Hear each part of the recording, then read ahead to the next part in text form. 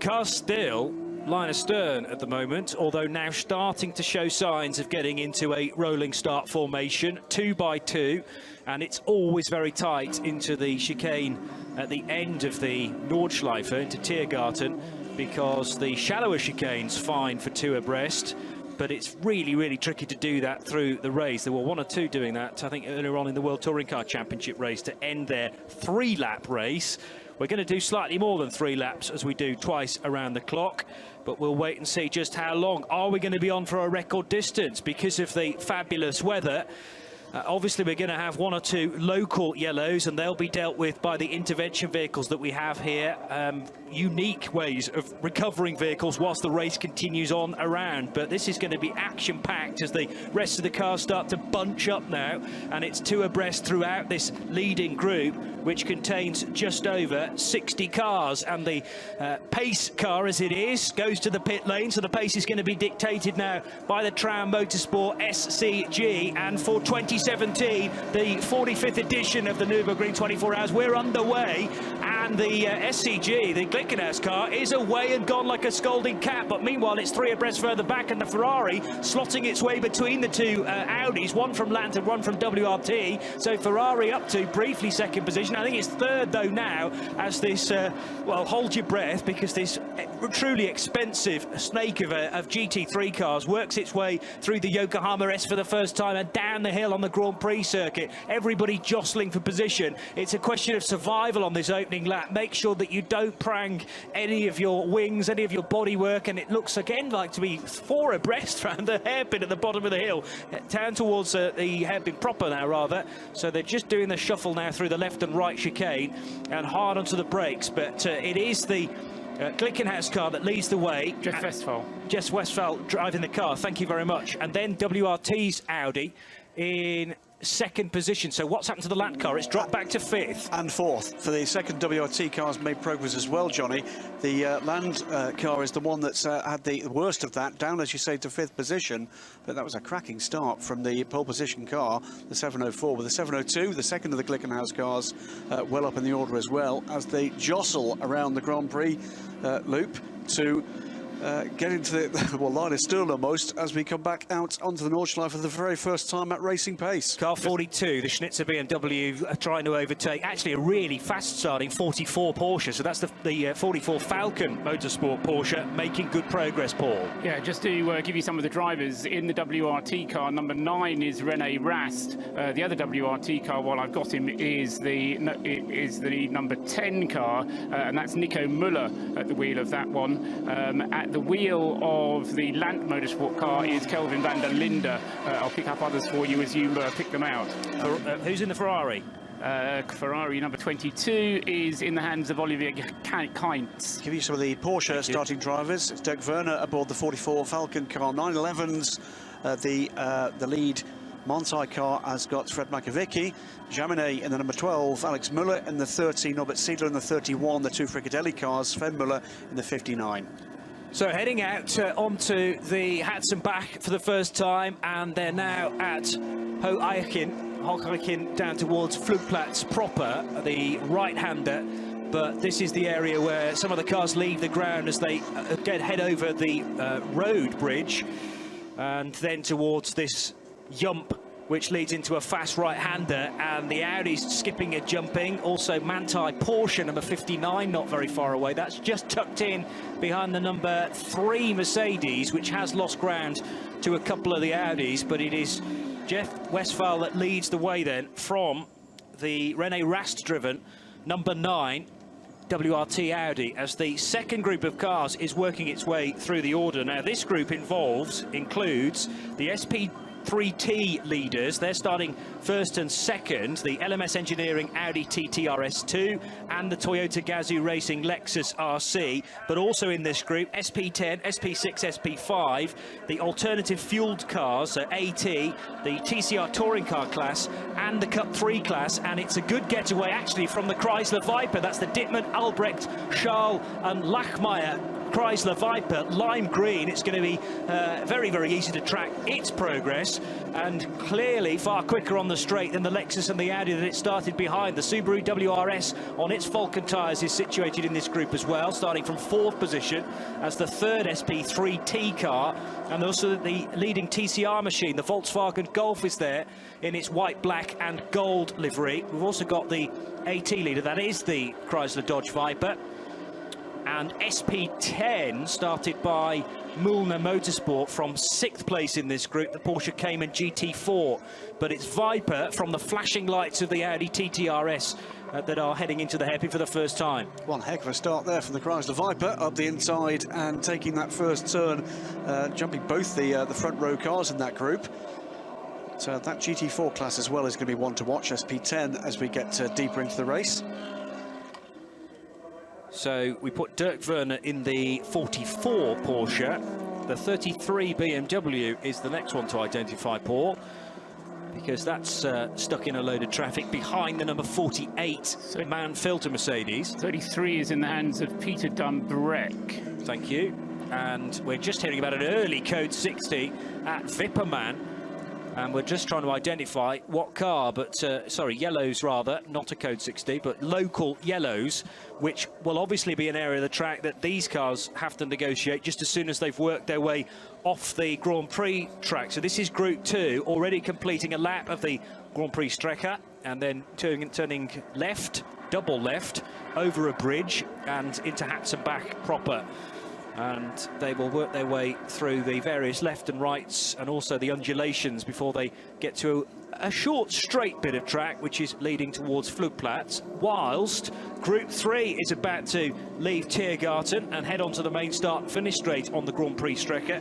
And Group 3 has within its ranks V6 cars, V5, V4, V3 and V2T. There's also SP3, SP2T and the Cup 5 BMWs, and the majority of this top 12 of the third group are the BMW M235i Racing Cup cars, but at the front of the order, the best placed, the best qualifying V6 machines, amongst them the aesthetic racing Porsche 911 Carrera, which starts to driver's right, and the Cayman S from Matol Racing, the driver's left. There's Clio's in amongst this though, together with Porsche Caymans further back, and there are the two, well, there's one Carrera 911 and the Cayman S, and then a whole load of BMWs, of which there are something like 20. The Opel Manta is there as well, and there is indeed a stricken car and an intervention vehicle at Wipperman being dealt with as the second batch of cars, no, that's the lead group, I beg your pardon, works its way by. So were they trying to clear up a car even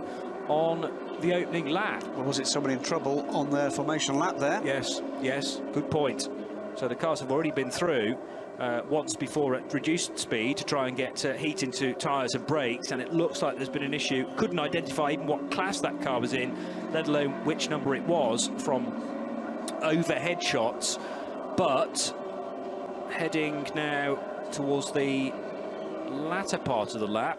Yeah, just coming down into Brunchen at the moment. So they've just dealt with the carousel, and yes. Brunchen, Flansgarten, the Stefan Beloff S, and then into Schwalbenschwanz, yes, and we're approaching Schwalbenschwanz now with the large campsite to driver's left, and great crowds waiting to receive the cars into the second concreted area of the track, the smaller carousel, the kleiner carousel, and then straight up towards a double right-hander, and oh so important to get a good exit out of this part of the track because it leads onto the Dottinger, and if you get a good exit out of this double right-hander, that determines how quickly you can attack this part of the circuit, which goes on and on and on. And Jeff Westphal on this opening lap might be a bit of a sitting duck here because he has a WRT Audi of René Rast right behind him, together with Oliver Kainz in the Wochenspiegel Team Monschau Ferrari 488. Car looking to make progress. There's the number 10 Audi from fourth, going side by side now with the Ferrari and powering straight by. That's Nico Müller. Nico Müller grabbing third position. So WRT Audi's now second and third overall. Impressive straight line speed there from the Audi. And Kelvin van der Linde wasn't very far away either. He gained a lot of ground the first time down the Dottingerhöhe. So look out for the Land Motorsport car as well. 5th position, trying to attack this Ferrari 488 and get at least 4th place back after the 29 car started in 2nd position but has lost 3 spots. It is still, though, the SCG 003C from Traum Motorsport that leads the way here at Nurburgring, as it's 2 abreast for the first part of the Yokohama S, as van der Linde flashing the lights, trying to put Oliver Kites out of rhythm. Didn't work, though, through the first bit of the Yokohama S.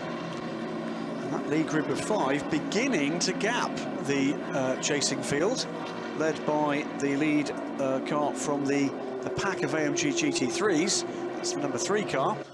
So 704 from 9 and 10, both WRT Audis chasing the 704 Glickenhaus. Then it's the 22 Ferrari, and you're quite right, van der Linde with the number 29 Land Audi looking for a way by. Yeah, so now the driver IDs are coming through because they've come through to complete the first lap. Westphal, as you've said, in the Glickenhaus 704, Nico Muller in the WRT. It's Frank Stippler in the number 10 WRT car. I may have misidentified that one earlier on, but it's Frank Stippler in the number 10. And I'm actually now showing Georg Weiss at the wheel of the 22, not Olivier Kind, so sorry about that. Georg Weiss I've got at the wheel of the 22 car. Conor de Filippi driving the Lant Audi in, where is that, 5th place. Right. And in 6th place is Dirk Muller driving the Black Falcon Mercedes, the leading Mercedes, the number 3 car. And then in 6th place it's the Manthey Racing Porsche number 59.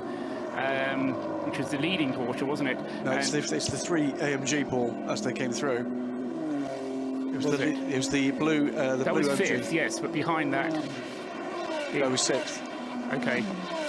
Right, yep, got you. And then in 7th place is Manthey, isn't it? Yeah, sorry. So, but it is the leading Porsche anyway, the Manthey 59, and that's Steve Smith. Okay. In inverted commas, Steve Smith joining, in inverted commas, Randy Walls, Harry Procek. Does that agree with your list there? Sven Muller.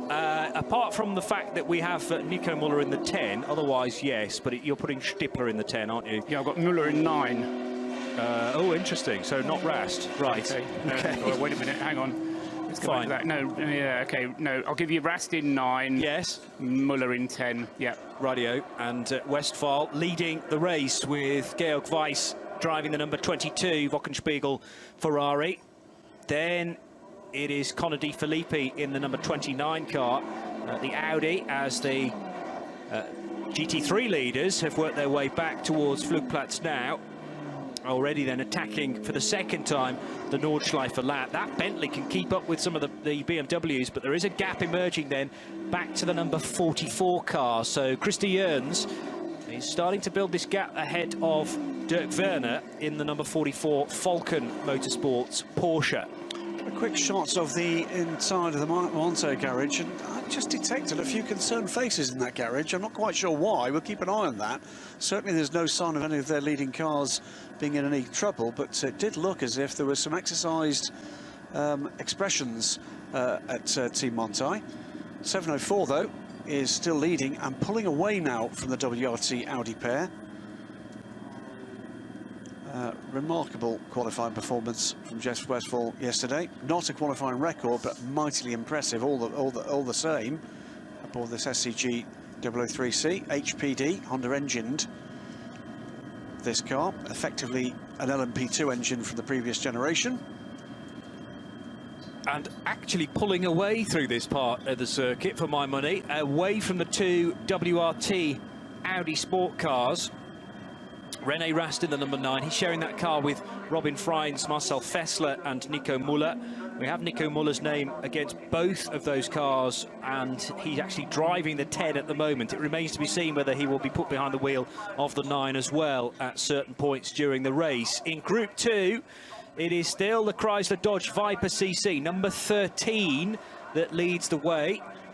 And car 13 is where in the overall standings? It's going to take a while, isn't it, for the timing screen to shake out, in my experience. Yes, it does, yeah. So we won't give you the order otherwise, but the Porsche Cayman and BMW little group is also going pretty strongly. 38th is the Viper at the moment. Right, so where in relation to number 13 is 89 and 170 then? 89 is 41st, 170 is 43rd. So they are in that order, and so that's first, second and third, I reckon, within the second group. Viper from Audi TT RS2 and from Lexus RC as the battle continues here. Connor De Filippi still on your screen, Paul, as being in the 29? Yes. Yeah, fine. And it is just behind the Ferrari 488 of Georg Weiss. Yes. So we're talking, well, I was about to say 5 car lengths. That's compressed now to about 1 as they turn right at that's the right-hander leading up to the carousel. So sharp right-hander with the campsite immediately in front of you. Then you line the car up to run across the concrete paving, and this carousel section spits you out at the other side. Quite a bit of car control required as the car certainly leaves the road on one of its 4 corners, maybe 2, and rebalances itself as it's ejected out of the carousel, and then continuing uphill as you power out towards Heract and then Wipperman, where we think we may still have these yellow flags. I think we can probably say now that it looks like it might well be the 85 Ford Focus that is missing there. So unfortunately, with the other Focus, the alternatively fuel Focus non-starting, if that is a race-ending incident for the 85, that means both Focus out the race before the green flag. Yeah, bitter luck then for Ford fans here. 85 was due to start on the 18th row of the second group. The Prill, Villert, Schlierenmeyer and Helt-driven Ford Focus. You go through the whole week, you qualify the car, you practice it, and then you have problems on the green flag lap. Still a pair of Mustangs out there in amongst their slot, already in traffic, by the way. So they are either SP8 or SP8T cars. I think they're SP8s, but Graham will confirm that hopefully in a moment. Only the second lap, but we're already 15 minutes in to this race. And I reckon that by the time they get back to the start-finish at the end of this lap, Johnny, Jeff Westphal is going to be in amongst the tail enders of starting Group 3. Well, he certainly is, and I reckon there's been a lead change because the WRT Audi has managed to get through via the traffic. So we have a car length now between the number 9 of Rene Rast, who certainly doesn't hang about, and he is ahead of the 003C here. So still WRT Audi in third position, so Nico Muller's position hasn't changed, but that's a change of position for the lead of the race, with the 9 overtaking the 704. Doesn't change the class order, still leading SPX is that yellow SCG, but Jim Glickenhaus and everybody else associated with the team want that car back in front. And how exactly did it happen? Westphal just hesitated a little bit. Well, he had no option. He was caught out by a car that was wandering from left to right to left to right, and Rene Rast was not going to be asked twice there, Graham. Did not lift in any way whatsoever. Saw the gap, went for the gap, and expected and hoped, I guess, that Westphal had seen him coming. But Rene Rast was, well, target acquired was the gap between the back marker and Jeff Westphal's SCG 003 and Rene Rast. That was, well, some overtaking move at real pace through traffic, and he will complete the lap in the lead of this race. There we go, 2 laps completed, 2 different leaders of the race. What can't want more than that on your lap chart, can you? I can offer some explanation to the worried faces in the Manthey pit, because they've got a car in the pits. It's the number 12, and obviously that's not good news. The Otto Close, Robert Rennauer, Matteo Cairoli, Matteo Jaminet car in the pits at the moment, and has been since the end of the first lap.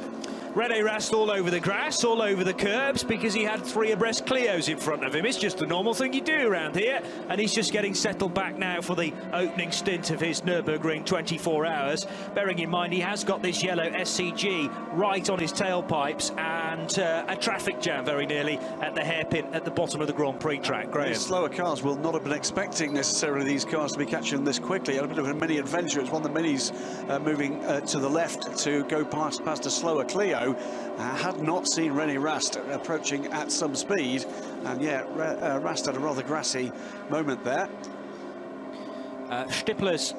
Frank Stippler's got ahead of the 702 car, and also a change at the line, which is the 29 Van der Linde driven Lapt Motorsport car up to 4th position ahead of the Ferrari of Georg Weiss. And let's just see how much grass René Rast churned up. He went into fly-mo mode there briefly as the rear left wheel was spitting up grass and soil into the face of Jeff Westphal, but clearly that Audi R8 has good grip whichever surface it's being driven on. Again, so slow potentially through the chicane here, and this is only the start of lap 3. Get used to this, boys and girls, because heading towards the left-hander now onto the first bit of the Nordschleife, the Hatzenbach, and we've got Audi from SCG from Audi virtually stopped on the apex, Graham. Absolutely extraordinary. So much traffic, so little room, and well, the body language of all three drivers to lead the race there. Can I find a way through? No. The problem is that the traffic that they're getting past is still close together. Later on during the race, the traffic that they're overtaking hopefully will be a little bit further apart from one another. Whilst the leading Glickenhaus has lost the lead, the other one, the 702 car, has made up a bit of ground. He came through at the end of the lap in 8th place on that last lap. First lap, as he came through in 10th place, so he made up a bit of ground at the expense of the Haribo Mercedes number 8 and also the other Manthey Porsche number 59. So changes of position, very much the order of the day. And I think you mentioned, didn't you, Johnny, that it was the Phoenix Racing car number 5 that also had made up a place on that lap. Number 5 in the hands of Frank Stippler, I have it. Stippler, okay, yes. I think we've got the some of those cars a little confused on my screen. Getting by Thomas Much in the 702 Traum Motorsport Glickenhaus. We have 3 cars that have come together, though, and an awful lot of debris across the road. Clio running into the back of an Audi as they all try and slow as well, and a Porsche in the middle of the road is leaking coolant, which certainly won't help matters. This then, only the second lap of some of these cars, and it is very slow indeed. Clearly yellow flags will be indicating to drivers. It's happened through the second bit of the first run through Hatzenbach, and initial contact coming out of the left-hander resulted in a Clio being spat wide. As it came back across the track, it's clipped a Porsche, and there was additional contact there with a Clio almost embedding itself in the back of an R8, possibly the 34 Audi R8. I think that is 34. I think it's a 61 Porsche that went around, and it was it was the mistake. Just checking that, it's noted as 39th position at the moment. 61 looks like the number on the nose of the car. Yeah. That's the car that started 3rd in SP7, the Gigaspeed Team Get Speed Performance 911 GT3 Cup car. Ulrich Berg, Patrick Kaiser, Andreas Skipansky, and also Jean Hertenstein, and driver of which already clambering out, looking rather, well, resigned to the fact that that car may not go any further. It is spitting out the coolant from the front of the car. Meanwhile, the Audi, the damaged Audi, and it is the 34 SP9 machine, Saruman, Rocco Kuch and Sluten Audi, and that's received big rear left damage, so got bodywork rubbing on tyre pall. And the problem for that car is where the incident happened was beyond the cutback on the Grand Prix loop, about the first corner beyond the cutback on the Grand Prix loop, so he's going to have to do the best part of 23 kilometres in order to get back to the pit lane, and that of course applies as well to the Clio. Again, a long way to go for that car before it's going to be able to get back into the pits to get repairs done. Car 34, by the way, the Car Collection Motorsport Audi R8, and we've already spoken about the drivers. It started from 50th position in the initial group. We saw that Clio reversing at high speed away from the scene of the incident, but big damage to the front, the 118 car. Track at that point is currently littered with debris, so it'll be a little wee while to clear that up and remove the rather stricken Porsche. So that is the Clio, the 118 Clio, that had contact with the Porsche initially to kick off that incident, and then we had a shockwave of cars slowing down and a secondary problem in that caution area. So Clio 118 colliding with Porsche number 61. Initial contact coming out of the Hatzenbach, and then further contact later on as well. So a chance to recap on the start with the Ferrari almost going for second position into the Yokohama S, trying to outbrake Rene Rast for that first time into the sharp right-hander. Amazingly enough, everybody managed to get through. 3 abreast easily further back though, and again through the left-hand element of the Yokohama S. We're not using the full Mercedes arena this weekend, and the very, very full pit garages, highly populated because there are as many as 7 teams being run out of one garage here this weekend. They're all cheering for their various teams, or indeed looking pretty sorry for themselves if they already have damaged race cars. Fabulous start for the lime green Chrysler Dodge Viper CC, from 3rd position in the second group up to lead that class, and to go door handle to door handle with the Audi TT RST, the LMS Engineering entered car.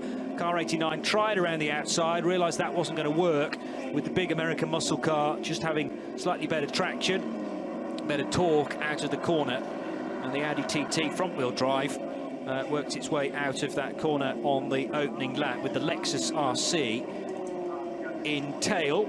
And the 3rd group, again, that was pretty neat and tidy as cars fanned out further back, including the 133 Black Falcon Team TMD Friction Carrera, starting on Michelin tyres. It tried to jump a couple of BMW Racing Cup cars as it worked its way down towards there. And the 2 Porsches out front, it was the pole car that led into the Yokohama S for the first time, the Aesthetic Racing 911 Carrera, beating to the corner car 137, the Matol Racing Cayman S. And there was a bit of leaning on each other further back in the pack between the ADAC Team Visor BMW and one of the many Pixum Team Adrenaline Motorsport 235Is in this race. Pixum Team Adrenaline Motorsport with 9 cars across various classes here this weekend. But the Cup 5 division is going to keep me entertained for the full 24 hours. About 20 cars in Cup 5 this year, and so tricky to pick a winner. Cup 5, beg your pardon, it's 13 cars in Cup 5, 10 in Cup 3, and we have in SP3 15 cars all being run from the second group as well. That Mathol Racing car that you just mentioned, Johnny, 137, having had the damage, has been into the pits, completed its pit stop, but he's now back out again. So they'll be trying now to come from a long way back in the field. He was 115th, but that was the last time he crossed the start-finish line. He'll have dropped further back by now. Leaders back across the timing loop on the main start and finish line for the Grand Prix track, and indeed the Nordschleife for this weekend. So the 9 car leads the way by 1.1 seconds. That's Rene Rast in the Audi Sport Team WRT R8 LMS from the Traum Motorsport SCG, driven by Jeff Westphal. And then it is Nico Muller for Audi, Conor Di Filippi for Audi in number 29, Georg Weiss in the 22 Ferrari, Frank Stippler up to 6th position in the number 5 Phoenix Racing Audi. Then the number 3 car, so 3 has fallen behind number 5 on that lap, and the number 3 is the Mercedes-AMG Team Black Falcon Mercedes. That's the Black Falcon car on Dunlop tyres, outperforming its sister machines on the Michelin so far. Then the 702, the other Traum Motorsport Glickenhaus. 59 is the Manthey Racing Porsche. That car is in 9th position ahead of the Aribo Racing number 8 Mercedes in 10th. First of the leading group, if you like, beyond the 12 to pit, number 98 in the hands. It's on someone's going, shown as Marcus Paltala. The Road Racing BMW is on pit road. Okay, so the first of the key players to come into the pits. That car was running in 18th spot, but obviously tumbling down the order. Was there contact for the 704? Yes, there was. Yeah, they're all slowing up. It's code 67, just in a purple flag there. That's what it was. This is into the Hatzenbach. Everybody checks up. So a little bit of contact on the rear of the 704. Former race leader. That was from the Pixum BMW, and that's an intervention vehicle now trying to the guy out of it and trying to lay some quick dry down to mop up the coolant that came out of the number 61 Porsche that was 3rd in its SP7 class but the 61 Porsche's been quickly recovered, and the next time around for the leaders may well be back to racing speed, but they're going to have to be very, very careful now through this twisty section at Hoch-Eichen, which then leads into Quiddelbacher Chor and on towards Flugplatz. Yeah, the stricken Porsche under tow.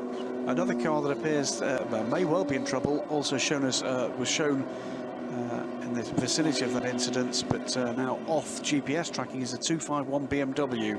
Is another one that may well be in trouble. We'll look out for that as well. Back to full speed as they head over the road bridge then. The first bit of Flugplatz, where we often see them leaving the ground, and then this dive downhill, and then definitely the Glickenhaus. The front wheels left the road there as they head into the left-hand kink at Schwedenkreuz and into Arenberg proper. It might just be worthwhile pointing out the different types of yellow flag zone that the organisers have at their disposal to use. A single yellow flag merely meaning no overtaking, but you need to slow down. A double waved yellow flag would always be preceded by a single yellow flag. That means there's a speed limit of 120 kilometres per hour.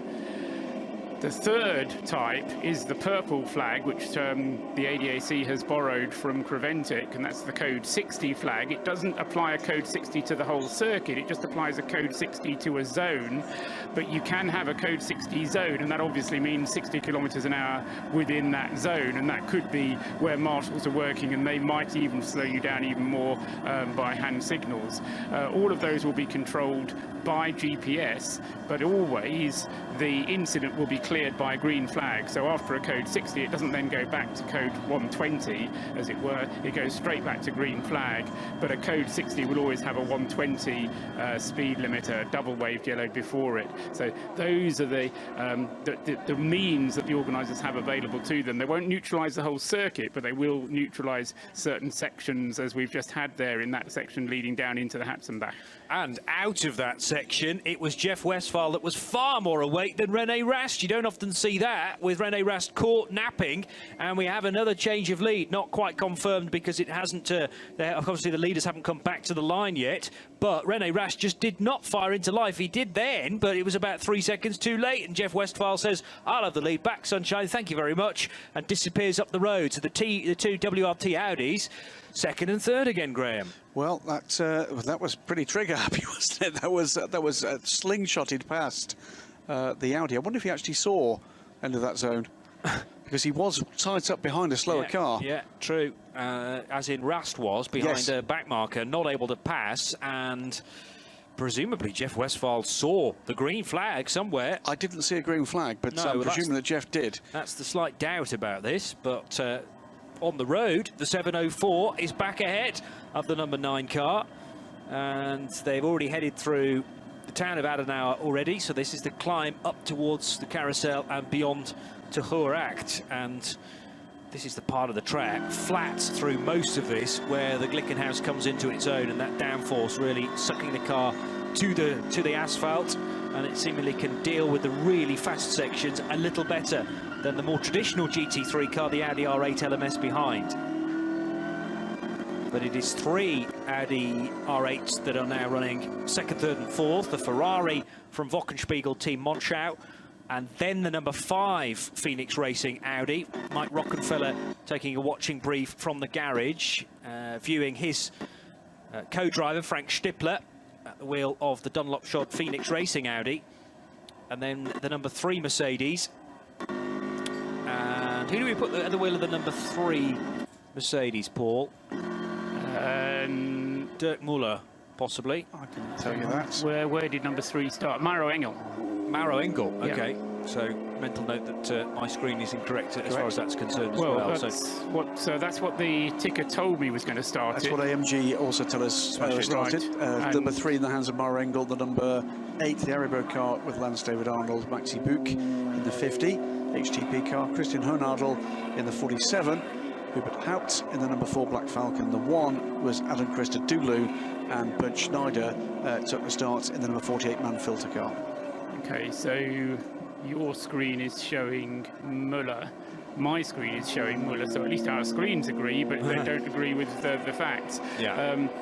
again, just to clarify the situation, the SP9 cars are fitted with transponders, but there is no compulsion for the teams to use them in the same sense that they have to use them in some other forms of racing, for example, where you do incur penalties if you don't indicate the correct driver in the car. That rule doesn't apply at the Nurburgring 24 hours, which makes our life somewhat more difficult. There are some cars as well that have no indicator at all as to who's driving it. That's just done by the team manager telling a marshal, writing it on a piece of paper, and then that gets transcribed up to race control.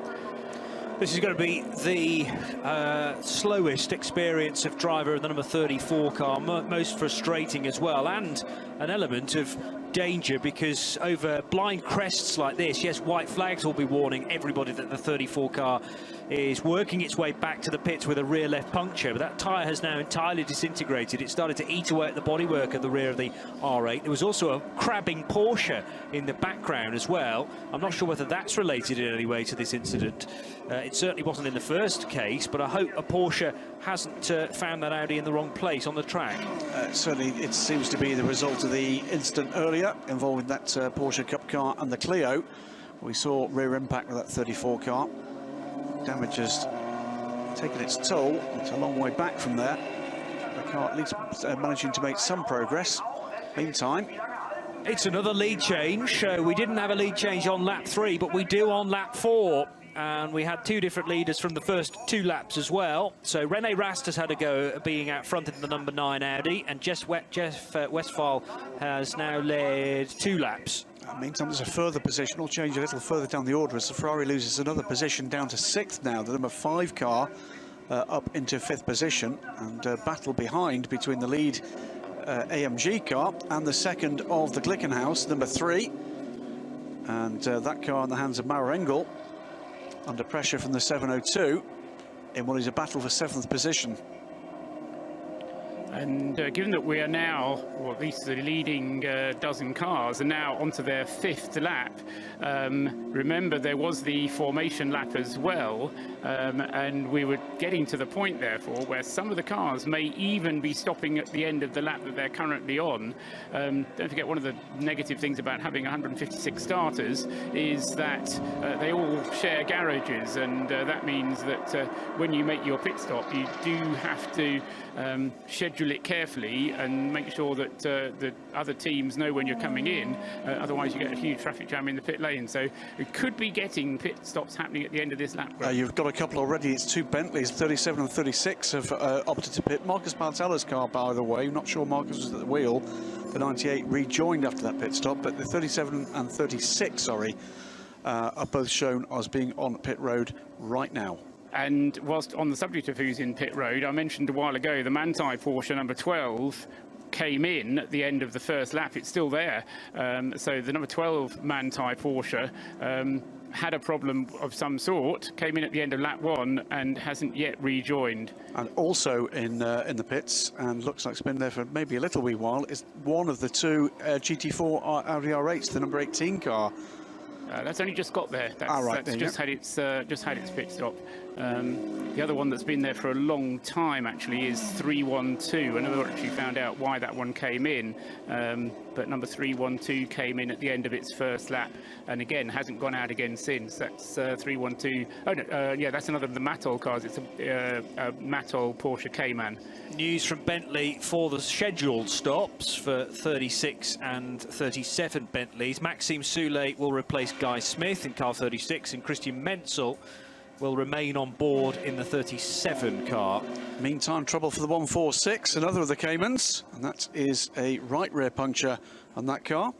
Yes, I was trying to work out whether that was the car I saw in the background of the Audi R8 that was working its way back. Crab-like qualities at the moment, doesn't it, that car? And sticking to the grass, because that side of the car, that rear right, is obviously going to gouge bits out of the tarmac. In danger of doing that, so the driver is keeping it on the turf. And whilst we were watching that, another positional change. It just goes to show, as the Audi R8 GT4 car with flames from the brakes on that car as they removed the wheel, that the 702 car has managed to get by the number 3 AMG and up into 7th position. So both of the SCG 003s in the top 7 now. And ahead of that, another change, Graham, is that the number 5 WRT Audi is ahead of the Ferrari number 22. So that's Frank Stippler, we're being told on the screen, ahead of Georg Weiss. The heavily damaged at the front 118 Clio, victim of that earlier incident, has left the pits. I've just spotted in the background, bad news for a lot of classic Opels, the 122 going into the garage, the Foxtel Manta. Oh. Okay, well, that's an early pit call, and hopefully we can they can sort that problem out relatively swiftly. Massively experienced is the car around this place, and it was you that made the comment earlier on in the week that it should really find its own way around here. And the drivers along for the ride. And in a class with 3 now classic Opels, so with 2 Calibras this year up against the Foxtel Manta, but that's not going to help its campaign. I seem to recall an early exit from the race last year, the 122. Very early exit from the race. Let's hope it's no major drama. But the 118 Clio rejoining the race with no front bodywork, front valance rather, and grille aboard that car still. Splendid early battle in SP7, which is the Porsche GT3 Cup class. So for Cup cars that may not be able to be used in current Carrera classes, or some of them are the 991 iteration of the Porsche Cup car. So cars 63, 65, 68 and 62 are just inside the top 38. That's the Goda Porsche 991 GT3 Cup car versus the Black Falcon edition and the Capella Motorsport Race for Kids 991 Cup car, separated by no more than about 20 seconds. Yeah, bonnet up on the Opel Manta, and they're looking top of the engine there. Or is that just...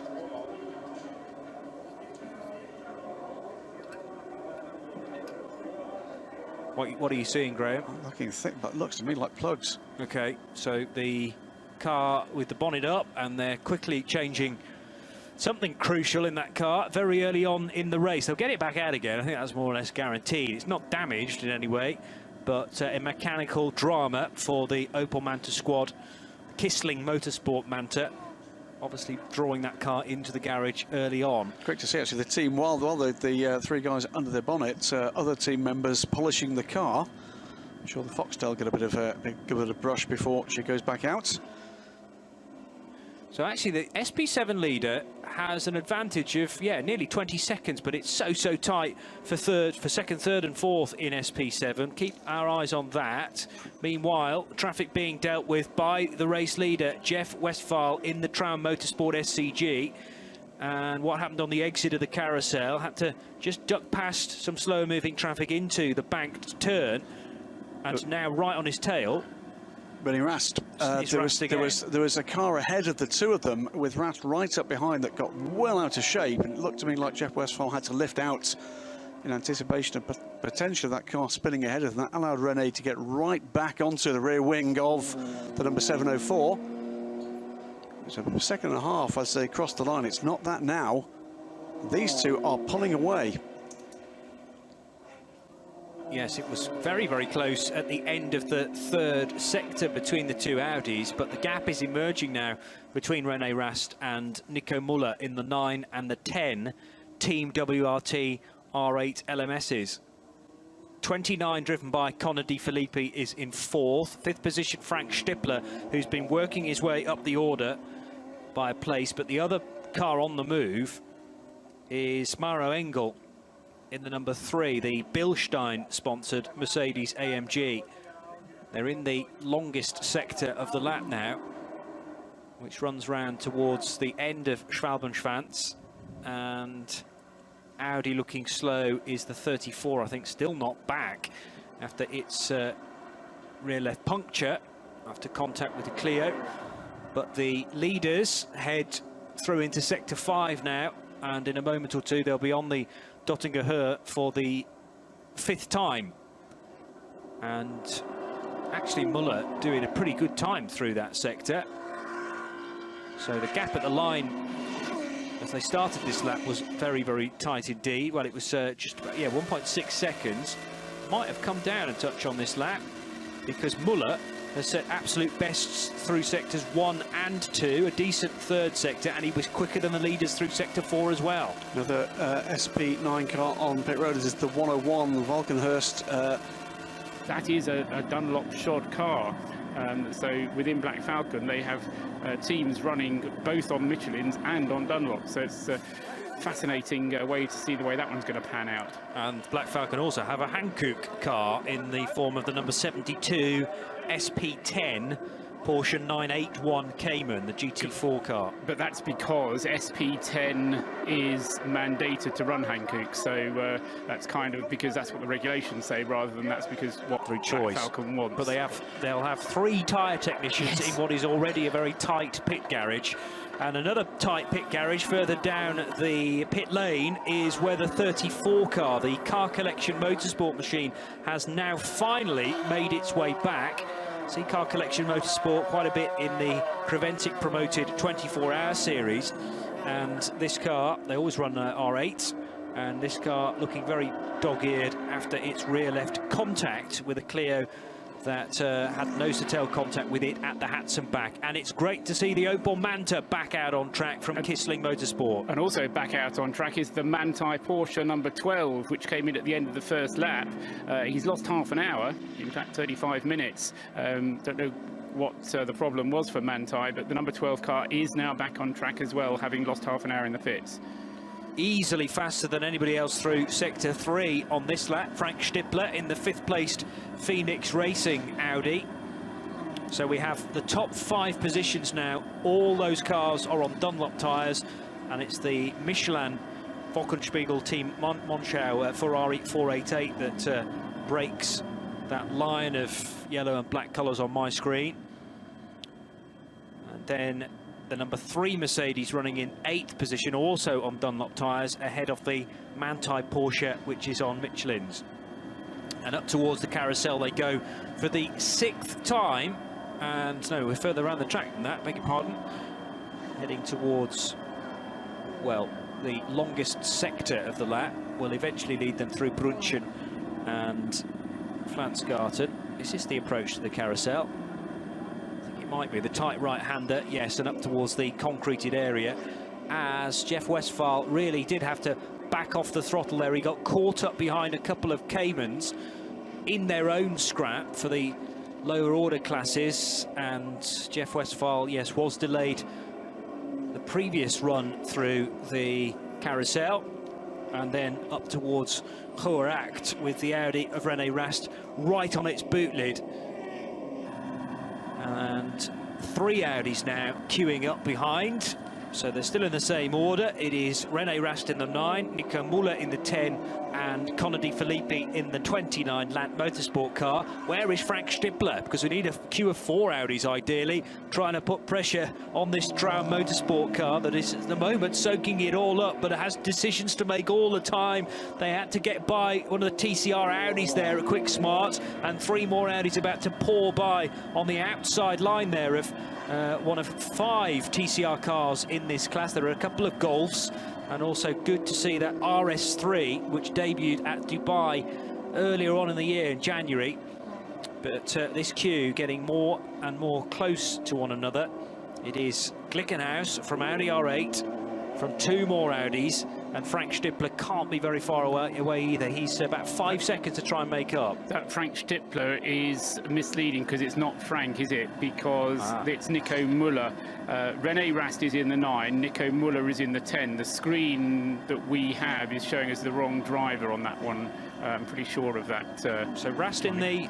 Rast is in the 9. Yeah, Müller in the... Müller is in the 10. Yeah, that's what I've been saying. And Frank Stippler needs to catch the sorry, yes, sorry. In 5th position in the 5. Is in, Stippler is in the Phoenix car. That's right, about 5 seconds back. Yeah. No, you're absolutely right. I was mishearing you. Don't worry.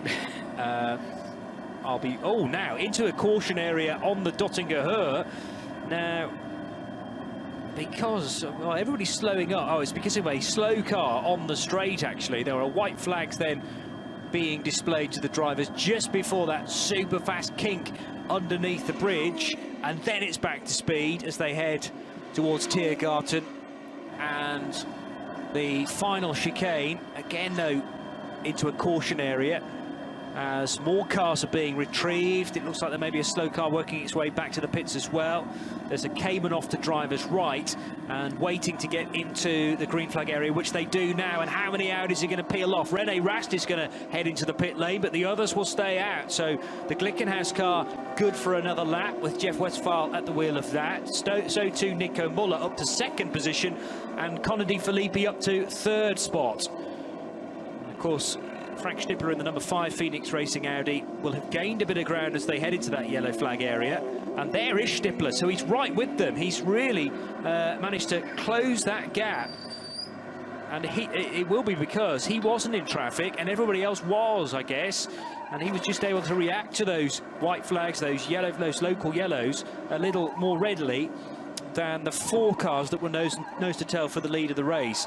So Schnippler very much with them now. 2.9 seconds off the back of 2.6 seconds off the back of Connor De Filippi in third. Also in the number 43 BMW, and that car is going to the garage, or is it just being positioned for a quick exit? The dolly's going under the car. Augusto Farfus getting out. And is it Alex Lynn, Antonio Felix da Costa, or perhaps Timo Scheider to get in the 43 car? I don't think it is going in the garage. It's just been positioned for a better getaway. Yeah, they've just spun it round to about 45 degrees to the garages. And the 28 car, which is the second of the Lant Motorsport Audis, is also in. And I don't remember, Paul, you saying who was at the wheel of the 28 car. We have De Filippi, the Californian, at the wheel of the number 29. Dunlop's on the 28. Yes. Well, that was a decision process being done through the course of the week. 28 was Pierre Caffer. Excellent. So Caffer out. And we now need to find out whether it is Christopher Mies or Christopher Haase getting on board the number 28.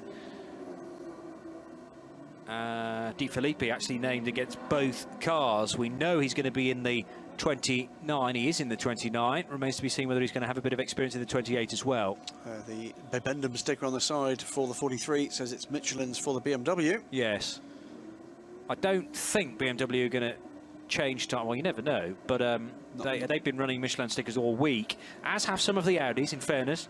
The Dunlop Shod number 9 car, that was driven by Rene Rast. We'll wait to see whether there's a driver change there. Meanwhile, the number 35 Renault RS01 is in. Second Renault down pit lane, a very different car and a very different condition to the 118 Clio we saw a little earlier. The twin-turbo Nissan engined, V6 Nissan engined RS01. So that car running third in SPX behind the 2 Glickenhaus SCGs, effectively. Inside the top 30. Yes, was. I had it down in 37th position, and I think it had gained quite a bit of ground from the various pit stoppers ahead of it. Where goes the 9. And the 704, the 10 and the 29 cars are onto a 7th lap, but now very much with them is Frank Schnippler. It was Farfus that got out of that car, and there has been a driver change, so we'll wait to see maybe the car trigger the beam at the end of the pit lane to find out who is the new pilot in the number 43 car. It's either going to be Lynn, Da Costa or Scheider taking over the Schnitzer BMW. There are 2 Schnitzer examples. There are 2 Team Schubert BMW M6s as well. But in the third sector, the cars that certainly didn't blink first, and we wait to see when they're going to blink as far as their pit stops are concerned. 704 Glickenhaus looking to have good fuel consumption at the moment and good tyre wear perhaps as well, more prominently, leading by 1.5 seconds at the start of this 7th tour, and Nico Muller pursuing it now in second position. We couldn't see Rene Rast. Well, we did see Rene Rast get by it for a couple of laps. Then Rast caught napping as they worked their way through a local yellow. That is Farfus having just got out of the number 43 in deep conversation with the team. So we'll have a new driver at the wheel of that. Meanwhile, Alexandra Imperatore, piloting the number 33 Falcon BMW, is trying to get by. Is that another car in its class? It's tricky to tell, but the Porsche up ahead looks to be carrying good speed. And I reckon that is a scrap for position. So who's ahead of the 33? It's the number 30 Fricadelli Porsche. Klaus Abelan being listed as the driver at the wheel of the 30. big the way gaps, the 33 is going, it's been overtaking cars on the last couple of laps. So 33 on a bit of a charge. I think it's Peter Dumbreck at the wheel of the Falcon BMW. Ah, yes, you did say that. But yeah, not with a great deal of confidence. Just a bit of an update as well from Manthey number 12, which had that half-hour pit stop. It was an electronic problem, which they reported. It was Jaminet who started the car, and the car just had a sudden loss of power, and the dashboard was indicating there was an electronic problem. They brought it in and hopefully now resolved it and sent him on his way again. Has to be said, the 33 looks rather the quicker of the two here, and looking for a way by with urgency. This number 30, Frigdelli car. Nose to tail they run, but the Porsche cannot shake the BMW heading into the run downhill, approaching Adenauer proper. So they sharp left-hander, and then there's another sequence of downhill right and lefts over the bridge, and then the climb up the hill to the other side, which effectively is the ascent towards the Carousel and Huaracht. 150 Porsche Cayman coming in from 41st position. It's the 61 Porsche, the car involved in that earlier shunt, has made its way back to the garage. The 150, by the way, runs an SPX for one major reason. That's a Manthey run car. It is a full GC4 spec car, but Manthey do not want to run for class honours against their customers.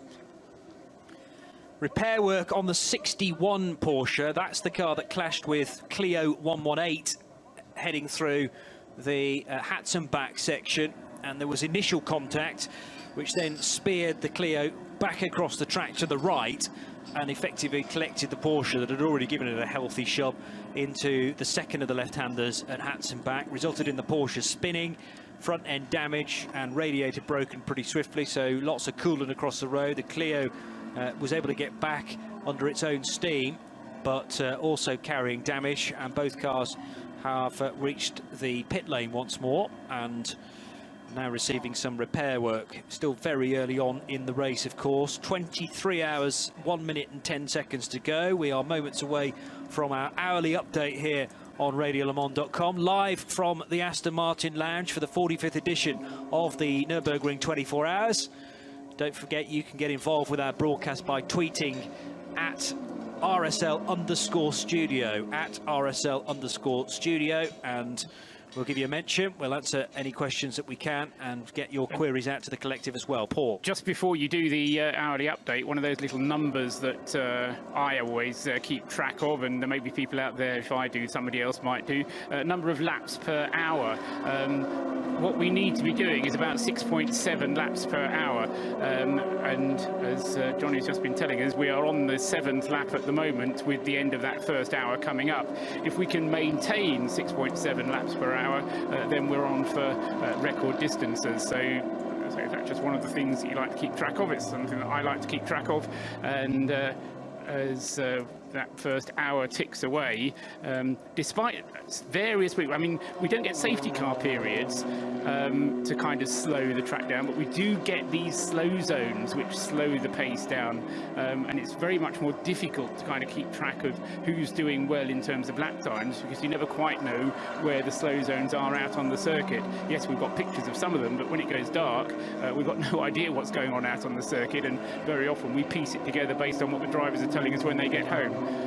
Second and third placed Audis start for the pits. The Glickenhaus, though, goes through to start another lap. That's 8 laps, or it will have done 8 laps by the time it goes through.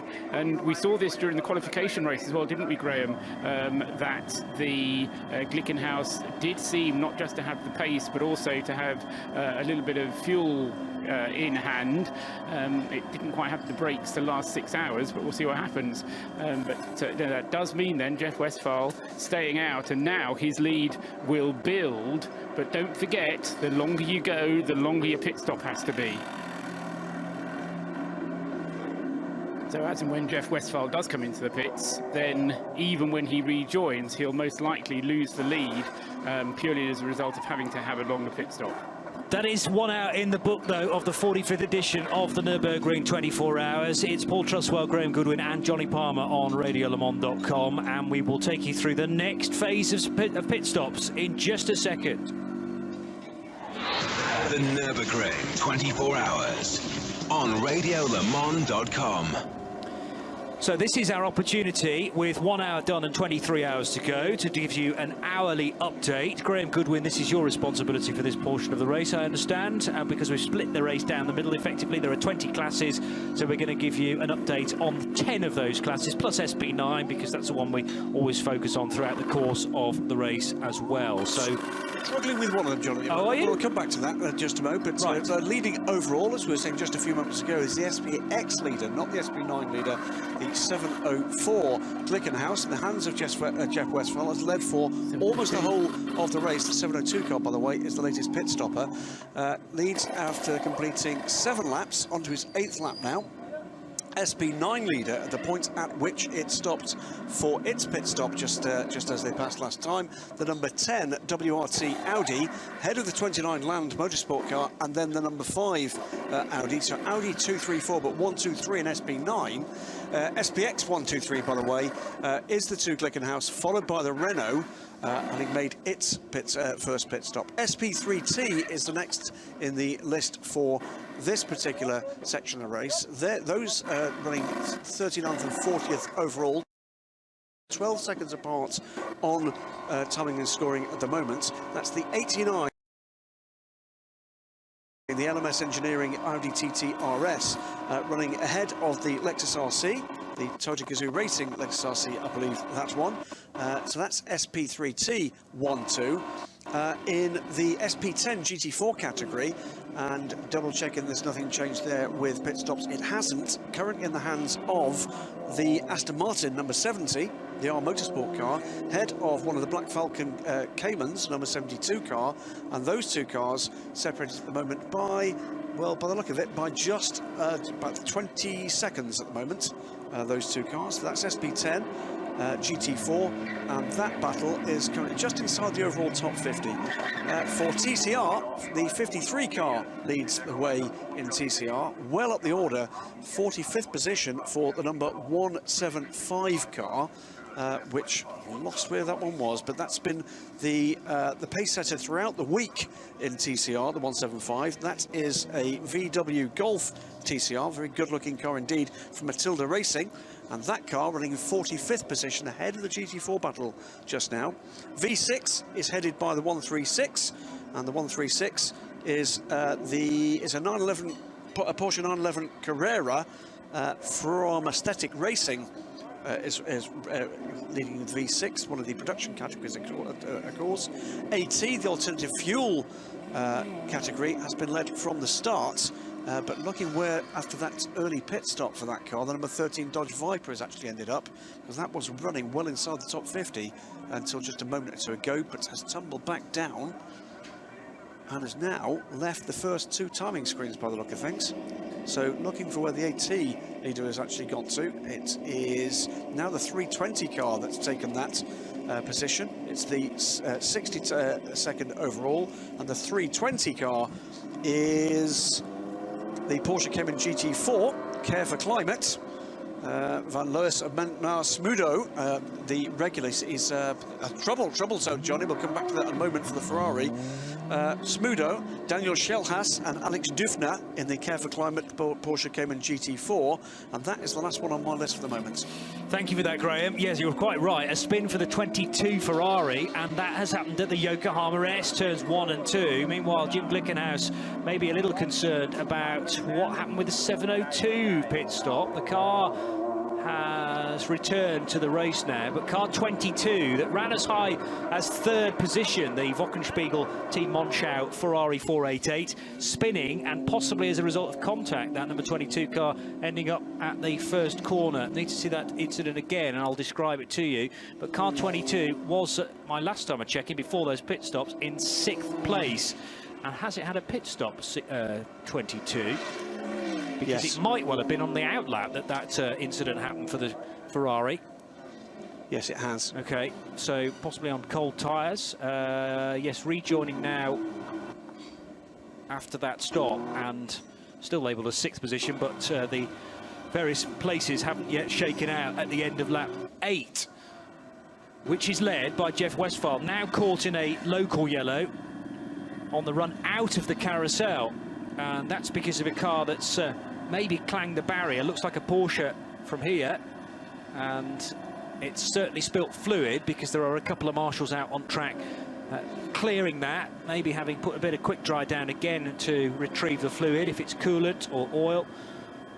It is a Porsche, and it's the car 64th. Yes, that would be the number 78 car if the positional. No, 87 I think is the number. 87. Oh no, hang on a minute. No, you're right, 77 it is, 77. So it was running 64th, car 77. That's possibly the Pro Speed entry. It is the Pro Speed entry. And the front of that car, the nose cover, if you like, is up on that machine. Mind you, it's a Cayman, isn't it? It is. It's Charlie Putnam, Charles Espenlaub, Joe Foster and Andy Pilgrim car. Yes. And I couldn't tell whether that car had had some kind of mechanical failure, a leak. There didn't seem to be any damage on it. So it was... it had nose into the curb, but I don't think it had clanged the barrier. Meanwhile, Jeff Westphal still dealing with this traffic. This car's not yet pitted, remember. The SPX and overall leader with car 10, the Nico Muller-driven Team WRT Audi R8, fairly close to it. The start of this lap, 8.4 seconds. Again, the Glickenhaus having to go one way of an Astra, the OPC cars, and had to readdress its line, so there was more time lost there heading for Schwalbenschwanz, Graham. He did incredibly well not to hit that, it has to be said. Fully on the anchors, Jeff Westphal, and steered away from the Astra, but that was very close indeed. Just a quick update for another pit stop, and a significant one. That is the number 7 car, SP8 leader. We'll deal with SP8 in the next top of the hour update, but that is, of course, the Aston Martin GT8 leading SP8, and had got into the top 40 by the time it reached its first pit stop window. Another Opel Astra for the Glickenhaus, the race leader, to deal with. She'll be able to get by a heck of a lot easier, though, on the Duttinger Höhe, which is where that car is now, heading for the left-hand kink. And then the slight lift, then brake more heavily into Tiergarten. And the very, very tight chicane, where you can only really run single file when you're racing with fellow cars in your class. But nearing the end of lap 8, and is this the point where we're going to see a pit stop for car 704, because the SCG, the Glickenhaus team, the Traum Motorsport establishment have already dealt with 702, and this is where 704 is going to make a pit stop. Are we also going to see the number 10 Audi come down pit road as well, together with the number 29, which was driven by Conor De Filippi? Looked like the Glickenhaus had gone totally the wrong part of the pit lane there, and then jinked back into line. Yeah, those cars have to go over the ride height checker. Yes. There's a little yellow dotted line which the SP9s and SPXs have to follow, and it's a very basic. It's like the inside of a kitchen roll, which they have to drive over in order to check that the ride height is okay. And if the roller starts spinning, then they know they've clipped it and the ride height's too low. Audi number 10 hasn't yet come through sector 4, according to my screen. I'm hoping that's a transponder glitch, but we've certainly seen the 704 come through, and what we haven't yet seen is Vervish, but he may be quite a bit further down because he has stopped. So right, the 10 stopped. Okay, beg your pardon. So the 10 and the 29 have actually come out in exactly the same order, together with the 5. So this is really the car that is the latest to stop. Yeah, the first car. We were doing the Audi update, weren't we? First car distracted. Yeah, first car in the order that hasn't yet stopped is the new 40th position car, and that is the number 66 Montai Racing SP7 911 GT3 Cup MR. So. But what's going to happen at the front of the field is that we're going to have a battle between Manthey and Bentley, I think, because they were the earlier ones to stop. They're the ones who will have had shorter pit stops, and they're the ones that now lead. And I think it will be, I can't actually see out the window, but I think it will be 911, the Manthey Porsche, being closely followed by the 38 Bentley, which will come through first and second. Well, yes, at the end of this lap. I mean, they're just headed off onto this lap whilst the Glickenhaus gets fuel, tyres, and most likely a new driver. But 98 is the first to come through sector 4 on lap 8, and we haven't yet seen anybody else through. They're an early stopper, if you recall. 98 leads 8, I reckon. You reckon 98's ahead of 38? 38 hasn't come through the fourth sector on lap 8 yet. Yes, it's going to be the 98 through first. Okay. I think 98 leads 8 of the second batch of cars now, or second and third, aren't they? So yes, Paltala goes through first and takes the race lead, car 98, and 8 won't be very far away from it. That's the Haribo Mercedes, and then it'll be the number 9 Audi, followed by the 42 BMW. So there's your race leader, the number 98 BMW from Rowe Racing. Yes, Andreas Simonson, by the way, is getting aboard the number 704. Okay, so Simonson takes over from Jeff Westphal. Car 8 in second position, Fessler in third, and yes, Uwe Altsen, or it probably isn't Altsen, in the number 8 Haribo Mercedes, confirmed now as the second place car with the lime green door mirrors. And with thanks to the ever-watching eye of Alan Prosser on Twitter, we can tell you there is indeed damage for the number 77 Pro Sport Porsche, damage to the rear of that car. Thank you for that, Alan. Waiting for the next car across the line, which is the number 9 WRT Audi from the 42. That's the Schnitzer BMW. Marco Wittmann, Tom Blomqvist, Martin Tomczyk and Augusto Farfus. Farfus did the opening stint. What I can't tell you at the moment is whether it's Wittmann or Blomqvist or Tomczyk at the wheel of car 42. Is it Marcus Paltala at the wheel of the 98 car? Yes, and I'm also showing Marco Wittmann at the wheel of the 42 BMW. In the 8? And in the 8, I've got Uwe Altsen. Good. And Marcel Fessler in the 9, according to my screen. Yep, go along with that. 704 rejoining, so former race leader back in the race, and we'll tell you in a moment where that slots in, but it's going to be something like 20th position now, behind the 17th placed Bentley of Chris Brook, and then is the bright yellow SCG 003C. But car 98 running out front from Uwe Altsen in the Haribo Mercedes and Marcel Fessler in the number 9 car. Then it is the Schnitzer BMW of Marco Wittmann. And I'm pleased to say I've got a bit of help now, because Graham Goodwin, who's more of a hindrance, if anything, has stepped away. Oh, that's harsh, isn't it, earlier on the race. And Earl Bamber has joined me to my right. So this is entertaining, isn't it, so far? It's been very entertaining. I mean, they were pretty hot on the first couple of laps, and it's been quite thrilling to watch the opening laps here. We're still trying to work out the order of the cars after the first wave of pit stops, because obviously cars stop on different points of the race, and it all determines on how long your stint's been as to how short your pit stop can be, and that really is an equalisation process. Again, it's a bit like balance of performance, isn't it? The less your stint time, the quicker your pit stop can be. Yeah, and then obviously that gets confusing with how long you've run, so then it just muddles it all up for us. And normally in the 4-hour races, that sort of, you only see the strategy play out in the last pit stop, but here you've got a long time to see where the pit stop lies, and then also they'll try play the full course yellow cards and try dodge one. And then obviously now it's probably one of the hottest days I've ever been at the Nordschleife, and no one knows what the tyres are going to do, so that's also why they all stopped quite early, was just to give them a little check, see that it's all okay, and then continue. I think the next couple stints will be much longer from everyone. You have good experiences of this race? Of this race, of VLN races, yes, okay, but of this race, I mean, I remember it being a bit of a disaster for Porsche last year. Yeah, it was not amazing last year, but no, the 912 car ran really good in the top 5 for most of the race, so hopefully they can fight for the podium this year. And the 911, I mean, you know, there are some fantastic names across Porsche racing there, but I'm good mates with Nick Tandy and saw him last weekend at Alton Park, and he was desperate to be here this weekend, but the instruction from the bosses is that you're not allowed. Well, Nick's not allowed to. Is that the same for you?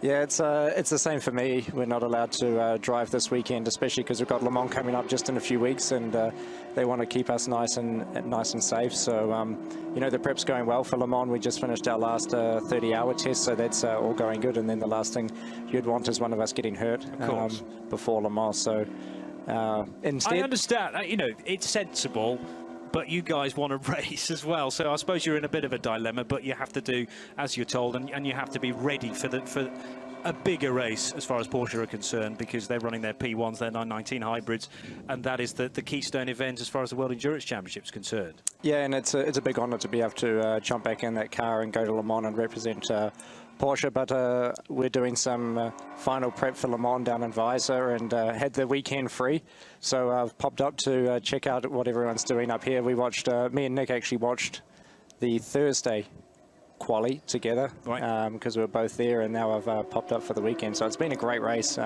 Definitely do miss not being out there. It's such a great track for me. It's one of the most difficult and most challenging tracks, and actually perfect practice for WEC with the 919, because you come on the GT3s come on the slower cars just at a similar speed. So it's a very, very good practice. We were just saying, actually, the hardest part of the whole traffic thing is not so much the corners, it's actually these small straights and small kinks. This is the nightmare for the quicker cars, and just described it a little bit like being on the Autobahn. If you come up on a car quick, you see one sort of hinting on which way it's going to pull into your lane, and you're not quite sure. This is what you always dabble with on the long straights. Tell me about how your Le Mans campaign's going, and indeed the whole of the World Endurance Championship. Yeah, I mean, so far it's been pretty good on our car, on car number 2. So we started off the season obviously on the lower downforce, so that was definitely aimed at learning for Le Mans, and we definitely learned a lot about the car setup and the way we've got to do it going into Le Mans. So I think that was definitely a benefit.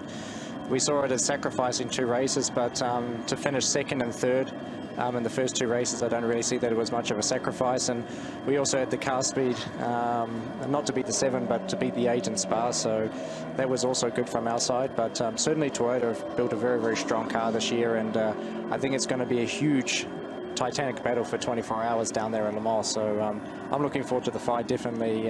It's been a very, very nice challenge to get back in the cars, and it's nice, and I think it's good that the 2 car manufacturers are very close to each other. This is the best thing for the sport. It wouldn't be nice if one of us was, well, it would be nice for us, let's say, if we're miles up the road, but for the sport it's good to have a very, very nice close tight battle. I mean, everybody said when Audi stepped away, you know, the championship could just, I don't know, break up and detonate itself. But actually, we've had a phenomenal fight between the 4 cars that we're left with. And as you say, it's one of those years where you kind of can't split Porsche and Toyota, particularly heading into the big race of the year. No, and remember, they've got 3 cars coming, so that's also going to be very good. And their car was super, super strong. The 3rd car as well with the driver lineup. So arguably it's 5 cars fighting for the win there. And I think also for the future, if you see, I see a lot of privateer LMP1s coming for 18, which is also very, very good. And I think by the regulations, they can build very, very quick cars. So I think that's going to, you know, tighten up the battle and make it more exciting. And all we want to do is have great racing, I think, and it's the most important to make it exciting. And I think the intensity of the battle is even more ferocious between Toyota and Porsche now, because there's only one person to focus on. So it's a big, big fight, and it's been enjoyable. If you watch, I mean, Silverstone, we were leading with 6 minutes to go and lost it, and I think this is the way these races will turn out. So that's why I say racing this tight for 24 hours is going to be intense. And this looks also very, very close. I mean, I couldn't pick who's going to come out on top at the moment. No, that is so tricky, particularly at this stage. Does this race have quite an impact in your part of the world from New Zealand? Because I remember we were talking about the amount of talent that's coming out from what is a small country, and a lot of Kiwis want to come and race here. So clearly it's making the distance through television and through social media. People know about this race as it's really grown worldwide. Yeah, I mean, we used to have the Kiwi team that came up here with the Honda Civics for many, many years, if you remember that, and they actually won their class, so a lot of friends. And actually, Michael Eden, and I have no idea what car he's in. That's one for you guys. It's the number 39. It's the one that Wayne Moore is driving with Michael Eden. Exactly. So had such a trouble practice. Didn't even do a lap of the Nordschleife in qualifying, but they've been allowed to start. And they had one stop at the beginning of the race, but now they're running okay. Because Michael's from my hometown, and you know, he's known me since I was a little kid, and they come over here every year to do this race just because it's a highlight. He used to race classic cars in New Zealand. Did you know what he was doing when he was coming to the Nurburgring 2020? 24 as a little kid, or did it just... No, he only started coming the last 4 or 5 years, I would say. Since the Kiwi team Nurburgring, he was part of that with the Hondas, and now he's come back every year. And he also keeps us all updated in Spa and stuff like that. But it's really a highlight event. It's like, I think for a lot of people here in the paddock, going to Bathurst 12-hour is a big highlight. And for that side of the world to come to the Nurburgring 24-hour and take on that challenge is the same for them, because after, let's say, doing it 5 or 10 times, it gets a little bit boring, so they want to go over and do another challenge. And I think it's one of the greatest challenges in the world to come and try and conquer this race. Yeah, absolutely. I mean, Wayne, I think we've established, is the most experienced foreign driver, non-German driver, to have raced at the Nurburgring 24, who is racing at the Nurburgring 24-hour this year. So, yeah, there's something you can aspire to. Drama for the 36 Bentley. This is the red car that very nearly didn't get into top 30 qualifying on Friday, and it is slow towards, I'm trying to work out where on the track that is, but maybe an issue with the tyre on the left side, and the driver of which is trying to keep the left side wheels onto the turf there. No, it looks like both of the Yokohamas are still inflated on the left-hand side of the car, but it's looking very, very slow indeed. So we'll keep you updated on its progress. It's the Marcus Paltela-driven 98-row Racing BMW that now leads from the number 8 Arabo Racing Mercedes AMG. Third position is the number 9 Marcel Fessler Audi from the 42 BMW and the 29 Lant Audi, the green and white car. Do you get to do much GT3 racing nowadays then, or is it all about P1s? No, I haven't stepped foot in a GT3 car all year. So at the moment, it's just fully focused on, especially with Le Mans coming up, fully focused on that stuff, with no GTs in the middle. I mean, in 2015, we did a bit of a mix-up between doing the US stuff and LMP1 when we were not full-time. But when you're 100% full-time with the program, it needs 100% dedication. And I mean, these days we're more and more using the simulator. We're more and more testing, especially just with 2 cars. So it's a full-on effort. Normally in the winter it's a little bit quiet, but right now it's completely full-on in the prep and lead up to the big race. So despite World Endurance Championship kind of going quiet in terms of race meetings, the prep is still full-time up till Le Mans. And then what happens after that? Do you get a bit of downtime? Because the next stop on the tour is here, isn't it? Yeah, the next stop on the tour is here, but obviously for us we have our high downforce kit coming as well, so that's another new thing that we need to go out and try as well. So it's not really like we get much of a break. And also for myself, I do a lot still in Asia with the Carrera Cup Asia, so I'm one of the official coaches there looking after the juniors, trying to find the next Asian talent. So between WAC races I'm out there doing that as well, so very, very busy with that, so I keep myself entertained, let's say. Still enjoying it? I love it. I mean, silly question. I'm just a big motorsport fan, otherwise I wouldn't come here as well. On my one free weekend, managed to drag myself to another racetrack as well.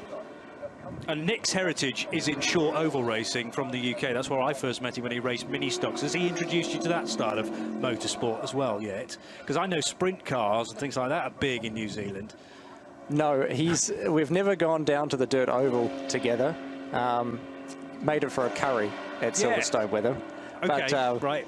I haven't managed to go to the dirt oval, but I have tried a super stock in New Zealand. I did a celebrity race in it once, and it's absolutely amazing. It's so much fun. And yeah, my teammate Brendan, his brother makes a lot of speedway cars, so I've watched it a lot over the years. And obviously, up in Auckland, Western Springs is a good one to go out and watch. And also, even managed to go to a couple World of Outlaws events in the US as well. So I'm quite a big fan of the dirt racing. It's amazing. It's such a challenge and such a talent to do. I tried one time in an oval in a Legends car in Atlanta. Yes. Yeah. Yes. And that was good fun. You've got to try it, I suppose. I mean, it is recalibrating the brain entirely, I guess, from what you've become used to. I basically almost crashed the thing on the first lap because I hit the brake and didn't realize that it also turns when you hit the brake, so almost reversed it up in the fence. But, you know, it was a good learning thing. And just a real eye-opener on what the difference is between what we do and what they do. You know, it looks like they only turn left, let's say, but it's definitely a lot harder than that, and a real talent, and I always have a real respect, especially for the NASCAR guys. They wheel those things very, very well. Thank you for joining us, and make sure that you keep coming back to our little booth as well, because we'll need some lighting up at stages, I think. It's been actually years since I've had the chance to come up here, so it's really, really nice to come up and see what it's all about. It's good fun. It's difficult. I really respect what you guys do. It's not easy. Not on this race, no, just because we lose sight of the cars for such a long time and you get so many changes during a pit stop. But that's why we bring Paul with us, you see, because he stays on top of everything. This is easy compared to what you do. How can you say that? I mean, you know, it's a proper racing driver here who does proper racing, and I mean that's the hard stuff. I mean, how to control. I mean, just talking to microphones is what everybody out there in the grandstands is doing. Yeah, but you talk about what we have with the steering wheel and how much we have to put in. You've got 1, 2, 3, 4, 5, 6, 7, 8, 9, 10, 11 or so screens here. I don't know actually which one to get. Look at next. Yeah, and where to get the information from, except watch the live feed. So it's very, very impressive. Don't listen to Paul. This is incredibly difficult, and it takes years and years of training to get anywhere close to what we're like. Honest. Thank you, Anyway, thank you very much. Nice to meet you, and we'll catch up with you later on in the race. Go out and enjoy the sunshine, because it is still beautiful weather here at the Nurburgring. Earl Bamber from Porsche, and we'll look forward to how his 919 hybrid goes at the big race next month at Le Mans. But this is a very big race as well. There's been plenty changing, Graham, and I think you've been staying on top of it. Some of it, but watching a great battle. We've had trouble out on the circuit for one of the Bentleys, but the 36 car has managed to make its way back to pit lane after crawling around for a little wee while. Hasn't yet rejoined though. No, Graham. not yet rejoined. It's still stuck there. But we've got a 3-car, I think it's actually a 4-car battle for what at the moment is 21st position, headed by the 911 Montai Porsche. Then comes the 99 Row Racing BMW, then the 38 Bentley, and right in behind them, the number 4, that's the Bilstein Black Falcon Mercedes-Benz, isn't it? Coming through the carousel, and they are almost nose to tail.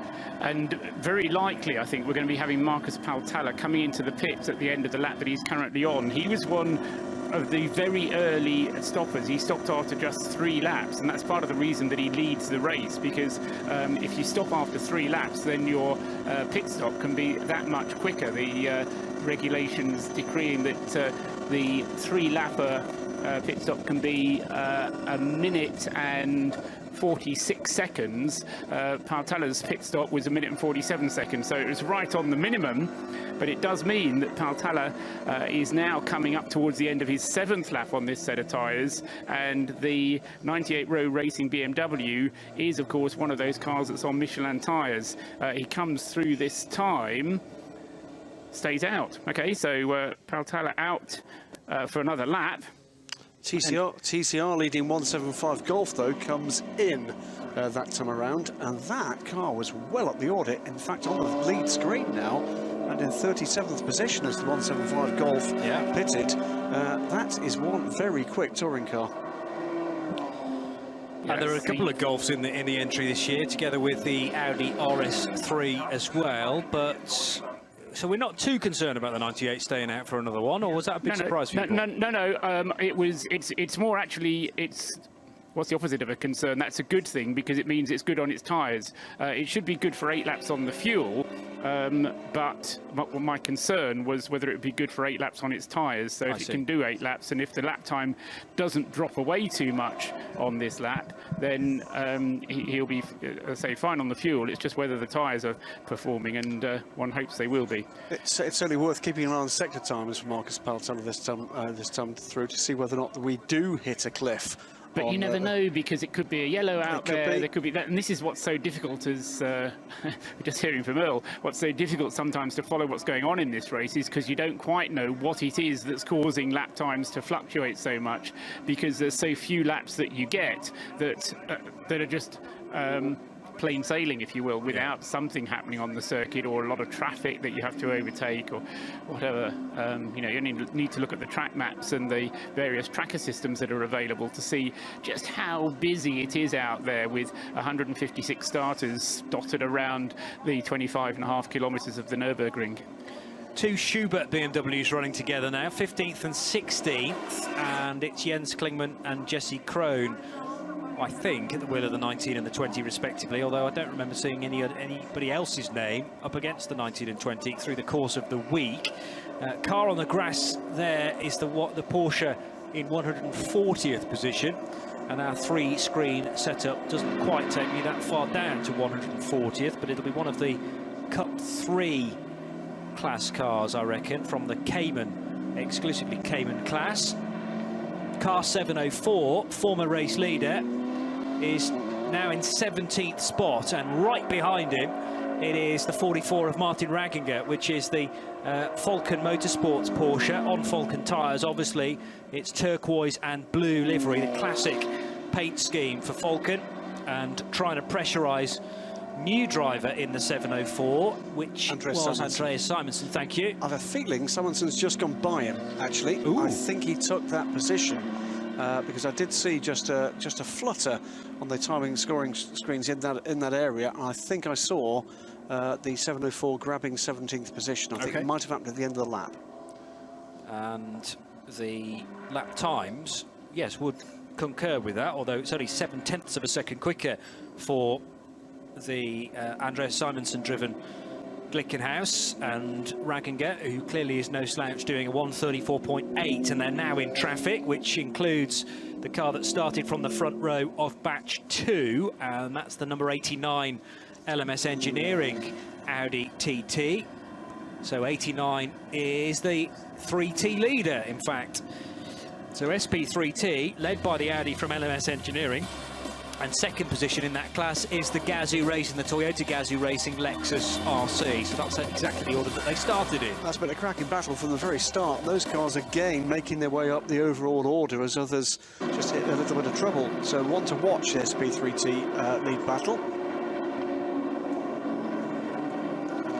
And it's already been action-packed from the off in this fabulous location, the Nurburgring and the Eiffel Mountains.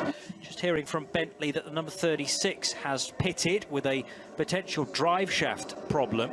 So we'll find out a bit more about that in a second, but the car is in to be serviced. Meanwhile, the 704 that earlier led the race is working its way back through the order, and we'll watch with interest to see what sort of progress it can make, trying to get back into the top 15. The 702 car, now driven by Thomas Much. Shame for the 36, that car had made progress through the order over the pit stop cycle. So yes, the red 36 car, we made the point that that was trundling its way back towards the pit lane, having had an issue, well, sort of halfway around the lap. It didn't look like it was close to home when that struck, and that will have cost it an awful lot of time, car 36. The team thinks the problem is the drive shaft on the Bentley. Yeah, just had that message through, haven't we, from Bentley about the problem, and I didn't see the extra bit of the message because Graham's phone went off as I was midway through. But is there anything else important? It's basically drive shaft failure. They are investigating and ready to repair. Okay.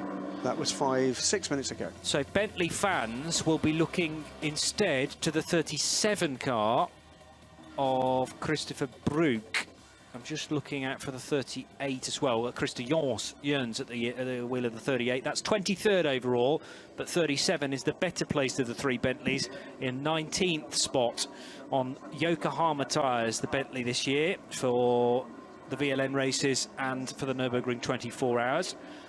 Car 49, very smart looking Aston Martin, just turning its way now through the Yokohama S. That's the Aston Martin Lagonda of Europe entered Vantage V12. Heinz-Jürgen Kroner, Tony Richards, David Thelenius and Wolfgang Schubauer are the drivers, and car 49 where in the standings? Page 49 was well up. Okay. I see that's 69th position at the moment. So and is running 5th in SP8, but in close proximity to the 4th place car ahead, which is the 45 car. Yes, SP8 promises to be a thoroughly competitive class. The Aston GT8 is in that division as well, car number 7, which ran in the lead group. In fact, all the SP8s started in the opening batch of 61 cars.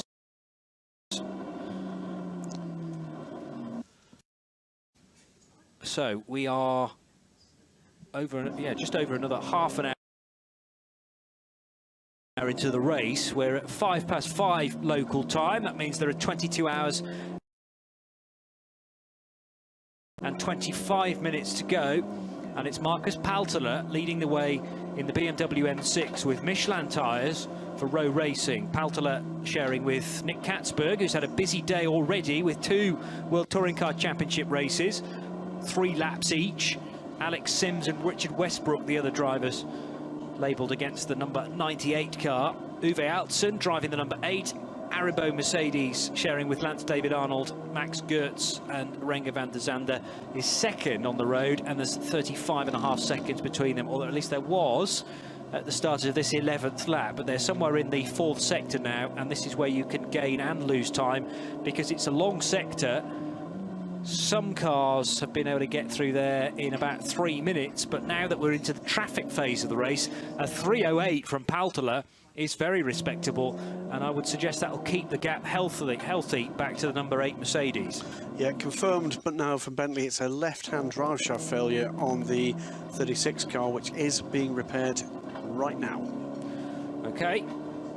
And that car just over 11 minutes, 11.5 minutes in the pits since it hit the pits. But of course, it was a slow line into the slow lap into the pits as well. Meanwhile, more action on the circuit. And that's a heavily damaged Porsche.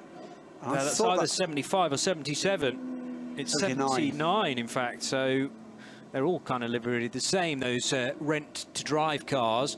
And what happened with the Mercedes 230E, there was side-to-side contact heading into a right-hander. The Porsche spins, the Mercedes takes to the grass, and the Porsche, I reckon, is going to clout the tyre wall very heavily indeed. All happening now in a big cloud of dust, but it was the Mercedes that was also involved. So both cars going off together. It's the 79 Mercedes, sorry, 79 Porsche, and the Mercedes, I don't think, was battling for the same position there.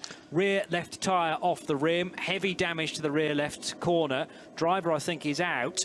That was a second position car on SP6, right. The 79.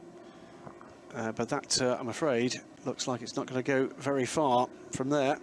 And SP6 being led by car 76, which is the Porsche 991 GT3 Cup HRT, with not strictly an entry name, but the 76 car now with a lot of advantage in its hands as the clear-up process will continue.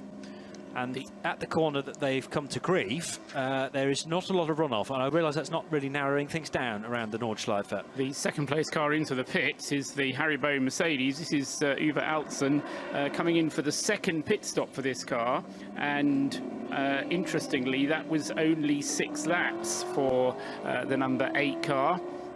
So whilst Marcus Paltela has stayed out and he's going to be doing 9 laps on this stint, Uwe Altzen coming in after just 6 for his pit stop. That should put the number 9 WRT Audi up into the lead of the race.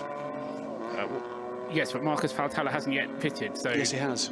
He's in the pit now. Is he in the pit now? Yes, Okay, sorry. Okay, it hasn't come up on my screen as having been in the pit. Yeah, so he's pitted. So Paltela's come in at the end of his 8th lap. Altzen's come in at the end of his 6th. And then the number 9 car, Marcel Fessler, isn't it, at the wheel of the WRT car, is staying out, is on his 6th lap of his stint. Yep, so, and that is lap 12 of the race in total. And Fessler took over. That number 9 car was a relatively early stopper from my memory. René Rast started the car, and the 9 pitted before the 10. Yes, they both pitted on the same lap, actually. Yes, you're right, it did, because it was ahead. But they both pitted on the same lap. But yeah, that was after a 6-lap stint. And for comparison purposes, the Glickenhausers, which went further on their fuel, Jeff Westphal did a stint of 7 laps. No, that's not right. 8 laps. 8 laps, yes. So 9 leads 42 and 29. That is Audi, BMW, Audi. Then the number 5 car from the 10. So 2 more Audi R8s. And I clocked a 7:02. now running ahead of the 50 car as they finish the Grand Prix track. They didn't start the Grand Prix track in that order. You're correct. But 50 has now got by, and sorry, 702's got by the 50 car, and that means the Baumann, Buch, Mortara and Sandstrom machine drops to trouble for another Bentley. Drops to 9th place. Trouble for another. I just saw a shot of one of the two yellow cars stationary. It's the car that's got. Which car are we talking about here? Either 37 or 38, isn't it? And one has the Deutsche Post livery, and one has another yellow type livery, but I don't think it has the same sponsorship on it. Not helpful. The one name I could see on the side was Christopher Brook, who of course is listed in both cars. Yes. But there is certainly sign of a Bentley stationary. And since neither of those cars were on pit road. Yeah, it's tricky to tell the difference, isn't it? But Bentley trying to fix a drive shaft being repaired now on the 36. And we're trying to work out whether it's the 37 or the 38 that has come to grief. Now, where are they? Being told, by the way, it's Alexander Sims was in the 98, not Marcus Paltella by BMW. Right now? Was, at least. OK. Yes, and that car has now rejoined. Now, 38 is somewhere on the Grand Prix track, whereas 37, Bentley, I'm trying to place, 37, 19th overall, is somewhere in Sector 2, so the early part of the Nordschleife. I saw a very brief and it's just shot. gone through. Right. 37 has just flashed through the second sector. So we just need to see if 38 does anything likewise. But a brief shot of the car, and it was not moving. Right. And did you clock the 38 on the Nordschleife or on the Grand Prix track? It was a tight shot of the side of the car with Christopher Brook's name on the car. OK. Well, the Brook Bentley has just gone through the second sector at a respectable speed, because a 138 is not hanging around. So I think we're looking at the 38 with a concern. Krista Yearns driving car 38, 22nd position. And we're also hearing that Nick Katzberg has taken over the number 98 BMW from Alexander Sims.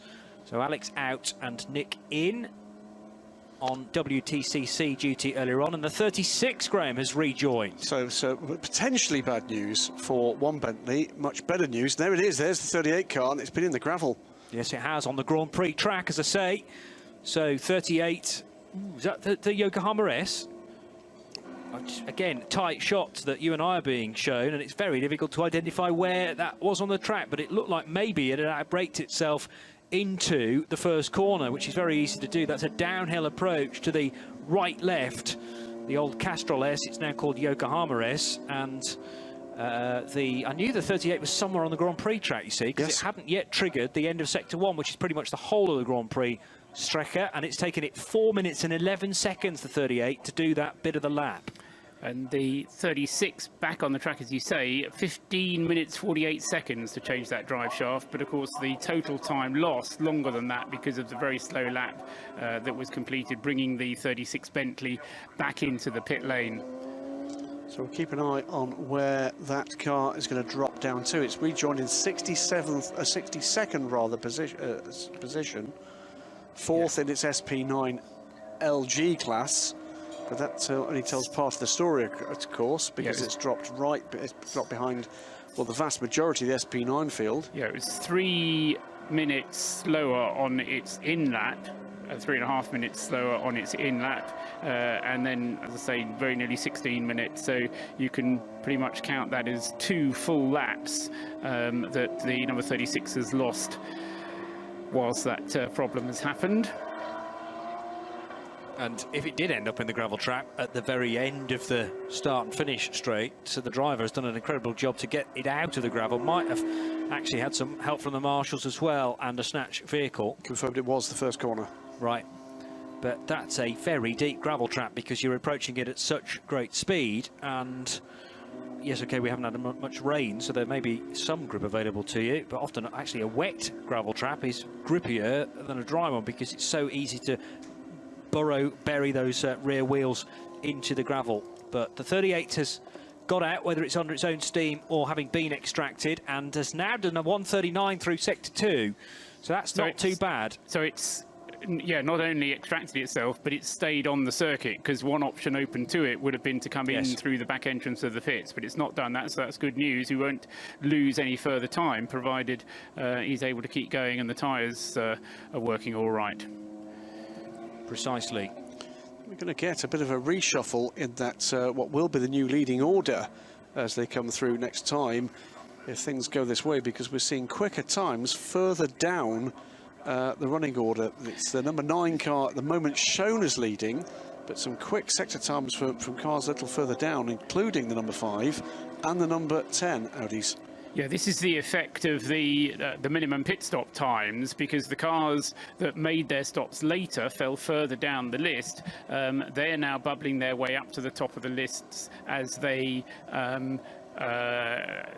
as the cars ahead of them make their pit stops. But also, of course, what's happening is that their own fuel load is lightening, so they can go faster and faster still. So you kind of get a double effect of the cars behind closing up on the ones in front of them. Not altogether sure I like that rule, I'll be honest with you.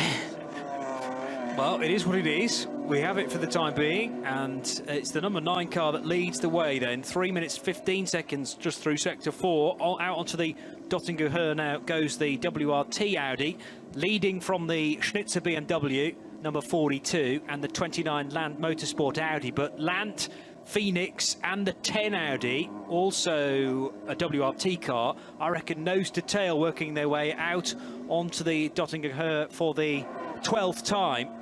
And yeah, quite a queue of cars, with the Manthey Porsche not very far away either. So Manthey 10th, car 59, tucked in behind the 50 Mercedes. So that's the fight for 7th, 8th, 9th and 10th positions. And is there an opportunity for the 59 Porsche to get by the 50 Mercedes? Not quite. Heading into Tiergarten for the 12th time, and over the line then goes the number 9 WRT Audi to lead the race by 7.7 seconds. But what about the next few cars? Yeah, totally together. 5, 10, 702, and applying pressure, the Traum Motorsport Glickenhaus then right behind the number 10 WRT car, as calling into the pits was the number 50.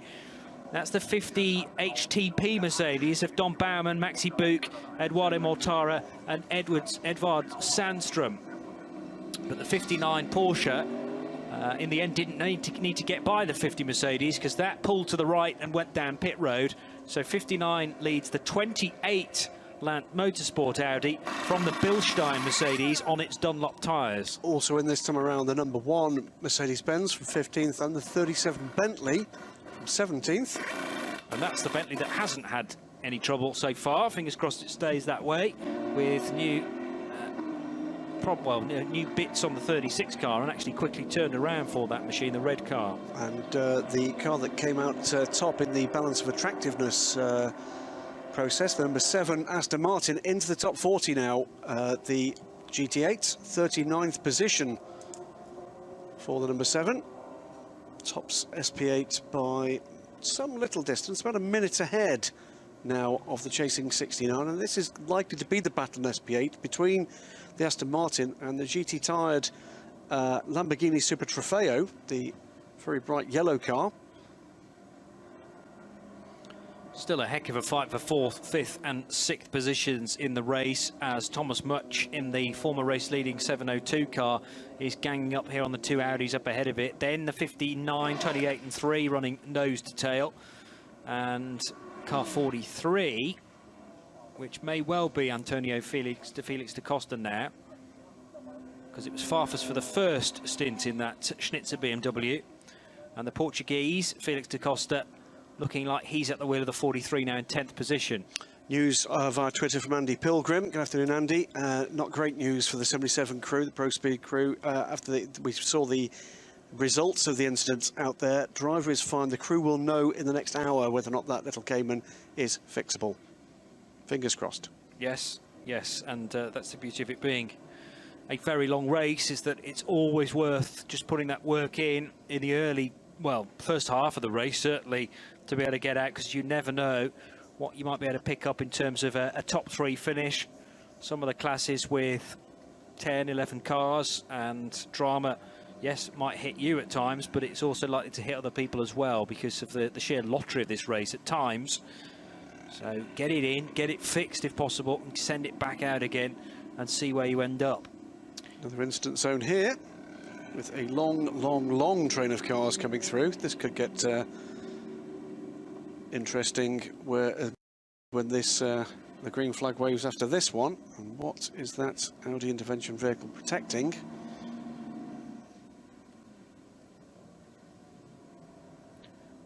Question is, yes, how long that caution period is going to be there for, but many of the cars now into green flag areas again, so back to full speed, and that was the number 10 car, I reckon, no, 5 rather, being put pressure on by the 702.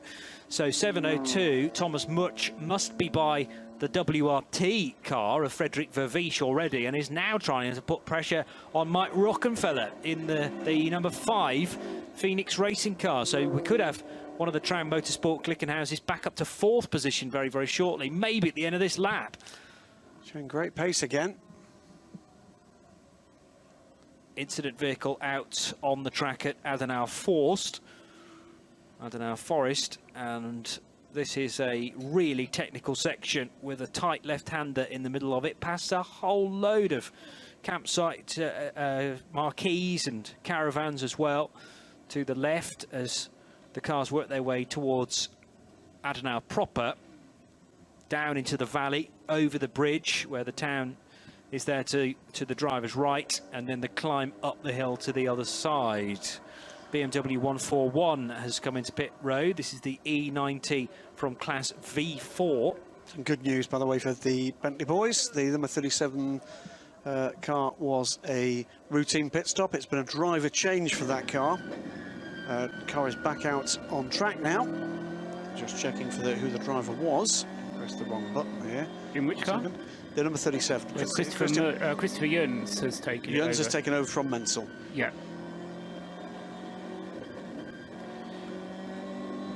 And still monitoring the order at the head of the field. Fessler safely through at the end of sector 3, and then the 29 of car 29. There's been 29 is Marcus Winkelhock at the wheel of the Land Motorsport Audi. Then it's the 42 and 702 up to at least 5th, possibly 4th now.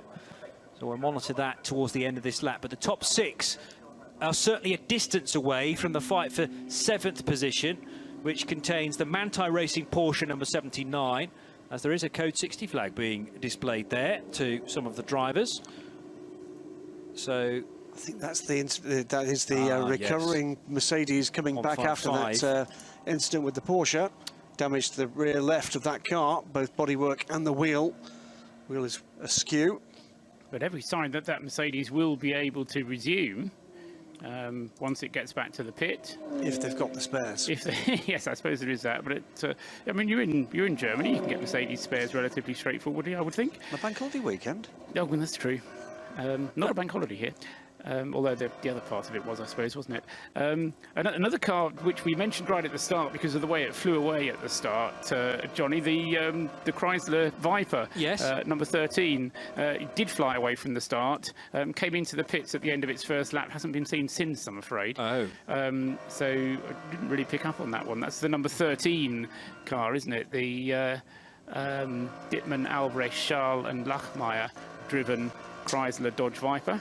Yes, there was a moment during the hourly update, an hour into the race, where Graham was trying to find the 13 car, and I think it had already come to grief by that point. Yeah, we couldn't spot it on any of the top. It came in and tumbled down the order. 3 screens, yeah. Right, okay, that will be wise, because it came into the pits at the end of its first lap. Ah, blimey, okay, after such a great getaway as well, which put it immediately into the AT lead and away from the SP3T leaders. But SP3T promises to be a very good fight through the course of the race. It's still the LMS Engineering Audi number 89, by the way, leading 3T, SP3T. And second in that class is the 170 car. Now, has that changed from the start of the race? The 170, I'm pretty sure was yes, it was the Toyota Gazoo Racing Lexus that started alongside it. That's the RCF, not the GT3 car. And I have had a couple of questions about why we haven't got the GT3 version of the RCF in this race. I'll give an answer to that when we get a moment. Just labelled as an RC on the entry list. But so apologies, there is an RCF. Okay, it might be that one. No, there's an RCF listed as an RCF. Right, fine. So the RC is the turbocharged SP3 car, which started alongside the Audi. And they are still first and second in that class, but with a couple of cars between them, including the fifth placed SP7 car. And how is SP7 getting on at the moment? That class led by number 63. It's the Porsche Cup class, by the way, and still the Goda 991 GT3 Cup car leading the way, number 63 from 62, which is the Gigaspeed Team Get Speed performance car. So that's actually worked its way up the order quite a bit, having got by 65 and 68. So there is some jostling of positions, as there is in all good Porsche Cup races. Just imagine a Porsche Super Cup race over 24 hours, and that's what's happening in SP7 right now. Number 9, the race leader, Marcel Fessler, coming in, into the Tiergarten for the 7th time on this stint and continuing on round. Did wonder whether he might be bound for the pits, but no, he's continued on round. The car that has come into the pits, though, is the 42 Schnitzer BMW, isn't it? The car which we put Marco Wittmann into. And the 702, the sixth place 702 Glickenhaus is also on pit road. Yeah, right. And that car stopped a lap earlier than the 704 on the last cycle through as well, didn't it?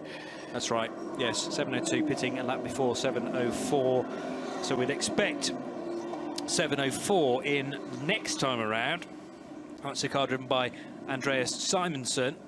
702, Thomas Much at the wheel of that, and it's going to be rotated to about 45 degrees as well on the apron, just to make sure that the exit is as clean as possible. But 702 had been pushing on. It had got by the Frederick Vervies-driven Team WRT car and was hassling the 5 as well. So may well have come in from 4th position, but immediately loses those spots because the 5 and the 10 stay out for an extra lap, and possibly more. What I don't think is going to happen, though, is the 704, which was the car that was leading, wasn't it? The 704 was the Westphal car. Yeah. That car was leading the race, came in late for its pit stop, so inevitably it was a longer pit stop, but I don't think it's going to get back into the lead ahead of the cars that are pitting ahead of it, if you see what I mean. So the cars ahead of it are going to be able to make their pit stops and get out again. And so having had the Glickenhaus 704 in the lead, I don't think it's going to cycle back to the top again this time around. We'll see what happens, but it's still with Marcel Fessler leading the way in the WRT Audi number 9. And Marcus Winkelhock in the Lant Audi in 2nd place, but the Glickenhaus not really in a position to capitalise on it. Now, I need to go back and check to see whether or not the Glickenhaus spent longer than it needed to in the pits, and that's why it's fallen so far back. Fessler and Winkelhock separated by just over 4 seconds, and on the ragged edge of adhesion through the left and right flicks at Hoog Eichen, and then on towards Kindelbacher Höhe, Flugplatz, and the left-hander down the hill towards Schwedenkreuz, which is the left-hand kink, just before you really slow the car for Arenberg. And it is Audi, Audi, Audi, Audi, and another Audi, I think. Yes, car 28. So the first non-Audi is the Porsche number 59 now, the Manthey Racing Porsche that all of those cars stayed out. And the 702 is back on the move now, having made it stop. Car 702 feeds back into the mix, and we expect the 704 to be serviced by Traum Motorsport next time around. And I have the 704 in 9th position right now, but as you say, might be set to lose some ground on the 8 SP9s ahead of it. So certainly the Audis do seem to have the upper hand in terms of the number of laps they can do on a tank full of fuel. upper hand in terms of the pace that they can achieve as well. The fastest lap of the race having been set earlier on by René Rast, wasn't it? Who was an 8:26.414. So they go a long way. They are quick, and then they're numerically advantageous as well, aren't they? Because you've got the WRT cars, the Phoenix cars, and the Land Motorsport cars, all flying the flag for the four rings. And the way they're going at the moment, as you say, Johnny, it's well, it's far too early in the race, I suppose, but they're certainly showing an impressive turn of speed at the moment. That's 2 hours done, chaps. It's radiolemans.com, and Paul Trustwell, Graham Goodwin and Johnny Palmer taking you through the opening exchanges of the 45th edition of the ADAC Nurburgring 24 Hours. Thank you for joining us. Hope you're enjoying it as long as we are through this point of the race, and we're already into well into the second stints for most of these cars. High time then that we had at 2 hours in, with 22 hours still to go, an hourly update. Live from the Eiffel Mountains, this is radiolemans.com. So this voice, live from the Aston Martin Lounge, is Graham Goodwin with our even numbers. So this is the classes that we didn't do an hour ago. Well, to start with the top 3 or 4 in the overall order, with SP9 led at the moment by the number 9 Audi, then the 29 Audi, 42 BMW, the 5 Audi, the 10 Audi, before we get to the first of the SPX runners, which is the 702 Glickenhaus. That's your top 6 overall. SP7, Johnny's dealt with fairly recently. True. But the number 63 car leads the order there. These are all, of course, Porsche Cup cars in SP7. The 63 car not noted against any particular team, but leads the order of the 63. That is the Tim Scherbaff, Vincent Kolb, George Goda and Martin Schluter car. Just ahead, about a minute or so ahead, of the number 62 car. That's one of the Gigaspeed Team Get Speed performance cars. And that is, well, it's a mix of US, German and Dutch drivers. Janine Hill, John Schaffner, Arno Klaassen and Duncan Huisman is aboard that car. And then the 60 car completes the top 3. That 60 car is another of the Gigaspeed cars, Adam Oseka, Max Jens and Dennis Trebling, an all-German lineup. Those 3 cars running 33rd through 35th in line astern on timing and scoring. That's your SP7 leaders. In Cup 3 is the Cayman class, and that's the it's a Teichmann 1-2 with the 308 leading the 307. The 308 actually running now as high as, I think that's 40th position overall. 45th position now overall, that car. The 305 car, again a team without a team name next to them. So the 308, the leading car, is Jürgen von Gartzen, there's a name to conjure with, Moritz Gusenbacher, Markus Osterreich and Moritz Osterreich. So some well-known names in that car, the 308. The 307 is Daniel Boer, Fabio Grosser, Maximilian and Kim Louis Schramm. That's a Luxembourg and German mix aboard that car. The 305, Patrick Steuer, Armin Baumann, Ulf Enninger and Tim Neuser. Again, an all-German squad for that. SP6, and that's one of the classes where we saw one of the leading runners fall awry of a problem a little earlier on with that clash between the Mercedes-Benz and the Porsche. That class now led 54th position overall by the number 76 car. That is a 911 Cup HRT, with the 78 being a Porsche Cayman. 76 pedalled by Kim-Andre Hauschild. It's Michael Shabora, Matthias Hudenbrouck and Milan Kodidec, and that is 3 German drivers and a Czech driver in the 76. The 78 car, the Porsche Cayman, it's a Swedish, German, Austrian combo. Anders Carlsen, Jonas Carlsen, Michael Hess and Philipp Hombrecht is aboard the number 78 car. SP8, and yeah, if we had the team back up here for a little while, there'd be some cheers with the Aston Martin number 7, now in 39th position and hovering around that top 40. This is the Aston Martin Vantage GT8. Not sure who's at the wheel of that car at the moment. It's showing Darren Turner aboard the car from the very start of the race, but I'm sure that's just... I know they have no automatic transponder aboard that car. So... Peter Kate, who is doing the very British thing of helping himself behind the bar at the moment, and it is Darren Turner aboard the car. Rule Britannia, we say for that one. So 39th position overall for the very, very pretty Aston Martin.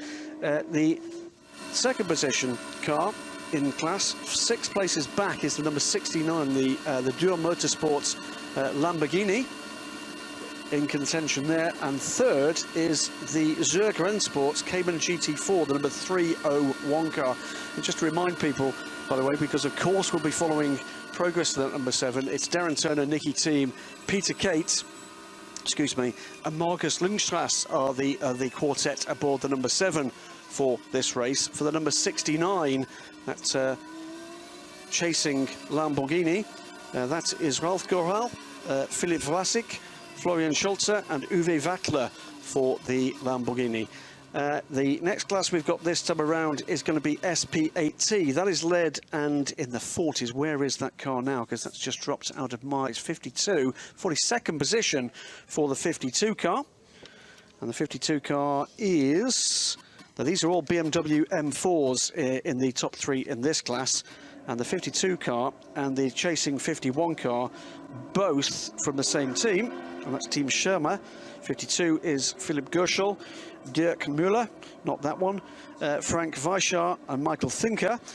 Whilst the sister car, the 51 car running behind on the road, is Michael Thunker, also aboard that car, or listed in that car, Dirk Heidmann, Rob Scheigner, and Stef van Kampenhout is in the 51 car. The third car in that class is the new BMW M4 GT4.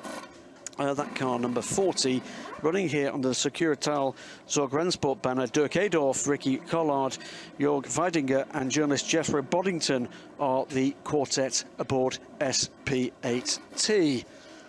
2 more to go. SP5, one runner here I've actually picked out. The timing and scoring is the number 83 car, and that car has just dropped out of my timing and scoring screen as well. Where's that one gone?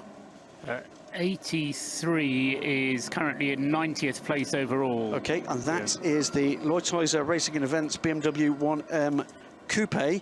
Harald Reitig, Fabrice Reicher, Dominic Nuri and Richard Pertscher. That is a mix between 2 French drivers, 1 German, 1 Austrian. And finally, for the moment, V4 is the final class we're looking at the moment. That is in the hands at the moment of the 156 car, currently running at 102nd place, and the 156 car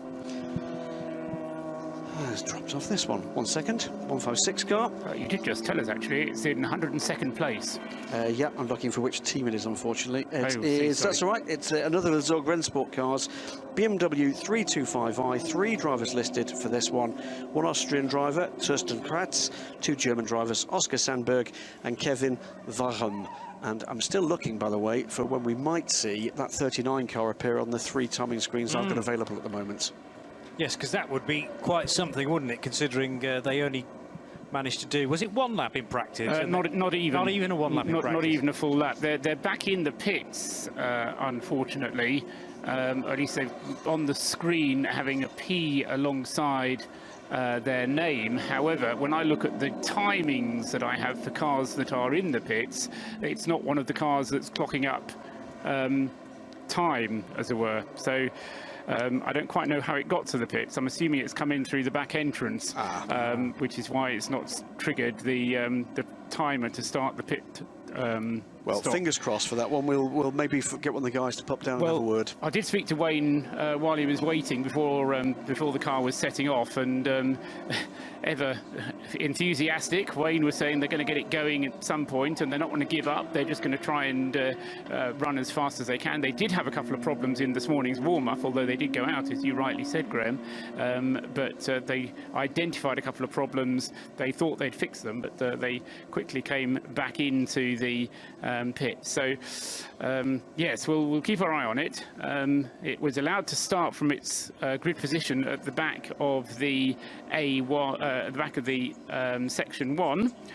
Meanwhile, out on the track, whilst you're running through the update, Graham, thanks very much for that. 2 hours and 10 minutes into the race now, we've got another change of lead, because another leader, and this first time that this car has led, is the Land Motorsport Audi R8 car number 29, which is the one that is shared, but it's currently got Marcus Winkelhock, I'm hearing, at the wheel of it. So Marcus Winkelhock at the wheel at the moment of the number 29 car, leading the way by about 8 seconds. And importantly, from his point of view, he came into the pits a lap later than the number 9 WRT Audi that he is leading. Robin Freins now at the wheel of the number 9 car. And in fact, that car just having made its pit stop. So stuff. Changes at the top of the list. In third place is Mike Rockenfeller, now behind the wheel of the number 5 Audi, which is the Phoenix race, one of the many Phoenix Racing Audis. And so Rocky is in third place, just 2 seconds behind Robin Freins in the WRT car. And then behind that in fourth place is Fred Vervisch in car number 10, the another WRT Audi, and he is a further 1.1 seconds behind. So not very much to choose between second, third and fourth places, as Robin Freins tries to keep second place in the WRT Audi number 9. Smart Aston Martin Vantage GT4 just working its way onto the start of the Grand Prix loop. That is the R Motorsport Vantage GT4 on Hankook, as all the SP10s have to be. Now that was previously the leader in that class, the number 70. It's dropped down to fourth, so that's had a delay somewhere, that car. We'll keep an eye on what's been going on with the R Motorsport crew.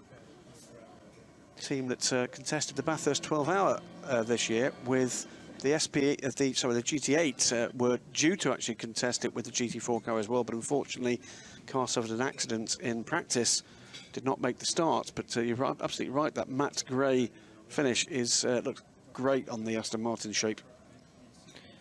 Yeah, and the 7 car that is going strongly as well, the GT8 machine, obviously with some local interest here as we broadcast live from the Aston Martin Lounge for the 2017 edition of the Nurburgring 24 Hours, the ADAC Zurich 24 Hours here in the Eifel Mountains. And the 70 car is just heading now towards the latter portion of the Grand Prix Strecke and out onto the Hatzenbach very shortly. But it is Marcus Winkelhock in the number 29 Land Motorsport Audi that leads the way, from Robin Freins and Mike Rockenfeller, also in Audis, also with Dunlop tyres.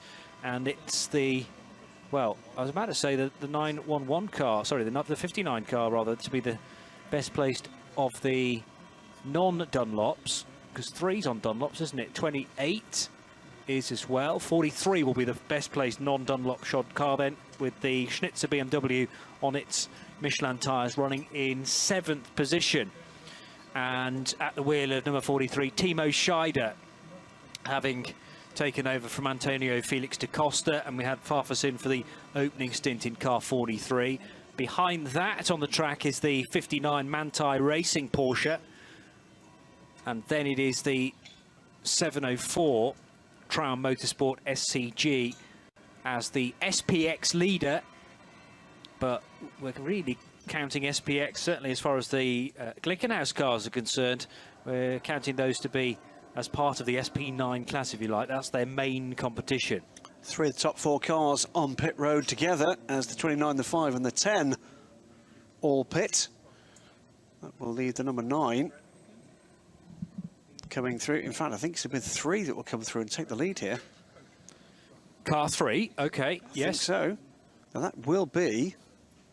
Yes, it's further around the lap, but the 3's going to come in as well, Graham. But you're right, 3 coming to the line ahead of the number 9. That was done on that lap then. And the first car through, no, we're still waiting for, it's the 704. Takes the lead. It does. So 704 completing lap 15 then. And what has happened to the number 9 car? Still in the 4th sector somewhere. That's the sector that takes over 3 minutes to complete. So Robin Freins losing time and losing places to not only the number 3 Mercedes, but also the 704 Glickenhaus on that lap. And the 704 with the 001 illuminated in the windscreen.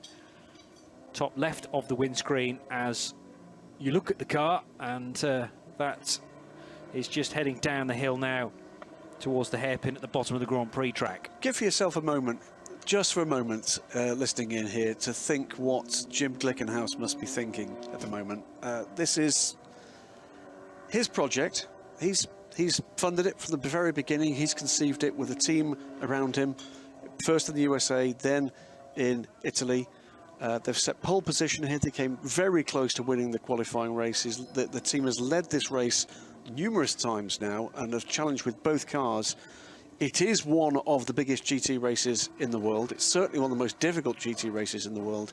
And a car that he's conceived is leading it. That is a fantastic thing when you think for a moment about what they're up against here.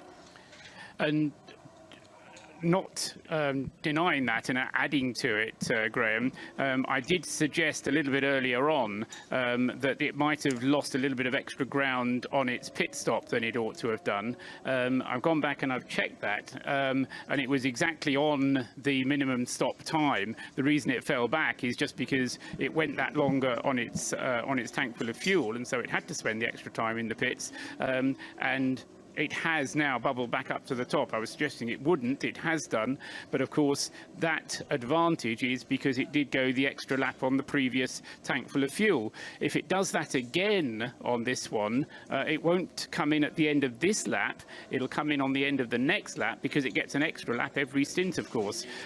So we'll see whether or not, do we know who took over from Jeff Westphal? Well, just before we get to that topic, right at the end of the lap, the Conrad Motorsport Lamborghini Huracan on fire as it came down the Dottinger Höhe and then into Tiergarten, and that looked like a huge engine failure possibly, or some mechanical issue for the Mapelli Still Engelhardt Lamborghini, and the car actually quickly attended to by the nearby marshals with extinguishers, but that fire was well ablaze. Driver looked to be out pretty swiftly. Yeah, but far across the rear of the car. Yes. We have seen Lamborghinis suffer issues before, but it's generally tended to be with a left rear tyre issue that seems to actually hit something vulnerable in that left rear corner of the car.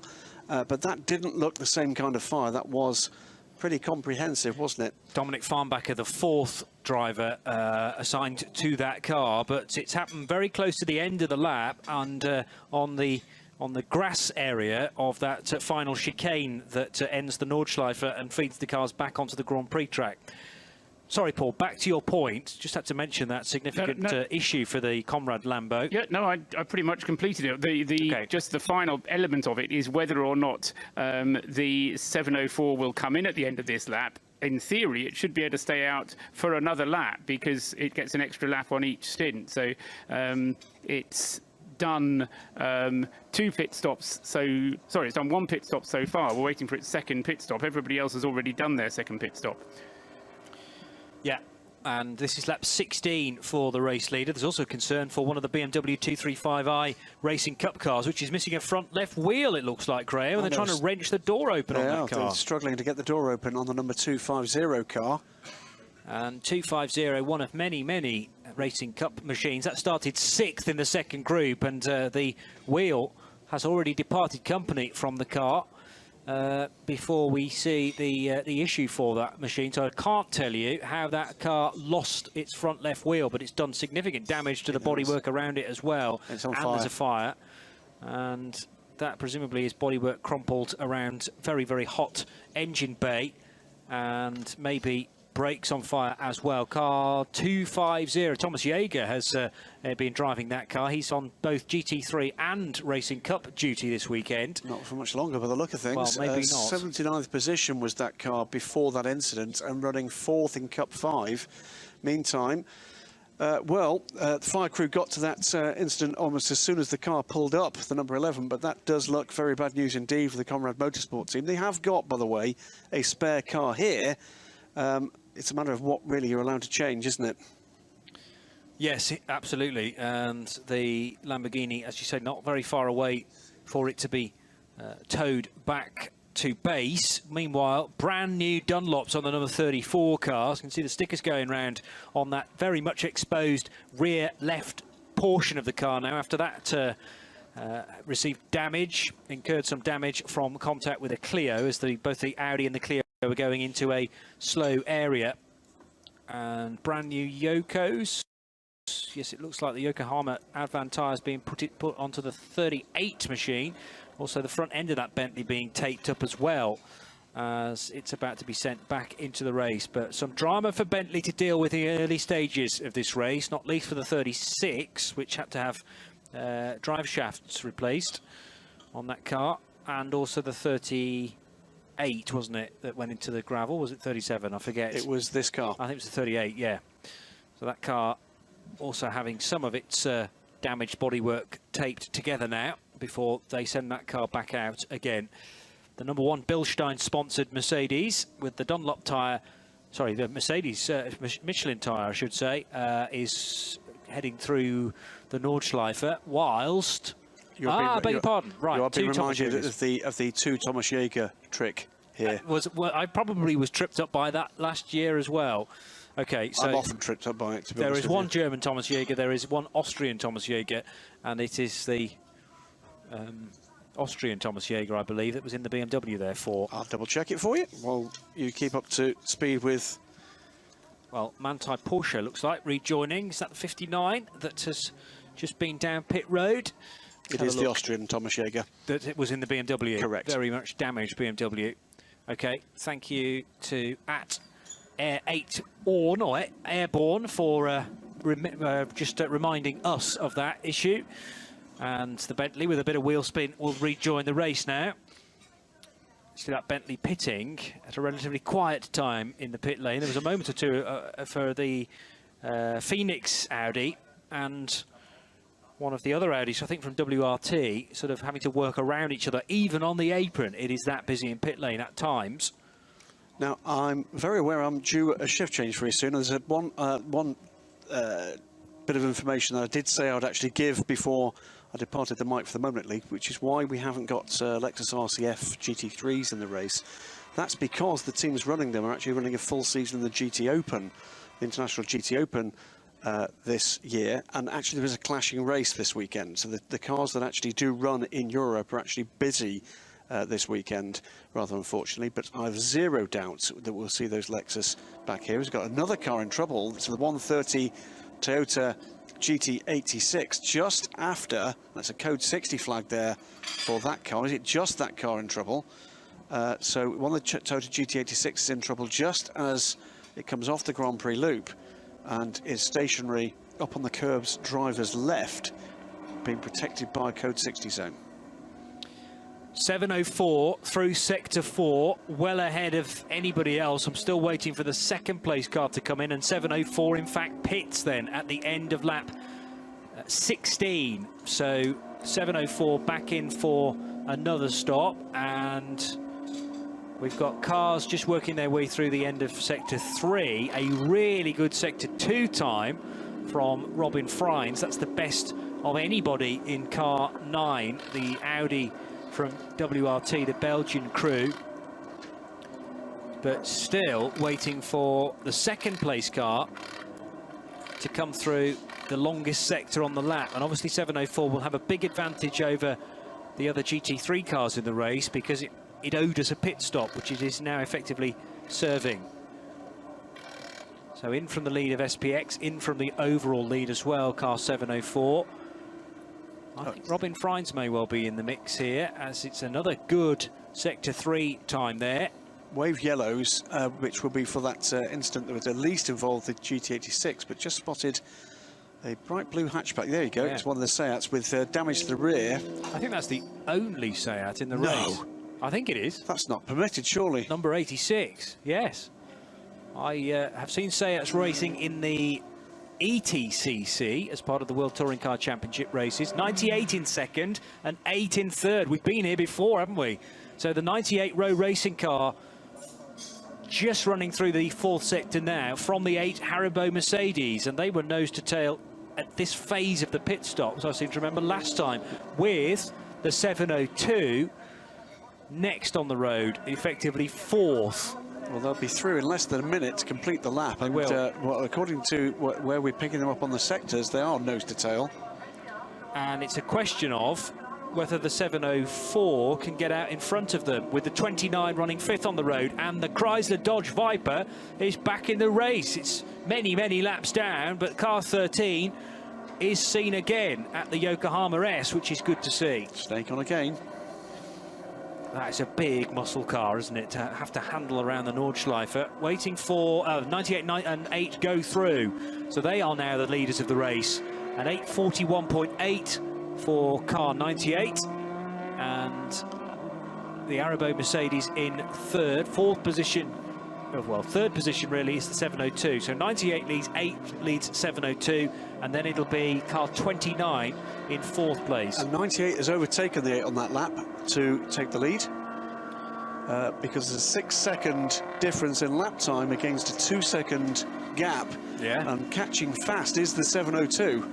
Much quicker lap time that time around for the 702, 5 seconds quicker than the new leading car, or again the regained lead car, 98, and 10 seconds quicker for number 8 as the 704 comes off the jacks, and now we'll wait for time.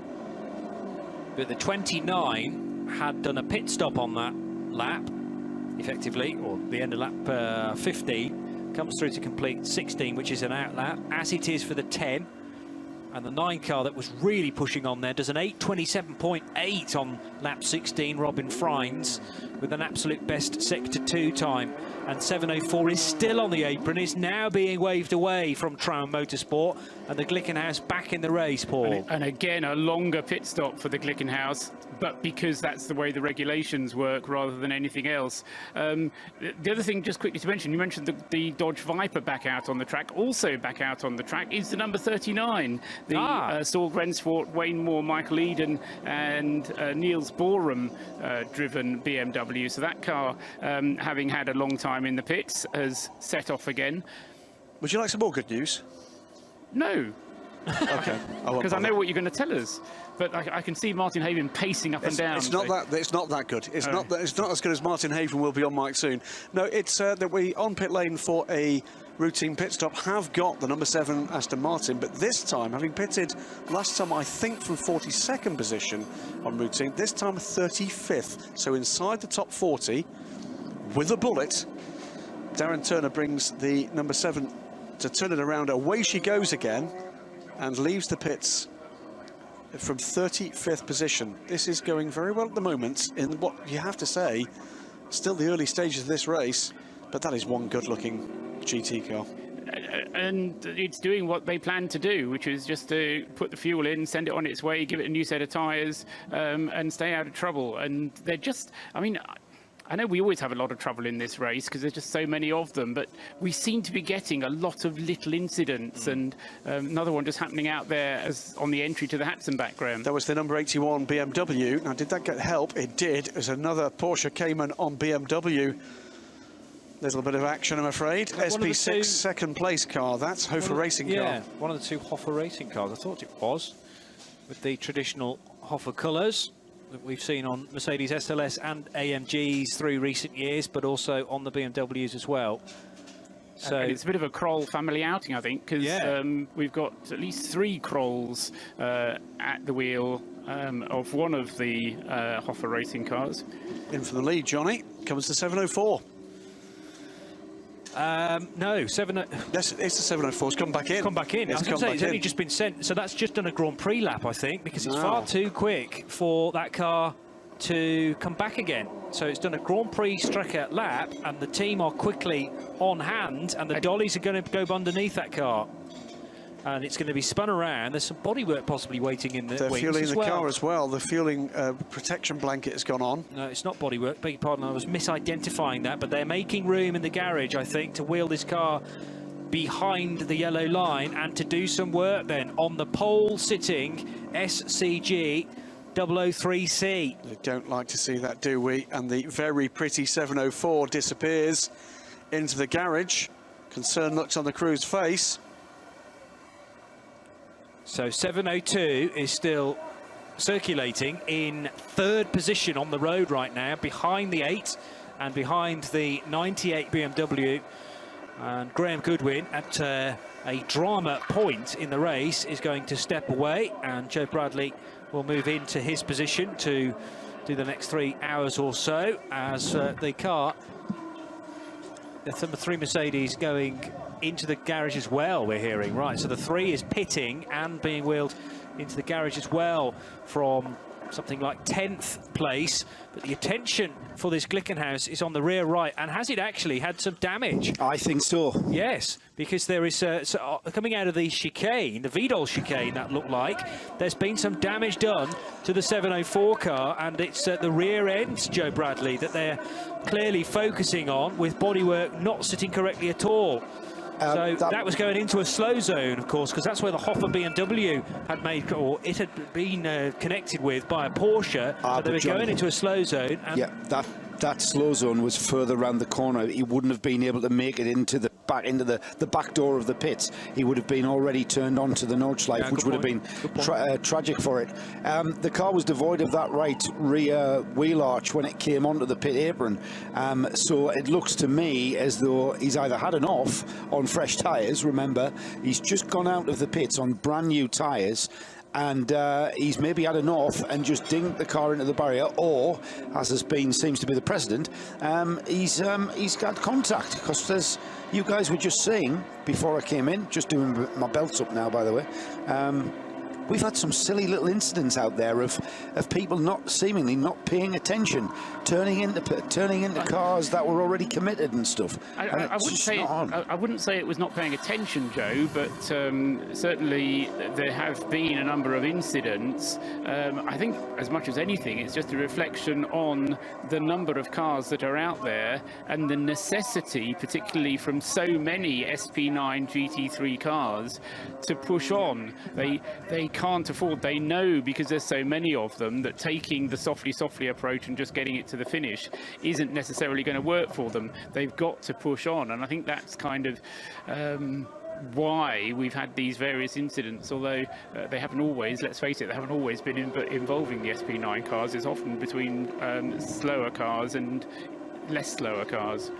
The SP8T leader just came back out from the pits. That's the Securital Sorg Rennsport BMW M4, and it, I noticed, crossed the blend line as it rejoined. There wasn't anybody else coming down the main track, but having not attended the drivers' briefing in full, I don't know whether that's actually a rule this weekend as to whether you have to stay to the right of that long line that runs almost down into turn 1. It's certainly a rule in Formula 1 and other FIA designated championships. Meanwhile, frantic work continues on the rear right portion of this 704 SCG, and the various components trying to be slotted around some of the damaged ones. I don't know how, having, you know, not really paid attention to how this car is put together. It's a home designed SCG car by Jim Glickenhaus's team, and presumably within its design process they will have worked out ways of changing components like this quickly as possible, but it depends what's been damaged and what you can hook the new bodywork onto, I suppose. Well, just it's not a car I'm overly familiar with. It's not the first time I've seen it, and I've certainly not seen it in various states of guise, but just looking at the way that the bodywork is housed at the rear of the car, seems to be sort of that wheel arch is a bit of a modular kind of setup where you bolt the old, you know, you unbolt one piece and then bolt on the new piece, which has completely got the bracket for the actual bodywork, the aesthetically pleasing piece of bodywork that would then go on top of that. Whether that is an efficient, rather than just a, for instance, that rear wheel arch is a two-piece piece of kit, and it's a what, sorry? It did have contact. All right. Did you see it from your vantage point? Hindhoff there, taking in the hospitality of Porsche on the 5th floor of the tower, saw it happen. Very good. No, I'm not going to. I didn't give anything away, Hindhoff. It did have contact. Now, whose fault was it? Did the 704 Glickenhaus turn in on a slower car, or what? What was your opinion of it? You're not a race steward. He's made quick work to get back from wherever he was standing on the roof to here, though, hasn't he? That's not hanging around.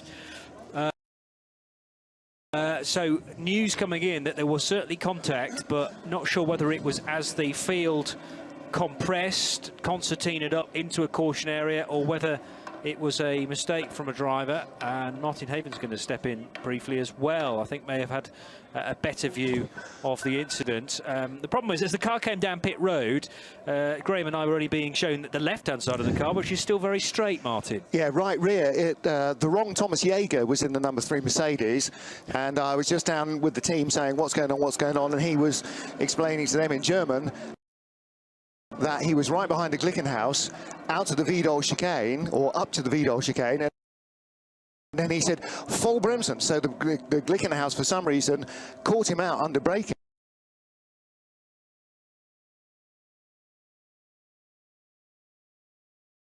And the number 3 Mercedes is in the garage with front-end damage. So it doesn't take an expert to work out that the two have made contact into the Wiedol chicane, and they're in neighbouring garages as well, but I think they'll both be keeping themselves to themselves for the time being. That's a very nice shiny bit of bodywork that's going to be attached to the rear right, though, that will cover up the scarring, much of it being taped in as well. Yeah, that's the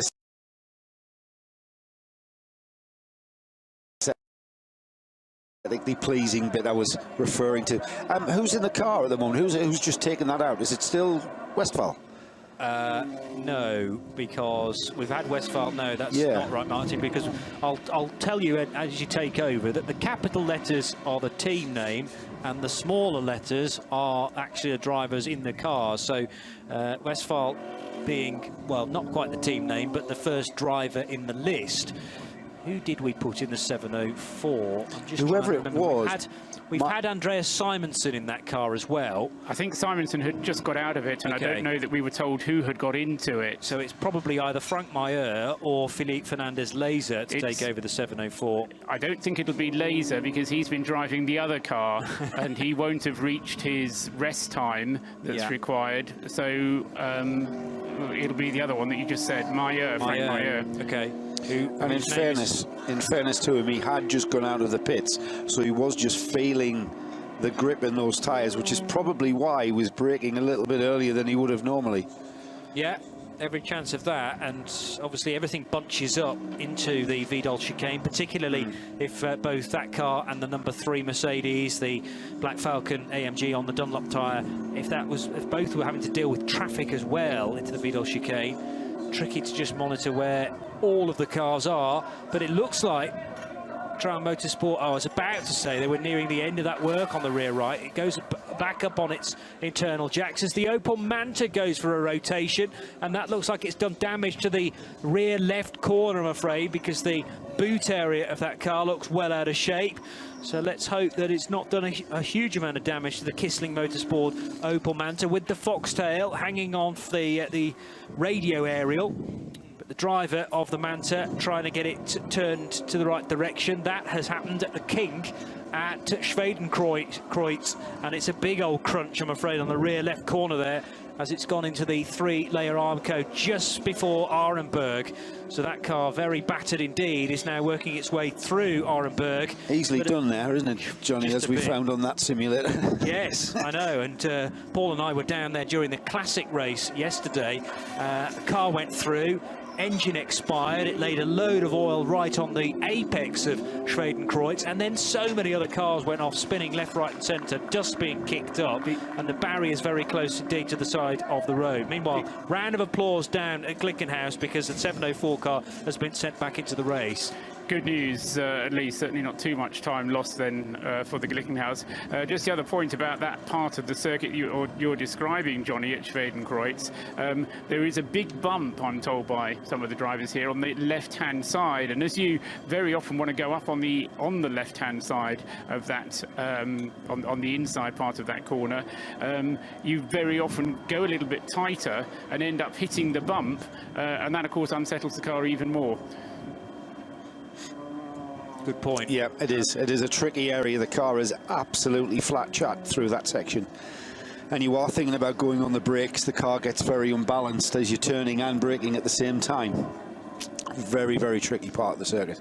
And it's not. And as we saw, pretty impossible to keep it out of the barriers if you do lose it there.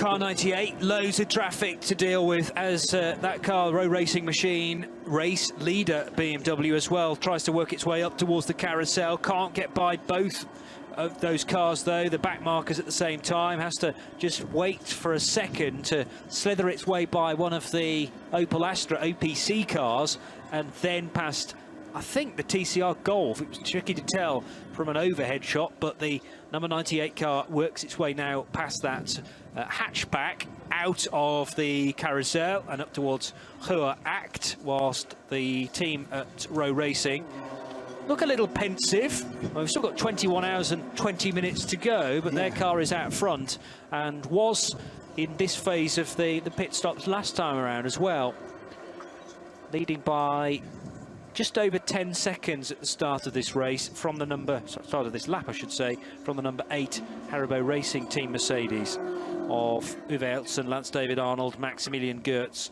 and Renger van der Zande.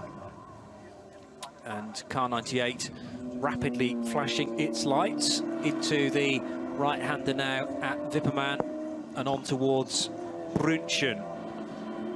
So having to keep its wits about him all the time. Who's on at the wheel of the number 98 car, Paul? Race leader. Nicky Katzberg. It's Katzberg. He's had a busy day, hasn't he? Yes, he He's has. already had a race win, hasn't he? Yeah. We're talking about the World Touring Car Championship race that took place earlier today. It's a support of the big event. Yeah, Katzberg taking victory in the main race, the feature race in his Volvo S60.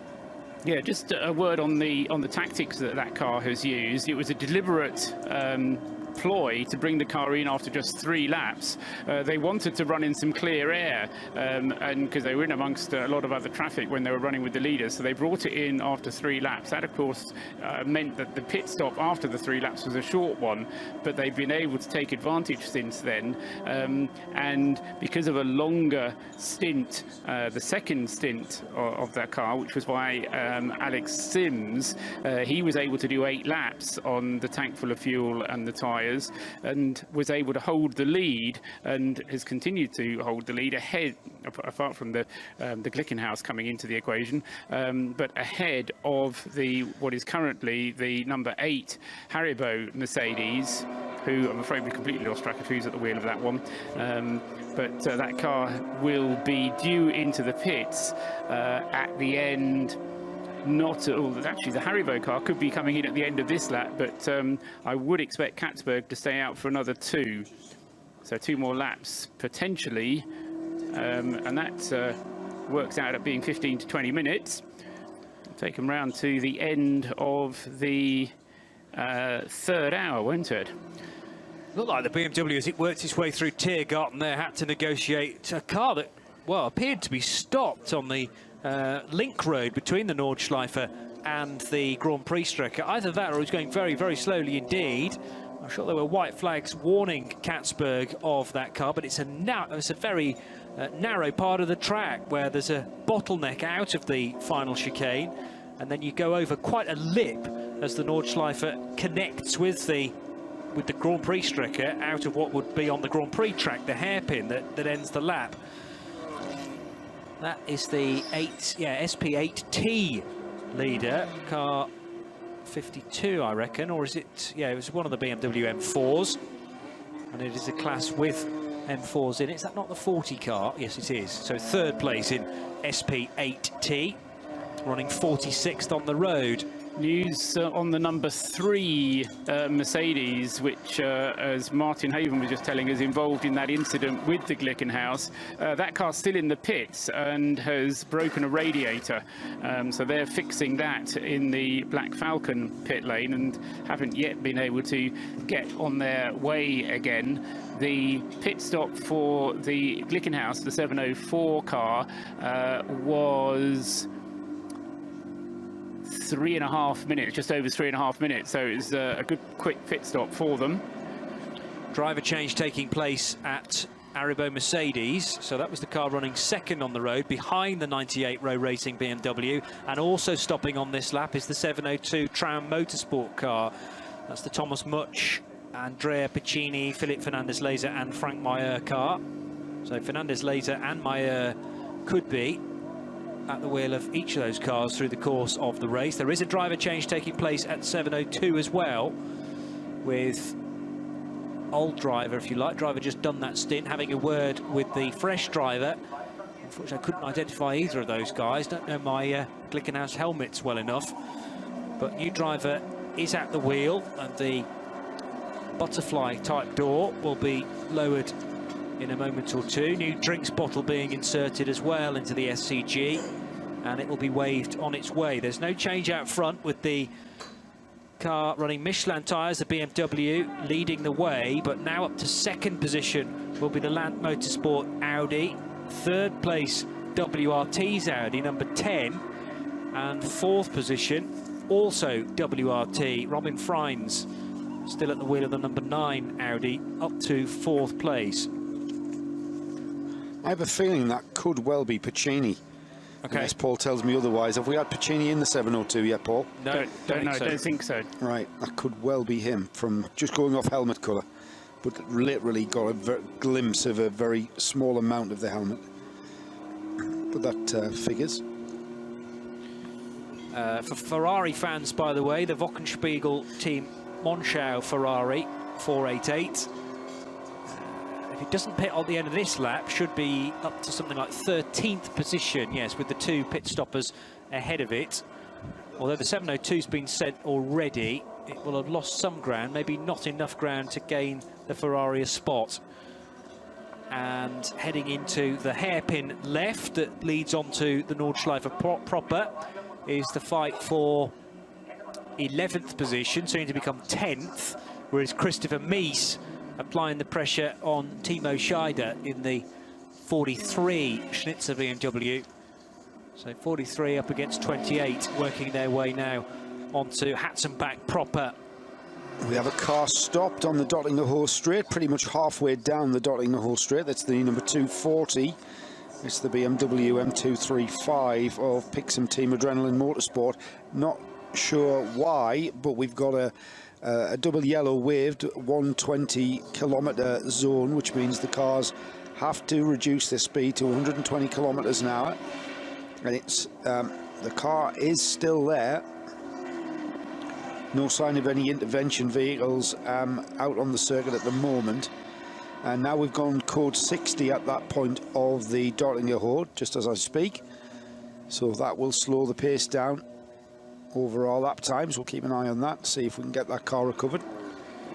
Good speed being shown by Nick Katzberg out front, doing the number 98 the car's best sector 2 and sector 3 times now. So previous co-drivers weren't able to go as quickly as Katzberg is managing on this lap. First, second and third, 98, 29 and 10 make it a BMW, Audi top 3. But despite Audi being dominant in the early phase of this race, it is the row racing BMW that stays out front, but of course that's on a slightly different pit stop cycle. Exactly, and it will be into the pits, I reckon, Johnny, at the end of the lap that it's currently on. So that will be Nicky Katzberg, I think. I'm pretty sure that Katzberg's at the wheel. He is due in at the end of the lap that he's currently on. And Richard Westbrook to take over. And 29 and 10, the Lant and WRT Audis respectively will then go back into the lead of the race because they've only been out for what will be 4 laps at the end of this lap that they're currently on. So it's still, I won't say it's finely balanced, but it's strategically balanced, and really in such early stages. I mean, we're coming up towards the 3-hour mark. You know, we're only halfway into the same distance as they went in the qualification race, but there's plenty of action still assured of this one, and despite all of the attrition we've had, very little of it has affected the leading runners, has it? They seem to have been in the right place at the right time to this point, and although obviously they've had to run through caution areas and that's delayed them, it seems to have had sort of an evening effect. Who has, the 98 or the 2 Audis? Well, both. I mean, in the sense that they haven't been hugely delayed. Well, I don't think they've been hugely delayed. Well, none of the leading group. That's what I mean, yeah. I mean, the only significant delay we've had for anybody in the top 20, I would say, is just now to the number 3 Mercedes and the 702 Glickenhaus coming together. Sorry, the 704 Glickenhaus coming together with the number 3 Mercedes. Yes, but otherwise a clear run. So, yes, they have had to slow to go through other people's incidents, but that has a net effect of just levelling the spaces out between the cars, I suppose. Yeah, and that's a funny thing with these things. It's because the cars are still relatively close together. Most of them are hitting the same slow zones. What can sometimes affect things is that you get a slow zone that you have to slow down to 60 kilometers an hour, but by the time the guy behind you gets to it, the problem has been cleared and he's able to gain 30 seconds on you just because you've had to slow down and the problem was cleared by the time the guy behind. That's just the luck of the game, really. It's just, you know, you have to deal with those situations, but they're certainly not as serious as having full course yellows or safety cars or anything like that. We've got some beautiful bodywork repairs going on at the Kisling Motorsport pit garage. And some brave people holding a block of wood across the rear of the car, whilst the middle of the block of wood is smacked by a lump hammer. A lump hammer the size of your head, Johnny. Yes, and you're not being rude there either. No. And it's purely to get the boot lid shut. That's what I mean, as soon as we can line that boot up, then, you know, let's go for it. Tape it up if you have to. I saw rolls of gaffer tape in there, so that's all you need, really, isn't it? I love that sort of repair work. It's just it's an art in itself, and the rear left corner, which was very much stoved in, has now been pushed vaguely back into shape. Did you see the competition they were doing at the Falcon Tyres Arena yesterday, where they had these massive chunks of wood that they had people hammering at, or not hammering at, chopping the woods games that they were doing up on the log chopping, yeah, at the Falcon Tyres Arena, and it was very similar to what was going on there on the back of the Opel Manta, wasn't it? Yeah, but that looks far straighter than it did as it came down pit lane. This is the incident involving the Manta at the Schwedenkreuz kink, the left-hander. Didn't see another car involved. I think it was the driver of the Manta just losing it on what is a very fast section of track, but it happened right in front of one of the key players in terms of the Audis. I think it was one of the WRTs that was virtually 2 cars back from the incident and very nearly was involved, as the number 98 car pits at the end of lap 19. So 19 laps completed for the leader. Over the line next then will be the 29 Audi, I reckon. And it is being pursued by the 10. So it is very, very tight out front. The 2 cars separated by, what is that, 0.6 of a second as they cross the line. And down towards the Yokohama S then goes Conor De Filippi in the 29 and Frederick Vervisch in the number 10 car. Lant Motorsport versus WRT. And not very far away is the 5. So that 5 car has got ahead of the 9 on that lap. Mike Rockenfeller, not sure where he did it, but it was a very, very slow run for the final sector.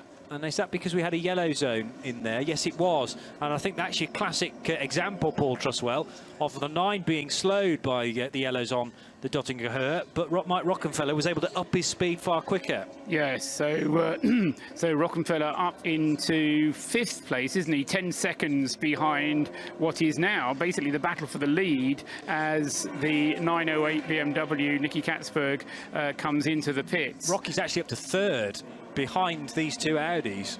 So Rockenfeller... Yes. What I mean is he's only 10 seconds behind the battle for the lead. That's right, yeah. So...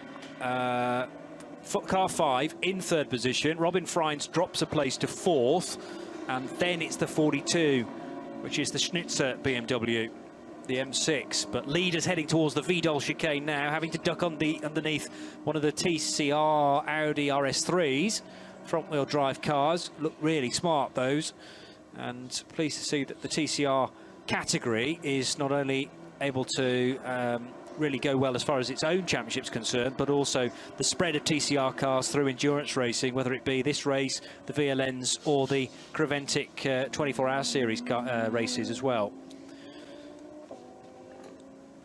So down through Hatzenbach goes this Phoenix Audi, keeping itself out of trouble seemingly, but also in touch with the leaders, the 5 car. And when people like Frank Stippler and Mike Rockenfeller get on board, it motors on.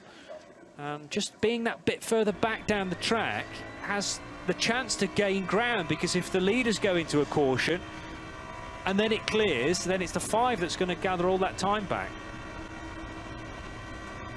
It's a good part of the track, isn't it? Over it's a very, very narrow part of the track as well, Johnny. Especially with the barriers being very close to both left and right. There's almost no runoff. It gives a feeling of a street circuit actually through there, and it's a part of the track where you're going. It's an undulating part of the track. The car's getting light, and the car feels like it's going away from you, and then you've got the compression the other side of it. So yeah, very, very, and then it's followed by that very fast section through the floodplats. Oh yeah, which is frighteningly quick. Yes, you have to be very, very brave on the approach to Flugplatz, but then the bit after it as well through Schwedenkreuz, where it's a bit of a lift through the left-hand kink and then hard braking into Arenberg, which is properly downhill. You don't get the perspective if you watch this race on television of how steep a dip that is down into the foxhole underneath the bridge. And then they set the car up for the technical section at Adenauer Forest, the S-bend that can easily catch you out. Character building time for our Bentley team, a recovering number 36, now with Guy Smith at the wheel of that car currently in 70th place. That's the car that's had all sorts of problems, including a drive shaft replacement. I think that was the only problem, wasn't it, Joe? Did it have other problems as well? They've had a couple of other issues. Did they? Out on the track, yeah. Right. Okay. I thought it was just the drive shaft, which required a very slow lap back to the pits, in which it took them another 3 minutes or so, and then it was a 15-minute stop. It was a quick stop to change the drive shaft. I mean, all hats off to the crew for doing that as quickly as they did. But you're right, it has dropped the car down quite a long way. Christian Menzel was saying that they're losing out massively on top-end speed down the Dottinger Hole, something to do with their balanced performance that they are being very frustrated on. Well, it was certainly going rapidly in qualifying, wasn't it? But yeah, the car currently just inside the top 20, the number 37 car, which Christian Menzel is one of the drivers of, but disappointingly for that it is all the way down in effect. Some about 3 or 4 minutes delayed on the rest of the field. Still on the lead lap, but of course being on the lead lap at the Nurburgring isn't quite so significant. Car 245, rather, the Bock-backed BMW, which is one of the many M235i Racing Cup cars, 13 of them in total in Class Cup 5, and that's come to grief at the end of the main straight on the Grand Prix track. So that's pretty much where the 38 Bentley ended up. And it managed to get out of that gravel, but probably with the help of the snatch tractor that's also been called into action for car 245. I seem to remember 245 was pretty well placed in the grid. I know it was just outside the top 12 actually, but if you're following Cup 5, they're all in the same number group. So from the 235 area up to about 250, that's all Cup 5 cars. So door number 235 through to 250 being the M235i Racing Cup cars, and it promises to be a really good dice that further down the order over the 24 hours. The work's still going on the Opel Manta, by the way, car 122, Kissling Motorsport. Hive of activity there. Meanwhile, very, very busy on the Hatzenbach, and more contact for the Bentley. That was number 37, brushing the side of one of the lower order BMWs. Looks to be a very production spec Beamer from one of the V classes, and car 142 then pulling off, I think, as a result of that contact. So running in 113th position, 142. That is a V4 car. And I'll wait and see whether the 37 car is going to slow as a result of that issue. about a minute away, by the way, Joe, from an hourly update. I can see him frantically scribbling to my right, making sure he's got the relevant classes in order for our odd update, because we're nearly 3 hours into the 45th running of the ADAC Zurich Nurburgring 24 hours. So we'll be giving you a rundown of SP9, along with classes like SP7, Cup 3 and SP8T, amongst others. The 704 car, having been repaired, is now heading over the road bridge, approaching Flugplatz and overtaking a BMW. Fast right-hander there, followed by another right-hand kink, and then the track gains height before the plunge downhill. And on the spectator road, looking back at this downhill stretch, it's frightening, frankly. You've got a little bit of debris fencing to protect you, but if there was a big off there, you try to think what might happen as the cars come down fully committed through that fast left-hander into the kink at Schradenkreuz and then into Arenberg proper. Two more lower order cars for the 704 car to negotiate. It is exactly 6:30 though.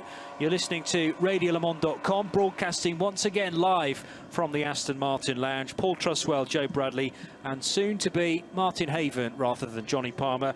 We're nearing the end of another hour. We've got a mere 21 hours to go of the 45th edition of the 24 hours of Nurburgring.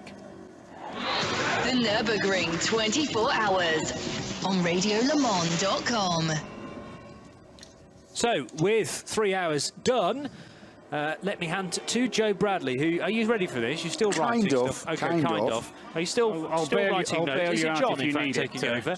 I was misreading. So John Hindhaugh taking over for the next 3 hours or thereabouts. I'll leave you in the capable hands of Sunderland's finest, therefore, John and Joe. Bye for now. He got that right, didn't he? Let's have our hourly update then. Let's have a look at the top of the screens, of course. At the front of the field is the number 29 currently leading as we cycle through pit stops. That's the Land Audi Sport of De Filippi, Mies, Winkelhock and Van der Linde in second place. Overall, the number 10, that's also an Audi R8, this time the WRT version, and the third place car, the number 5 Phoenix Racing Audi. So Audi's first, second and third currently. Then we have our SP3T class. That's currently being led by the number 170 Gazoo Toyota team. The Lexus there in the hands of that team. Currently in, let me see what positioning they're in. They are in penultimate slot on screen one. That's 37th overall. Then the SP10 class is being led by the first of our Black Falcon Porsche Caymans, car 72. TCR, we see the first of our TCR runners have popped back up to that is the 175, the number 175 Matilda Golf, which is in 35th place overall and doing very, very well again on screen one of our timing screens. I think that is a great effort. The V6 class is the Black Falcon Porsche Carrera, car 133. I'm just trying to find it again, and it is gone missing, so I can't tell you where that is overall. The AT class has got 65th. Thanks, Paul. And in the first in AT is the number 106, and that is 60th. As I go to my, it may be 60th, Paul, but I'm just trying to find the as I go to 14, sheet 14. It's the BMW 135D. No team name, but the drivers are Nick Barrow, Clint Bardwell, Jimmy Morrow, and Martin Gibson. Currently the leaders of AT. Do you know any of those, John? I know Jimmy Morrow. Yeah. V2T. V2T. I'm looking down the screens for our first of our V2T runners. I'm on to page 3. And no, do we have any V2T? Yeah, we do. The leader is currently in 120th position. Oh, that's why I haven't got him, Paul. And that's the Strychek family. Opel Astra, not the Volker Strychek is in the Kissling Motorsport Manta as well. But the Strychek family, Opel Astra, is leading V2T at the moment.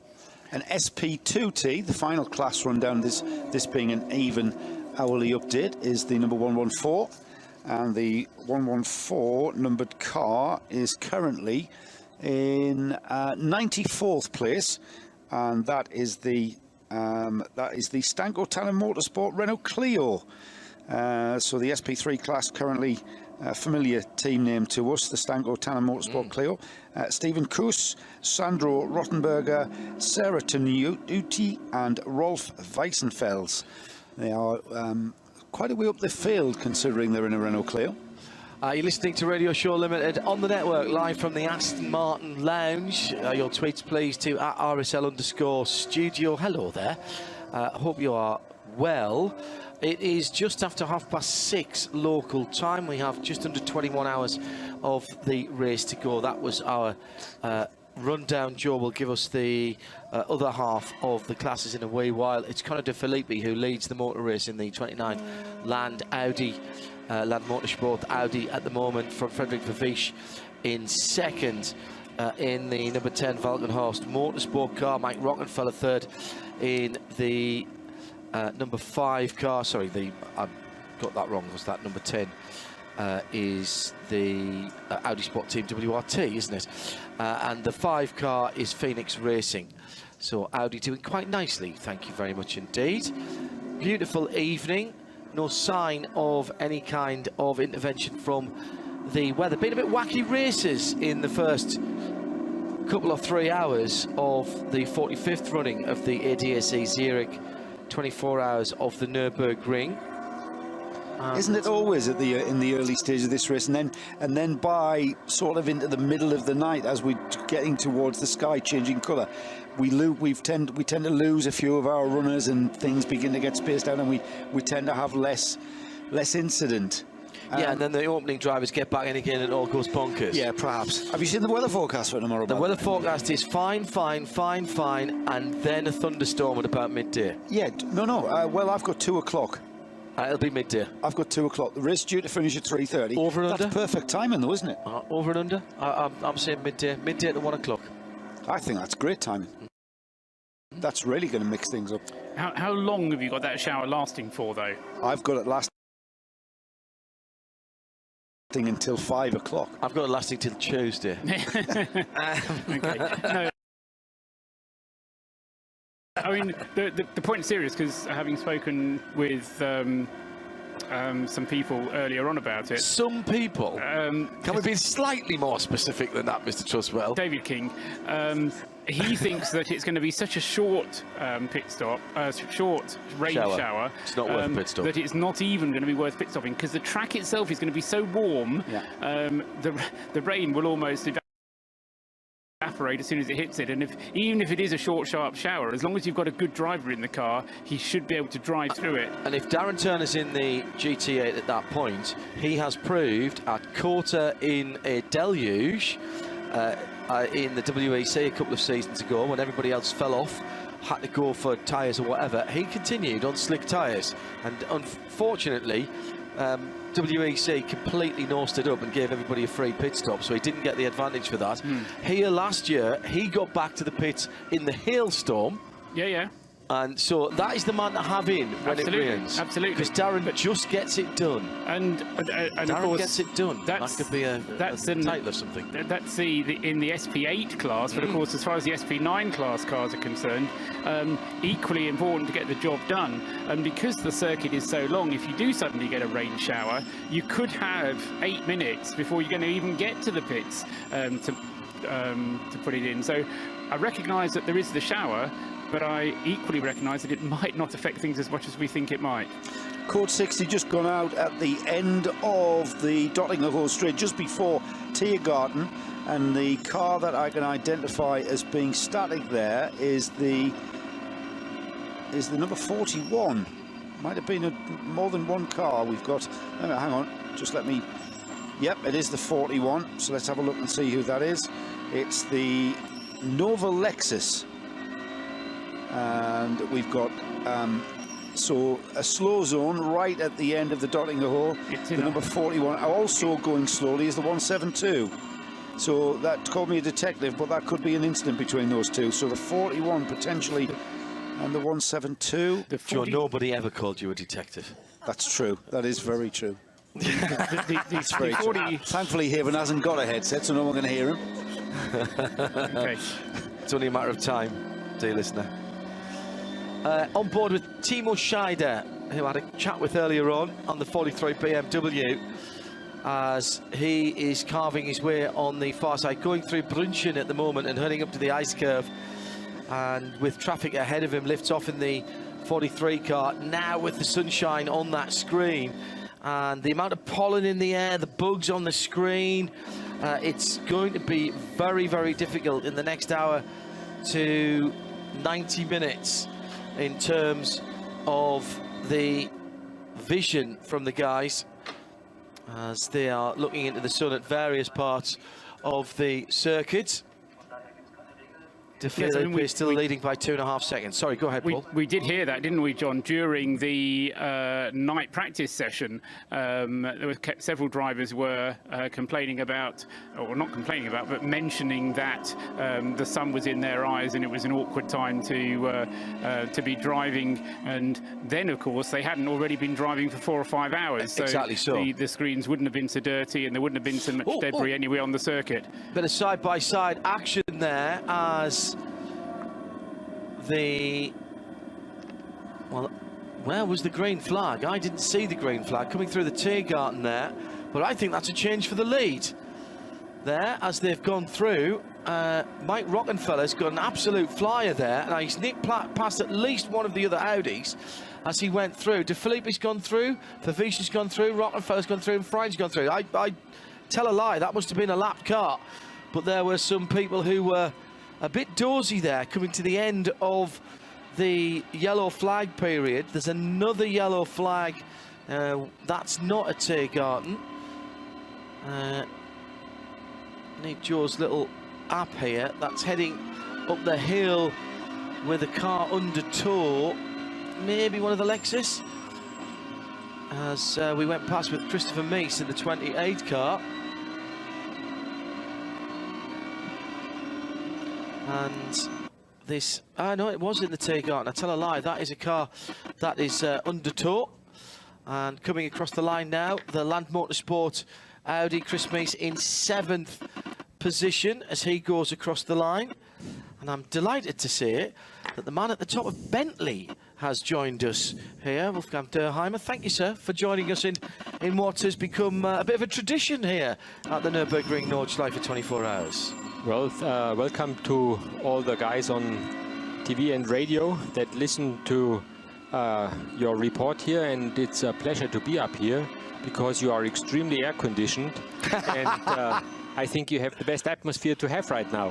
Thank you at very the much. Nurburgring. This is a joy being at the Nurburgring in this kind of weather when we're talking about it being too hot. It's not been too many years that we've been able to do that. We're seeing the true character of the Eifel and this circuit. Exactly, and it's not over yet. Let's wait and see what's going to happen over the night and tomorrow. We saw some heavy storms last year and big rain and hail. Today and tomorrow it seems to be extremely hot. This is the Nürburgring. You never know what to expect. How important is this race to Bentley and to Bentley Motorsport? It is very important.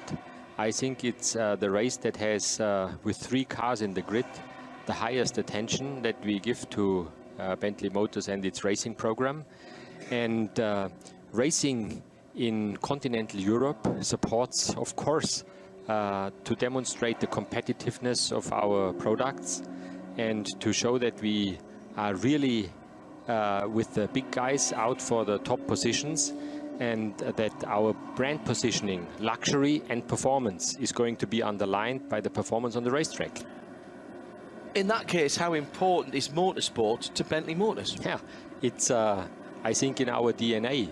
The company was founded nearly 100 years ago. We are celebrating our centenary in 2019. What an achievement.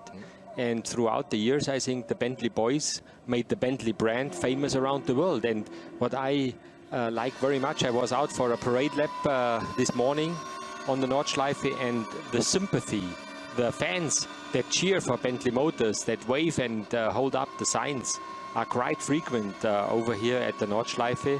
And I think it's in order to maintain the fan base and to make a luxury car manufacturer approachable for the fans.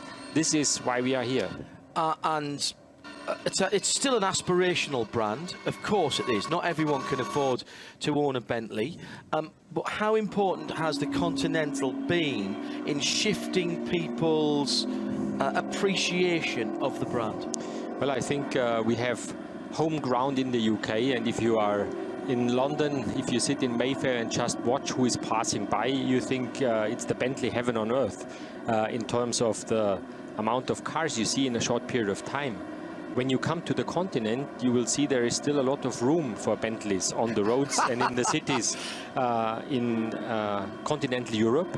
And I'm very proud to tell you that in 2016, we were able to grow in continental Europe by 50%, 50. That means with our continuous efforts to really underline our sportiveness, to race, to activate the races, to bring dealers, to bring customers, to bring the guys from the headquarters that tell the people what's going on, we were able to bring back Bentley onto the top of the shopping list in continental Europe, and 50% increase in sales is something we are proud, and I am absolutely convinced that motorsport plays a major role in this success. 12 months ago, we sat here, actually the opposite way around. You were sitting in this chair, I was sitting in that chair, and we're a little bit further across to the left, and we were talking about Bentayga, your SUV. And the question that was asked then is, who needs a premium SUV? And there were people scratching their heads 12, 13, 14 months ago. That question's been answered, hasn't it? It has been answered, and in 2016 I needed to lift the production volume 3 times. We ended up with more than 5,000 Bentaygas in 2016, so obviously there is a market for luxury SUVs, and there is a market for an SUV that is not only unique looking and the face in the crowd. It's a 12-cylinder driven car. It has a top speed of 302 kilometers per hour, and with a 600 horsepower W12 engine, we are really beating up the competition. What next for Audi as far as road cars are concerned? I've been fortunate enough to see some of your concepts. Nobody can afford to stand still in the automotive industry, not even Bentley. And since the new Bentley has been born, certainly Bentley hasn't been standing still. So what next? Well, I think we gave you a glance on what to expect at the Geneva Motor Show, and just a few weeks ago in Shanghai, we are presenting EXP 12-speed 6E. We are also thinking in the dimension of full electric cars, also for Bentley Motors. Not decided yet, but the car gives you this iconic design of the future, the cues that we will see in future Bentleys to come. And in terms of semi-electric drivetrains, the Bentayga will get a plug-in hybrid in 2018. So our customers will, wherever they live, maybe even when London closes down, the possibility for combustion engines, achieve their targets, their final destinations with their car on electric drive mode. And all Continentals in the future will have plug-in hybrid possibilities, so our customers are not left alone, even when electricity is gaining further ground. How much longer can you keep the 6 3/4 litre V8 going? It's an extraordinary piece of engineering. It's been updated, it's been upgraded. You've used the latest electronics on it. For me, it's a work of art in itself when you see it out of the car, and it produces a very specific feeling when you're in the car. But we have to surely accept that engine can't go on forever. Yeah, it can't go on forever, but we have a saying in Germany that says the ones that are supposed to be dead live longer. And that's what we are doing with the Mulsanne. The Mulsanne has its all-time highs right now. We are having great success in China. I came back from the Shanghai Motor Show with additional orders for Mulsanne extended wheelbase. Everything that's in the country and on the boats is already sold out, and they need more product for the second half of the year. So our craftsmen in Crew will have lots to do in the next month. We are shipping a lot of extended wheelbase, high performance engine 6 3/4 to China, and also in the UK and in the US we are doing quite well with this car. And Crew remains the centre of the Bentley universe. Of course. Crew is our home base. Crew is where we feel at home, And this is where we have, let's say, the strategic thinking for the brand on a worldwide aspect.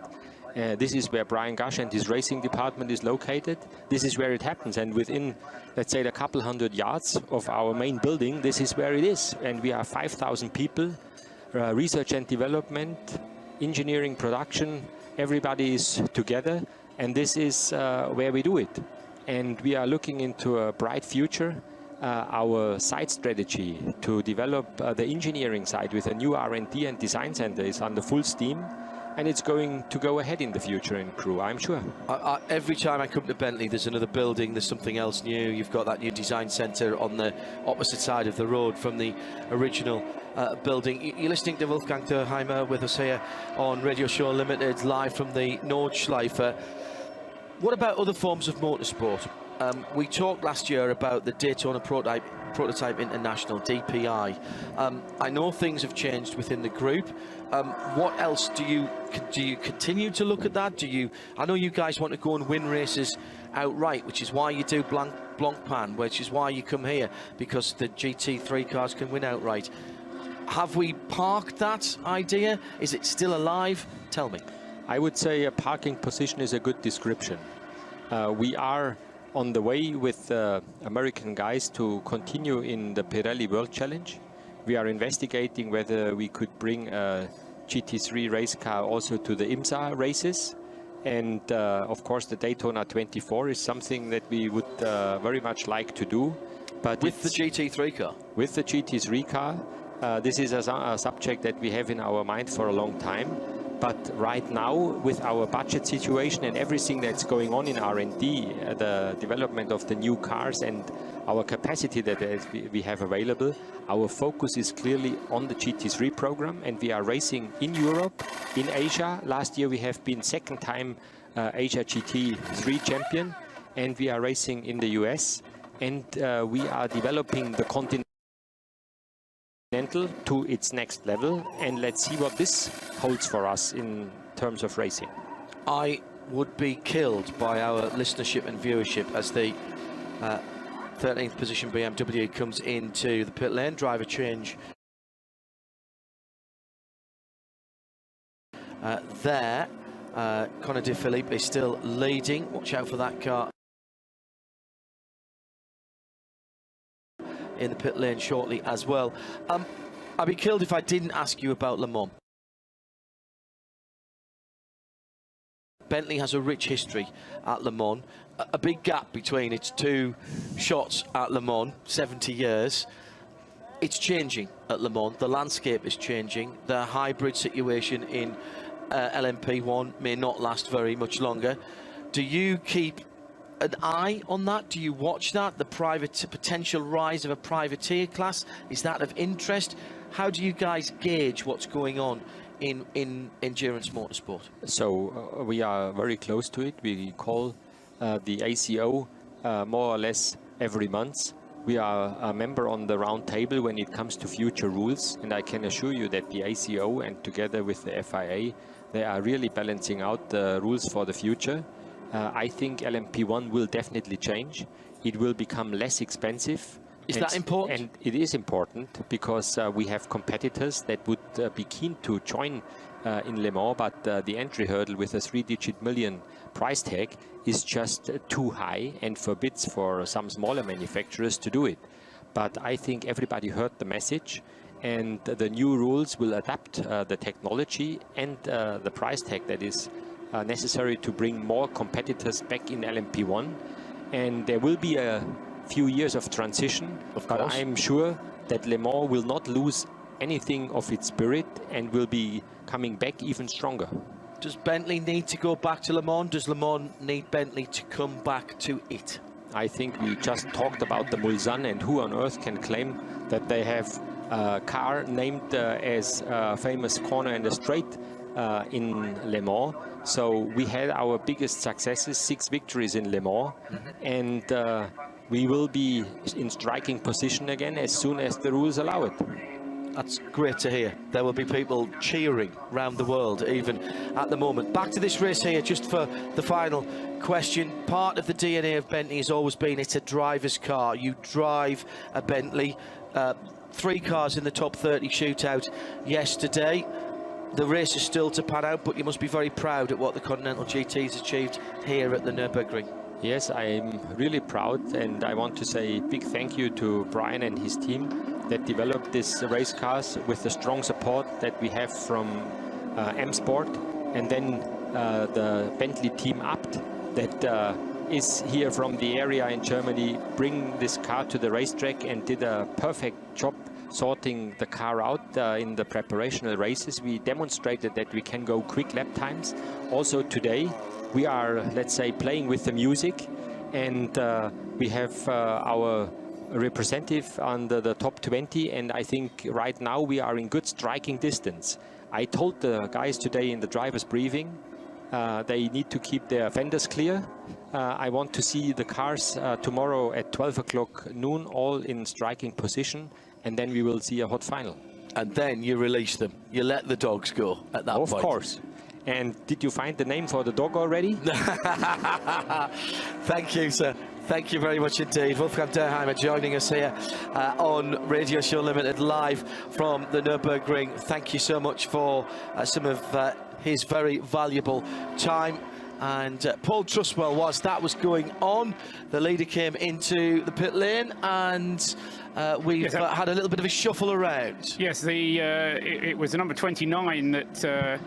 sorry, the number 9 that came into the pits, wasn't it? Robin Freins. Robin Freins having just set the fastest lap of the race before that happened, so proof that he's still... it has the energy for it at 8 minutes 24.675, going faster than Rene Rast did earlier on in the race. So good stuff from him. However, the battle is really on the track now. 1.4 seconds is all that separates the race leader in the number 10 car, and that's Frederic Verviche from Conor de Philippi, who's in the number 29 Lant Motorsport car. And in fact, Conor de Philippi has just lost the lead, hasn't he? Yes, because Frederic Verviche in the number 10 car, the WRT car, has just gone past the Lant Motorsport car. So the battle of the Audis, nose to tail as they came through at the end of the last lap, taking over in what was in effect the lead of the race as the erstwhile leader pitted. So that those two have gone through, and they will probably be coming in at the end of this lap, the pair of them, to make their equivalent pit stop. So a very finely balanced race indeed, with the two leaders then, Frederic Verviche ahead now of Conor de Philippi, and not very far behind them, and just setting his personal best of the race is Mike Rockenfeller in the number 5 Phoenix Audi. So it's Audi, but it's Lant, WRT and Phoenix leading the way in the top 3 places. Paul. Hello, Martin. Paul, what happened to the Ferrari, for those who have just joined? I'm waving my hand here. That's you that's just joined then. See, the number 22 Ferrari came in for a pit stop, didn't it, a little while ago, and... and I'll alert you to the fact that lead 2, while you're looking at the wrong screen, have sneaked into the pit lane, the 2 Audis. Well, no, that was expected. In fact, all 3. I did say that they would, honestly, if you were listening. Did you say the 10 was in the lead, though, Paul? Which one? It was Frederic Verviche who was in the lead as they came into the pits. No, it wasn't. No, it was De Philippi. It was 29, then 10. Yeah. By inches, but 29 was in front as they came into the pits, and in comes the number 5 car between them. So that's Mike Rockenfeller, door open, and he's bailing out. We're joined by a hot and sweaty Darren Turner, so we'll get him in just a moment. Nothing particularly has happened to the Ferrari. It's in, 7th place, 1 minute and 20 seconds behind the race leader. OK, so definitely within contention. Well, very much still in contention, yes. As Musical Chairs continues alongside me. And actually alongside in the pit lane, Musical Chairs as well, because these 3 Audis are almost in adjacent garages. We've got 2 of them actually in herringbone formation, neatly laid in a very sort of German manner, Darren. Yeah, they're doing a nice job, aren't they? Pit stops look like they're going to plan right now. Well, see, this is slightly the problem when you're billeted in adjacent garages and you're running nose to tail on the track, is you're going to end up in the same place at the same time. Yeah, quite often, if the teams are sort of running out of the same garage, they've split the strategy, but it looks like these guys are all running to sort of absolute maximum performance and trying to get every lap they possibly can at this stage. So with the fuel pump, I guess with 2 pumps there, they've got a chance of getting them both filled at reasonably quick time. And you can't just get waved around for another lap here. That doesn't happen. No. That's a bit of a major crisis. Fairly short lap, wasn't it? Well, and even if you just go around the Grand Prix circuit, that doesn't help because, you know, 2.5 kilometres, you'll be in a minute later and the other car will still be there. So I'd have guessed most people haven't even got enough fuel once they commit to that sort of final lap to on the Nordschleife. I guess they haven't even got enough fuel to do. Well, all right. Well, I mean, we sort of get asked this question a lot. You know, at places like Le Mans and places like here, if you've got 12 laps, it takes an awful lot more to go 13. Or if you can do 20 laps, it takes a heck of a lot more fuel to go 21. And so, do you fuel the car for 20 laps, or do you keep having a little extra half a lap left over? And what I'm asking is the tank full? Yeah. It is full. Yeah, I think everyone just brims the tank, because obviously if there's a long situation under code 60 or something like that, then there may be an opportunity just to drag out one more lap out of the fuel tank. So it's a little bit different at the Nordschleife just because it's such a long lap. Yeah, even Le Mans seems positively brief by comparison. It does. It feels brief as well. Well, is that because Le Mans has so much less really nadgery, tight and twisty stuff? Because the compromise here is a car that's got to do 175 miles an hour through lots of fast sweeping corners and do 30 miles an hour through some of them as well. The sort of beauty of this circuit is it's not a heavy braking circuit. You know, it's actually very light on the brake pads, and because of that, you're not having to do that much acceleration and braking and accelerating all the time. So on the fuel side, it's actually very good for the amount of kilometres you actually travel and the actual fuel you're using over that distance. It's actually it's one of the more sort of economical circuits. Oh, right, okay. So, I know you've got the big climb right from the bottom of the circuit all the way up the hill, but you've also got the big sort of fall which goes in your favour as well. So yeah, I think, you know, when we look at brake performance, brake wear, it's pretty good for the cars. All right, so brake wear, not so much of a drama. What about tyre wear in this? I mean, that's the big story perhaps from this year, and that's exacerbated by the temperatures. I mean, last year, you know, hailstorms and ice on the track and degrees only just in the positive, and here, you know, there must be hundreds and hundreds of lobsters out on the campsites. I've seen a few already. Yeah. But yeah, the track temperature is a lot higher than what probably most people were expecting. And we've got 2 types of Dunlop at the moment. We've got the medium and the hard. The team, you know, Dunlop can't come here with enough sets to do the whole race on one compound. So you're always going to have a little bit of a compromise at some stage of the race. Right now, we're running the hard compound, which is probably on the sort of the beginning of the temperature range for that right now, and it's actually working very well. But we were thinking before this weekend, we're going to run those tyres, get them out of the way, because they're going to be not as great on performance as the medium. But right now, I think we're pretty pleased that we're running those tyres. But as soon as it goes to sort of, again, another hour or so of running and the track temperature starts to drop down, we'll move across to the mediums. So this would be like going at Le Mans, going on to the nighttime tyre, quote, unquote. Yeah. But would you then, Darren, switch back to the harder tyres in order to double stint them if the temperature goes down enough, or are you not going to be in that range? We won't be double stinting tyres. Right, okay. We're to be doing, because of the way that the pit stops work, it's free performance, because you can do the tyres while the fuel's going in. Right. So you might as well just put new tyres on at every stint, just because you're gaining track time because of it. You know, you're not paying for the tyres yourself, are you? No. Oh, okay, that'll be why then. If I was, we'd be doing like one set of tyres for the whole race.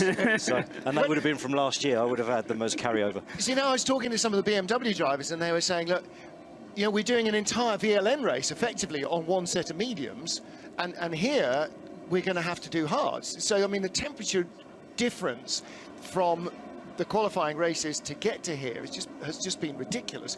What is that doing inside the car? Is it noticeably hotter, or does actual ambient air temperature really not make that much difference until you get to the Middle East? Or? No, it is hotter in the car. I mean, it's a big difference inside the GT8 from the qualifying race. You know, it's fairly comfortable in the car for the qualifying race. we've put some extra cooling ducts into the car for this weekend, just because of the ambient temperature going up that much higher. And it's, I've done one stint, I've come out, I'm not feeling too bad. It's fairly hydrated, and the guys have done a good job to make sure that we've got enough cooling in the car. It's never going to be like really comfortable. It's always going to be a bit sweaty in the car, and it's probably sitting around 40 degrees inside the car at the moment. That's one of the hardest things to try and explain to people that are watching this, even people who've got really high performance road cars, is just how brutalizing a racing car like this can be on the body. Yeah, the biggest, I think, fatigue-wise, is basically the vertical bumps, because this circuit's got a lot, especially on the Dottingerhoe straight. So you get sort of fatigue in the body just from all the bumps. And of course the temperature there, the lateral G's as well, there's an awful lot of hang on here. Paul Truswell? Yeah, just going back to the race, although it's fascinating listening to Darren. After the after we had the 3 Audis all making their pit stop, we got an interesting situation, because the Ferrari also came in for a routine pit stop, the number 22 car.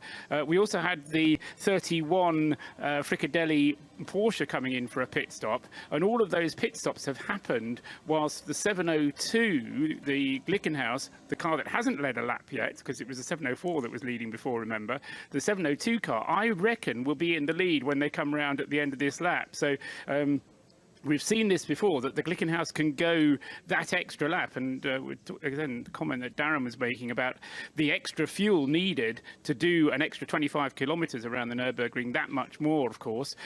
But the Glickenhauses seem to have that range, so the extra lap should enable the 702, I reckon, at the end of this one, to be coming through in the lead of the race. So it'll be, when it does so, it'll be the 5th car to have led the race thus far. Yes, and it's worth mentioning that these are not motorcycle Grand Prix style curbs. Some of them are flat and rideable, flat-ish. I mean, not in a way that you'd consider flat on pretty much any other circuit, but some of them are like going up or higher than going up onto the pavement in a road car. I mean, they really are very steep, so you really have to stay off them. But they actually work very well. It makes it really clear what the track limit is. Yeah. And I think on the actual Neuschleife, there's only 3 curbs that we're sort of touching through the lap. Yeah. And I actually really enjoy it because it's very clear. No one can gain an advantage. We're all running on the same bit of tarmac.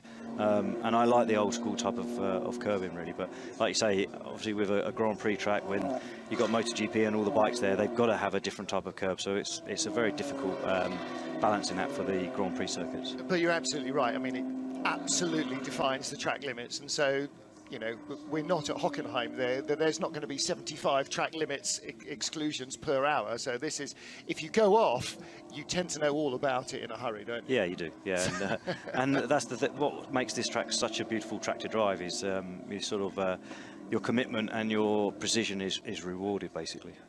Shadows are starting to lengthen as the number 38 Bentley gets ready to go back out, currently shown in 27th place. So he heads out after what I guess, Paul, is a regular stop. Shadows starting to lengthen. Yesterday in qualifying, World Touring Car drivers complaining that the sun being so low was a major issue because it's not dropping into any cloud base. I mean, we haven't seen a cloud all week. So it's going to be a little bit like a good evening at Le Mans, except so many more corners, perhaps, when you're staring into the sun, and again in the dawn. Yeah, I mean, this circuit right now, this time of evening, is when it starts to get really tricky, and we've got Peter Kate in the car right now, so hopefully they clean the screens for him, because that makes a big difference. Even the little flies on the screen that have been splattered, and can really make a big difference for what you can see when the sun's in your eye. So, yeah, I'm sure they've done him a tear-off on that last pit stop, and yeah, this stint for now with Peter, and then the next one with Marcus are going to be the tricky ones with the sun just coming down before they get behind the trees. You don't want your visibility to suddenly clear to find out, in fact, you're on the grass, not on the grey stuff. In comes 702, and Uwe Altzen then crosses the line as the race leader.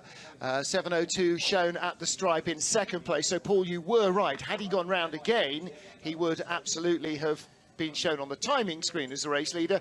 You count him as having led a lap, but the timing may not. Well, yeah, I mean, it depends on which where you take the timing beam, because that some people think there is a timing beam as you come into the pits. Well, of course there is, but the start-finish line is just after that. So as far as the lap chart is concerned, 7:02 led the race but didn't lead across the line because it was the number 8, the Haribo Mercedes, that has gone through. And I've got a feeling, in fact it is, Maxi Goetz behind the wheel of that car at the moment. Maxi Goetz is in the number 8, so he takes over the lead. What is a slight concern is that the 702 Glickenhaus can't go as far on its fuel, it would seem, as the 704 was going. So I was expecting 702 to stay out, but it's only been a 6-lap stint from Frank Meyer, I think it is, at the 702. It's only been a 6-lap stint for him, whereas the Haribo car, Maxi Goetz, has gone on to his 7th lap on his tank full of fuel.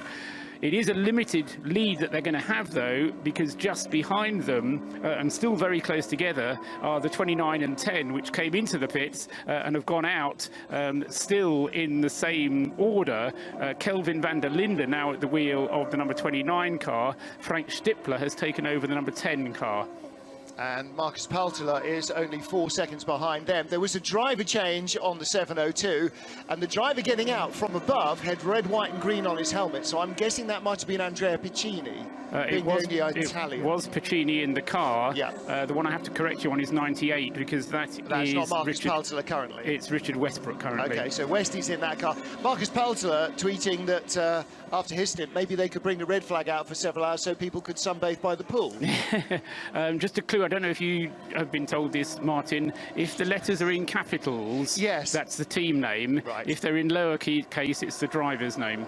Unless the driver unless they put the switch in the wrong place, or they're like Darren Turner's car and they don't have a switch to twitch to the right place anyway. Well, it seems like many of them don't have a driver ident. You haven't got a driver ID system in your car, do you, Darren? If there is a switch, I've not found it. No, so I'm going to go and have a look. No, apparently I asked Peter Kate earlier on. He said there wasn't one. Too busy doing other things when you're in the car to look for a driver ident switch for us. It's actually the class we're in, because it's a little bit slower down the straight compared to the GT3s. You've got a bit more time just to have a look around, and we've got a photographer with us this weekend, Max, who's with the team for the whole weekend, and I actually saw him behind one of the barriers on one of the straights, so it gave me time to give him a bit of a wave on my second lap, so I didn't see him after that. And do you get a chance to savour the smells of the barbecues and all the other stuff around the circuit? I mean, presumably that'll be coming later as everybody retires for a bit of dinner. Yeah, I didn't see, I didn't smell any of the barbecues this time, but I'm sure now is the time that they're all cranked up and the sausages are cooking away. There's got to be a stat on how many bottles of beer and how many bratwurst give their lives willingly for the N24. I think beer is going to be even more at a premium this year than in any other. They talk about this place being the green hell. It is hot as Hades out there. I mean, it's really, really hot. It's a very hot summer's day, so we'll let you go and get a rest and Thanks, recuperate again. Thank you, Darren Turner, for coming in and joining us. And we'll see you probably before you see us, Paul Trustwell. Yeah, just having said that, though, there are some teams who are doing double stints out there. We had a message through from Lisa Strychek before she handed over to Volker, her father. She'd done a double stint, and the idea is that Volker Strychek's going to do a double stint as well. This is in the Astra. The Strychek family Astra, but the other one, the Kissling Motorsport car, I think is still in the pits. It was being worked upon with a sledgehammer of fairly substantial dimensions earlier on, but I've got a feeling that it is still in the pit lane. Yes, it is, and it has been there very nearly an hour now. So the Kissling Motorsport Opel Manta, suffering some misfortune. Little kissling with the barriers. Yeah, it was a bit more than a kiss, unfortunately. It was. I mean, there are certain teams in this that just don't know the meaning of giving up, do they, Martin? They just keep going regardless, however bad it gets. There's 175 teams here who don't know the meaning of the words giving up, because if you do, you don't make it here in the first place. Quite so, quite so. Just to document that the number 48... I was going to say Framfilters. Do I mean Framfilters? No, the yellow Mercedes is in. That having a routine stop, looked like a driver change as well. Man filter car. Man filters, there you go. That's the one that has Bernd Schneider on its driver lineup, although we're not actually getting the driver ident for him either. No. Crazy situation with that car is that they do have a driver ident system, it's just not in the car. They've decided to bring it I know, you couldn't write this stuff. They didn't know that they should have fitted it because there's nothing in the regulations that say you have to have driver identification, purely because, as somebody quite wisely said, how would you police it when you've got 160 entrants? So rather than trying to police something that they can't police, they just don't bother. Well, you might at least ask the front runners who've got, you know, the budget and the ability to do it. But as you say, it's merely a nod to the TV and to the fans to indicate who's in the car. Who's not in the car is Tom Onslow-Cole, who sits alongside me. Hello, how are you? Really good, yeah. Enjoying myself. I've had my first stint and loving it. Like, really enjoying it. I got out of the car and I was sad to see we haven't got that long left. No sleet, no snow, no miserable weather, but it is very fast and very hot. What's that doing to performance of the cars? With the higher temperatures, is there less tyre grip? Is there more? Tyres are what every meeting and conversation have been about this week, I think, with these temperatures. We are learning as we go. Yeah. Let's be honest, the testing that everyone did at the VLNs in the qualification race was nowhere near this temperature. So you almost have to take those lessons and cast them aside and relearn very quickly, and that's what we're doing. We managed to get a full 8 laps out of our last stint, which was very good. And you know, personally, I started off gently, didn't take too much out of the tyre, and gradually, as I could feel what was going on and the rate of degradation, you know, pushed on a little more to get it to the 8th lap. So I think. You know, I think is 8 what you'd be doing on fuel anyway? Yes. Right, okay, 8, so that 8 works is what nicely. we're going for. But then there's a different compound you can switch over to, and when you do that, potentially for night time, I guess, that's another mystery yet to be. So you've started on a harder tyre than would have been expected to be used. We've actually run a range of tyres already to learn. Okay. Yeah, to just get data and experience to see what it does, and for us as drivers, because as much as you can comment on the balance of the car, I think you know, we're the monkey behind the wheel. If we drive a bit harder, you use the tyre harder. If you hold a bit back, you can be a bit more kind to the tyre. So you know, we have a range that we can work in for sure. So right now, are you in a horrible Formula One phrase? Are you driving to a delta? Are you aiming for a specific kind of lap time to keep that performance in the tyre? As you know from watching is that even here, a conceivable possibility? I don't even know if that's possible. Like, there's so much that goes on the lap. So it's not lap time governed. We are driving to doing 8 laps. Right. That's the factor. Without the use of grass barriers or getting back without any cord showing through the tyre at the end of 8 laps, and no massive time loss. With no Seat stuck in your grill, and yeah. And what it's about that? It's fairly loose. Yeah, just bring it back, Derek. What about that? You know, when you're in the quicker cars, I was talking to Matt Neal about this, and I said, leaders will be in traffic. Maybe end of lap 2, certainly on lap 3, and from then on it's 23 hours and 50 minutes of endlessly overtaking cars that may not know you're there. What is that the biggest challenge of the entire thing? I think yes. It is a huge challenge. That's the challenge I really love. If we were racing around here, you know, flat out, just trying to get the lap time at every lap with no traffic, no challenge, no oil on the track, you know, no debris, no code whatever 60s, it is, no local yellows. It really adds something, an element that you can make and gain in. And as a driver, I like these extra areas that you can study and be good at and exploit and be successful in. Now the 704 Glickenhaus is back in. Paul, the leader, came in as well.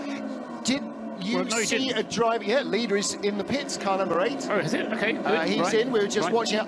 I didn't actually see a driver change. If anybody was paying attention, because I was looking at Tom as I was chatting to him. Right, it was Maxi Gertz behind the wheel. We'll get up something on the screen Does he eventually. wear specs when he's driving? Yes, I think he does. In that case, I think he's staying in the number 8 Haribo car. As I say, we have had quite a few drivers who have stayed behind the wheel. Do you want to tell us about what you've just seen?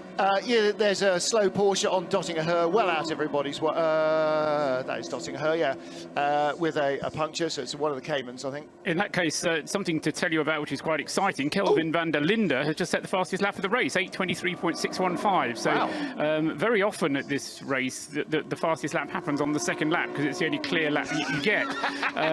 But seemingly here, we've had 4 or 5 faster laps of the race as the day has progressed. And also John Edwards, who is driving your car, Tom, has just set the personal best for that car at 8:29.325. What's the general consensus on whether are we going to get getting a storm tomorrow? Well, yeah, 12 o'clock says John Hindhoff, 2 o'clock says Joe Bradley. Paul Trustwell says it doesn't matter, it's going to be too sharp, too short. It's basically going to be steam by the time it hits the track. Anybody who comes into the pit lane for wets is a wuss. Did I sum that up correctly? You paraphrase what I said, but the problem is, I mean, and you can maybe comment on this, Tom. No good us speculating. You're the driver. You know what these things are like. You need to be out there for 8 laps. It's a long circuit. The chances of you needing to break into that 8 laps to change tyres for the weather conditions, it would have to be pretty serious, wouldn't it? Yeah, I think so, especially with track temperature, like you say. Even if you do have a short storm or a short downpour, it's going to dry really quickly. Personally, I'm just hoping for glorious sunshine all the way through. I haven't yet driven this track in the rain, so that's going to be a whole new experience if it does storm. Can't you set the PlayStation to put it onto wet when you drive around on?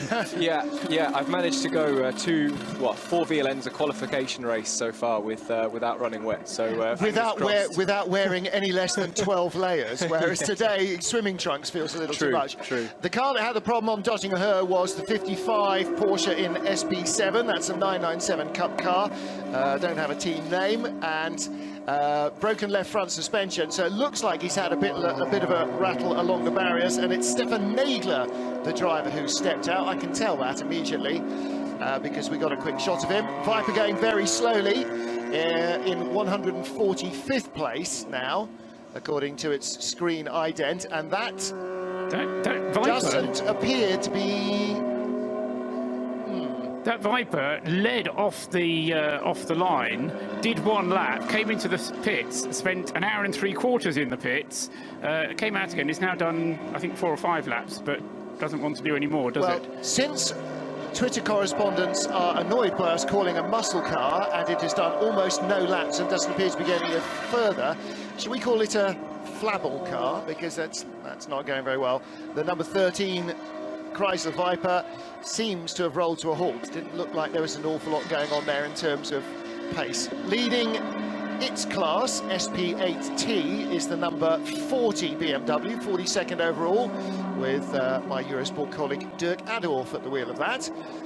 So, Tom, what's the deal then with driving stints? You've been out, you've done your 8 laps. That's pretty much it till about midnight, isn't it? Not far off, yeah, 11:30 I heard. Yeah. It's a long gap between, being in the car and being in the car again, and presumably the track will be utterly different. Yeah, I think this with this many cars running around, the track is going to develop a lot. Oil is the hardest thing I've noticed here. Trying to keep a track of the patches. Fortunately, with the weather as it is, the oil doesn't last too long. You're normally back quite quickly. The odd dust cloud, and as you can see, some dust and grass on the circuit as well. But I think tonight we should see some quite quick lap times as the weather really comes down. I think the cars are all going to improve. The track is going to have rubbered up nicely. It's going to be a quick night, but at least we'll get some sleep. I'll go and have a little rest now, because I'll probably have a double, I would imagine, at 11:30, and that will give everyone else in my team a little more rest as well. And that's going to be where we sort of do the brunt of the donkey work, isn't it? Once the temperature comes down a little, it should be a clear, starry night. So what about ambient light levels? I mean, are you really in a dark tunnel all the way around? It's there's probably no official differences of darkness, but here is real dark. Properly dark. Yeah, when you do Dubai, Barcelona, places like that, it's not that dark. But here, this is Spa 24 hours level of darkness. You're out in the middle of the woods in some sections, especially with the trees overhanging the circuit. It's you've not even got moonlight coming in. Don't even have the light of the campfire to draw you in. But a short night, which will be nice here. Well, yes, which will be very nice. Yeah, we're getting close to the shortest night as we think that we're heading towards Le Mans. Tom Onslow-Cole, thank you very much. Go get rested up. Great. We'll see you later on. Yeah, I think it's there's an orange sticky thing on the track map, Martin, which tells you when sundown and sun up is. I think it's only 8 hours of.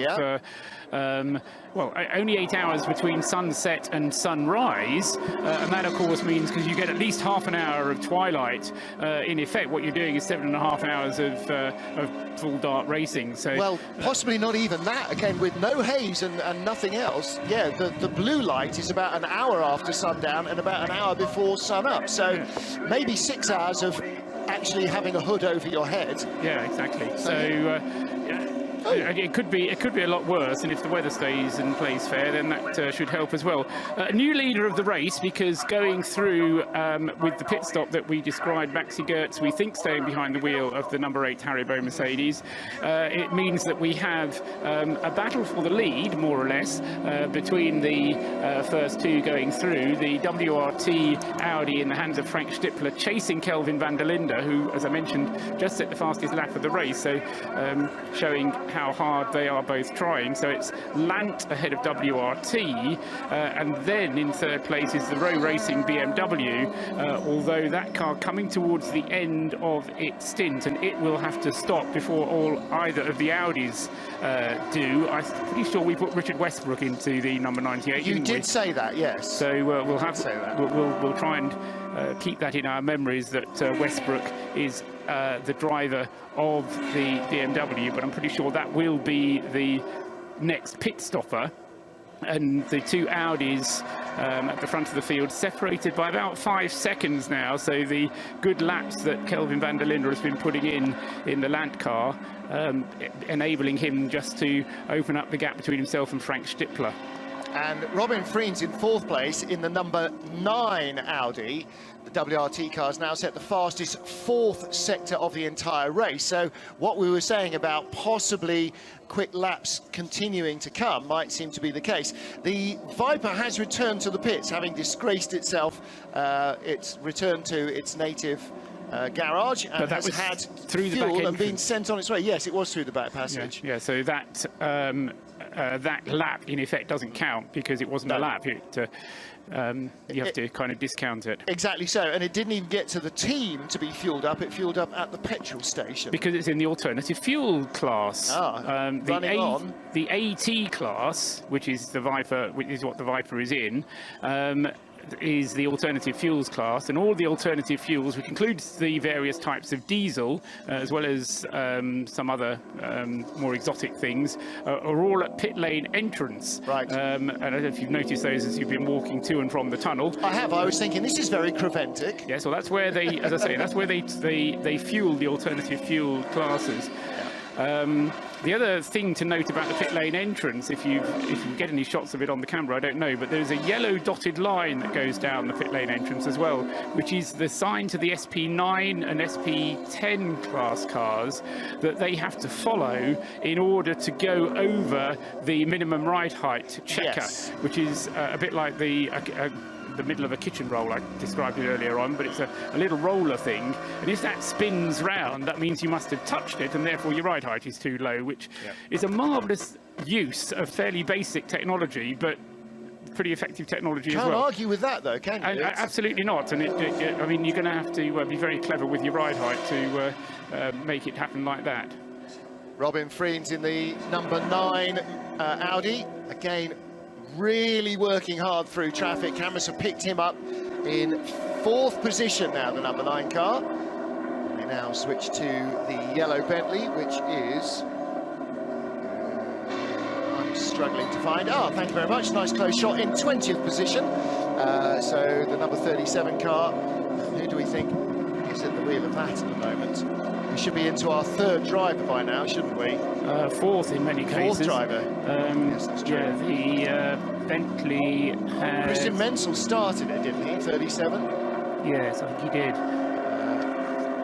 So, yeah, I have to see exactly where we work. Yeah, they should be on their. They should be on their fourth driver by now. And just behind them, 21st on the road at the moment, having just stopped, is the number 8 Mercedes, and on the road behind it, the number 3 Mercedes that ran into the back of the Glickenhaus on what was, for both drivers, their outlap. So the Bilstein car in 127th place. Spent an awful lot longer having the front repaired on his car than the rear repairs on the Glickenhaus took. But definitely the driver who stepped out, the wrong Thomas Jaeger, he definitely found himself in the wrong place at the Wiedol chicane, with the Glickenhaus coming to a halt much earlier than he expected. In fact, the number 3 Mercedes might have to be having some more adjustments at the pit lane, because he has only got one light left at the front of the car.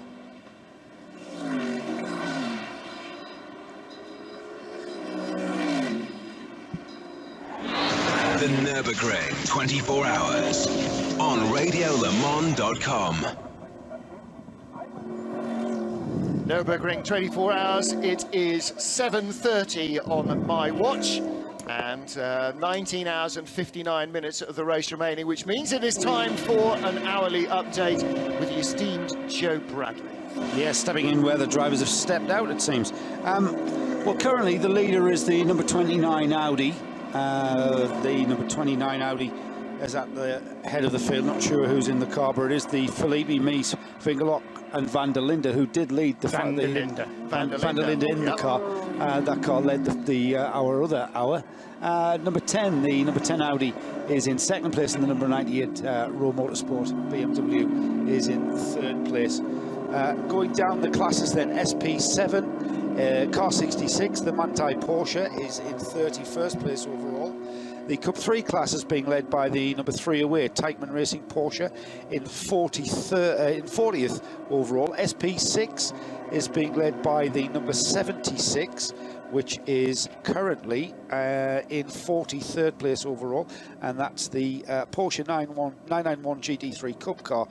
No team name, but Kim-Andre Hauschild, Michael Zibora, Matthias Huttenreich and Milan Kodidek at the wheel of that car, currently, as I said, leading the SP6 class. SP8 is the number 007 Aston Martin GT8, currently 37th overall. Darren Turner, you heard from him talking to Martin Haven just a little while ago, while he's now at the wheel of the Aston Martin out on the circuit in 37th overall, and doing very well. The KL Cup class leader is off our third screen, so unless Paul can help us out there. Also the SP5 and V4 I've been able to find on screens up to the third screen. SP8T, 42nd overall, is the number 40 Skuratal Sorg Rennsport, I should say, BMW M4. That's our hourly update for the odd numbers at the bottom of the hour. It's coming to a fine state of affairs when you can go down to 78th place and you're still nowhere near where you need to be for your class leaders. Which were the class leaders you were looking for, Joe? Sorry, I was doing other administration. I've got on my list, Paul, yeah. KL Cup. KL Cup? KL Cup? Yes. What's the KL Cup? Don't know. Okay. I just took it off the list of classes. It's a vegetarian drivers. Hang on. Okay, the man's behind you. The man? There is no KL Cup. Well, I found it's that's Cup 5. Ah. Now we've got. Why did you say so? Screen showing an incident for the Falcon Motorsport Porsche Björn Bergmeister. Didn't see, Johnny, any clues where that was? Where, I mean, he's just facing a very fast sweeping left-hander before the rise up to the very tight right-hander that leads onto the uphill climb to the carousel.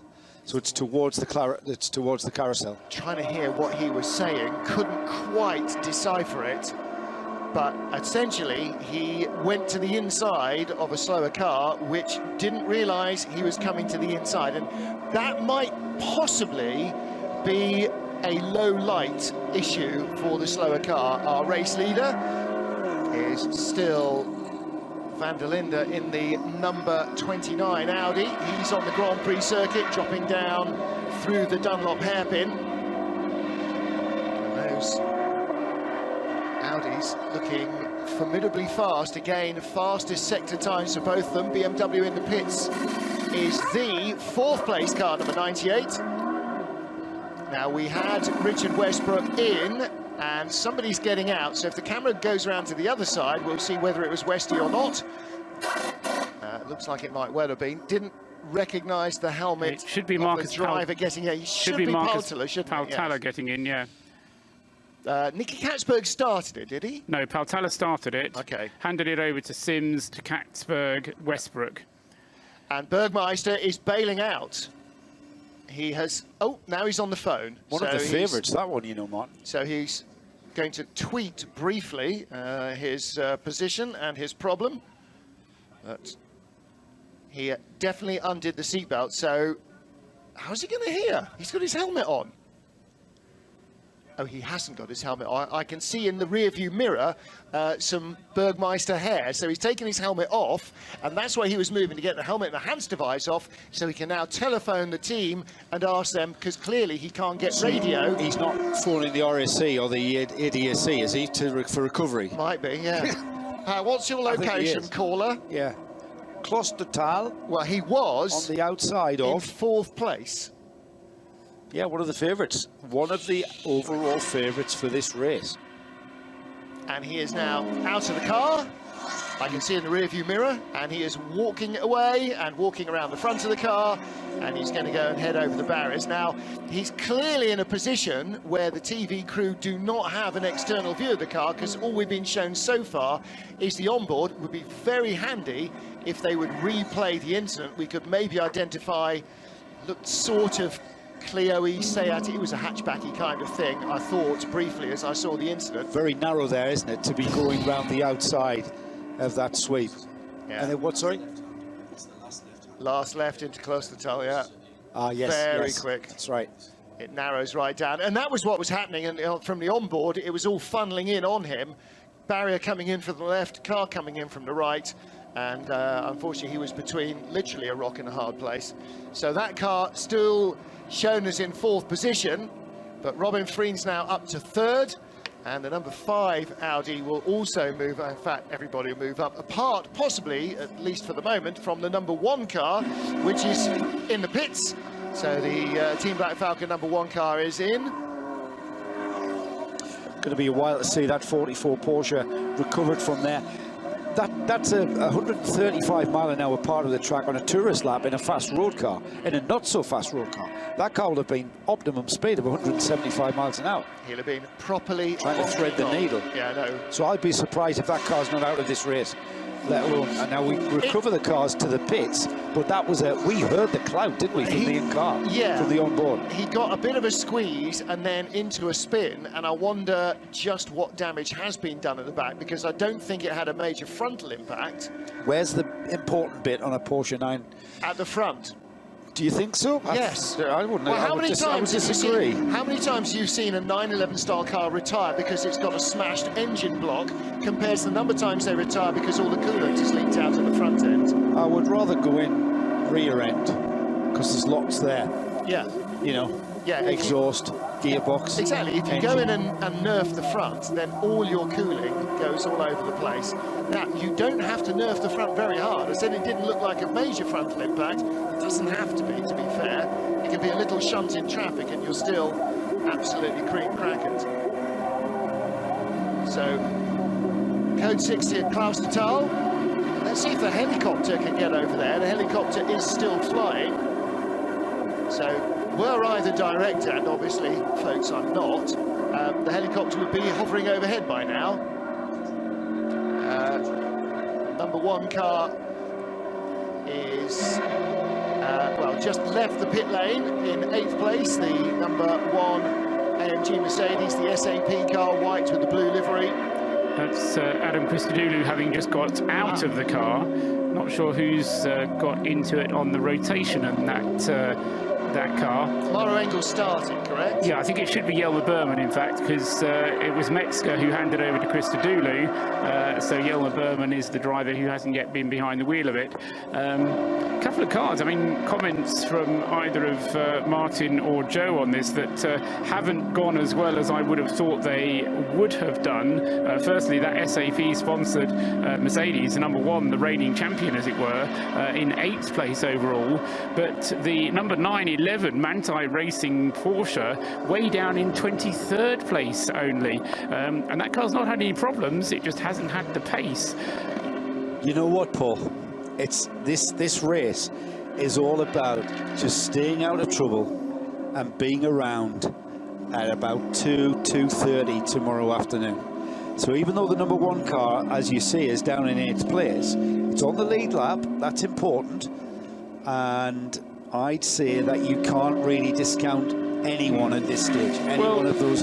Those that I totally agree with you. There's a lot of people that's a long list. When you said who's been disappointing so far, I could give you a long list, but I'm kind of trying to, recalibrate my head as we've been talking about all week, because this race is all about just going round and round, staying out of the kind of trouble we've seen Jörg Bergmeister get into in the 44 Falcon Porsche, and being there tomorrow afternoon. Yeah, I agree in general, but that 911 car out of, as I say, outside the top 20, and it has had an extra pit stop for that car. So it had a problem which it's had to come in to resolve, which has pushed it down as far as it has. So I think there's some problem there. Meanwhile, Martin. Rescue vehicle is with the Falcon Motorsport car, the front of which is intact, as Christopher Mies in the number 28 Audi drives by. Another car that's underwhelming so far is the number 47 Mercedes. That's the Man Filters car, the bright yellow car, and that is back in the garage. Those were the noises off. You could hear lots of air hammers, and they're working hard to take the bodywork off the front end. Looks like the radiator might have ingested somebody's debris, and they have got a bit of a cooling issue. So those two cars, 47 and 911, 22nd and 23rd, both currently in the garage receiving more attention than their team would like. The 911 car has made a total of, it only did 2 laps on the last stint. Yikes. Whereas the 47 car did 6, which still isn't a full stint, but at least... Is 911 back in again then? Yes, yeah, it is, isn't it? Okay, yeah. So, yes, as you say, 2 laps on the last stint. The previous stint to that was 3 laps. So, the 911... taking on board what Joe was saying, I think does have a problem that needs fixing, as you say, the Bernd Schneider car, the Man Filter sponsored HTP car number 48, also with problems in the pits and falling down the list. But such is the strength of this SP9 entry, Martin, that I won't say it doesn't matter, because obviously to the teams it's hugely important, but we've still got an awful lot of strength in depth in the top 15. Yes, as fans, we're not losing anything. Unfortunately, the 47 car with front-end damage, Stefan Mucker being interviewed at the moment, so I'm not sure whether he was at the wheel at the time, but he's clearly had a glancing blow with somebody at the front of the car, and, possibly even just a relatively minor closing speed shunt with a slower car in traffic, but it does look as though it's put a kink in their cooling system. Work going on, the damage is on the right front corner, work is going on in the left front wheel arch, so I'm not sure whether damage and visit to the garage are necessarily that interconnected. They may be looking at something else. That damage on the right corner, Martin, that just looked superficial, didn't it? It did a bit. It just snagged someone, and I think that car could have survived a lot longer. Yeah, and I don't think that's the cause or effect. They're not doing anything with it, are they? No. Edo Mortara is getting ready to take it over. I mean, the bodywork is now coming off, or bodywork is coming off. Extra driving lights are hanging off there, so that's not going to help. I think we're now in a situation where their to-do list has totted up, and they're getting right. Okay, now it's a full works service. I think as they've delved into it, removed pieces of bodywork. Oh, that's damaged. Oh, that's damaged. Oh, tell you what, boys, let's have this thing stripped down. I think it may have come in with a left front suspension problem. Are we shouting? We're shouting because our ears are too loud. We may come in with a left front suspension problem this time, but then they've got a to-do list. They need those lights fixing before it gets dark. They need the cooling and the air intakes, which were broken and cracked and blocked, therefore, and not working properly. And so they need those doing. And so, yeah, it's the to-do list. Let's get it all done. In from 6th place, meanwhile, Paul, is number 50, which is the HTP Mercedes. Another HTP Mercedes, yes, the grey car, which Dominic Baumann is just coming to the end of a double stint in. So I don't see all of the TV pictures. So if Dominic gets out looking a little bit hot and bothered, that'll be why, because he's just done a double stint. And I saw Eduardo Mortara stalking through shot with his helmet on, so he's about to get in. And in fact, now the TV director shows us that Eduardo Mortara is taking over from Dominic Baumann. And they're cleaning the light lenses, and not much else to do on that rather attractive silver and black AMG Mercedes. An AMG Mercedes wearing 50 years of AMG as well, which I hadn't realised was coming up this year, as there are so many centenaries and 50-year and 60-year celebrations now. We're really into the meat and drink of lots of motoring history. So 50 years of AMG. And the number 50 Mercedes, you see what they did there? No, it's just hit me in the face at the end of that sentence, which is something lots of people would like to do. Currently lying in 6th position. You know your audience. Absolutely, yes, they know me. That will allow, of course, the second Land Motorsport Audi up into 6th place, the number 28 car, which currently has Christopher Meese behind the wheel of it. He's taken the car over from Christopher Haase at the last stop.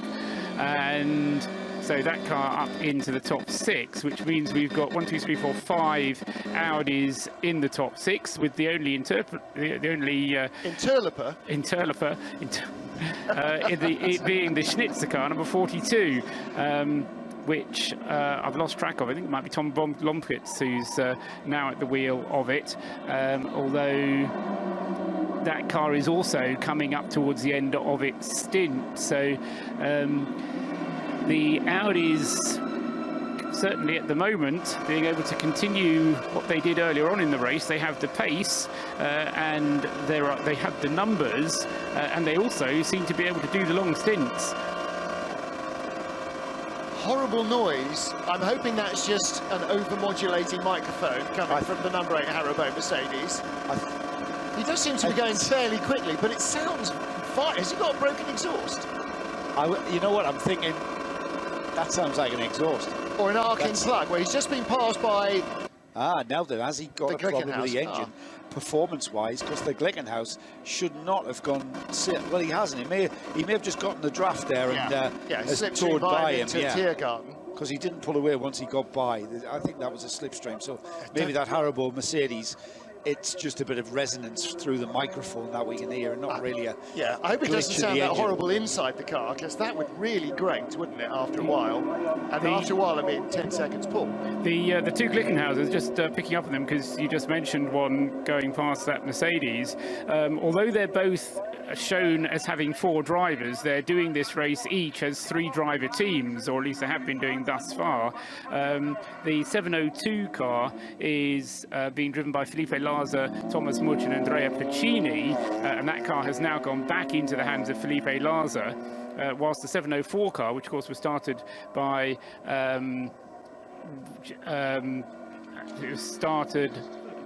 Jeff Westphal. Westphal handed it over to Andreas Simonsen, then it went to Frank Mayo, now it's gone back to Jeff Westphal. So to say 702 and 704 doing the race as 3 driver teams, although I should mention that the 704 car has lost a lot of ground with what you described a few moments ago, Martin, with the extra pit stops to sort out the bodywork damage at the rear. Although the car was less time in the pits than the number 3 Mercedes was, it's had to do, I think, certainly 1 extra pit stop, possibly 2 extra pit stops to have the rear sorted out or double checked or something. Yeah. I think it had more tape added. Just before I get to Joe, you may have covered it, but I was asking myself on the grid, Was Jeff Westphal the first American to start on pole in a Nurburgring 24 hours? That's a I can't be good coming question. in this late and asking that question for the first time. I wasn't there for the countdown to green, so I don't know if the question was asked, but it's... I would have thought that you would have got to that, Paul, in the top 30. Yeah, so you're probably right. I can't think of another American who would have put it on pole position. Indeed, it's only the second foreign, if you regard it as a German race in their home country. Yeah. It's only the second... Only the second non-German? For a long time, okay. in the recent past, because the Ferrari was in 2011, I think it was, the last time that we had a non-German car on the pole. Even longer ago, of course, that we've had a non-German car winning the race, but let's not go there for the moment. Too far to go to the end of the race. 4.5 hours coming up. I have got a Bentley update. The number 37 has been into and out of the pits. Is that what you were going to say? I was just going to say, yeah. Thanks to Mike here as well for keeping us updated as to what is going on. Still leading the SP9-L class. Yes, it's Christian Menzel now at the wheel of the 37. And there he is, 17th overall. He's now out of the pits, having completed that pit stop. Camera's just showing us the car in 129th place, so we're not going to be able to look at the screen because that's going to take too long on the remote control. But definitely a candidate for gaffer tape special of the year so far already, the number 17. That's the Christopher, now down to 130th place. I wouldn't be happy with that. So you turn up at a race with a silver and black car, and have you packed the gaffer tape? Yes, I have. Yeah. Oh, rolls of it, mate. Yeah. What colour is it? It's bright blue. Yeah.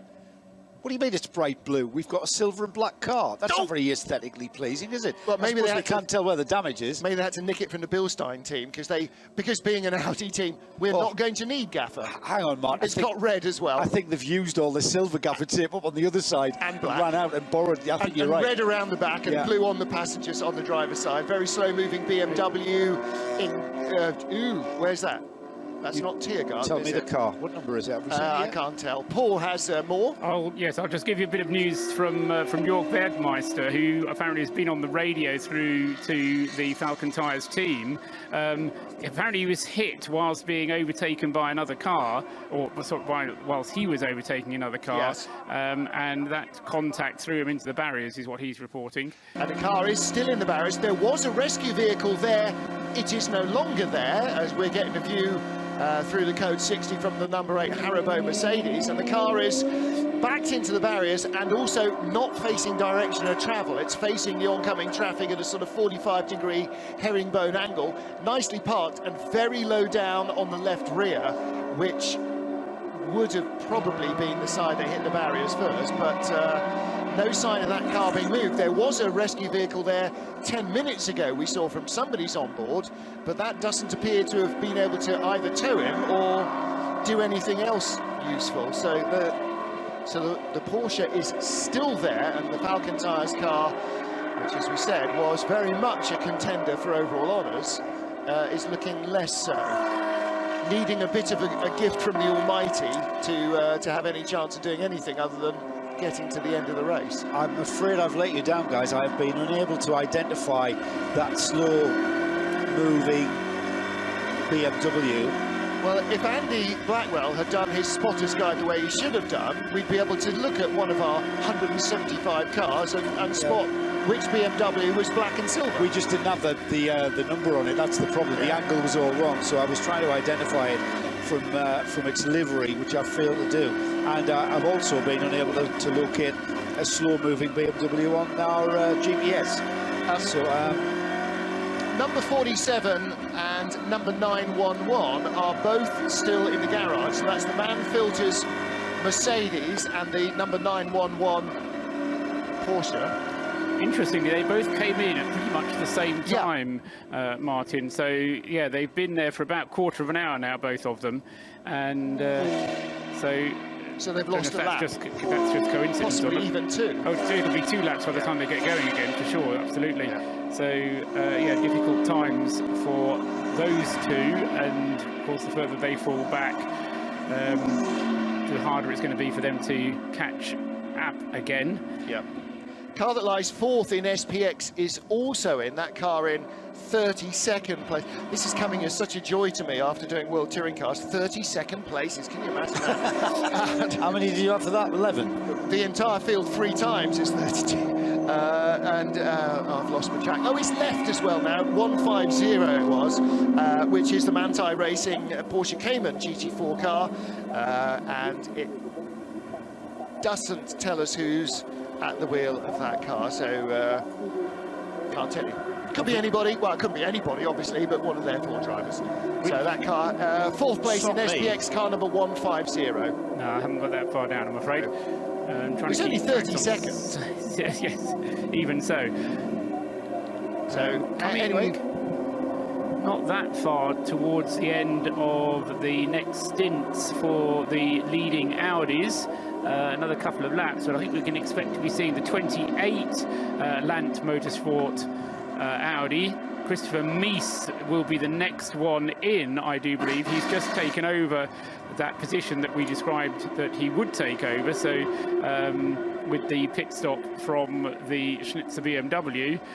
So Audi's 1, 2, 3, 4 and 5 now, then BMW, Ferrari in 6th and 7th places. Number 19, Tom Onslow, Cole's BMW, not his BMW, but the one that, okay, you know what I mean.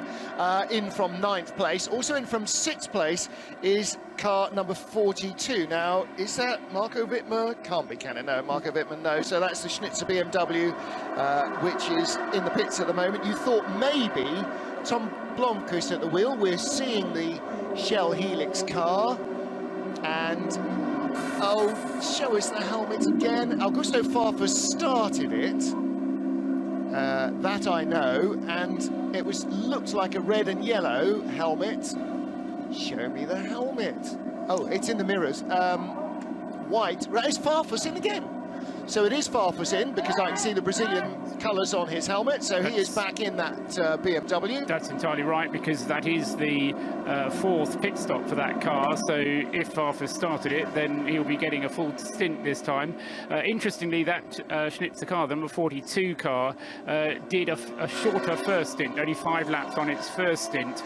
Since then, it's been regular as clockwork, as Tom Onslow Cole suggested it ought to be, doing 8 laps, 8 laps, 8 laps. Charlie Lamb doesn't like doing short stints for anybody. Toyota Altis just coming into the pit lane, number 123. That's the Toyota Gazoo Racing Team Thailand. That, Martin, has caused a code 60 at Tiergarten, which is the section of sweeping very fast chicane at the end of the lap, just before we come back onto the start-finish straight. And that number 123 looks like that is the car that has caused that. Well, it may not be him, because he's in the pit lane, so there's no need for go 60 back at Tiergarten. Yes, but that's been in some time, and that car was just seen to pull back onto the track at Tiergarten. Got you. Bonnet flapping as it's come loose. Did we report the number 4 Black Falcon Mercedes in the pit lane as well, Paul? That car coming in from 11th place. We didn't say so, but that is a scheduled pit stop for the number 4.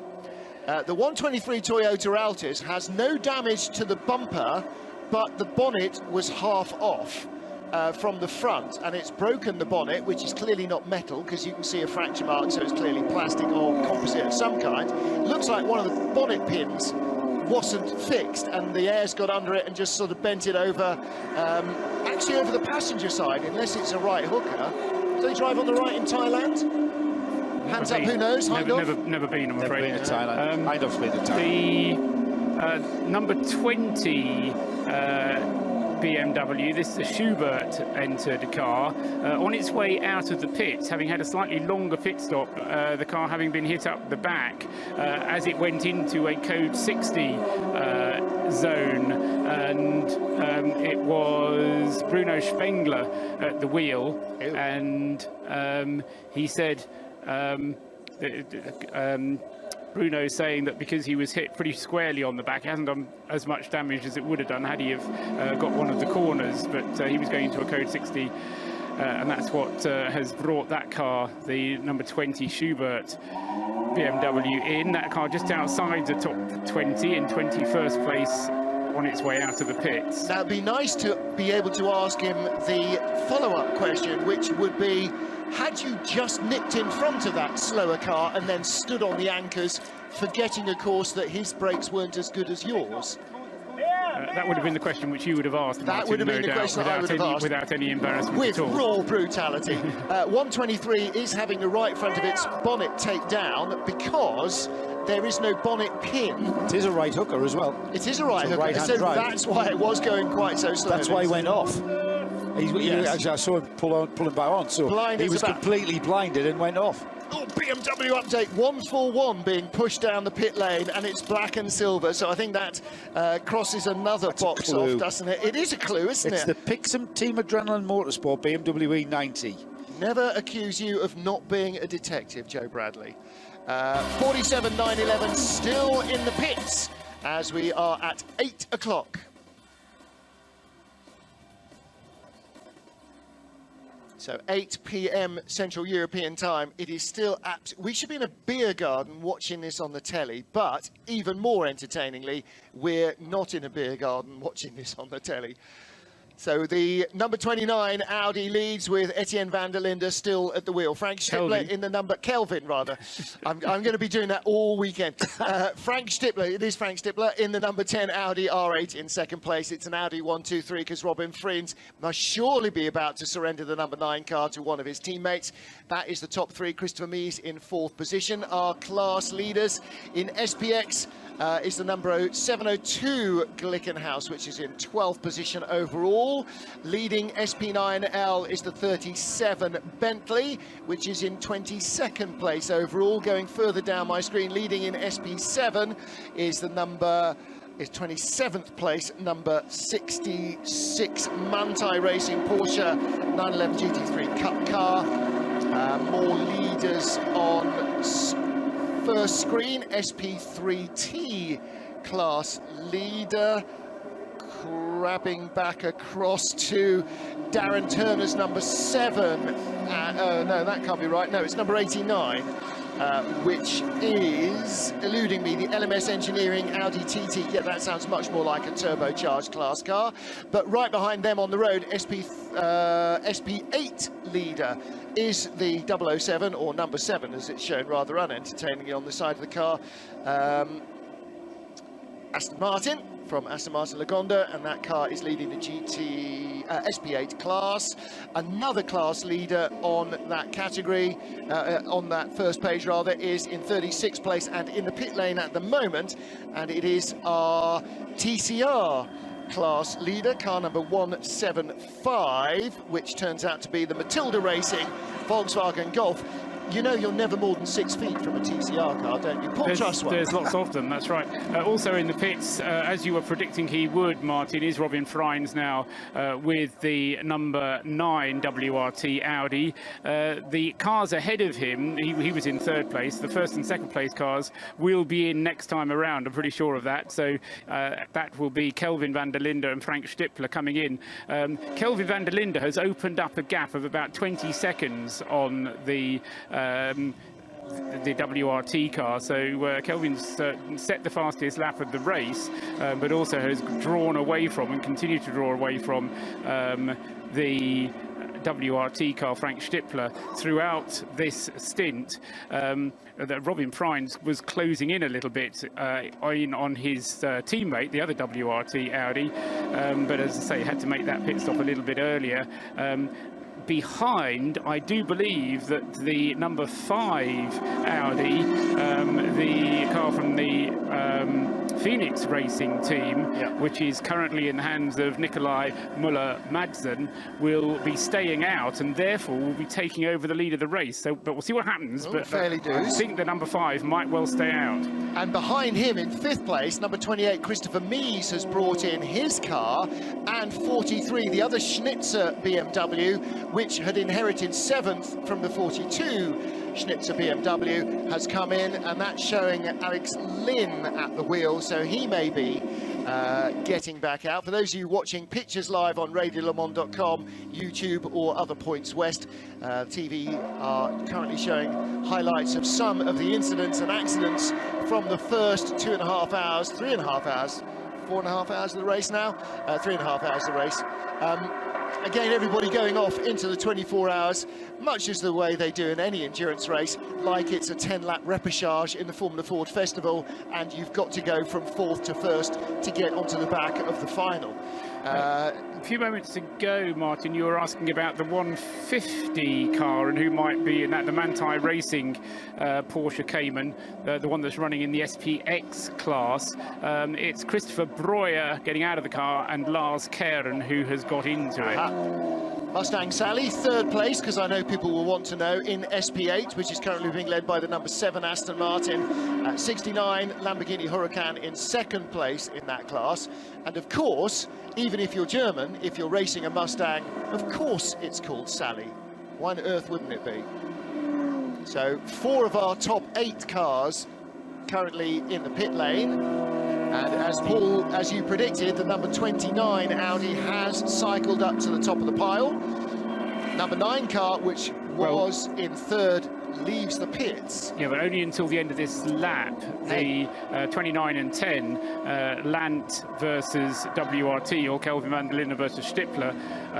Yes, they are in the 1st and 2nd places, but both of them will be coming in at the end of this lap that they're currently on, and I'm predicting then that that will cycle the number 5 Phoenix Audi to the top of the list. A leading lap is still a leading lap, so is that another new leader? Yes, it is. There you go, you see? We're ticking boxes. We're ticking them all the the time. We've had 5 different cars in the lead of the race. That will be the 6th, and 10 changes of lead. This will be the 11th, but it hasn't happened yet, so let's not count our chickens. No avian addition being done here.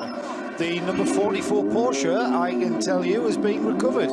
Is being recovered. It hasn't been recovered. It's still under tow. It's under tow, and it's making its way all the way around this track. It's currently having gone from Klostertal through up the hill, through the carousel, out through Wipperman, and it's now in the area of Brunchen. Well, just after Brunchen, before there's an exit, isn't there? Yeah. The main road is right there, so he'll be going through the campsite before Flansgarten to go out onto a flatbed and up the road to the pits. That's quite unique to hear. Let's just explain everything to the viewers and listeners. At the Nordschleife, we've got access points that can allow you onto the public road, and it's much quicker to get the recovery car, the cars being recovered, out onto the public road, and that can speed up the process. It also gets the track back running under green, and which that's is the key and a safer condition of racetrack for everyone. So that car, as you said, Martin, coming up to Flansgarten now, so that And particularly in the darkness, because you know there are no lights around this track other than campfires, and so in the darkness what you really don't want is somebody running into the back of a flatbed truck.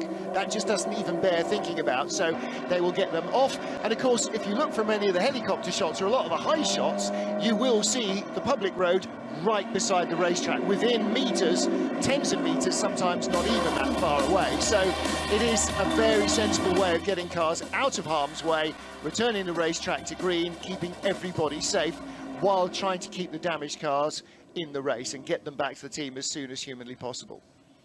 So 19 hours, 22 minutes of the race remain, and we are waiting for our lead pair of Audis, which are now, Paul, 25 seconds apart. Van der Linde and Stippler, yes, but I mean, should both be in. That was 5 seconds at the beginning of the of this stint. So Van der Linde has been mighty in this phase of the race. His average lap time, and bearing in mind, normally I discount yellow phases from my average lap times, and you can't do that with this because of the way that yellow phases happen. They're just in zones of the circuit. 8 minutes 38 the average lap time to the Philippi, 8 minutes 42 for Stippler. So he's been gaining at about 4 seconds per lap for the length of this stint. For Falcon Tyre fans, and I know there will be several listening on the other side of the pond, the Falcon Tyre Porsche we've just seen on a flatbed just approaching Schwalbenschwanz. So in fact it didn't come out of the track at Flansgarten. They're driving it, well, it is broad daylight, they're going to drive it all the way back down the track clearly, unless they bring it out at the beginning of Dottinger and bring him into the pit lane on the back road. Where is the 38 Bentley gone? Right Turn Lover's asking. He reckons that the car's gone missing. Now, I can't find it on our first 2 sheets. It's 66th position. There it is, well done. And it's in the pits. It's in the pits. That's where it's yearns at the wheel of the car. Let's go down to Nick Damon on... Oh, no. You see? Such a slacker. We need him now. Where is he? Been there Feet up in the garden, drinking white wine. Been there for 8.5 minutes. Yes. The Bentley. Meanwhile, he's going to be joined in the pits any moment now by Conor De Philippi. By Kelvin van der Linde in the number 29 Land Motorsport car. And of course, because they've both done the same stint length, both the Lant and the WRT Audi 29 and 10 that are leading the way, they should come out still separated by 25 seconds. What we'll need to do is to work out who is getting into those two cars and taking over. And then the other thing to then keep an eye out on simultaneously is a further 60 seconds later when the number 5 Phoenix car comes past. That's the car with Nikolai Muller-Madsen behind the wheel. He should stay out for he has sufficient fuel to do not only this lap but another lap after that. So he'll lead the race, I reckon, for a whole lap. But let's, as I say, not preempt it too much, but that's what theoretically will happen. I know that you will wish to know, Paul, that as the leader was coming down pit row, I also spotted a Row Racing BMW in the pits. That being the 99 car, I expect. The car that was currently in the hands of Maxime Martin. The Row Racing cars have struggled just a little bit in this race, I fear. Frank Stippler in the pit lane and on the trolley dollies, but that's quite standard here because you come in sort of parallel to the garage, but then they park you in herringbone formation to make room for other people as they're fueling you up. And to get the fuel nozzle in, that's right.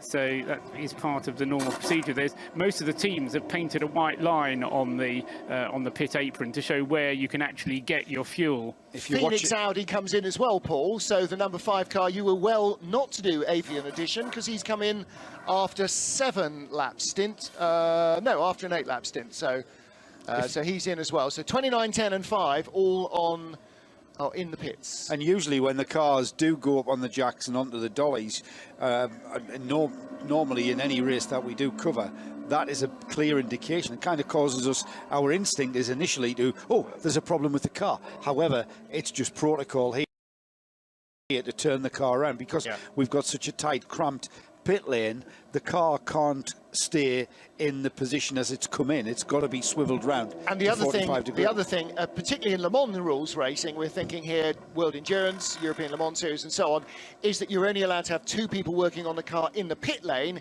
Here they don't have that restriction, so you can have more bodies around the car should you need them. And you can work on the car and do everything that's needed whilst you're refueling. While you're pumping gas. And the gas pumping, by the way, isn't any kind of quick fill kind of equipment. It's standard kind of service station hand pump as you would do with your own car. But all of that doesn't matter in a sense because the pit stop time is specified for you. So depending on how long the stint is that you've just done, the pit stop time is the same for everybody. And the 4th place Ferrari, as it did on the previous cycle through, remember, Martin, is also in the pits at this point. So we kind of don't have anybody in the race at the moment because the first 4 cars are all in the pits and the rest of them are all on their way out of the pits. And interestingly, this has happened again. The 702 Glickenhaus can't do the mileage that the 704 can. We did get a comment earlier on from, I think it was Thomas Much, who said that they had the tyre pressures not quite set correctly, but now they're happy with the car.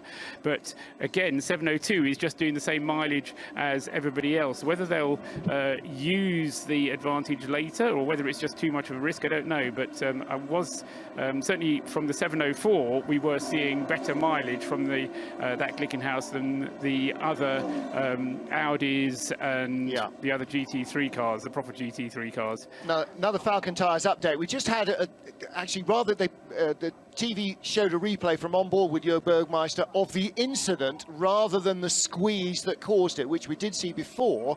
And we got another view of the car on the flatbed. Front end appears to be fine. It's now in the pit lane. Bergmeister is out.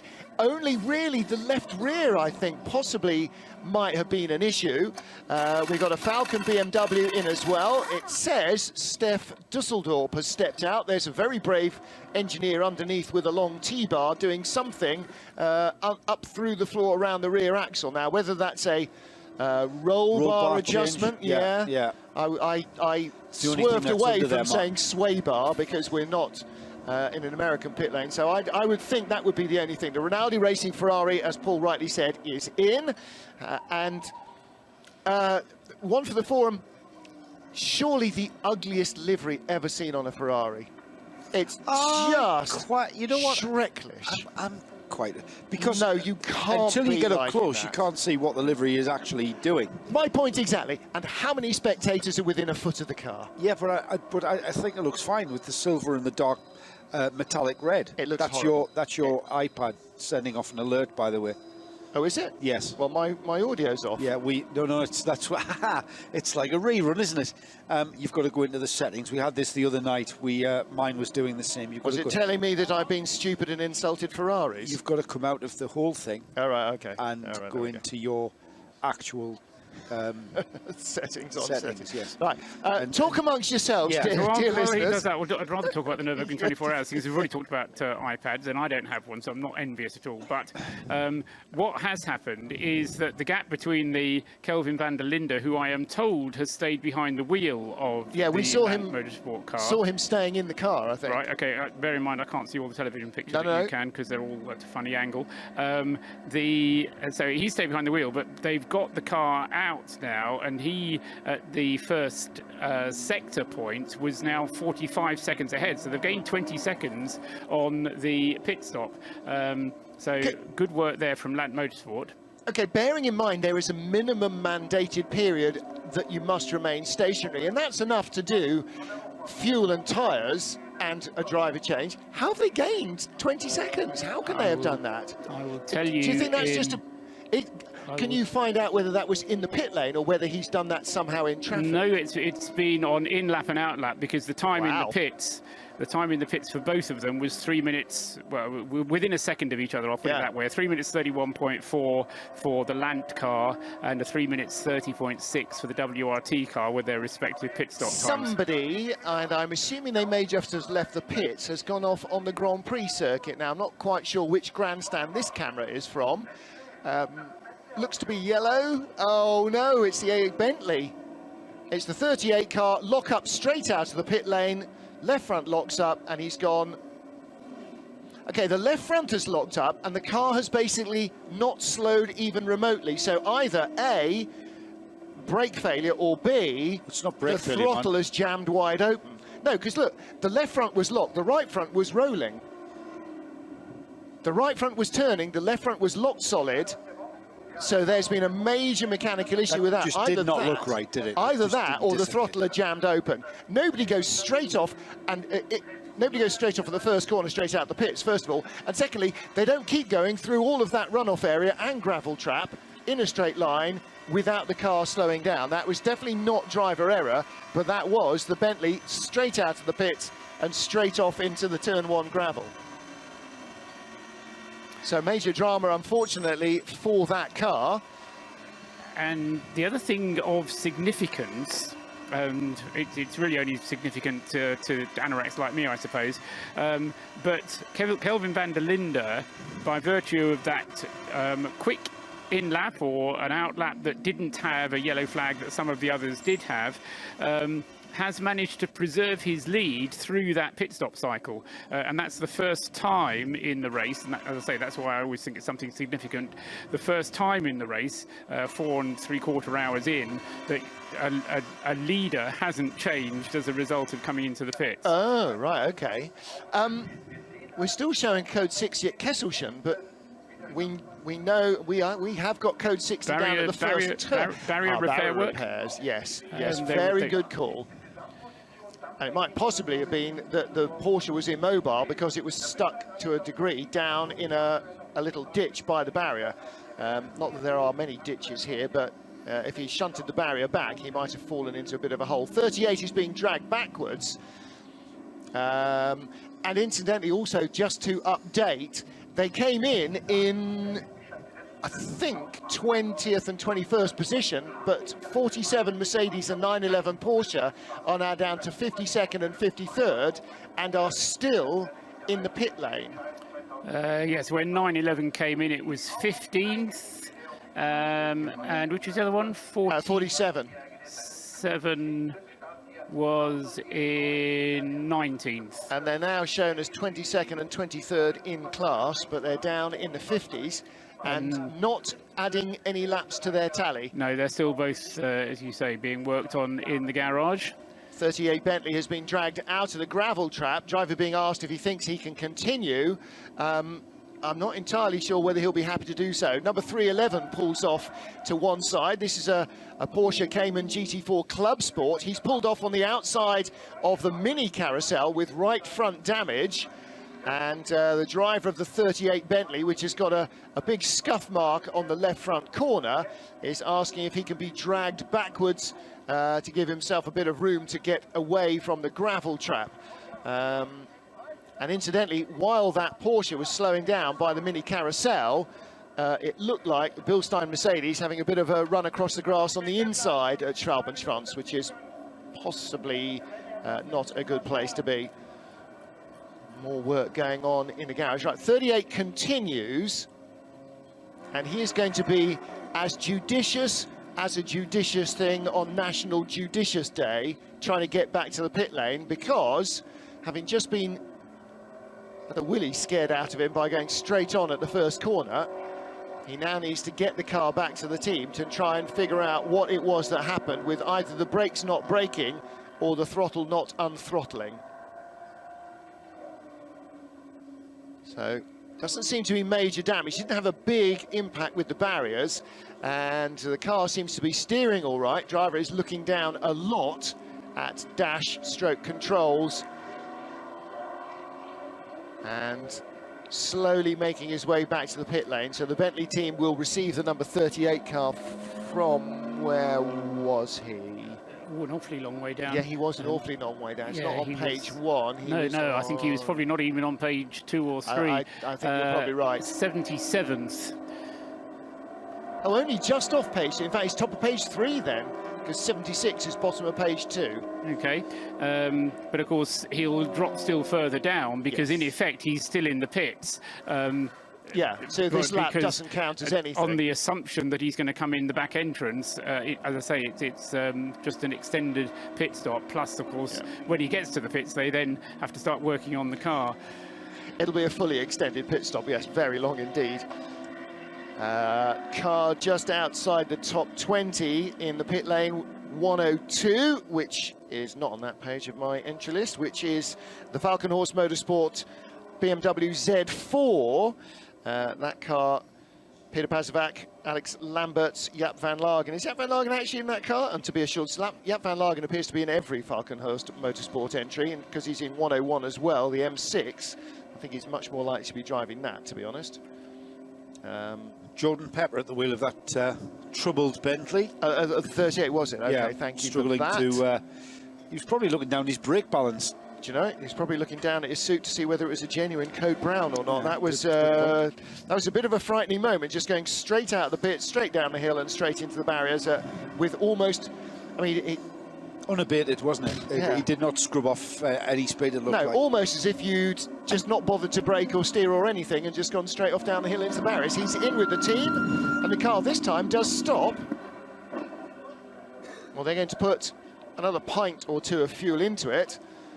Left wing looking very tattered. Well, they might need to, because just going around the Grand Prix loop might be enough to make sure it doesn't get another full lap of the Nordschleife at the end of the stint. So you don't want to send it out even, you know, half a pint short. That's not going to rub out, is it? Well, no, they'll just take the wing off, bin it. Yeah. Some fan will take it home. It needs a splitter as well, because that has split. It's a whole front bumper and left.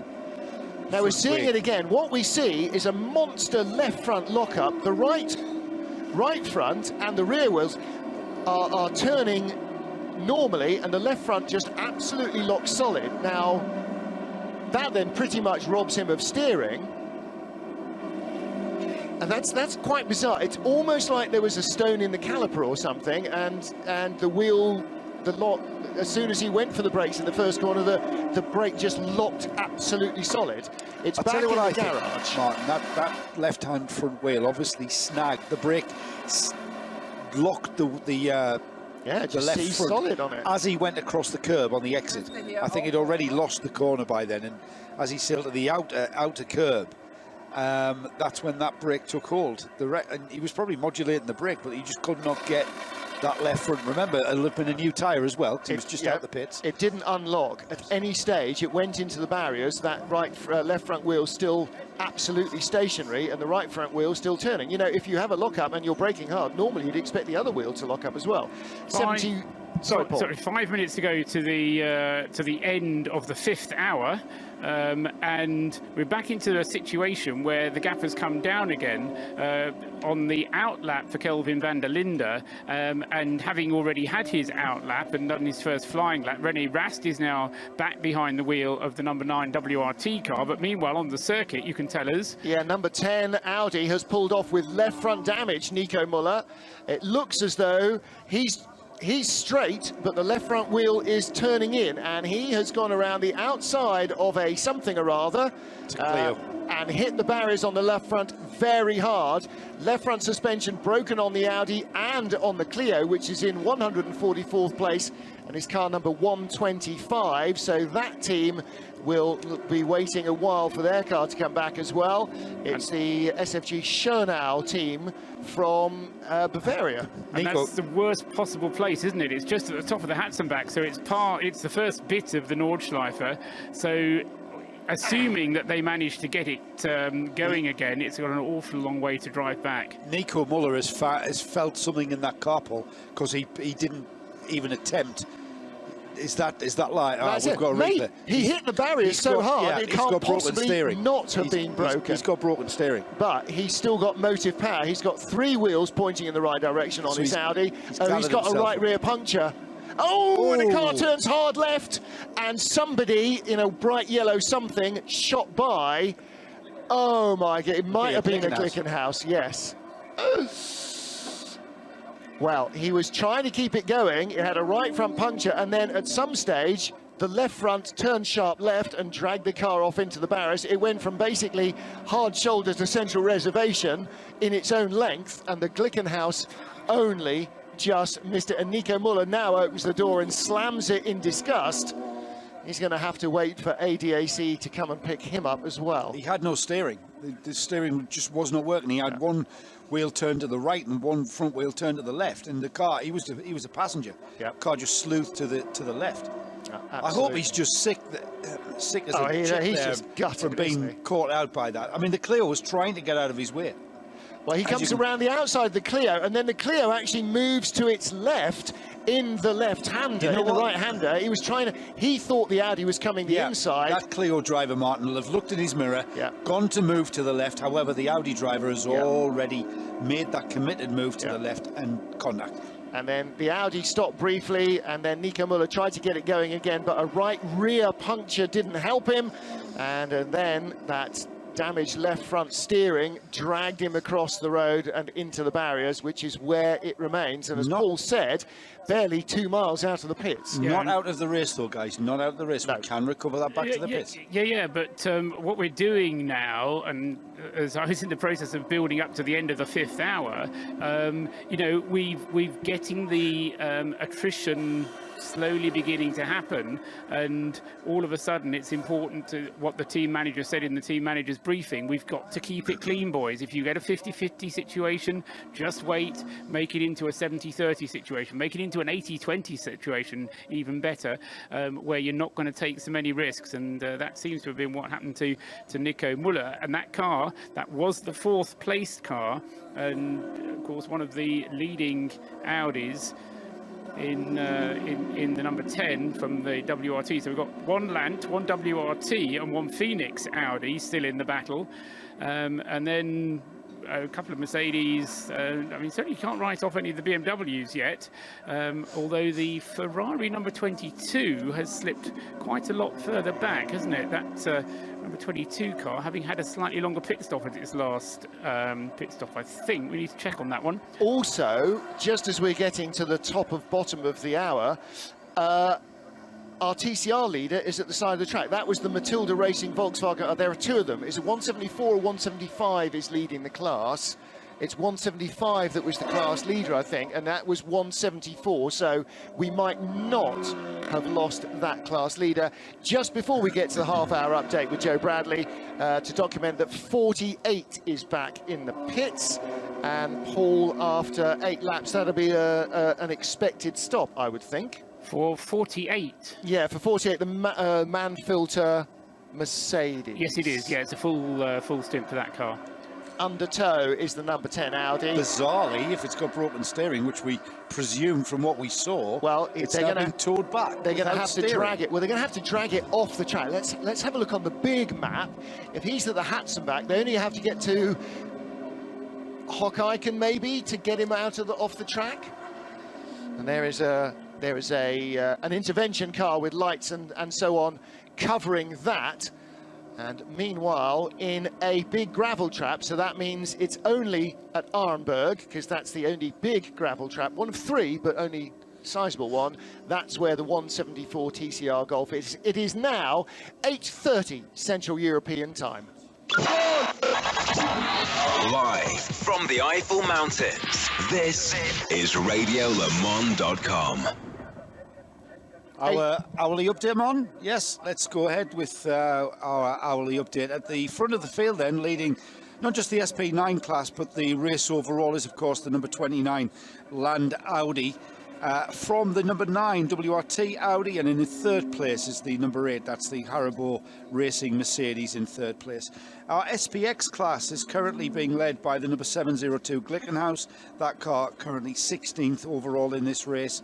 The SP3T class currently being led by the number 89, that's the LMS pardon me, Engineering Audi TT, that car is in 32nd place overall. SP10 class sees the Mulliner Motorsport Cayman, Porsche Cayman car 71 in 43rd place overall, and our TCR, the first of our TCR runners, is down in 41st place. That's the number 175 Matilda Racing Golf. The AT class currently 60th overall, that's the number 106 BMW 135 diesel.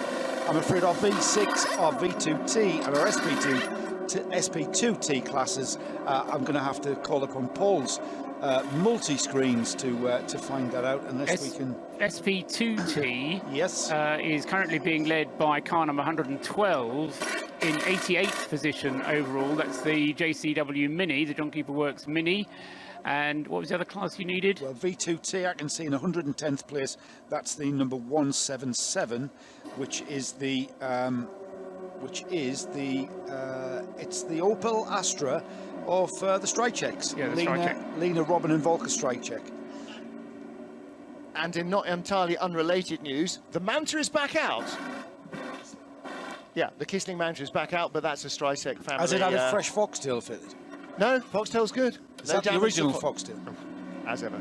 It looks in pretty good condition. Yeah, absolutely. For the amount of miles it's done hanging from the roof area. Yeah, there's only one Strychek in the Kissling Motorsport Manta, but there's So 3... not unrelated, though? No, absolutely no. And so Volker Strychek is the common link. He's the very common link, isn't he? Between the Opel and the Opel and the Opel. And back to the top of the pile, or at least third down from the top of the pile, the number 8 Haribo Mercedes is in. That's another 8-lap stint completed by them.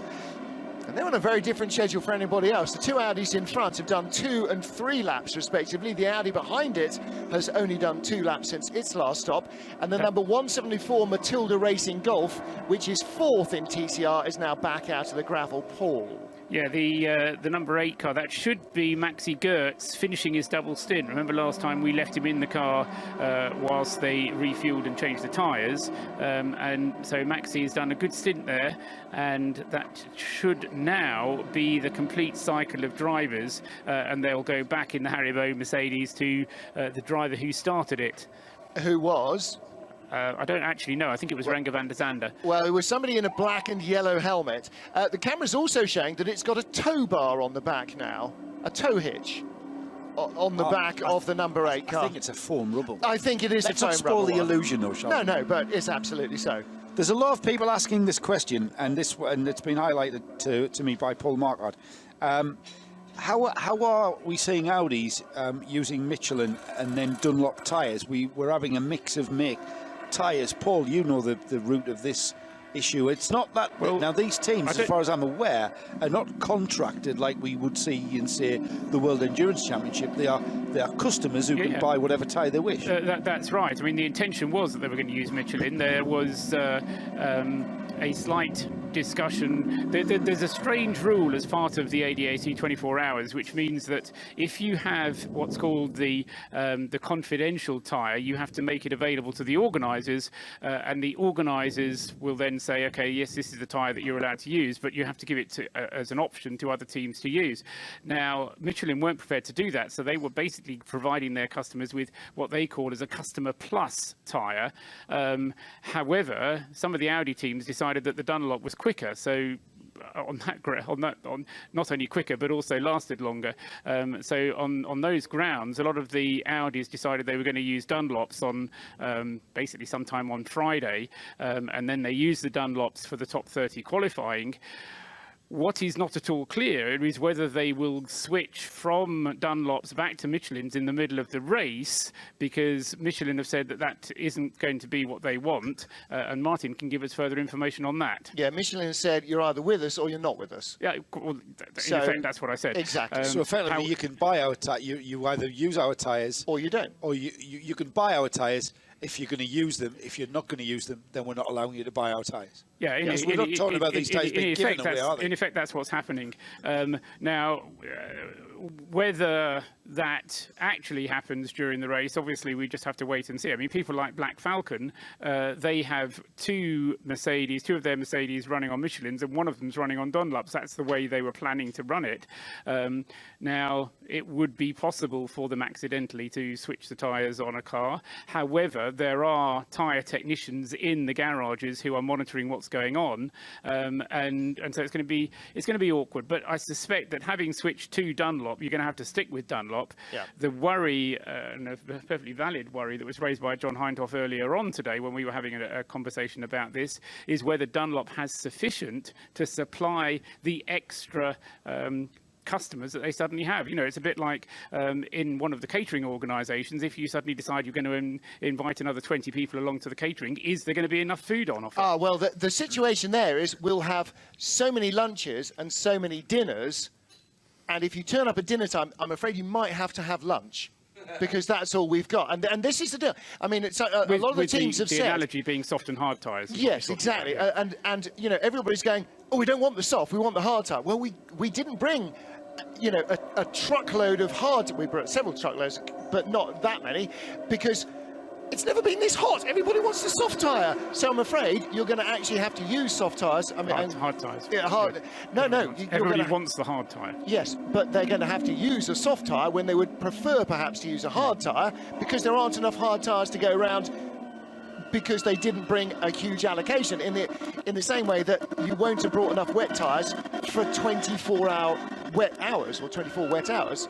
So at some stage... So by midday tomorrow, we could well be running short. And we heard that Tom Onslow-Cole was telling us this, is that not that we're short of customer tyres, there'll be enough tyres, but you might not necessarily have the absolute pinnacle of choice. And he said that their car, their BMW, has already tried the medium or the hard and the medium, because they assume that they can't always go for the number one priority. So they're trying to work out, and he was saying pretty much by maybe 9 o'clock in the evening, they'll be going on to a softer tyre than they've used the hard tyre during the day. And he said maybe by the time he gets back in around 9:30, they'll already be double stinting or on the soft tyre, and it'll be cool enough, the track will have given up enough heat that will be a perfectly acceptable option. But again, the drivers, particularly the BMW drivers, talking to Augusto Farfus about this earlier, and he said, yeah, we can do an entire VLN race on a soft tyre because it's so cold that it doesn't generate that much heat. You know, we've never looked at a hard tyre, never needed to. Yeah. And suddenly now, it's become the one that they think they all need, but how much that's going to be the case remains to be seen. Yeah, and the other thing is how long the Michelin tyres will last. On the subject of pit stops and such like, the number 48, the Man Filters Mercedes, Ben Schneider's now behind the wheel of that one. He's just taken it over from Patrick Assenheimer. It was in 20th place. It's already slipped back to 22nd place through the pit stop, and so that car is on its way again. Also on its way again will suggest it's Renger van der Zande at the wheel of the number 8 Haribo Mercedes. He was in 3rd, but will slip back as a result of that pit stop, I would say, to around about 6th or 7th by the time they cycle round at the completion of the lap. Waiting for them to come through at the moment. The gap, remember, it was at 25 seconds last time around. Kelvin van der Linde has just come round again. René Rast is the man who's chasing him now, not Frank Stippler. René Rast in the other WRT Audi, and he will come through in a few seconds' time. We'll see what the gap is, whether René has managed to close the gap or not. Remember, in the early stages of the race, René Rast was the fastest man on the track in that Audi. And of course, talking about Land Motorsport, the lead car, and talking about tyres, they announced yesterday, didn't they, that they were changing from Michelin to Dunlop. There were one or two teams yesterday that changed, so they are on the Dunlop, and so is the number 9 car of René Rast in 2nd place. So those are both Dunlop shod Audis that came here expecting to be Michelin shod Audis. Yeah. So they have decided they've seen the writing on the wall and they've jumped ship immediately. And of course, Dunlop's tyre operation, like Michelin's, is a commercial proposition. If they don't sell tyres, then they're going to be shut down by the owners. So to be able to sell onto these cars and now see them leading the race for the Dunlop guys is really good news, Joe. Have we been caught out by the weather? Because this is my 4th 24 hours Nurburgring, and it's never been as hot as this. It's always been quite chilly. I mean, last year, remember, around about this time of night, we stopped the race because of ice. Yeah. I mean, the weather... It doesn't help that this race moves around a lot. Yes. It follows the Ascension Day bank holiday. No, not even. No, oh, right, not even. I see. Right. Sometimes it's at Corpus Christi. Sometimes it actually happens after Le Mans. Back in a while ago, it clashed with Le Mans. It was the week before, a few years ago as well. We've had just a week between them. As I say, this race does move quite a lot. However, having said that, it certainly is unexpected. I said earlier on, it's a bit like a sunny bank holiday in the UK. You know, it doesn't actually happen very often, but you make the most of it when it does. But whether you're caught out or not, I mean, I looked at the weather forecast at the beginning of the week, and it was set fair. I mean, that doesn't mean you don't bring any wet weather tyres, but I mean, it's very hot today. It's 25, 26 degrees. But the point is that we've known since the beginning of the week that it's going to be hot. These guys, Michelin, have been providing tyres to both WRT, Phoenix, all three, and Lant, and they've been pounding round here earlier in the year, doing the testing to try and find out what Michelin would work best for them. Track temperature then 7 degrees.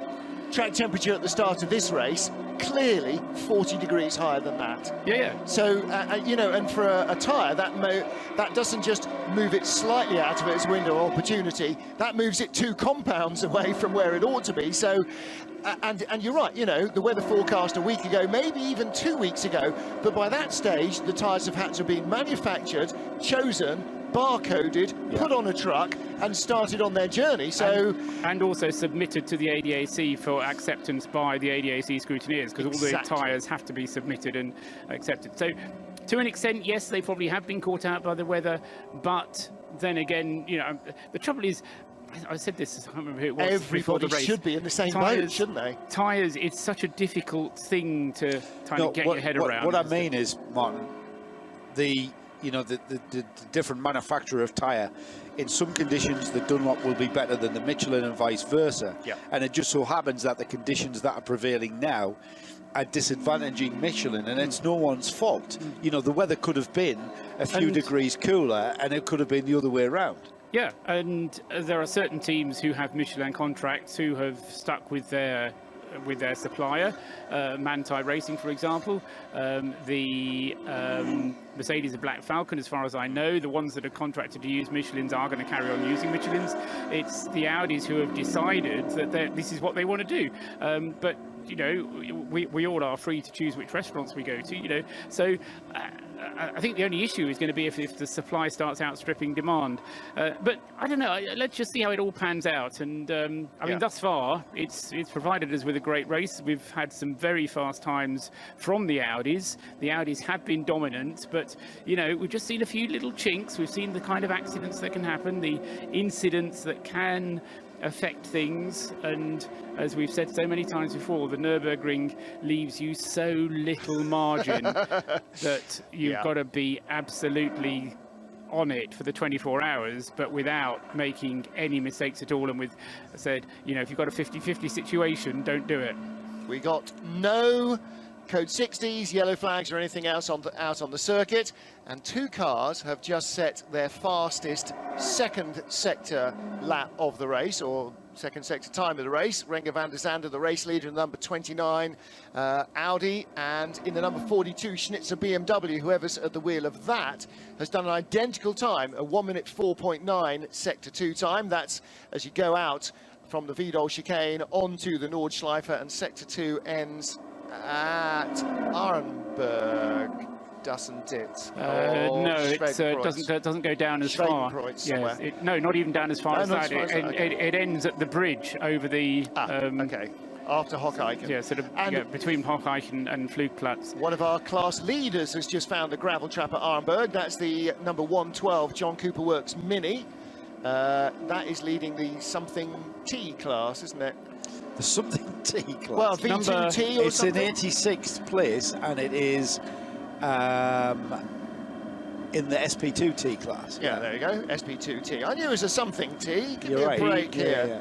The number one Black Falcon Mercedes, now performing perhaps more to expectations. I was complaining about it earlier on because it was way down in, what was it, 12th place, but it's crept up the order to position now where it is in 4th place. However, it's running out of fuel. Adam Christodoulou is the driver at the wheel at the moment, but they're getting to the end of their stint, so I think Christodoulou will likely be in the pits at the end of the lap that he's currently on. Yeah, he's been shown the pink flag, which is the Paul Trustwell thinks you're not doing things the way you ought to flag. No. Yeah. Just looking at history and trying to make predictions about what's going to happen as a result of it. Great shot of our race leader through Flansgarten. It's like a skimming stone now. So you get the little skip and then the big jump as it sort of skates down the hill there, and the road drops away underneath. Can I just clarify, not just for my benefit, but also from our listeners and viewers, that we are seeing stint mileage of 7 laps, apart from the 704 Glickenhaus, which is stretching it out to 9. Is that right, Paul? We've seen predominantly 8-lappers, though, from our front runners in SP9. The GT3 cars are doing predominantly 8 laps, aren't they? We've got the 704 Glickenhaus on the 9th lap of its stint. But this is the difference between the two Glickenhauses, which I don't understand, because the 704 can do 9 and is doing 9. 702 isn't doing. Most of the others, as Martin says, are doing 8s. However, people like the number 1 Black Falcon Mercedes has been doing 7s.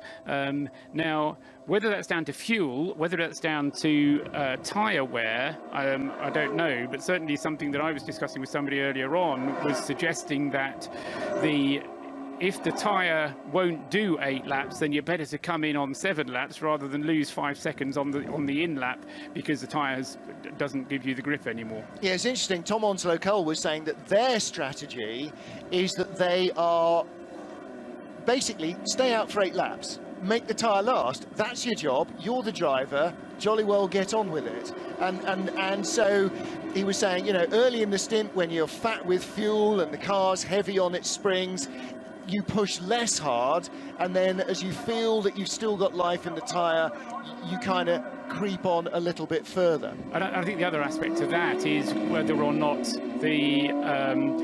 if there are areas of the circuit, big areas of the circuit that are slow zones, then obviously that's enabling you to save fuel, but it's also reducing the wear on the tyre, because if you're not sliding it through the corners, then you're going to be able to look after it. And the skillful drivers, that's another aspect to it. The skillful drivers will be able to preserve the tyres through those code 60 zones. Exactly so. Right, we have countdown to green. We're now going to have countdown to chaos, because Paul is going to step away from the screens and try and grab food. He's only going over there, though. I know. He's only going to the food table. The gods of racing will sense the lack of pressure on his seat, and immediately, when you sit down, the sensor in the bottom of the bathtub makes the phone ring. This is the reverse of that. Let's just bring you up to... Oh, hang on a minute. Oh, no. Hindhoff is in charge of mission control. That can't go well.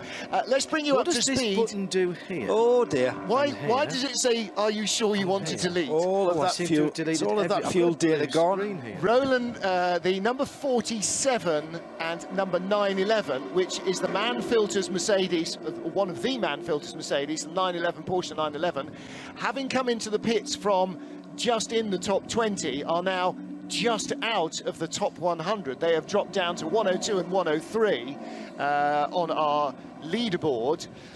So those cars, well, it remains to be seen exactly when we're going to see them. And let's have a quick squiz.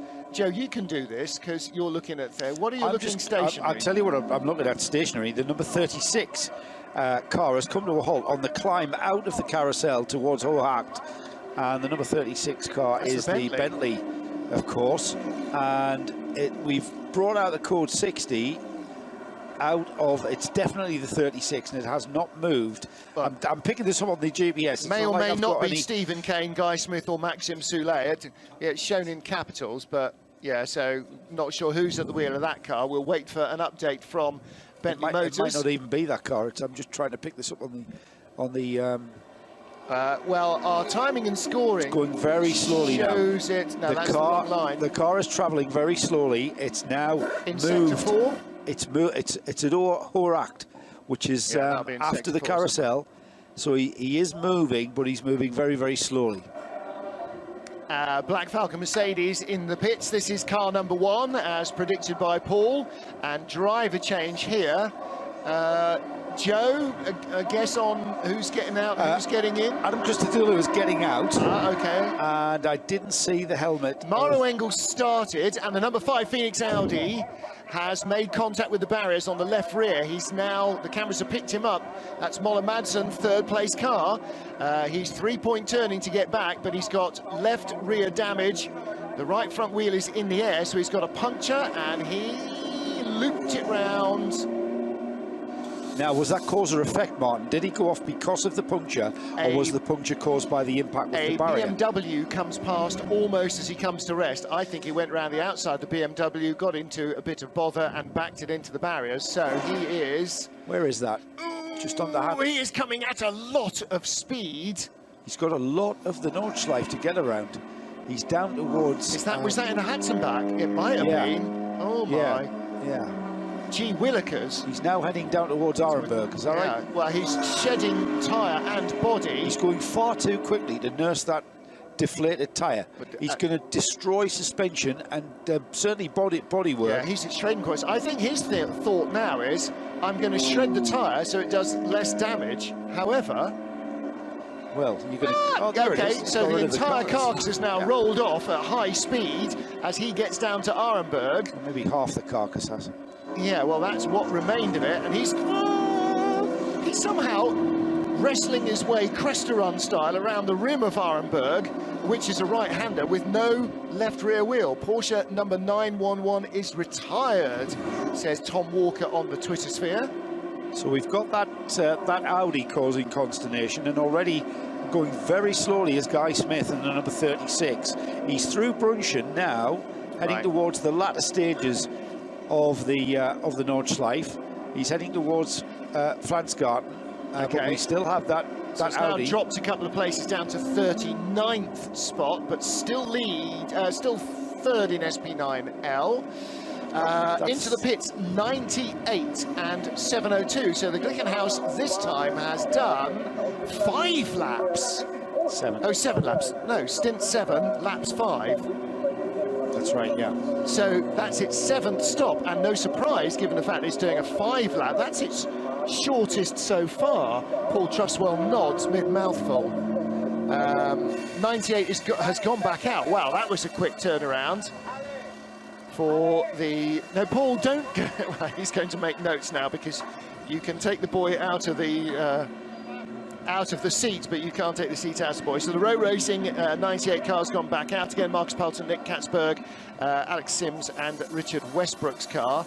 And I don't think there was time in that stop for them to do a driver change. 7:02 is just getting regular service. Well, obviously this is the petrol version and 7:04 is the diesel version. Cameras now from the heli picking up 29. Our race leader riding high over the curbs in a rather flagrant abuse of them. We're now calling row racing racing because it's a foul vey. 7:02 has done 5 laps before, though. Yes, not really. They're going for the Leadfoot Trophy Award, so we're calling it Röver, are we? Roffer. In that case, can we stop Joe saying Nordschleife and Porsche and make him say Nordschleifer and Porsche? I say Porsche. Yeah, don't say Nordschleifer. I don't say Nordschleifer. I'm English. You should. That's why Röver is Rohr. No, it would be Röver if it had an umlaut on the O, which it doesn't. I'm English. So Rover. We don't have umlauts. In fact, actually, strictly speaking, it's Rover. So it's Rover Racing the BMW. German oil. Can I say the German oil company BMW? Yeah, okay, we'll go with that. Still unsure of the problem at Bentley for either 36, which is just, he's just coming onto the Dottinger Horn now, according to GPS. So he is going very, very slowly. Still no information regarding the problem, though. Number 7, Aston Martin, meanwhile, is now in 30th spot, and it is still leading the SP8 class. Audi awaiting driver changes, and who is... is that Alexander Sims? No, he's a BMW driver, so who is it? Oh, I can see why the Bentley is going slowly, so Joe. Yeah, we've sussed it. We've sussed it, Rebecca Jones. Never not call us detectives. The reason why the number 36 Bentley is going slowly is because it's being towed Because tow back. vehicles aren't very quick. Yeah, Mind you, there's a very, very slow Renault coming up Dottinger, in fact, there, as the Lance Motorsport race leader comes flying by. I'm sure Bex knows it's being towed. It's just the problem which led to it having to be towed is the uncertainty. Number 29 now, 28 seconds is the lead. Last lap, an 8-minute 25.4, compared to 8-minute 29.7 for René Rast in the number 9 Audi. Why did I nearly say Aston then? Number 5 Audi in 3rd place to Phoenix Audi. With that puncture, don't forget, still in 3rd place, but its Sector 2 time was 30 seconds slow. Its Sector 3 time, instead of being a 1:59 2 minutes, is going to be something around, well, maybe a 2 minutes 5, judging by the speed he was going, if he doesn't have a monumental shunt somewhere because he's only got one rear wheel or only one rear tyre. Didn't actually seem to have noticed much in terms of abating his pace. In the pit lane, box 23, yeah, that's the tank tape specialist. That's the most un-Audi looking Audi we've ever seen, the number 17 car, which is Phoenix's other car. And it's on Pirellis, I know. Well, they're probably held together by gaffer tape as well, judging by the state of the rest of the car. So, new set of tyres going on there. Looks like he might have had a brake change as well. More work going on. That's the GT4 Audi R8 LMS. And it's on Pirellis for that reason. And it is car number 17. Didn't see where that was. That's... I'm going to have a squiz now and have a little look and see if I can find it on timing screens. On screen 3, my eyesight doesn't stretch that far. Have a look for you. Find it yourself at home. Oh, no, John's moving. John's moving the screen to find it. He will not be denied. So we're writing off number 911, are we? I found it. It's handily right in 112th place above the 47 and the 911. So Christopher Meese being shown at the wheel of the number 17 car. And the Phoenix Audi is in a dead car park with a Manta. The 116 Manta and a Porsche, which is number 65. And is that the Adam Christodoulou legendary toolbox on the back of a quad? No, it's not, is it? It's got some nicely trimmed box hedge beside it. Come on, back up, so helicopter, back up, helicopter. Black Falcon van is... Yeah, no. Oh, it's trying to make me feel quite unwell. That is where you come on for the... No, it can't be where you come on for the tourist laps. Is that down at Adenau? A Brideside, okay. And we have a code 60, Joe, presumably for the Onto Bentley. No, that Bentley, we've got an intervention vehicle down through Schwedenkreuz towards Arenberg, and we've got yellow flags out there, but no sign of the reasons. All right, well, so yeah, yellow flags down to Arenberg, so somebody's off there.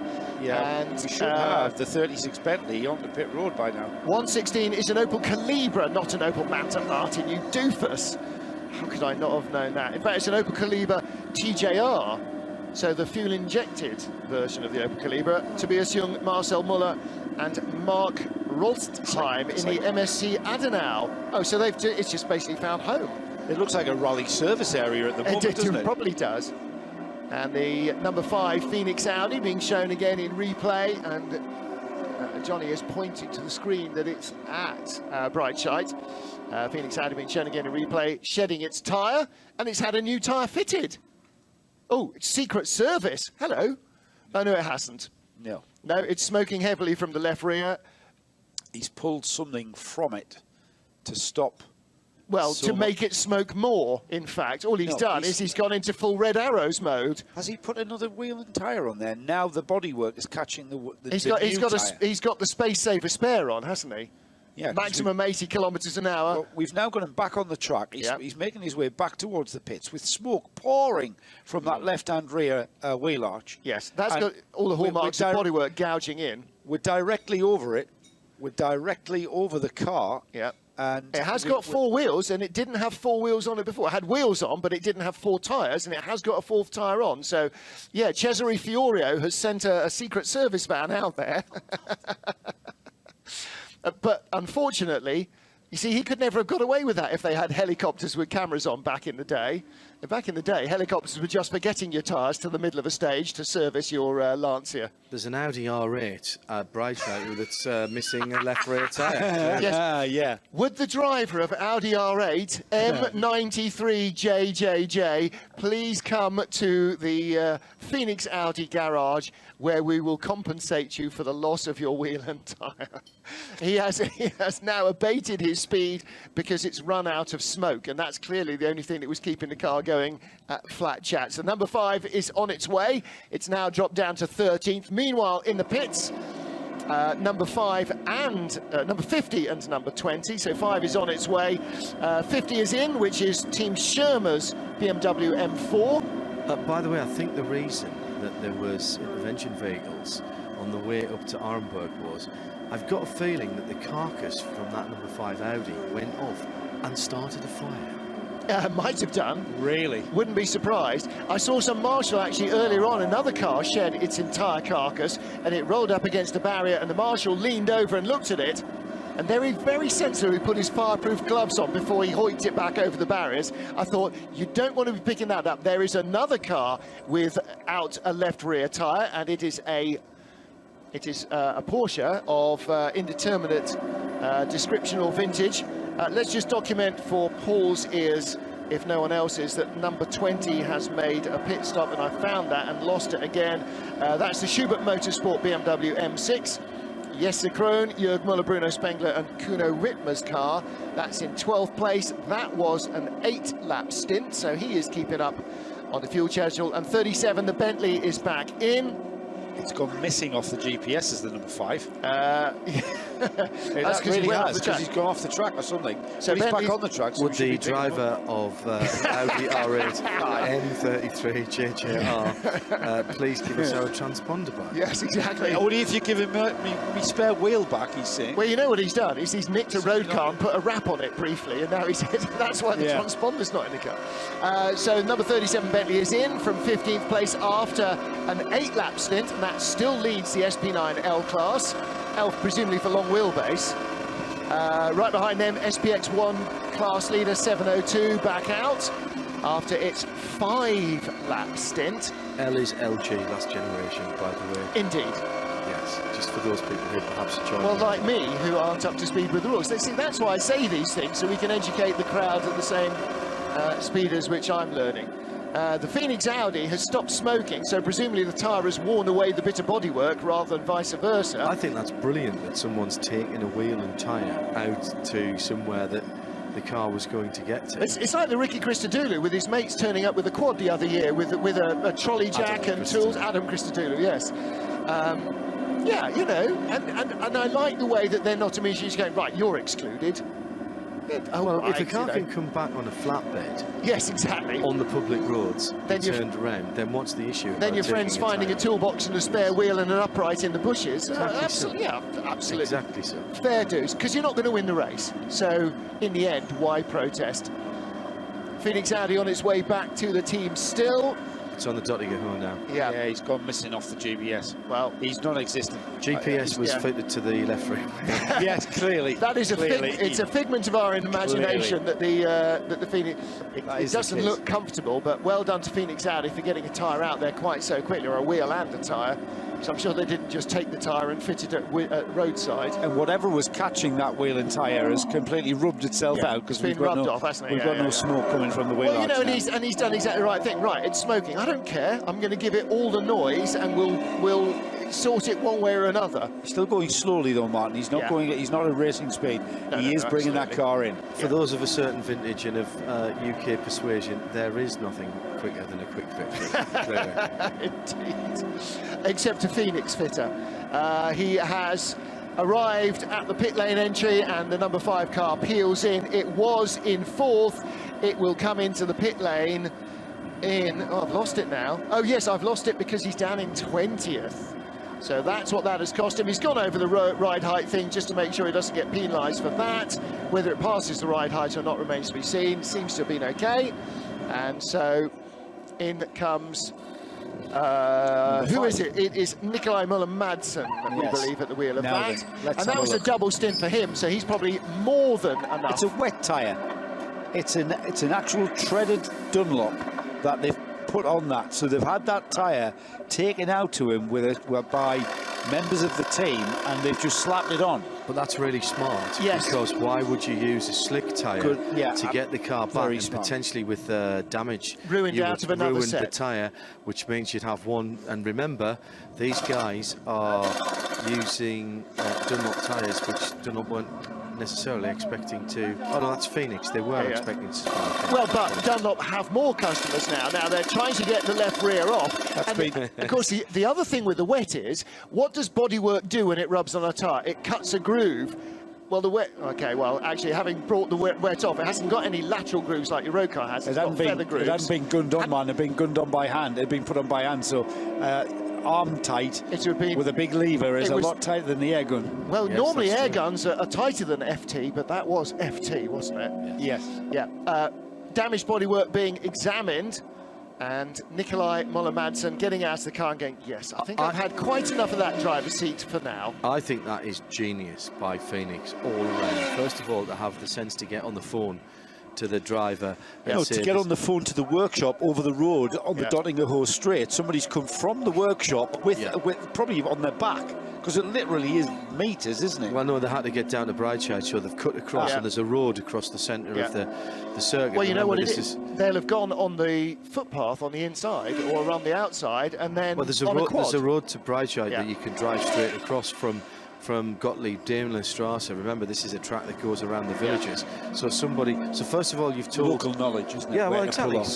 First of all, you've told your driver where to pull off the track and meet I'll meet you down at so-and-so with a fuel can. It's that, isn't it? Yeah, Where I'll do see you you at think the you Dog can and get Duck. to? Yeah. Where do you think you can get to on public transport? Well, I'll pick you up there. he could get to anywhere, couldn't he, the way he was driving that. But the car is now back in the garage. He's been interviewed by the track speakers, and Timo Glock was hovering in the background there with a microphone, because Timo Glock, on his week off from DTM, is also TV interviewing. So Nick Damon can't be bothered, but we've got a DTM driver patrolling the pit lane. I love the fact that Phoenix did that, and I think also really sensible that they gave him a wet tyre or a transport tyre or whatever it was, just to get that car back, so they didn't eat into their race allocation of tyres. It's still I've just been out onto the balcony. There's a huge thunderhead about 20 miles away across the valley, and it's extremely steamy outside the Aston Martin lounge. I think this is really sensible stuff. It's warm. I'm not sure when they'll be able to go to the softer tyres. It's not going to be anytime soon. It will be after the sun goes down and the temperature has gone out at the track. The temperature with no clouds in the sky, and the track temperature particularly, should leach away fairly quickly. Do you know what it feels like? It feels like June, midsummer at Le Mans, doesn't it? It really does. It really does. You know, compared to last year where we couldn't wear enough layers, it really feels very different. Number 42 is in the pits from what is now 5th place. That's the Shell Ultra BMW, Joe Bradley. What number's the red Bentley? 30. Don't ask me. 37. That was the one that was on. No, that was the one that was under tow. No, it's the one that was on tow. That was the red one. That's so 38. 38. Yeah. That was that's the red one. Yes. Guys, that's in the red one. Yeah. Right, because that car's just been. I've just seen that car going very slowly. Look, it's been returned to the pits. It's gone out. Oh, sorry. And 36 is the red one. 36 is the red one. Right. Okay. I'm going to find out I'm where pretty that certain the is. 36 was the one that was under tow. It was being towed, but it's already been in the pits, and I've just seen it. Can't have been in for long. It's back out onto the circuit. It's at the flood plats, and it's not at full racing speed. It looks like. It's really not, is it? Right, well, hopefully we'll get a little Bentley Motorsport update on that. 42 is in, 19 is in as well. So 5th and 6th place cars, both in the pits. So 19 is Schubert Motorsports BMW M6 GT3. And that was John Edwards, who has double stinted that car, I think. The Wilson, Wyoming driver. 42 BMW. 42 is historically Schnitzer's number, so they go with 42 and 43, don't they, traditionally? The 42 car was the better place to the two. It came in from, am I right in thinking that? It came in from 4th? Or had 43 got ahead of it in the pit stops? When's 43 is due in next lap, so... 43 was ahead of it. On the road? Yes, 42 was in 5th place. Yeah, so, but 43 is due in next lap, because it's done 7 of its 8 laps of this stint. Now there's a very attractive livery for those of you watching, and for those of you listening, a very attractive livery as well, but you can't see it. It's BMW. Describe it, Martin. It's mainly green with lollipops on it. It looks like sweeties. It's a nice green background with some multicoloured sweeties on. What is it, 138? What was that? So that's certainly nicer than the Ferrari. No, it wasn't 138 because there is no 138. So just a thought that has come to me via at RSL_studio is that a wet tyre went under that BMW. Are they allowed to use wet tyres if it hasn't been declared a wet race? Well, it's not FIA rules, so I'm assuming that pretty much anything goes in these rules because they've fitted it and they're clever, obviously. Well, I still think it was a great idea. Yeah.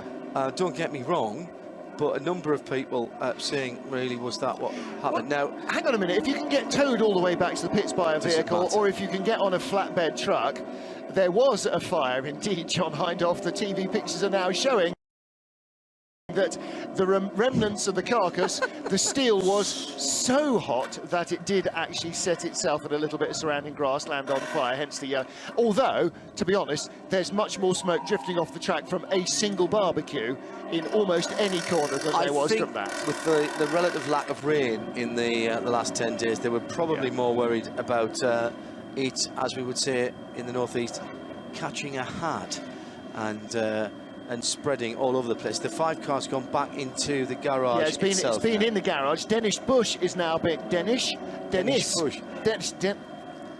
Dennis Bush is being bolted in, so it looks as though they are in the getting ready to go out rather than the dealing with it coming in phase. Number 4 also in the pit lane, that's the Black Falcon Mercedes. Hubert Haupt, Abdulaziz Al-Faizer, Lucas Stoltz and Danny Juncadeli's car, and that is in 14th place. Another 8-lap stint for them, John. 31 Fricadelli Porsche with Michael Christensen about to do its fastest lap of the race. 10th position for that car. Remember, they missed out on the top 30 qualifying yesterday. They wanted to save tyres. Yeah. So they didn't go for the ultra-quick 2-lap sprint. They decided to keep their powder dry. The 29 car now with a 26, nearly 27-second lead. Well, again, that's come down by 3 seconds on the last lap. So, you know, 3 seconds sounds like an awful lot until you remember that they're taking 8 minutes and 40-odd seconds to get round. So well, you can lose he's been held up by a Clio in one corner somewhere, or 2 corners, and that's that. Paul Truswell is back from scoffing. Fully fed, yes. Just a bit of news that I think has actually happened already. The number 8 Haribo Mercedes, slightly longer pit stop at that last event because they also had to serve a further 30 seconds for not giving due respect to flag signals. So the minimum, what they do is effectively increase the minimum pit stop time from 3 minutes to 3 minutes 30 seconds. Now that will have been from 0 to 9 kilometres an hour over the expected. Oh, get you. Yeah, that's what happens when you go to 2 drivers' briefings in one afternoon, is you start picking these things up. Did you go to the one in English and the one in German? Well, I walked into the one in German, and I thought, do you know, I'll just hang around to make sure I've understood that fully, although all the graphics on the screen that show all the fines and the penalties make life easy. Number 9 is in from 2nd place. 8 laps completed for René Rast. Always a panic, isn't there, when you see the car going on the dollies, but it's actually just being put at a 45-degree angle for launch. And we're recalibrating again. It's a bit like Thunderbird 2 on the turntable, isn't it? Wheels of Steel turntable? Of course. What was that going in? That was Christian Abt in the number 19 Abt Motorsport. That's... no, that was the other. No, that was another Audi. That was the other Audi. That was the. Where's the other Abt Audi? I've lost it. There are no Abt Audis. The Abt. Oh no, beg your pardon. No, that was number 19. That was Christian Abt in the number 19 Phoenix Audi. Not that was the GT4, which came in yes. quite a long time ago, I see. Oh no, it was the 17 that was in before. Yeah. No, that was the tank tow. No, number 19, I think, had a standard stop. 19 is a Schubert BMW. It's not an Audi. 18. No, you're right. 18. Sorry. Right. Okay. I'll get because it was Christian. It was Christian Abt in the car. Massive thunderstorm off into the distance, and it is raining in the distance. It's the first time we've seen clouds this week. It really is, Martin. That is a very fair point. Even a cloud. I mean, any kind of cloud.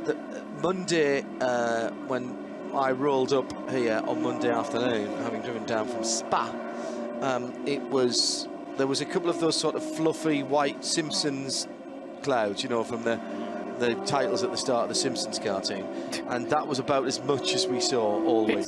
Pit stops for the 2nd, 3rd and 4th placed cars all at the same time, as we've come to expect. Martin has the count of laps and what's happened and what will probably happen again is that number 29, the Land Motorsport Audi, Kelvin van der Linde, coming to the end of a double stint, but he will again maintain the lead through the pit stop cycle most likely. We'll see what happens, but that's what I expect to happen. What should have been in with them, of course, should have been the number 5 Phoenix Audi, because that was in the same group and on the same cycle, but he's already in the pits with damage. And John, we just saw a damaged Porsche, Manthei's 59 car. This is one of the GT3Rs, a full house FIA GT3 in SP9, running in 21st. Oh right, okay, that's and he was on the Grand Prix circuit, I think. There's a light being changed after damage on the right front corner of Pierre Caffer's number 28 Land Motorsport Audi.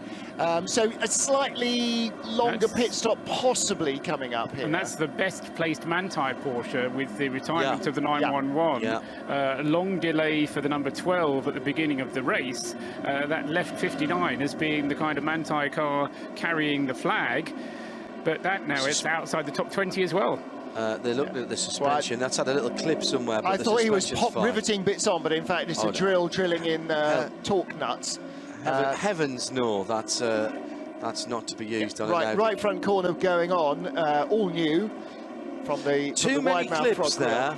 Too many clips there. You need fewer clips. And new Dunlop's ready to go on 247. BMW with an issue as well.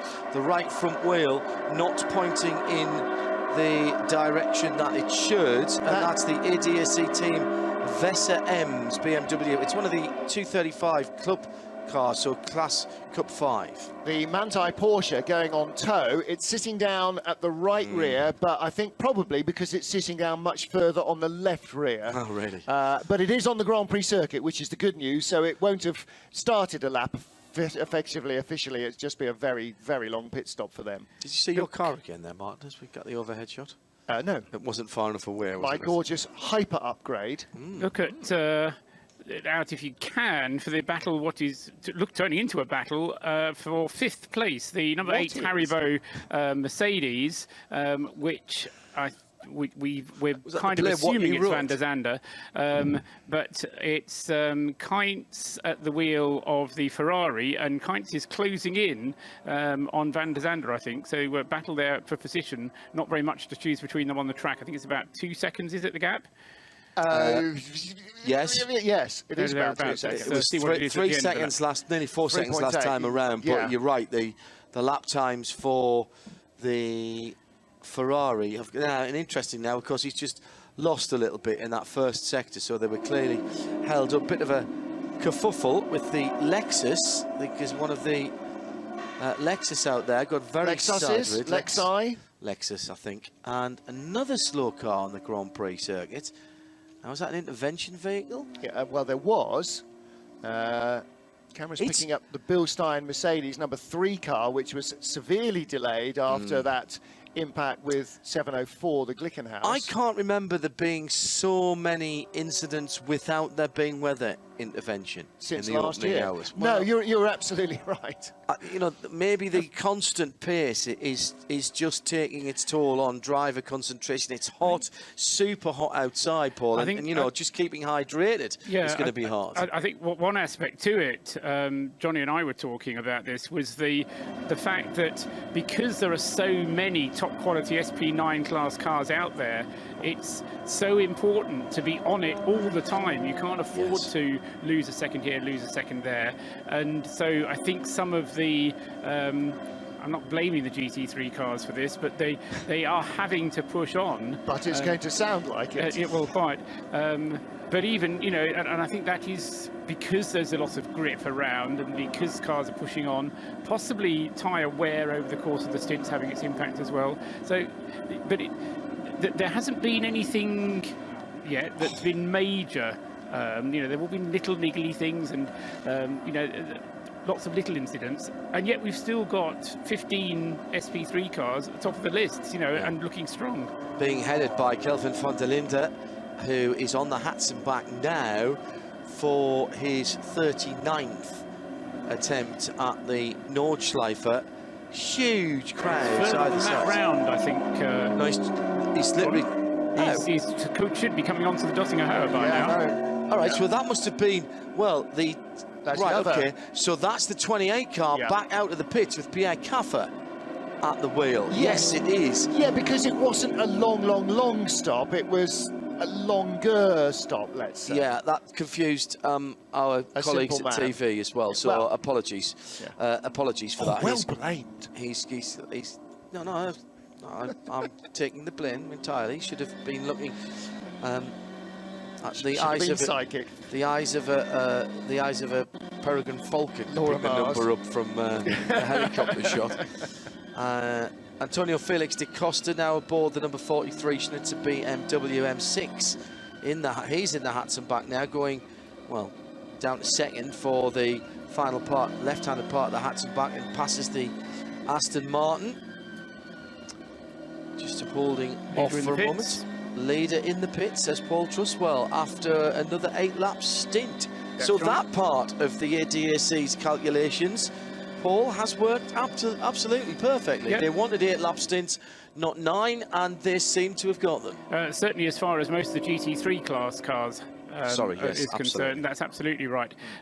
This is Kelvin van der Linde. Good double stint from him here. As part of it, he's also set what is still the fastest lap of the race at 8 minutes 23.615, and so he will be followed into the pits by broadly everybody who's behind him, and then will get going again before anybody else can overtake. So this will, I predict, then be the second pit stop through which the number 29 Land Motorsport Audi has held the lead. I actually don't recognise that orange and grey helmet. Oh, honestly. Must I do Mark everything? Bassing Must I do everything? Must I ask Twitter who it is? The car is pristine. Well, it wouldn't be. I'm hoping it's not Mark Bassang. Oh, sorry, this is the 99 car I'm talking about. Yeah. It's Oh, just right, come into okay. It's the Rove racing car. Rover? No, just Rove, apparently. Okay. We've specifically asked the question of the team, and the answer has come back Rove. Well, in which case, what's So the name they've told us of France's last world champion? It's That not car, Eng, is it? that car, whatever it is, Alex Sims is not doing the driving in it. Alex Sims is driving in the other one. The 98 car. So I'm getting your driver times right is part of the skill here, Paul, because there's rest periods and times, and only having 3 drivers available to you, you've got to be a bit clever here. Yes, and if you do any driving at all, you then have to have a 2-hour rest break as well, which if you want to jump into the other car can be a bit of a pain. So it's just had the 99 has just had Max Martin behind the wheel, and so yes, it's probably going to be Basseng getting into it. I want to see a car with Philippe Eng, Thomas Enger and Maro Engel all in the same car. Yeah, I want to see one with the 2 Ronnies? No, the Good right night from you. The right one and the wrong one. Thomas Jägers. The 2 Jägers? Both, yeah. And then the best one. We will find out, indeed. And then the best one would be the Jägermeister. Correct. Thank you. It's the correct answer. Thank you, and good night. That's it. We're done. We've got Try that the one chicken. in. Here all week, everybody. We'll Try never the get Martin field. Short and Patrick Long in the same car. Oh! That would be the short and the long of it, wouldn't it? Yes. Frank Spencer and... Leave it. Indeed. Phoenix Audi has yet to leave the pits, now down to 25th from where it was 5th. Who's in the 704? 704 Glickenhaus, I don't know, whoever it is, he is enjoying himself muchly. Yeah. Just out of the Caracciolo carousel and now heading up the hill in close contention with the red and white Porsche. That's the Swiss Porsche, isn't it? Their Traum Start became, what's the German for Kuschmare? Traum Sport, Traum Start, Dream Start became a nightmare. Yes. I don't know the German for nightmare, so I had to change language. Sorry, I was not trying to work out what we're trying to say. Alptraum is nightmare, so it has become an Alptraum. Yeah. So we're changing the name officially on the side of the car. Lights are on the barbecue areas everywhere. Everybody's got their lights nicely decorated. It's like Christmas Day out there. Right, leader is back out of the pits, and the 29 car is now in the hands of Marcus Winkelhock, having taken over that car from Kelvin van der Linde on the rotation. Absolutely standard pit stop for Lance Motorsport, and it's back on another set of Dunlops, just for those asking. But he's behind the Rene Rast car, isn't he? The WRT car.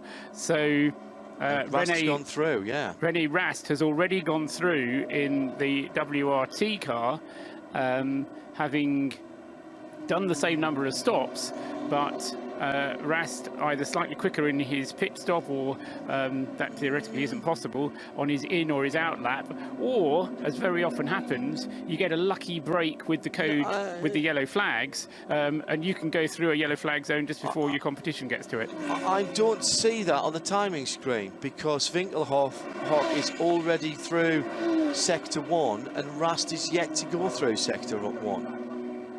There was Rast must have stopped the lap before. Yes, there was he a did. 4-minute gap. Yeah. I think Rast is yet to come through. Okay. And complete that lap, and there he goes now in yes, second place. Yeah, absolutely, yeah. So it was close, but no cigar. So the gap between them is what is it? It's down to probably about 15 seconds. So it was 25. Remember, at this point on the out lap on the previous stint, now down to, I reckon, about 15.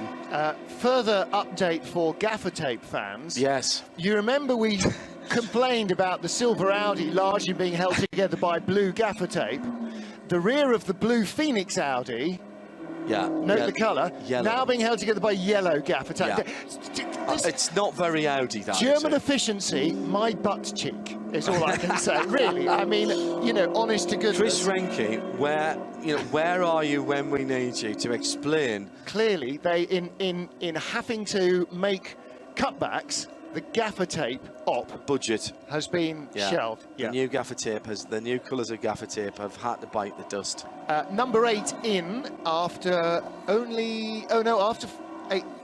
after 6 laps, Paul. 6 or 7, yes. No, 6. 6 laps, yes. Which is shy. And we didn't see damage on... This is the Haribo Racing Mercedes. The Haribo Racing Mercedes. Also in 33 and 31.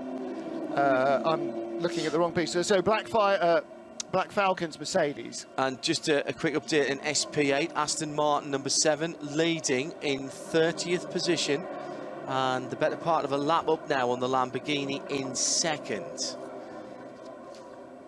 I'm handing John a piece of paper. You have 28 seconds to do your... Don't look at your watch, you haven't got time for that. So it is fast approaching 9:30 Central European time. We have 18 hours of the race remaining. We are 6 hours down in the 24 hours of the Nurburgring.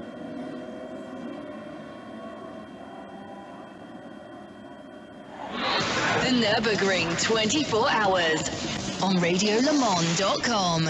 Live from the Aston Martin Lounge, this is the Radio Show Limited Network, bringing you the 45th running of the ADAC Zurich 24 hours of the Nurburgring. Tweet us at RSL_studio. Here's the hourly update on the odd hours. SP9 being led by Lant Motorsport. That is the overall leader now with, well, somewhere in the region of 15 seconds, we believe, on Rennie Rast in second.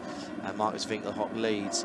The third place car, the number 8, has just dropped into the pits for Haribo a little bit early, we think, and that will allow the 22 Ferrari to come through into third position. In SP7, Aston Martin leads in 30th position. Sorry, no, that's SP8, excuse me. In SP7, the number 60 car leads in 26th position, and that is the No, that can't be right. The 60 car went off earlier on. The Gigaspeed car, that was the one that had the big accident. Well, fair play to them, still leading. The Gigaspeed performance Porsche GT3 Cup 991, that is the SP7 category leader. In Cup 3, on the first page of timing now, the number 308. Now, all of these cars are Caymans, and at the bottom end, this is the Teichmann Racing Porsche GT4 Cayman Club Sport, the MSC Adenauer EV im ADAC machine, leading that in 30th position. SP6 leader is where? That car dropped way back, didn't it? 3 somewhere. SP6 leader. Oh, good eyes. Good eyes. 78. From David sitting behind us. Sitting behind us in 76. The 76 car. Thank you, David King.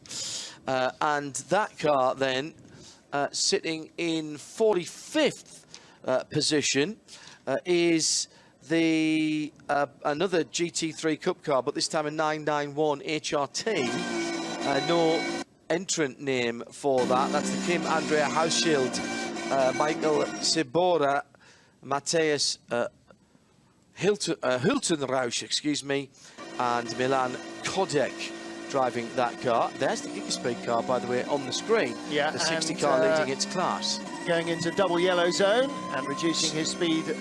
Stress level going up as the speed comes down. Yep. SP8 is the Aston Martin. Yes. And that is sitting in 30th position. This is the number 7 car, with the Lamborghini sitting in 2nd position there. Cup 5 is... Oh, that must be further up than there, then, because there's 5th position. 1, there it is. It is 51st. 51st. And that is the 249. Now, Cup 5 is for the BMW 235i's. What did you say, 251? 249. 249, okay. Yeah. 2 years out. ADAC Team Weser EMSAV. And that is the Yannick Mettler car with Patrick Hinter, Mark Eret and Michael Schrey driving that car. The FK Performance, well, that's the sponsor at least. SP8T, as that comes up in this. Now, there's 3rd. 38th place, car number 40. Car 40. Oh, you're there. I was already on the right page. No, I wasn't. You weren't. You're a page 2 previous. Almost there. Stage 4 is the Securtal Zorg Rennsport. That's been leading that class forever, as we've got a slow Lamborghini, and that's significant in the SP8 class because that's the 2nd place car. The 69 car, isn't it? That's running in SP8, second to the Aston Martin. This is the black and yellow car, the Bumblebee car, and that indeed, Martin, is a left rear. Has that not just left the pits, Paul? I don't. I thought I saw that black and yellow colour scheme in the pits about 5 minutes ago. He's currently lying in 39th place. He's on lap 2 of the stint. This is the Lamborghini Huracan Super Trofeo, not a GT3 car. The Mia 620 horsepower. 3rd lap of his stint. Right. Yes, sorry, he's completed 2. But he's only on the Grand Prix circuit, so that's not the worst thing that could happen. But already, the better part of a lap behind the class leader, the Aston Martin number 7, and now losing further time. SP5 is the next on the list, and can't see that anywhere. There is only one car. Oh, is there? In SP5. So it's still on top of the class. It's number 83. Right, thank you, Paul. That sounded so dismissive. They're leading their class. Leutheiser Racing and Events, BMW 1M, not M1, 1M, and finalement in this update, is the V4. And David's going to spot this before me again. That's a Ford Corsair. Yes, it is. There's V4. 86th place, number 143. Thank you, Paul. Wow. Or David. He's much quicker than me. 143, did you say? Yeah. Okay, this is the first, I wasn't expecting to do this. How could you tell? This is Pixum Team Adrenaline Motorsport, the E90 325i. Chris Ring, Danny Brink, Philip Lyson, and Nildes Stenhouse in that car. The all-German crew, but Pixum Team Adrenaline Motorsport, well known to our listeners as the Super Trofeo number 69, the Bumblebee, is back in the pit lane. We've also got a BMW under tow with a puncture. It looked like either a 1 Series Cup car or a 2 Series. Paul? The number 22 Ferrari is also in the pits. This is a scheduled pit stop for the number 22 Ferrari, and just to make a bit of a big thing of it, because it's always nice to make a big thing of things, the rundown that John Hindhoff just gave us was the 6-hour mark, so we're a quarter of the way into the race, and of course that's as long as the qualification race was that we had here at the Nurburgring 3 or 4 weeks ago. So we're now kind of well and truly into uncharted territory, longer than a VLN race, and we're now beyond the end of the qualification race. and still an awful lot of cars circulating. I mean, yes, we've had various incidents and a number of cars with problems, but when you look down and find the first non-SP9 class car, and I'm going to throw the SPXs in there as well, down in 24th place is the Get Speed Performance Porsche, the leader car in SP7. Very often, John, I mean, by this stage in the race, a quarter of the way through the race, that will have the leading SP7 class car into definitely the top 20, maybe the top 15 or something. Lamborghini 69 with the GT tyres logo on its roof is back in. That was the second place car in SP8, and that's significant for our next guest, who is David. Can come back in an hour and do the updates for us, because your eyes are much quicker than ours. Welcome back to your lounge. I don't know why I'm welcoming you back to your lounge. We're broadcasting live from the Aston Martin lounge here on Radio Show Limited. There is wood here. I would say you'd be relatively happy after the first 6 hours, David. I would, but we've been here and had this conversation so many times over the last 10 years. It's quarter of the way through, as you just said. But I did just tweet earlier that we set ourselves a stretch objective to be in the top 30 by dusk, and we did that. So feeling pretty good about that. We've only really got SP9 cars and a couple of Cup cars ahead of us, so we're doing as well as we could do. Hitting the 8 laps that you wanted to do, hitting the lap times that you wanted to do. I talked with Peter Kate when he got out the car. He said it was extremely slippery early on when it was hot, and had to be very careful how he used the car, starting to lose the rear tyres. But the balance of the car he was very happy with. I think, you know, we're pretty experienced here now, and we've got 4 very experienced and very capable drivers in the car, and so I think we know how to plan a race and to stay out of trouble. So we knew it was going to be tough those first few hours, and we drove accordingly, and the drivers were all driving to a target time. It looked pretty bonkers out there at times. Some big names making mistakes, feeling the pressure, feeling the heat. I don't know, but there was some injudicious manoeuvres going around, not leaving back markers enough space, and it's things like that, David, that early on you have to be so careful But about. I think the stakes are so high at the front of the race now that it's a sprint race like Le Mans is for the top cars, and it's inevitable that they'll take risks to try and keep in the front. So, you know, the pressure's off us really. We'll never compete with the SP9, the specialist race cars, on absolute pace. So ours is to stay out of trouble and pick up places, and that's what we're doing quite successfully at the moment. So we've gone through the quarter time, the first quarter of the race. You've set yourself these little objectives. Halfway through the race is the next one, presumably, and what do you say for that? Dawn is the next one, really. And Okay. there's a brief funny story. We've got Nicky Tim in the car, one of our professionals, normally found driving right at the front of of this grid in a GT3 car. And when I said to him at the qualifying race, look, we can get in the top 20 at this 24-hour race, he looked at me with disbelief and said, really? I said, yeah, you watch. P30 by dusk, P20 by morning, if we stay out of trouble. And he said, no, never do that.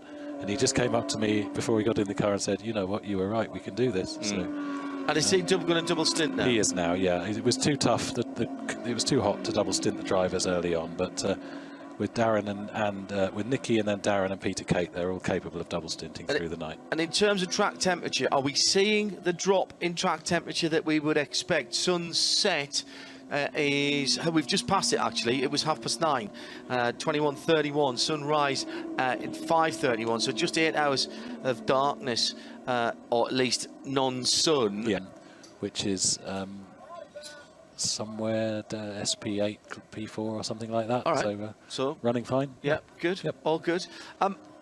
Customer racing is quite a big deal for all manufacturers, and it's something that Aston Martin's been involved in right from the very beginning, from the 2006 being involved with customers who want to race your cars has been at the very centre of what you guys have done, and it's endurance racing is a growing marketplace for that, David. It is, and I think so far we've really only scratched the surface. I think now you'll see with track-specific cars like the Vulcan, like the Vantage AMR Pro that we launched at Geneva earlier this year, track days are going to become much bigger, and people who do track days, some of them will want to go on a race as well. And yeah, we are talking to 1 or 2 customers, Vulcan owners, who might think about racing their cars somewhere in the future if an opportunity arises. We've got a GT86 off. That is the 132 car, and it's on the Grand Prix circuit. Hold that thought, David. This is the Toyota GT86 of Dale Lomas, Lucien Gavris, and Morris and Werner Gusenbar. Can't tell you who's at the wheel there, but that looked like it happened all on his own. Pulled off, in fact. So problem with the car on the Grand Prix circuit. Looked like it was coming down through the fast right-hander before the Vidal chicane, and has decided to take a somewhat unconventional line, but stay off the racing circuit. That might be a car that's losing fluid then, as in the pit lane, the Glickenhaus that is still there, with Jim Glickenhaus overlooking the situation. That's the 702 car, just having the last of the fuel put back into it. The Vulcan is a really interesting concept that has come out of your special projects department, for want of a better word. Now sold out? Yes, yeah, we sold out some time ago. Yeah, back at the end of 2015 actually. So yeah, 24 cars only, and we've got probably nearly half of those owners running them regularly in track days that we organise for them. So part of the purchase package was 3 years of track days, 2 a year on great circuits, bespoke track days just for Vulcans. And you went over to the Circuit of the Americas and we did fairly recently, yeah. How did that go down? Fantastic. It's a great track, isn't it? And yeah, I think we had 8 or 9 cars out for that, running over 2 days. This is not competitive, we should say that. This is not a race series. No. This is guys going out, owners going out to enjoy their Aston Martin Vulcan in a controlled environment. Yeah, with individual driver coaches, and we've depending on their previous experience, we take them through building up in road cars, GT4 cars, and then we train them how to get the most out of their Vulcans, including getting onto the 3rd power setting of 830 horsepower when they're ready. Just the 830 and everything else. So yeah, very good indeed. Now, I did, and I know this hasn't come from you, but didn't I see somewhere that there has been, you were talking about people going racing cars, this wasn't necessarily built as a road car, but there are some of your owners who want to take these cars on the street. We have some tentative interest in road conversions for Vulcans, yes. So we've been working with RML actually, have semi-independently taken a look at doing a Vulcan conversion through the individual vehicle approval process. I don't think they've actually got one through yet, but it's quite it would be quite a thing to see one on the road. In fact, we have tried one on the road just on trade plates, actually, just for a different reason that I won't explain now. But, okay. So. It would stop traffic, let's put it that way. It's an amazing thing standing still. I can't even imagine it seeing it on in any kind of public road environment, let alone in a city street. That would be just extraordinary thing. That area of Aston Martin's business, these almost bespoke cars, these special editions, something that has contributed to Aston Martin being back in profit. We spoke about it earlier on, but people joining us all the time, back in profit in the first quarter, genuinely back in profit for the first time in a while. That it's no longer Aston Martin, a company in turnaround. This is a company now in profit and doing well. It is, as I said to you earlier today, there's such a buzz about the place now. You know, we in the specials in particular, we didn't set out to make money, we set out to make great cars. And you know, if we get it right, there's a bit of margin in the special cars, which has helped as we've bridged between the old mainstream products and the new platform cars like the DB11, which are coming out. So the specials have done a great job for us there, but they are now here to stay. You know, we've shown that we can make great limited edition cars that people want, that the value increases, and that is part of our plan as much as the mainstream cars. So we'll talk about Vantage, new Vantage in a moment, but whilst we're talking about those limited edition cars, the tie-up with Red Bull Racing, Adrian Newey and Marek Reitman working. I mean, that's the brains trust for a start off, isn't it? A man who can see air moving in Adrian Newey, and Marek Reitman, a racer himself, still races a clubman's car, among other things, who... prototype phase and a testing phase to go through, and pre-production and so on. Sometime in 2019, I think you'll see. I mean, that cars. far ahead, that's how far you're planning. Yeah, wow. to deliver cars to customers, yes. Right, yes. okay, that's very good. I've got some bad news for another British brand. The number 38 Bentley, the damage that it sustained earlier on has led that car to be a withdrawal. Quick pause on the circuit for the Audi S5 Coupe that's running around. Looking very purposeful, that car, near production spec car as well. It's still the 29 Land Audi leading by around about 52 seconds. So after the pit stops, Paul, last time around, that has just eased out a little bit. Yeah, I think it locked in with yellow flags, because we noticed that the lap time suddenly went slower, and they did so just after Marcus Winkelhock had gone through the zone, so he locked in there. Just to tidy up the bad news section for a minute, another retirement, officially notified retirement, is the number 47 HTP Mercedes. This is the Dominic Baumann, Christian Hohenadel, Stefan Mucker car. Remember, we saw Stefan Mucker in conversation earlier on, that car also having had damage, and the HTP team deciding to withdraw that one. I'll ask David King this question. This comes from Paul Markart, who's tweeted in at RSL_studio. How does the sharing of the pit lane work? What happens if two cars sharing the same garage need work off the pit lane? But there's also the thought of refueling as well, because actually you don't even have your own fuel pump, do you? It's a really good question, and I think doing this race teaches you a level of patience and tolerance that you can't get anywhere else, because you have to cooperate with you're thrown together with some other teams in your garage that you might not know, and you have to learn to cooperate with them. Generally, you can negotiate time on the pump. Occasionally you see if there's rain or something and everyone piles in together that it gets a bit messy. And it's one pump between two garages, or a pump per garage? It's a pump per garage. Right, but you could have... There are two pumps in between each garage, so you can use either of them, if you like. But you can sometimes have 6 cars in a garage, can't you? Yeah, we have 5 in ours. We're lucky this year. We only have 5. Only 5. It only becomes... it's tricky early on, the first pit stop, so you normally negotiate for one to stop a lap early or something, just to get out of phase. But, you know, worst case, someone comes in and goes on the pump just 10 seconds before your car's in, and then you just pile down the pit lane to the next available pump. Oh, just really? drag all your tyres and your kit down there. And, Oh, that's what happens? Yeah, there's you've got no rights over your pump. You can go to anyone.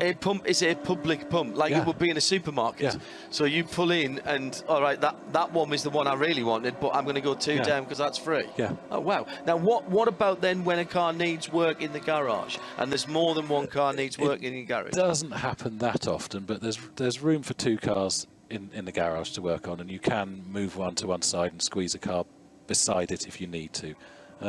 And normally, you know, if you're going in for a long time, then you're not too worried if you get boxed in for a while. It rarely becomes a problem.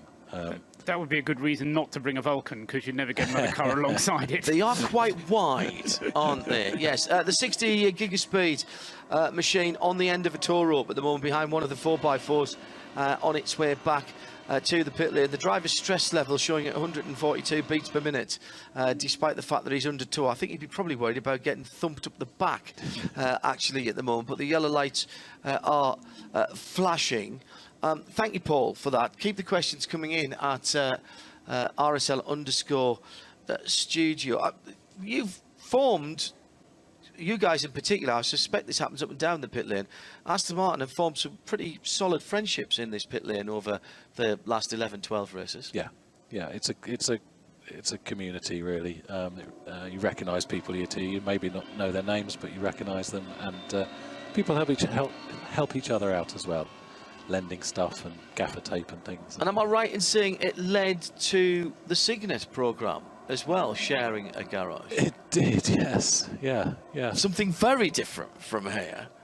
That came directly from the relationship that sprang up between our previous chief executive, Dr. Luke Betts, and Akio Toyoda, the boss of Toyota. So yes, that was feels like quite a long time ago now, John. Opportunity strikes in the oddest of places, of course. And Peter, I spoke to Peter after that. He only did 4 laps to get that time. That's very impressive. Quite remarkable in a car that he didn't have a lot of experience. Peter and Darren Turner did most of the durability driving on the Vulcan actually during the test phase, and he's done a lot of demonstration driving and driver coaching as well. He's an absolute top bloke, and him and Darren are good buddies, so that's worked really well. I'm not sure we can answer this question from James Ryder, but I'll put it out there. What would win, a Vulcan or a Vantage GTE with the ballast and restrictor taken off? Doesn't say in what sort of competition, acceleration, round a track, or whatever.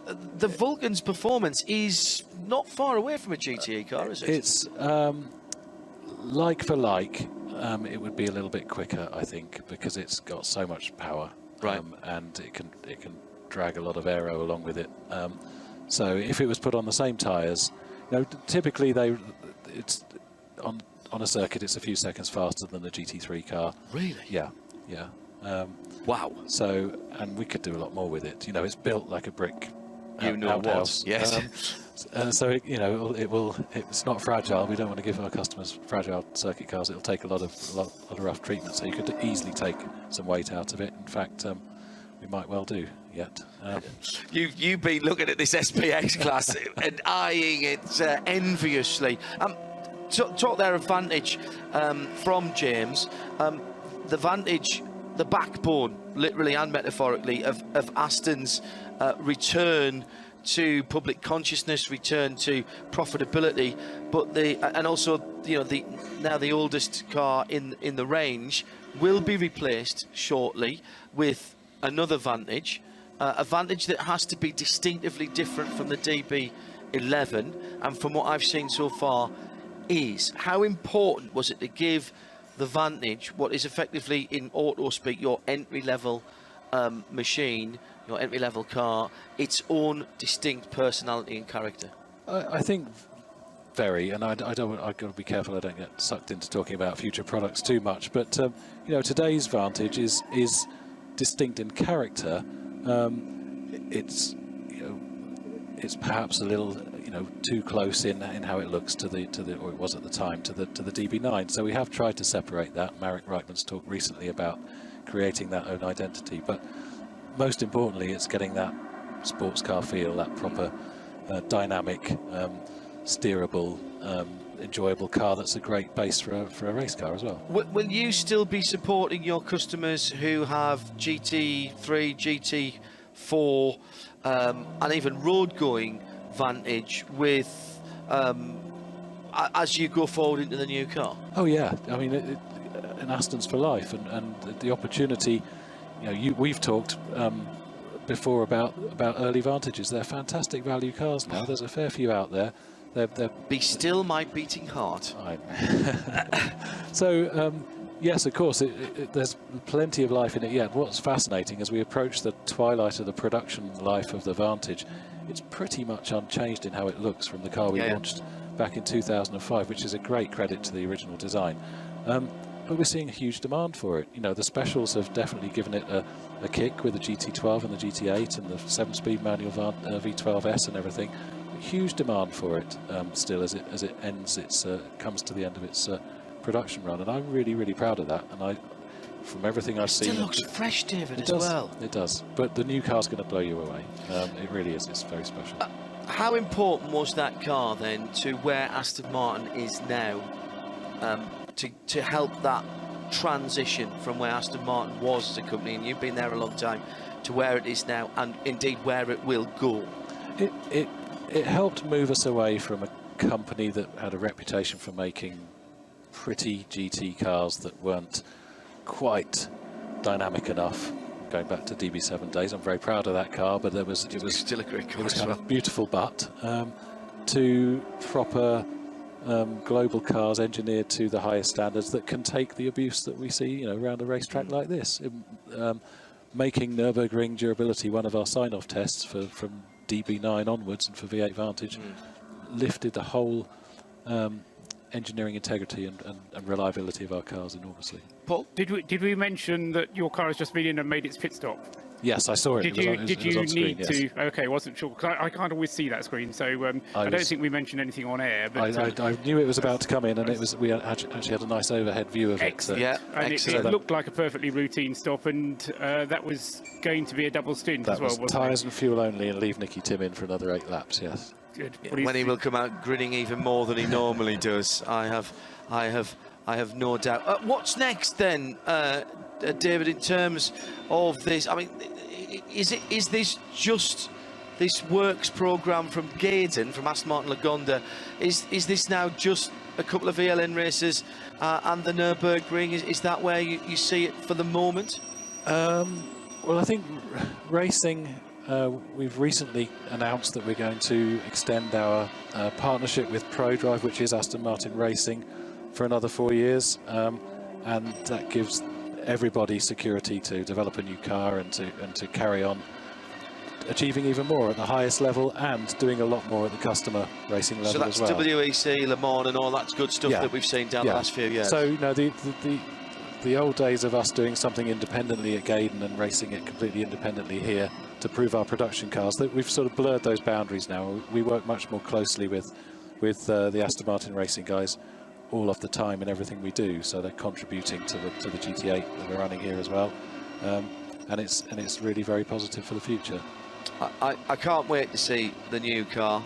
Everything I've seen and heard and spoken to people about the philosophy behind it. The DB11 is simply drop dead gorgeous, and we wish you well. And again, thanks very much on the amount of tweets that coming in about people wanting to say thank you to Aston Martin for getting us here in the first place and keeping us here in the future. And top GT4 or GT3 Paul had Snett. All right, for the Aston. Yes, thank you, Martin. You're right on top of it. Let me just say thank you to those all of those supporters as well. That it means so much to us to have that family of enthusiasts following what we're doing as well. And I should say, shout out to Sarah Rigby, our super fan, who gives us so much support. Personally, really appreciate that. She's just fallen over now, having heard her name on the radio coming from you. That will have made her Nurburgring 24. David, thanks very much indeed. Before you do go, very important question, because I missed it if we did. Did we name the car? No, we did not name the car. You almost forgot that one, didn't you? No, you we thought didn't. You got off the hook there, no, we David. Didn't. We were going to name it beforehand. I know, yes. We had Eva Green, because we were talking about that. We had Earl for Earl Grey, which I thought was good. Neil. Because you have to kneel before it. Yes, very good. The Earl Grey was for the tea.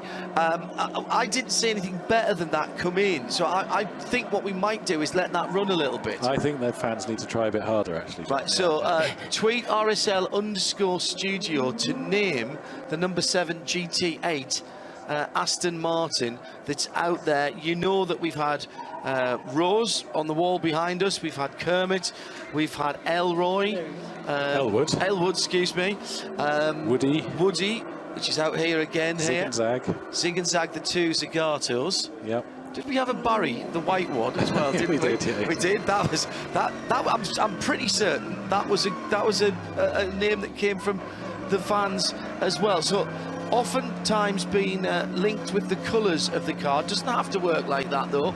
So let's have your thoughts then for the number 7 Aston Martin GT8. Tweet at RSL_studio and use the hashtag. I'll try that in English. Hashtag name that Aston. Okay. Very good. Hashtag name that Aston to at RSL_studio. We'll keep a look at that and we'll pass them on to David, and someone will name that car in the course of this race. Like that. Good. Thank you, David. I'm going to go for a sausage. Not a euphemism. Paul. Yeah, just as a queue of guests building up his hill as well. Yeah. So we'll have a quick review of what's been happening out there. Still the Lant Audi leading the way in the hands of Marcus Winkelhock, and he's keeping the gap pretty much consistent, and if anything extending it a tiny bit from Rene Rast, who's in second place in the WRT Audi. But behind the 2 Audis, it's now, as often happens these kind of races, evening at itself up a bit because a BMW in third place and an HTP Mercedes in fourth, the BMW being the number 43 car, Felix da Costa at the wheel of it, and then behind that at the wheel of the number 50 Mercedes, the HTP Mercedes, is Edo Mortara. However, that car due into the pits at the end of the lap that it's currently on, so that will then elevate another BMW and another Schnitzer BMW to boot, the number 42 car into, that'll put that car up into fourth place. And then behind that is the slightly delayed Lant Motorsport Audi, the number 28 car, which we saw having a little problem earlier on. The Ferrari has dropped down to 10th place. The best of the Bentleys, certainly not out of it by any manner of means, is in 12th place. That's the car number 37, and it is about 30 seconds behind the Schubert BMW, the number 20 car, which is what it's chasing at the moment.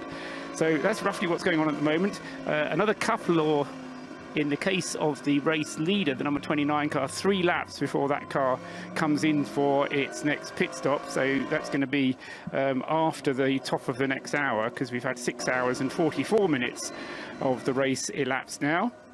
And John, we've got Adam Christodoulou with us now. We have indeed, defending champion of this race, the number 1 car sitting in 11th position at the moment. Adam, welcome to the Aston Martin Lounge and to Radio Show Limited's coverage of the Nurburgring. Thank you very much. I've got, before I even ask you about the car, you are drinking some kind of ginger concoction, is that right? Yeah, so what's with the ginger? I mean that by root ginger, it's not ginger coloured. I just came in with a little bit of a headache. Obviously, it's pretty warm out there, and even now with the cooler conditions, you're still getting pretty hot in the car. So yeah, we've got a guy looking after all the drivers with nutrition and drinks and food and stuff. So so this is something he brewed up, and yeah, we've got a whole team of people. We've got physios as well, looking after all the Black Falcon drivers, not just the Mercedes guys, all the Porsche drivers as well. So we're well looked after. How important is it to prepare physically, as well as mentally or anything else, physically for a race like this? It's pretty tough. It's like, well, it's one of them things you're almost never fully prepared, because you just never know what it's going to throw at you.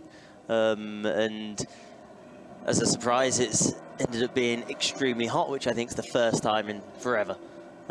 So this has caught a lot of people out with the tyres, and yeah, even drivers. I've seen 1 or 2 coming in looking a little pale kind of thing. So no, it's been tough out there. It doesn't matter how fit you are. If you're cooking in there like a chicken, you sort of struggle a bit. Bentley in is the 37 car, Paul, is that in the pit lane? Yeah, I think it is. Yes, 37. That's the leading Bentley that was in 12th place, but dropped a couple of places as a result of that stop. Adam Christodoulou in the lounge with us as we continue with our flag-to-flag uninterrupted coverage of the Nurburgring 24. Thank you, Paul. Your car's been up as high as 4th place. Yep. So far, no unscheduled stops. So at the moment, sitting just outside the top 10 I think at 12. We just pitted because it wasn't even 15 minutes ago we were still in 4. So yeah. Cracking pace at the head of the field. I mean, this race just gets more and more competitive, doesn't it? Yeah, I know. It's been really incredible this year. All the manufacturers have pulled out the big guns kind of thing. And you can see how it's a race that everyone wants to win more and more and more. Like BMW, for example, have come in with more cars than ever. Same with Audi. Porsche have had some extremely strong lineups as well. And I suppose it puts a little bit more pressure on people. And in fact, you can see that because a few of them have made mistakes already, some of the potential winners. Exactly what I was going to say. How much more pressure does that put on you as a driver going out there?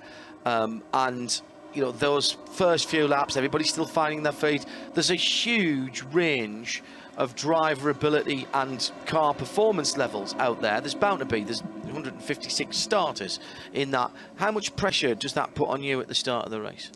Well, luckily Yelma started, so it eased the pressure off me a little bit. But no, it's extremely tough. Looks like one of the Porsches. Yeah, this is the 74 one, the SP10 car, the GT4 Club Sport machine, and that has had a significant amount of damage to the right-hand side. That car is the Team Mathol Racing AV GT4 Club Sport, running in the SRO GT4 class in SP10, and I think he's got there by itself. The passenger side. Yeah, I'm not sure he can get out to the passenger side either, Adam, to be honest, whoever is in that car at the moment. There's not very many places here that you have a small accident either, is there? No, and we've already seen that a few times today. What was the driving standards like when you were out there? I mean, you always have to concentrate, but there must be times when you go, oh my giddy aunt, or something too similar to that. Yes, that's a very nice way of putting it.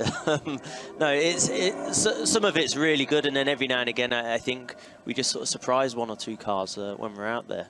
Obviously the GT3s are very quick, and there's still people that this may be their first year around the track, and they've completed their permit and they're in the race, so of course it's something very new to them. So there is a range of experiences out there, and the thing is you just have to be mindful. Like I think it was 2 or 3 years ago, it almost seemed like the race that no one wanted to win. Everyone went out before it even got to midnight. So and this year though, it's the race that everybody wants to win. As you say, you know, you were in 4th, you make a pit stop, and suddenly you're in 12th.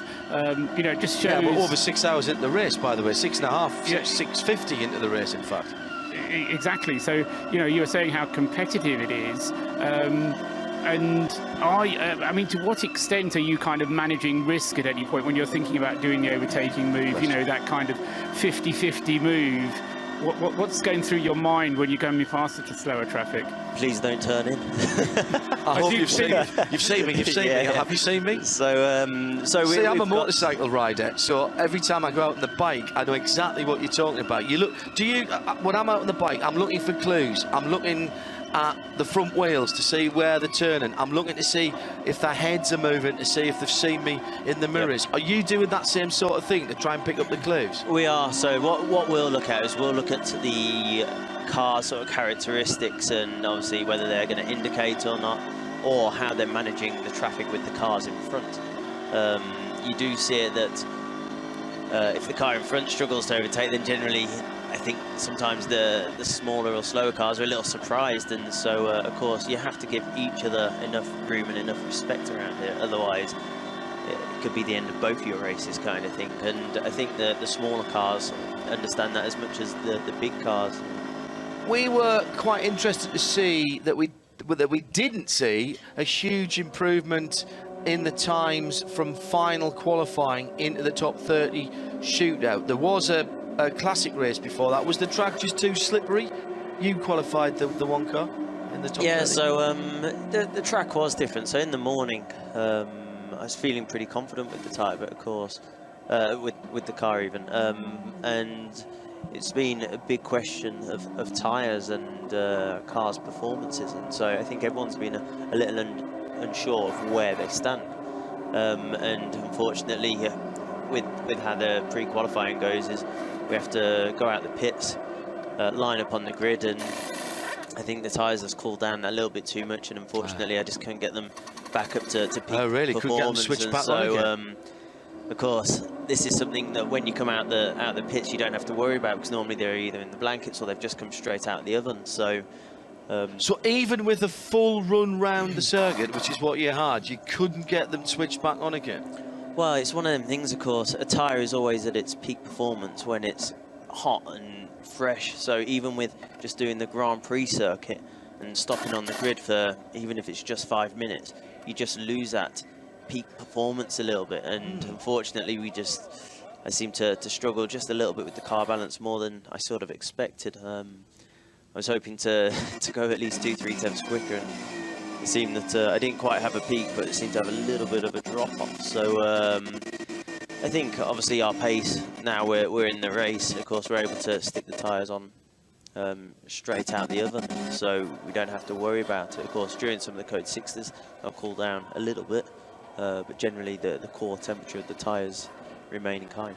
42 BMW from Team Schnitzer, 4th position for that car when it came into the pits. That's the red and white car. The 43 is in 3rd position. Its teammate, they're filling the tank. Still can't get over the fact that it's a pistol grip going into there. Another car, quickly, John, that's still in the pits is the number 5 Phoenix Audi. Remember the one that shed the wheel? They got it back.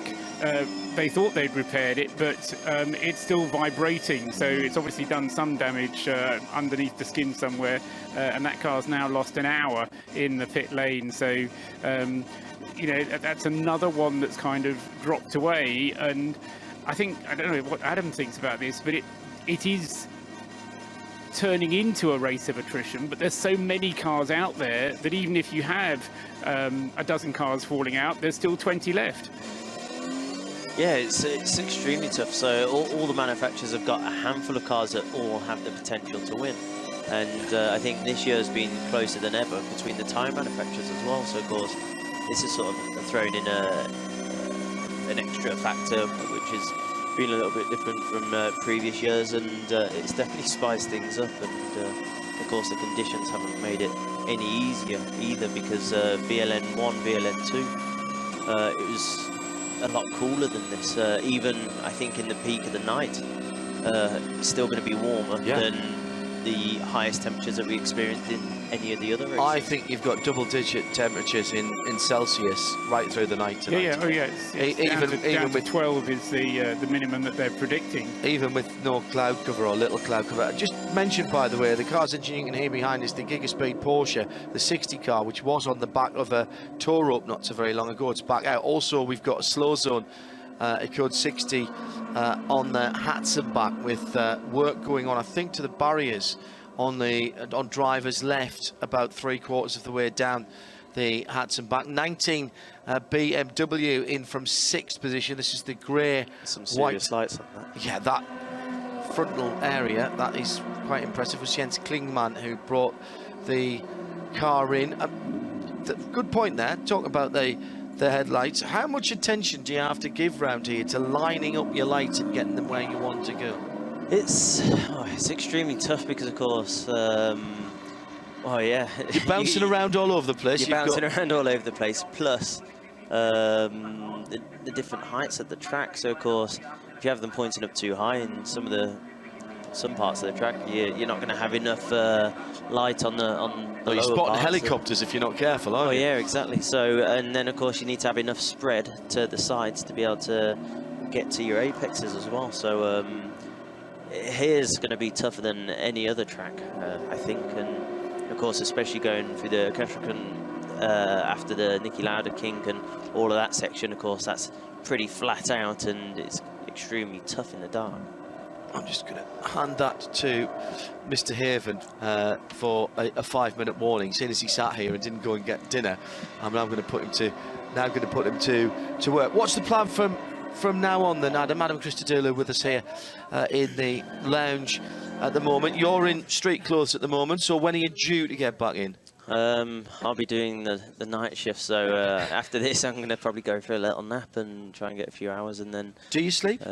Yeah, pretty well. So as long as there's no radios and you can find a quiet place, and generally, well, I'm pretty good at sleeping anyway. So whether it's on a plane or on a train, I just seem to zone out and check out kind of thing. So I'm quite lucky with that, especially with the amount of travelling you end up doing from track to track. Tell me about it.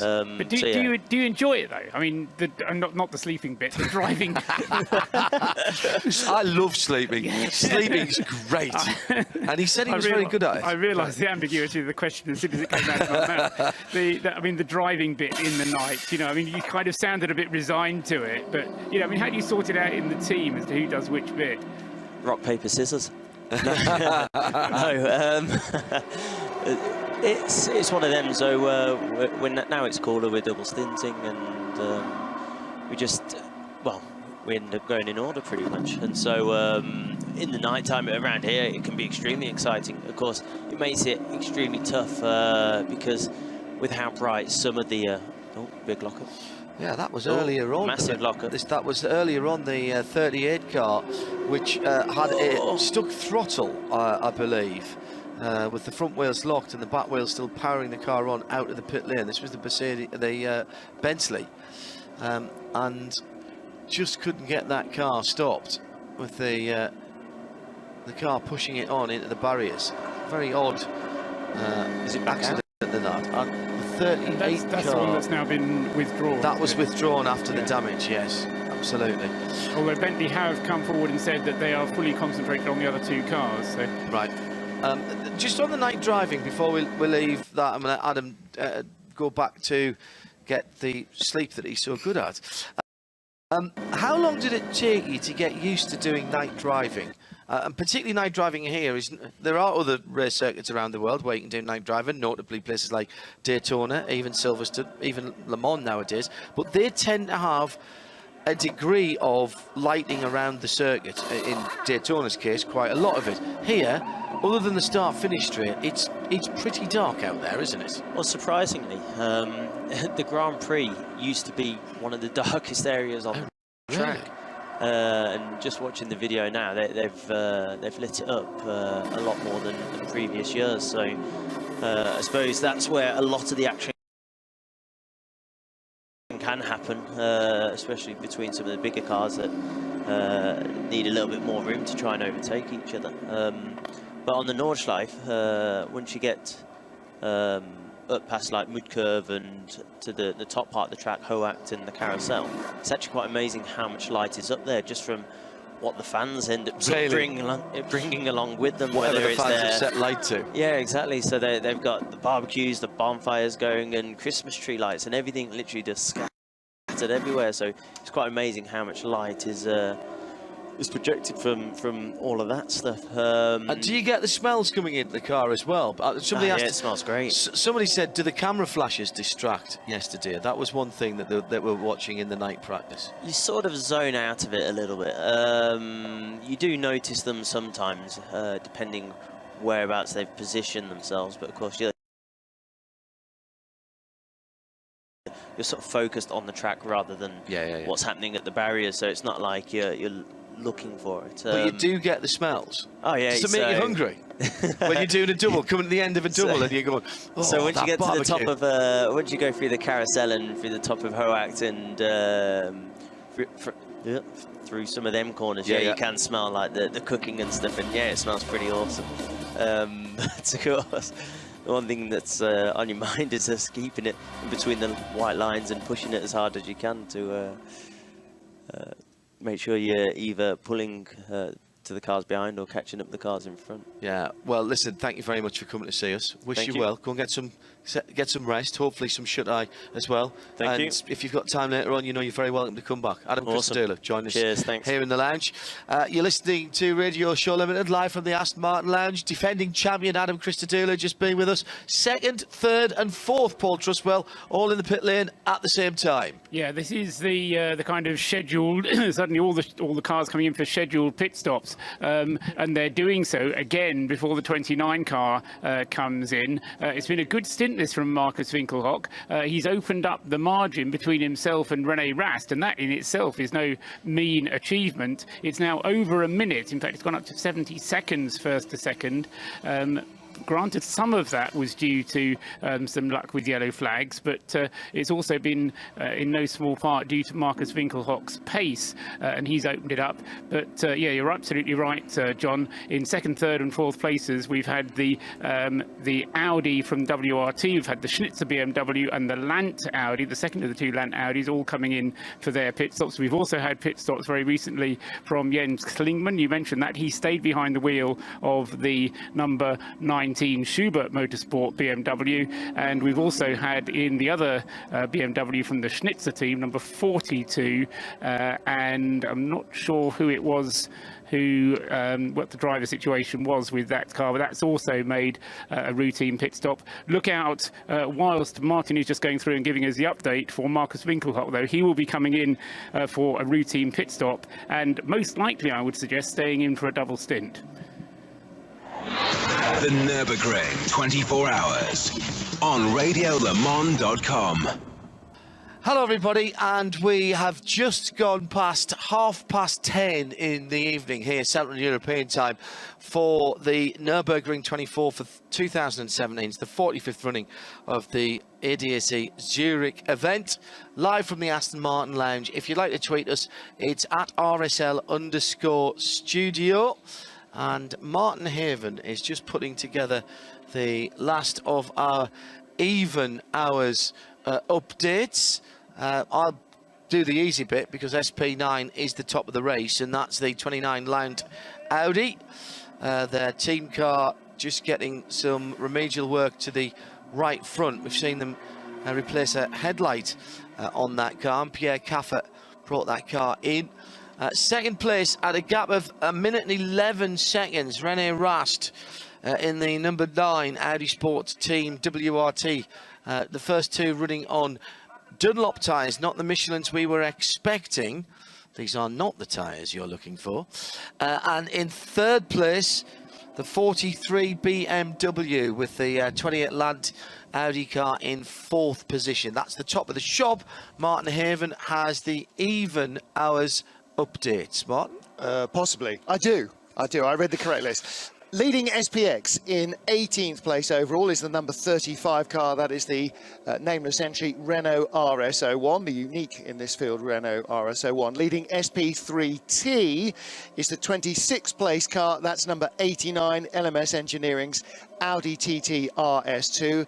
And the SP classes are basically production based, and that's class 3 turbocharged. SP10, the leader of that in 40th place overall is the number 71 Milner Motorsport Porsche Cayman GT4. Leading the TCR class as ever was, now in 32nd place overall is Matilda Racing's Luckier Golf GTI. That's the number 175 car, running uninterrupted. Sister car 174 we saw off in the gravel traps earlier on, but that has continued in the race, and I think is fourth in TCR. You're never further than 6 feet from a TCR car.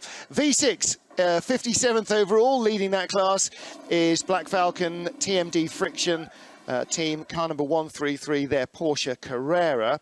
Leading the AT category, 51st overall, car number 320, Care for Climate teams, Cayman GT4.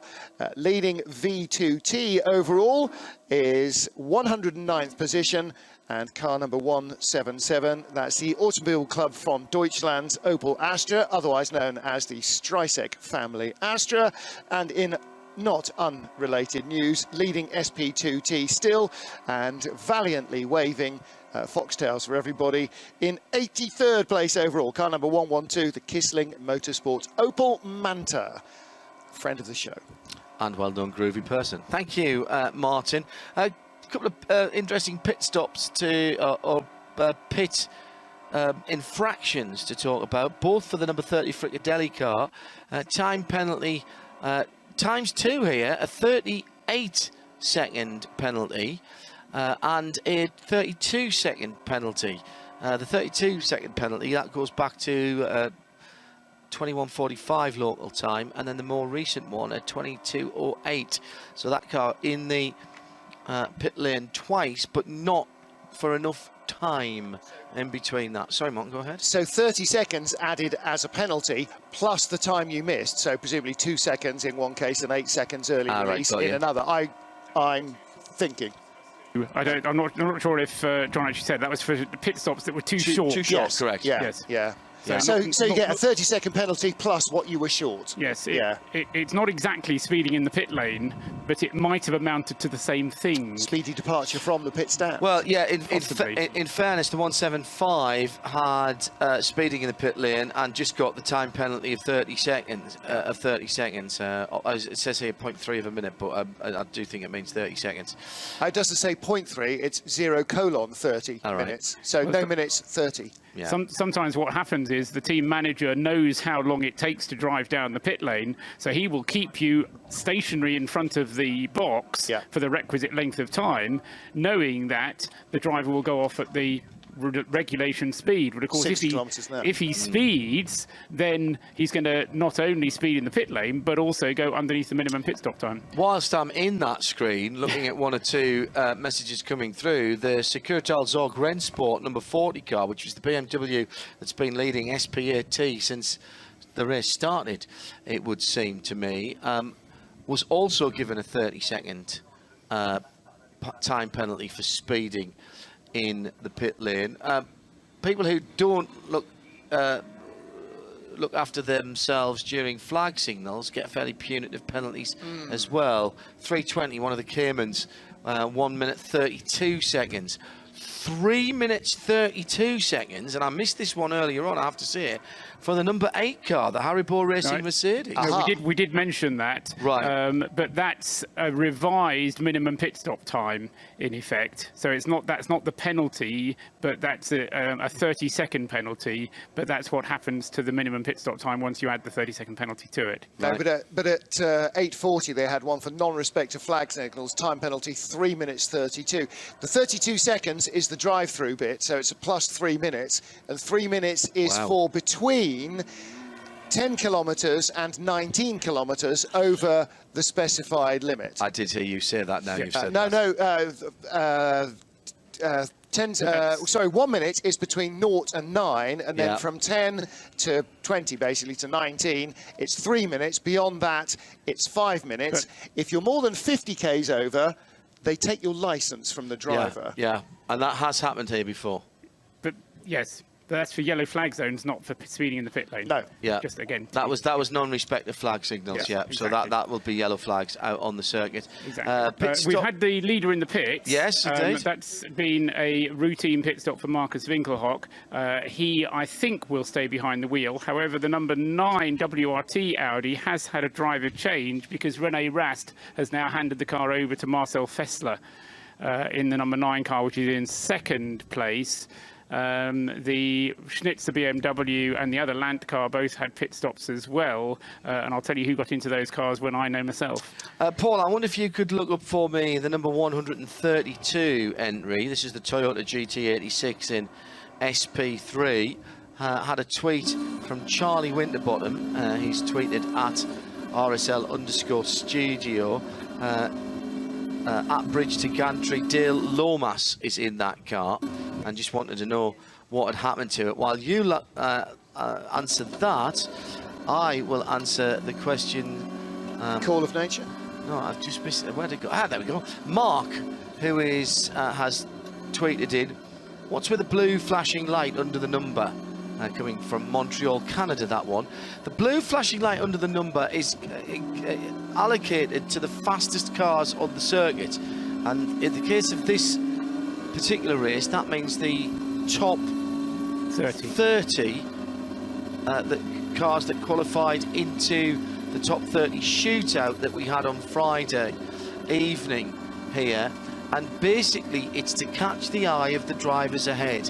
And anyone who's ever driven in Europe, and I accept that in Montreal, Canada, it might be a bit different. You may have blue and red lights on police cars, but over here, police cars tend to have blue flashing lights. And it must be my Catholic guilt that catches up to me. But every time I see one of those blue flashing lights in the mirror behind me, I get that nasty metallic taste in my mouth, and I lift off immediately. And I think that's what it's meant to do. You see, I think it's an ambulance behind me, bringing somebody to hospital or something like that. But the point is the same. It's a blue flashing light, and it does have. It catches your eye. Yeah. The answer on the 132. This is the Toyota GT86, as you say.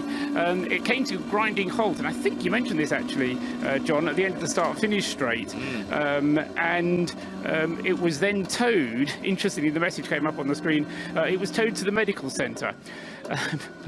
Hopefully for the car, not the driver. Yeah, sick engine, he reported. The only reason it was towed to the medical centre is just happens to be where the medical centre is, and that was just the place of safety to which it was towed. And the team were then invited to go and pick it up from there. So the car is still running, but it has lost, I think, about 2 hours now, having that problem looked into. moment of Manta Magic on screen. For yeah, our Kistling online Motorsport. viewers. Yeah, absolutely. We'd just like to say hello to them. They tweeted us a little hello a moment or two ago. So good to see that not only are they racing on, but they're watching on. Excellent. Tuning Egil Sandfeld says, is there a tyre allocation for the race? And therefore, did the Frickadelli car have an advantage by saving at least that one set where they didn't run in the top 30? There is a tyre limitation, and it's too complicated to explain, and I don't understand it. But yes, there are. Whoa! So ultimately, does that mean people might have to run on used sets? I'm not sure is the answer, John. I won't put that, but there is... Somebody's written a set of regs that Trussers hasn't deciphered. It's hugely complicated. They are all on the net, so if you want to pick them up, and I just went through, but you have to read the bulletins because they've been amended and amended and amended. Have you seen all the amendments, Martin? No. Okay. No, I've kind of gone through them, and I thought, do you know what the trouble with tyres is? That it's just far too complicated to get my head round. Yeah. Paul Marquardt, hello Paul, still with us this evening. Asked a very good question earlier on of Dave King. This one, more general, how do drivers qualify to race at the ring? Is anybody eligible? Can you just show up and jump into an SP9 car? Paul, you can't. You used to be able to. If you had the requisite licence, which I think is International C, which is what I've got. I've got an International C licence, but I couldn't jump into a car, a top class car here. What I would have to do is do some online training. You have to renew that online training every year as well, with multiple choice questions and scenarios. There's simulator training, and depending on what class of car you want to drive, you may also be required to do a certain number of laps in VLN races in lower powered cars like GT86s. And that is to get your NDP, Nordschleife driving permit. Yes. Without which, it doesn't matter. You can be the almighty, and they're not letting you in a car or out of the pit lane. Well, Johnny O'Connell came here to drive a Renault Clio with a friend of his a few years ago, and Johnny, who was driven at Le Mans, who was driven prototypes, and he was driving a front-wheel drive car with less than 200 horsepower.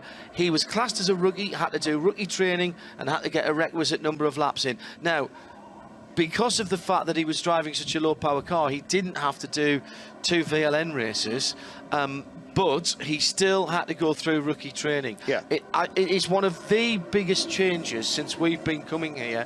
I got an offer to do a GT4 race on the Nordschleife a few years ago in VLN, which I couldn't take up, and I think that was 4 years ago now, and it was just after that it changed, and the Nordschleife driving permit, the NDP, was brought in after that. The mere thought of somebody offering you a drive, even in a GT4 car, was enough to stir them into action.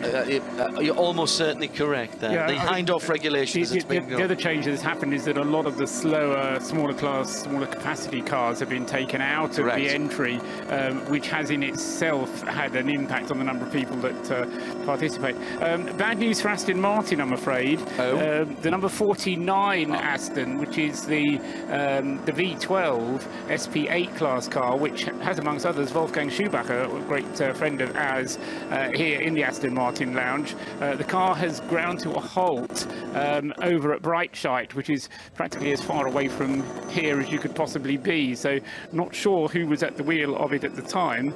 No doubt somebody downstairs will know, but that car, the number 49 Aston, is stopped out on the circuit with it's a mechanical problem. It's not an accident, so that's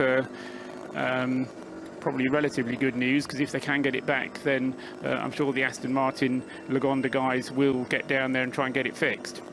Yes, and remember, that's the other thing that is different here than say somewhere like Le Mans. Outside assistance, absolutely allowed, encouraged in fact, and if you get the car back to the pits, get it fixed and get it back out again, doesn't matter how it come back, on the end of a tow rope, on a flatbed on the public roads, clearly you won't get credit for that lap, but you get the car turned around, get it back out again. You're not going to win, but you still get out and do your laps, and that's a very different attitude. There's a lot of people here who are not going to win, and they know from the very start they're not going to win. One of whom, our old friend Wayne Moore, that's the car that Michael Eden crashed in the very early stages of qualifying.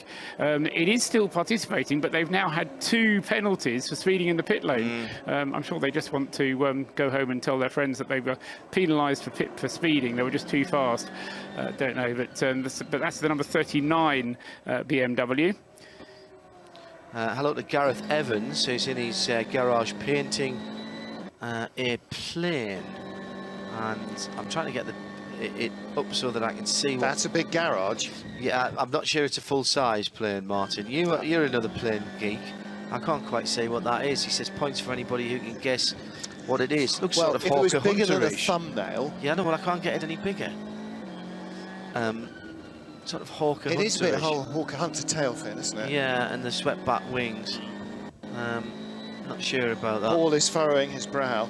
I don't do planes, I'm afraid. I presume he means this one down here on the left-hand side, and I can do a Vickers Viscount. Yeah, very good. Very good.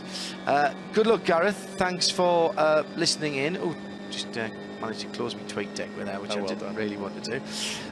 Let's get that back. We are heading towards 11 o'clock in the evening. 10 minutes before that, 12 minutes before, for the pedants in us all.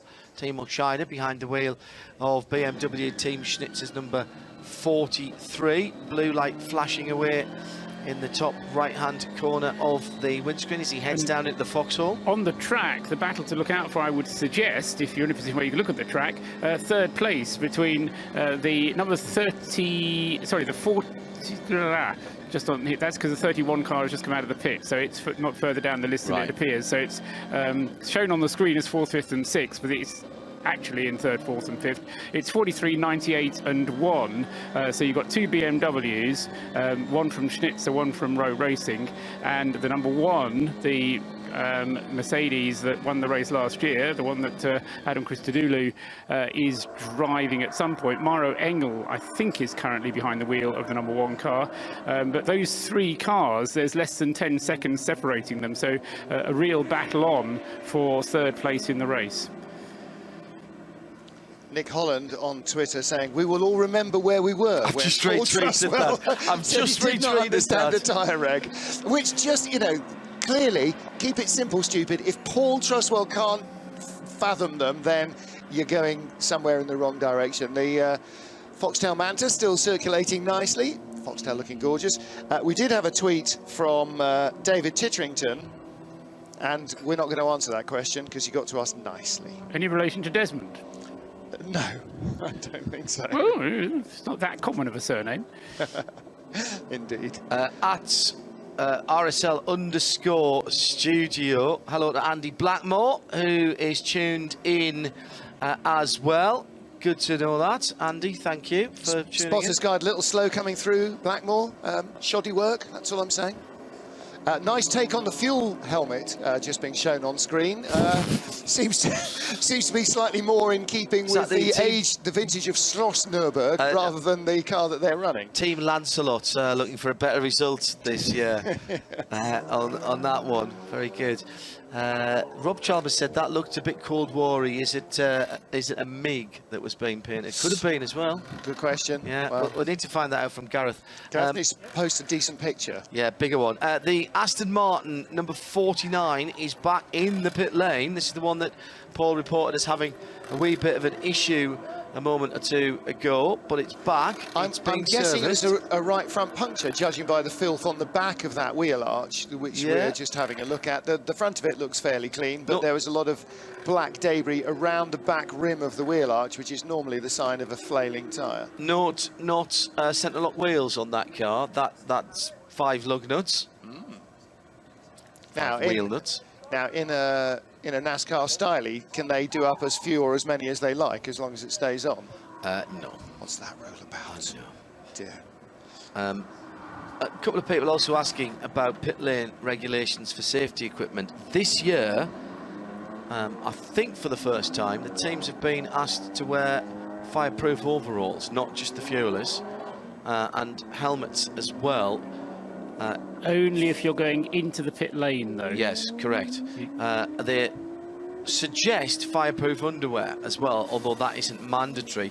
But that is only for the teams. You will notice that journalists, cameramen, reporters, and some of the reporters were servicing a car earlier on, did not have helmets on. They did have the fireproofs on, but you will also see people there without fireproofs in the pit lane.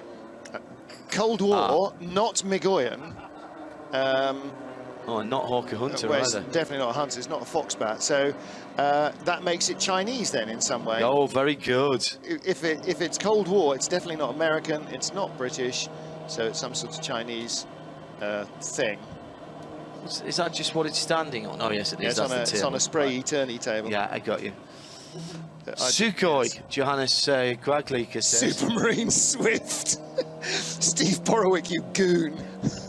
Is that the Supermarine African Swift or the Supermarine? Oh, I don't know. I like the Sukhoi from Johannes. The Hyundai are back this year again with their i130N, throwing a lot of weight behind. This was a Hyundai drive out before the race, just having come through the carousel, proving that you don't have to have huge amount of horsepower and do many miles an hour to still have fun and compete here. I have to say, by the way, those who are asking about competing, the young timer race that supports this race, which is a 3-hour race, which was yesterday, you don't have to have a driving permit for. You can jump into that on the requisite license, which I think is a national A in Germany. Excellent. Morris Minor a go-go. We're there. All right then. We're so there. And looks that like a makes it flagon or a fish pot. If you've got that was the helmet, I think, I'm sure, rather than that was a something pot. We'll save us from ourselves. Down into Brunchen for the Hyundai, and trust me, that car is being pushed along very, very hard indeed. Oh yeah, flagon SU15. So it was a fellow clone spotter. Clone spotter Graham Goodwin. What does it mean, says Scott, NASCAR GT88, when drivers flash their lights? Get out of my way. Yeah, pretty much. Hello, I'm here. Because they aren't allowed to use Tomahawk missiles. Well, don't forget the drivers were told that they shouldn't really have their full beams on all the time, and certainly not, Paul, I think they said, not down the straight, down the Dottinger Hall. That was particularly down the straights. And there's also a limitation to the number of flashes you can give. They say please no more than 3 flashes. Yeah. So there was a time, there was a fad for having a single button that would give you 10 flashes, a bit like some of those cyclist lights that you can get. Yeah. And they were just deemed to be too irritating, too distracting. But I don't know, I did notice that, I mean, a lot of the slower cars do have tape across the rear windscreen, or various types of screening across the rear windscreen, so that the effect of bright lights in the rear view mirrors isn't quite as great. McDuff79 loving the Hyundai onboards. He says a great initiative, cross-platform between track and WEC. Thanks for the great commentary too. And don't know where you are in the world, so if you've got a few characters left, do let us know where you are in the world. And don't forget, we are looking for a name for the number 7 Aston Martin, currently sitting in 27th position. It's the dark grey tea-sponsored car, the Tregothnan Great British Tea, and it is British tea that is grown in the UK. Climate change having a positive effect there. 7th position, and at the moment being caught by the 89 car behind it. Remember how when Adam Christodoulou came up here, we were saying how he had been in 4th place, and by the time we finished talking to him, he was 12th. Well, the car is back into 5th place again, and that's purely the rotation of the different pit stops. We just had a pit stop from number 22, the Ferrari, which is still going strong. The Wochenspiegel team Monschau, or Rinaldi Racing, depending who the entrant is. It's Team Monschau entry, sponsored by Wochenspiegel, but it's run by Rinaldi Racing. Anyway, the number 22 car, just having had its pit stop, and it was running nicely in 7th place at that point, but will fall down again as a result of that stop. It was a scheduled pit stop, and Ferrari going reasonably strongly there, and is certainly in the mix or thereabouts. But you know, drawing your attention once again to that battle that's going on 3rd, 4th and 5th places, still very close indeed between the Schnitzer and Rowe Racing BMWs, and then just behind Maro Engel and the number 50 HTP Mercedes. In some ways we shouldn't be surprised about that, Paul, because there's a balance of performance formula. Therefore, in theory, all the cars doing its 8-lap stints should be at round about the same pace, but of course that assumes everything else is equal. Everything else isn't equal. The difference in drivers, difference in setup, difference in where you meet the traffic. And that's exactly. It's the difference in where you meet the traffic and how lucky you are with the yellow zones as and when you come across them. It's quite interesting listening to Adam Christodoulou about. In some ways, I was hoping for something a bit more. Insightful about his way that he dealt with traffic, rather than merely a kind of don't hit it. Hopefully they've seen me type of thing. Do you know what though? That's tremendously honest, isn't it? Because the idea is, and again, my racing experience is negligible. Whenever you put your car in a position that you are going to be passed or you are passing, then you really do. There's that point when you go, well, I've got to go now. And has he seen me? And it's, as I said to Adam, I ride a motorcycle on the road, and you are taking that same kind of leap of faith every time you pass a left-hand drive truck on the A1. Indeed, and I would far rather have Adam being honest the way he was, rather than necessarily terribly insightful. But when you consider that, you are doing probably around 10 overtaking moves on every lap, we're now on 50 laps of this race completed. That's 500 overtaking moves that his car has done. So there's an awful lot of those, I hope you've seen me, that he has to deal with. We're still trying to name the number 7 car. Tweet at RSL_studio with the name of that Aston and hashtag name that Aston. And Vix Cutler weighs in with this, and given recent events, how can you not call that 7 car Roger? Oh yes, I like that a lot. Oh, gotcha. Yes, absolutely. This from Stathis Kosho. Good evening from Greece, he said. I'm loving the commentary. Any chance Peugeot will run an R&D LMP1 in 2019 to prepare for 2020? No, is the answer to that. Ali Sem says hello from Egypt. Oh, okay. Excellent. And somebody tweeted in saying they're watching for Norway. Is it all right that it's still daylight? It's going to be still daylight until October. Yes, it's all right. Ooh, 24-hour race in Norway. Where it never gets dark. Not required. Well, it depends when you go. Yeah, either lights all the time or lights not required. That's never not daylight. I wouldn't say closer to reality, but it's been more seriously considered than you might think. Really? There has been some thoughts about running a 24-hour race totally in daylight.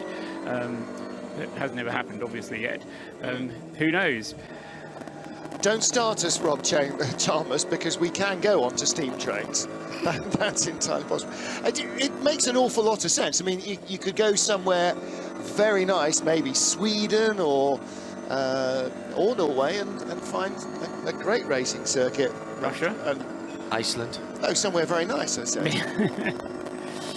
Yeah, talking of Iceland. Which is where Paul's going for his holidays this year. Absolutely, looking forward to that. Yeah. Still very warm, humid even outside, sticky. Graham Goodwin will be joining us in just a few moments' time. The 175 Volkswagen Golf GTI TCR. Apparently you're never more than 6 feet away from a TCR, says Haven. Not sure where that's come from yet. I'm going to have to get... Sorry? Oh, they're right, okay. I see, they're everywhere, is what he's saying. Just going through the kink down towards the Tegarten off the end of the Dottinger Hurt. and that car was leading its class for a very long time. Is still, John, has been from the start of the race. Inside the top 35, Graham. I mean, not a surprise, bearing in mind the pace of that car all week. It has been stunning, to be honest with you. Right, OK, TCR comes into the pits from the lead. Not everybody's cup of tea, but nothing cheap in motor racing, a relatively cost-effective way to go endurance racing. Is that the best way to go contemporary endurance racing? It's not a bad way to go contemporary endurance racing. It's certainly a pretty affordable way to go contemporary endurance racing. Bearing in mind you can take the car back to the workshop, fiddle with it a little bit and go sprint racing the following weekend with the same car. What's not to like? And they do look good as well. Keeping an eye on that, John, also keeping an eye on the car currently shown in 27th position, which is the number 7 Aston Martin. Darren Turner is at the wheel of that car, and he is more than nibbling away at the advantage of the number 150 car. That's the Montai Cayman ahead for 26th position. That gap now under 50 seconds. Darren's brought it down, certainly in the few laps that I've been watching, by around 30 seconds. And it was 11 seconds closer last time around. So the number 7 car putting in a bit of a charge at the moment and moving further and further up the order. But coming towards the end of his stint, unfortunately. But no, I mean, you're absolutely right, Graham. When David King was last here on the microphone, it was just going dark. It had just got dark, and the team had already achieved their first objective, they said, which was to be in the top 30. The next objective that David King has set them is to be in the top 20 by daybreak, which is a tall order for the next 8 hours. But as you say, moving up from 30th to 27th already. Right turn lover started with Q1 in Doha in Qatar, listening in, and now he's in central Switzerland in the canton of Zug. Good to hear that you're tuned in, RTL. Question here from LMP Dragon to @RSL_studio. What's the different? What's in a name effectively? Mustang GT, Mustang WR. That's from Coventry. Mustang WR. Yes, I've seen that on the list. WR, I think, of Vuelta Racing. There are many and various. Is that from the different tuners, Graham? Well, there are many and various different makes of different iterations of racing Mustang. We've had three of them. One of which is called Sally, I noticed out there. Got Sally on the rear of the car, which is absolutely giggle. It's fantastic. But WR, I don't know. I heard you a little while ago mention the Hyundais. Yes. Are you aware who's running those cars? Is that the Rally team?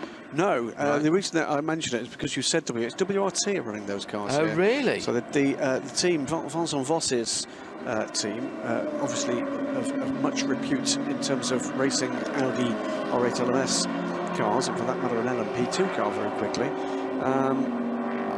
are also racing the two Hyundai i30s here, and racing them very well indeed. You know, as I said before, just because they're not the fastest thing out there, let's not discount them. They're having a race, and in fairness, our listeners and viewers, right on board with that. If you're out there, you're having a race. Whether you're racing the guy who's 2 centimetres off your rear bumper, you're racing the clock, or you're racing the guy that's, you know, half a lap ahead of you, you're still racing. And it's a magic stuff. It's a factory-backed effort, make no mistake. And Hyundai, over the last 2 or 3 years, they've upped the ante very considerably. You remember, I think it was last year, John, where they flew out a number of people from UK and other European markets just to come and see these cars and their test and development centre down, I think it's in the Gottlieb Dehnerstrasse Skunk Works area. It's certainly not far away from it. The number 22 Ferrari, having made its pit stop, did mention when it came in that it was getting itself not quite into the top 6. It was 7th when it came in. However, has now changed from one driver beginning with K to another one. Krumbach to Kylewitz. It has been the driver change. Apparently, the Jochen Krumbach, who has got out of the car, reporting a bit of a vibration on the car, and they're not quite sure what it was and whether they've been able to resolve it, but they will hopefully find out once Daniel Kylewitz gets into his stint and starts lapping more quickly again. The noise in the background is the Hyundai i30N entered by Hyundai N, Vincent Rademacher, Stuart Leonard, Christian Gebhardt and J.K. Kim in that car, the number 92. I didn't realise that Stuart Leonard has sneaked into that. And his regular racing team is WRT. Yeah. And a number of Korean race drivers here with this effort. I'm trying to remember, who was the driver? Was it Vincent Rademacher that was entered in both cars for the qualification race? Yeah. And we presumed at that point they were trying to qualify an entire Korean driver team, but they've opted not to do that. Yeah, they split the Korean drivers up, haven't they? In fact, actually, I think they've only got one Korean, two Korean drivers now.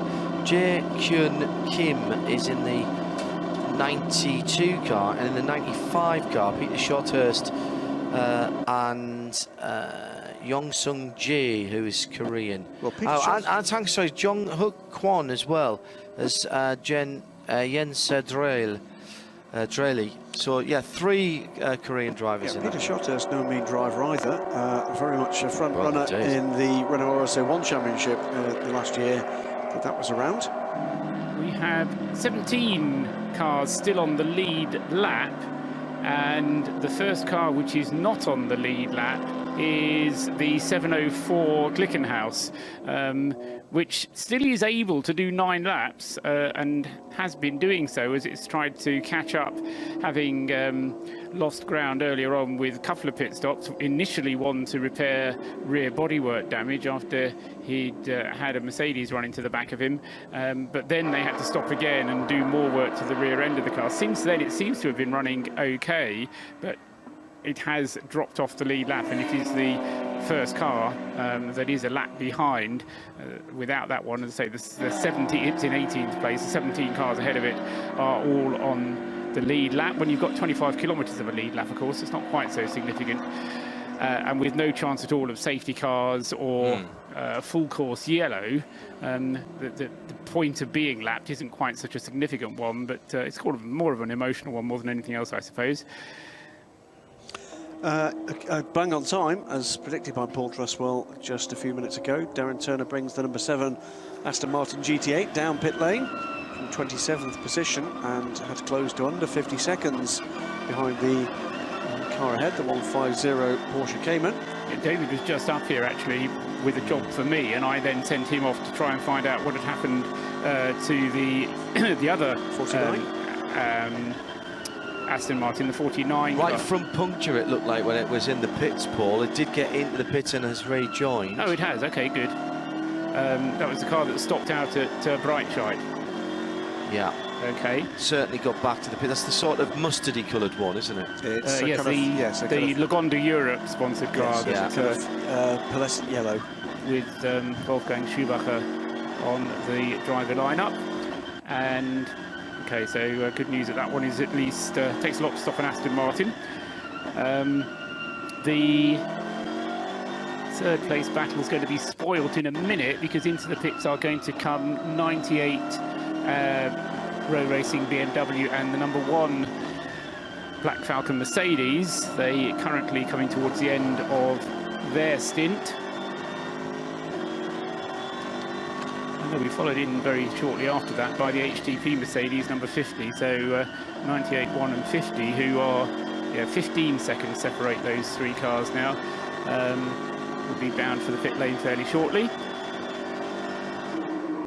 Plenty of battles up and down even the top 20. A number of cars separated by very small gaps indeed, including what is that it's under 2 seconds, isn't it, between 4th and 5th? Yes, yes. So this is, that's exactly the battle that has been going on pretty much since the pit stop from the Schnitzer car made it into the battle for 4th.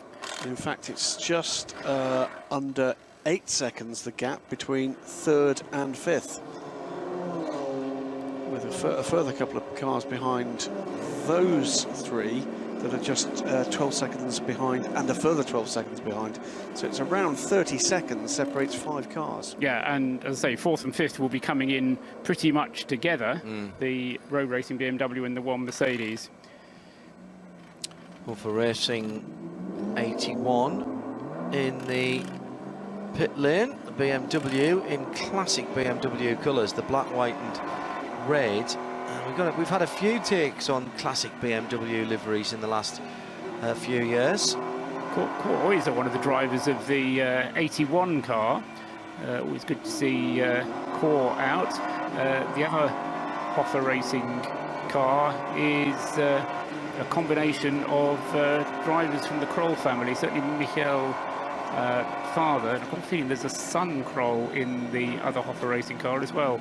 That's the car that has a driver's name on, and I can't remember what it is, and the Kroll family. The Kroll family, says on it, which I think is marvellous. Very good. Very good. Oh, is that an issue there for the 704 Tram Motorsport SCG 003? No, just got a little bit squirrely coming through the hats and back. Now up towards the Flugplatz. Flugplatz in the dark, big lift off sensibly.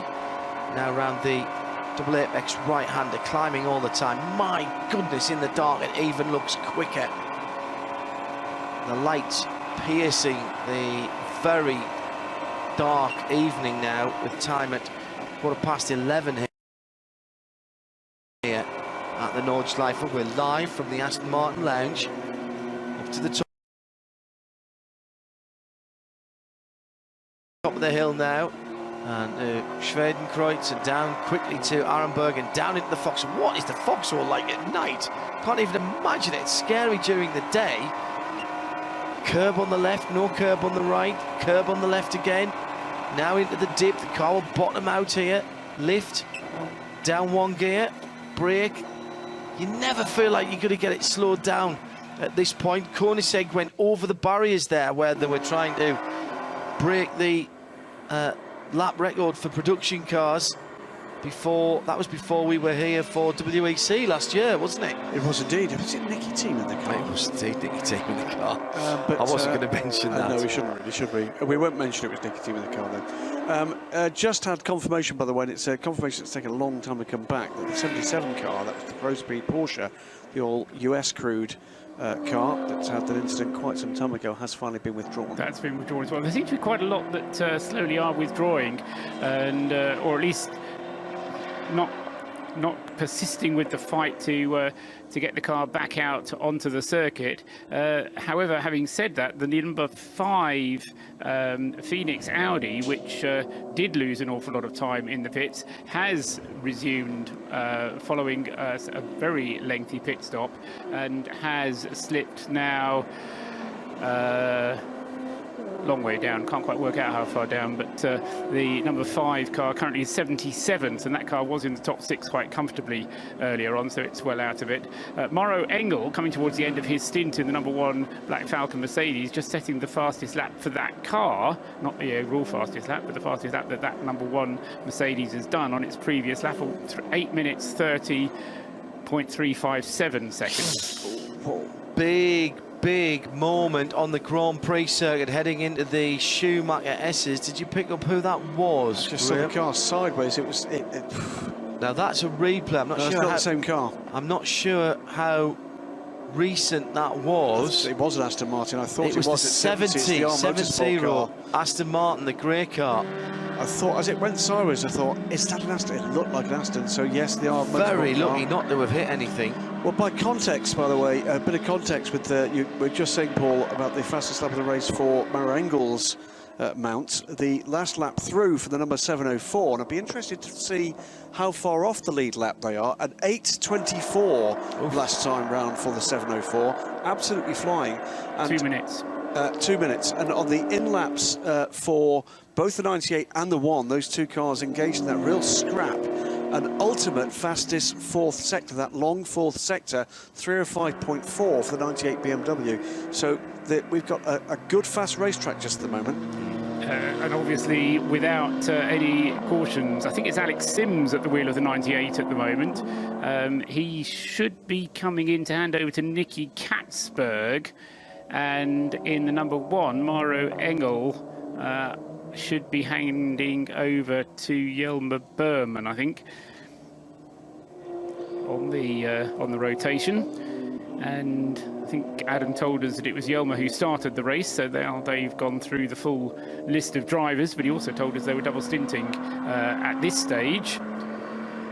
Certainly means you get a good long rest when you're doing almost an hour's worth of driving and then double stinting. There's 3 other drivers in the car, Adam getting a chance to come and chat to us and then go and still have a sleep before he gets in for his stint. Just a note, lots of people asking about the Kissling Manta and the Foxtail. The Foxtail on the Manta Aerial is somewhat of a tradition here. I'm not sure they have ever lost one. They did. No, they did. You may recall, John, I think it was in the overnight session. Was it last year the car retired very early? Or was it 2 years ago? No, I think it was last year. The year before, they did lose a Foxtail, but they carry a spare. In the toolbox, that's right. I remember seeing it in the toolbox. Now you've mentioned that. Yes, absolutely. And the Foxtail does have its own Twitter account. It is Manta_Foxtail, I believe. I think you're right. If you want to follow that. Some talk about the Sud Schleifer here. Drove the Sud Schleifer, or at least a goodly part of it, yesterday on the way out of the circuit. Some of it is still public roads. There is a little more of it than people tend to realise still left, although it's mostly used as access roads for some of the car parking around that area. I was talking to somebody yesterday who was saying they still run some old-timer cars on there, not at any kind of speed, but have a classic event where they run as much of it is left. A display mode. Well, we came. Some of it was destroyed to create the Grand Prix loop. Yes, I mean we went looking for it 2 or 3 years ago, and it's well mapped. It's not difficult to find it, but you'd be amazed. I mean, some of it just looks like a footpath.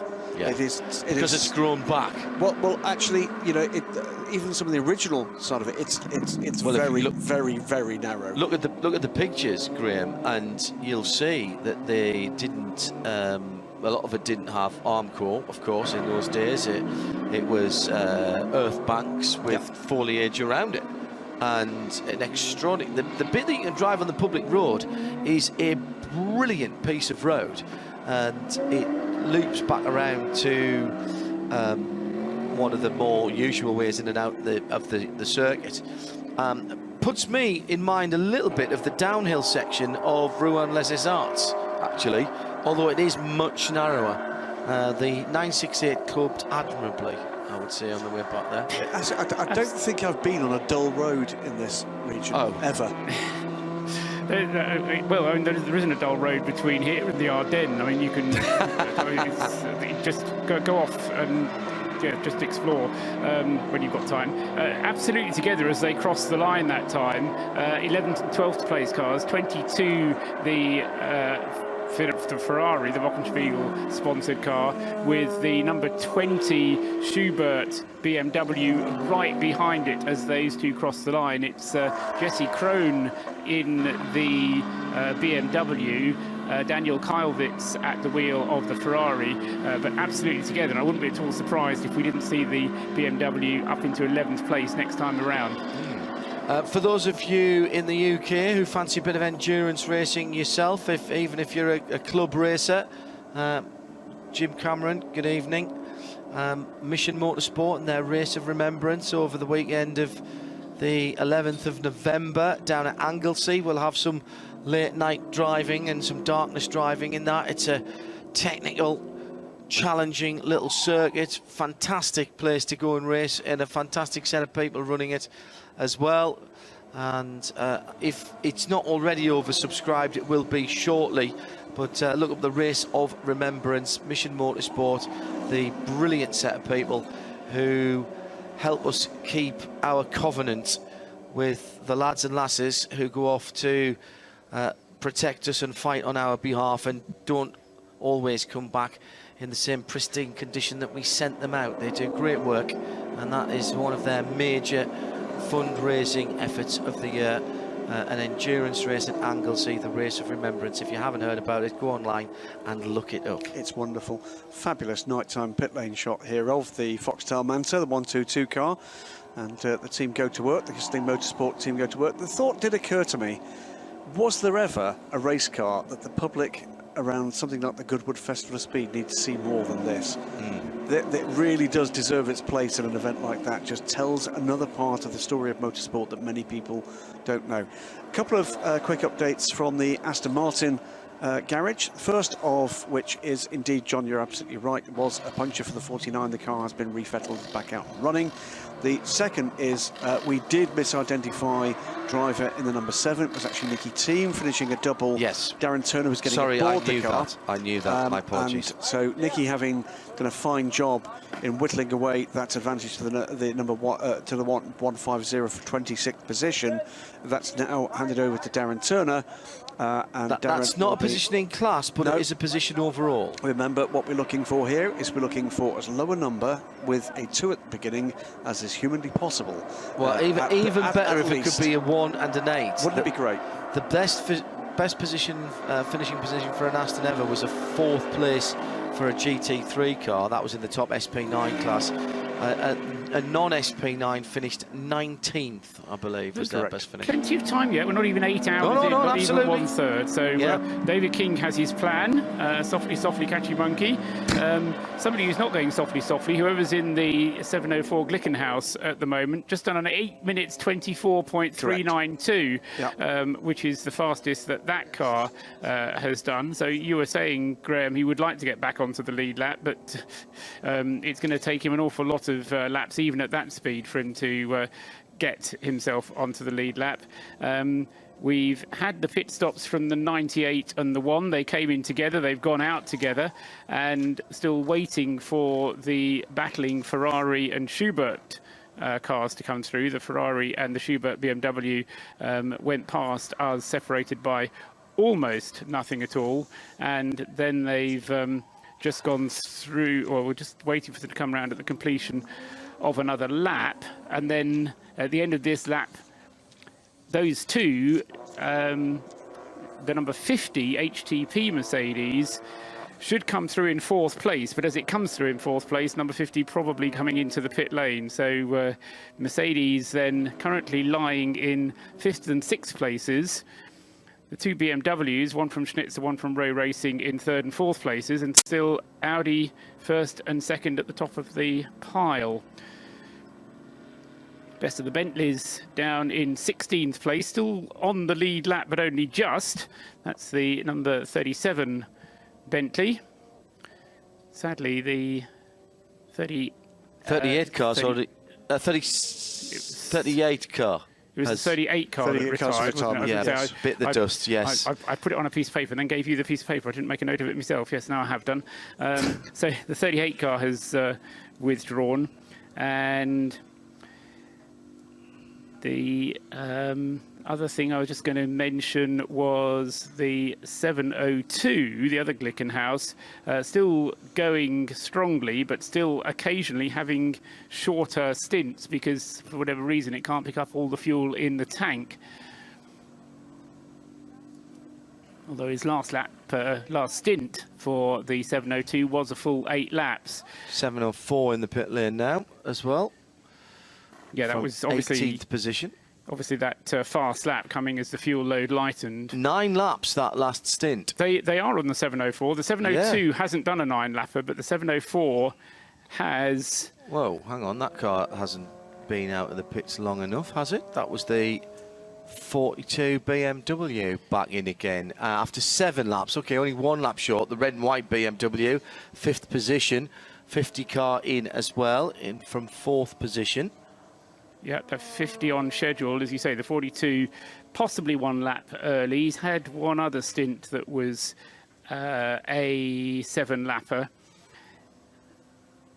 And just sometimes, I suppose, if the driver is feeling the heat coming towards the end of a double stint or a vibration that seems to be getting worse and worse, it is worth coming in a lap earlier.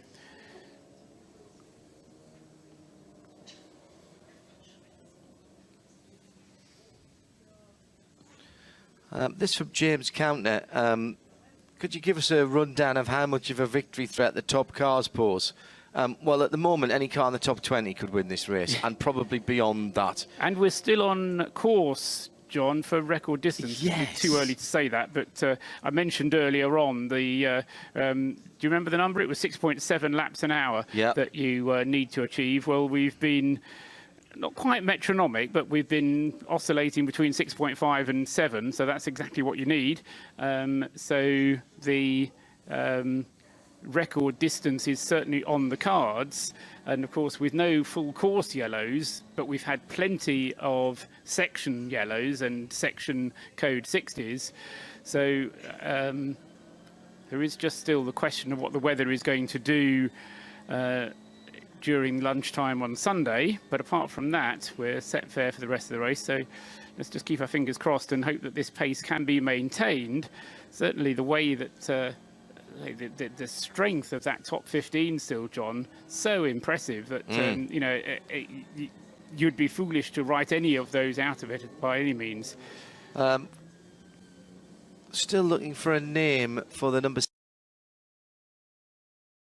7 Aston Martin. It's the grey car with the Tregothnan Great British Tea sponsors, and I have to say the recuperative effects of said British grown tea is outstanding. I'm just about to have a cup myself, to be honest. I heard the suggestion earlier, which I thought was pretty close, which was Roger. Of course, it should be Sir Roger. Sir Roger.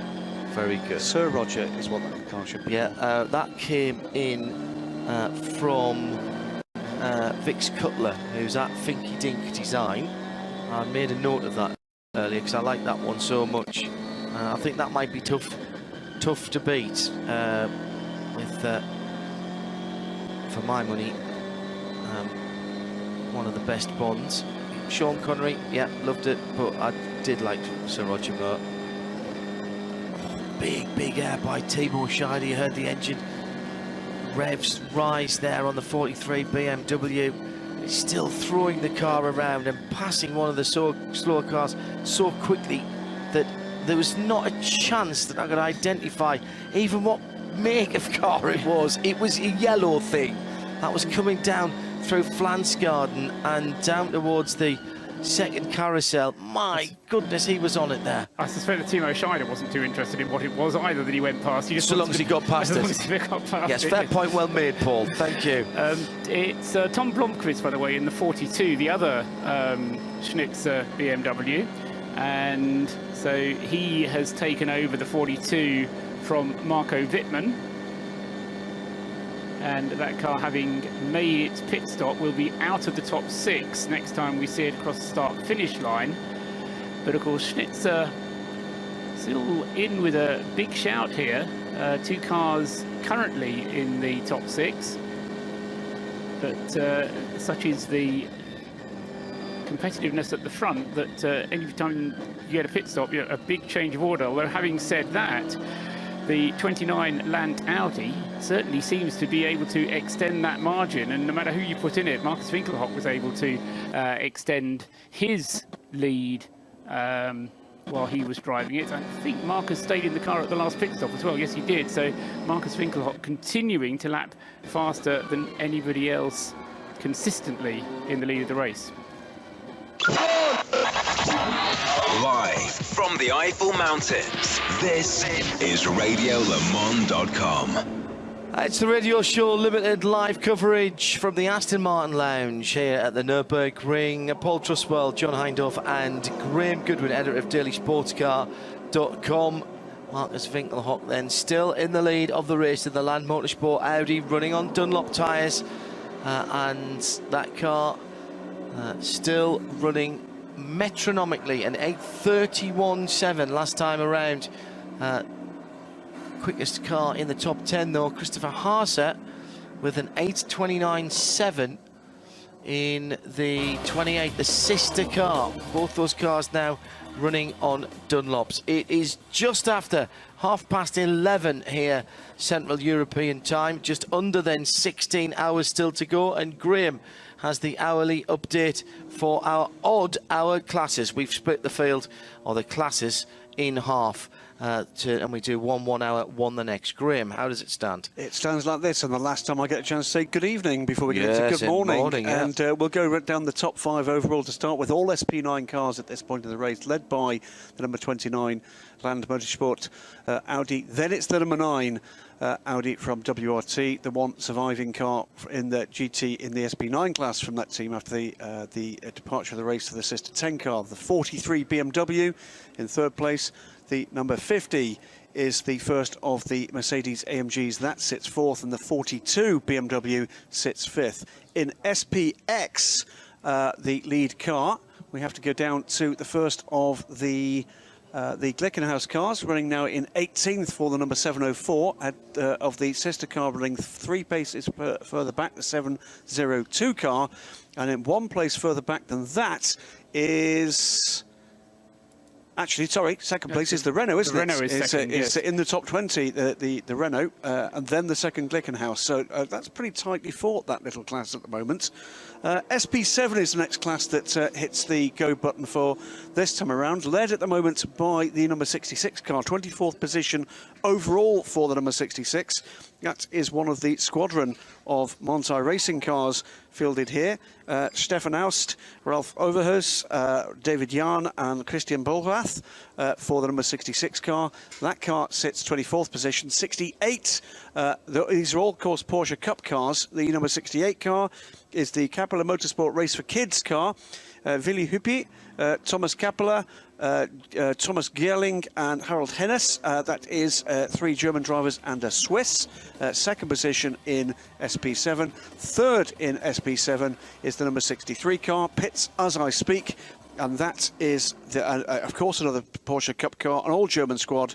Tim Scherbath, Vincent Kolb, Georg Goder and Martin Schlüter. That's SP7. Cup 3, the Porsche Cayman class. And those cars are running very well up indeed. The lead car in class, the number 308, running 35th overall at the moment. And those cars, like several others, are making very good progress up the order. And the 308 car is one of the Taycan Racing cars, again an all-German squad. The infamous Jürgen von Gartzen, Moritz Gussenbauer, Markus Ostrich and Moritz Ostrich in the number 308 car. The sister car, 307, Daniel Burr, Fabio Grosser, Maximilian and Kim Lewis Schramm sits second in that class and 38th overall. And third in the class is the 309 car. That's from Arkenau Motorsports. That is 3 German drivers, Winfried Assmann, Roger Assmann, Kai Heimer, and a New Zealand driver with a very German name, Peter Scharmach, completes our top 3 in the Cup 3 class. Next up, SP6, and SP6 sits with the number 76 car in 45th position at the top of the shop at the moment. 76 car, as we look down the list here, is the Porsche 991 GT3 Cup HRT car. It's been in the lead of this class for a little wee while. Kim Andre Hauschild, Mikael Krisbora, Matthias Hüttenrack and Milan Kodidec. That's 3 German drivers and a Czech. The number 80 and 81 cars second and third in the class.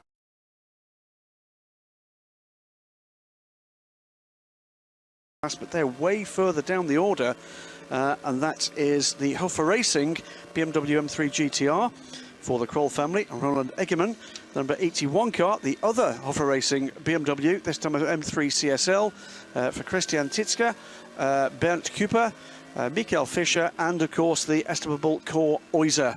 That is the SP6 class. SP8, meanwhile, excuse me, I've missed SP8. I'll have to come back to that one. SP8's easy. Go Led for it. by number 7, the Of course it is. Aston Martin in 28th position, and they have a relatively healthy lead now.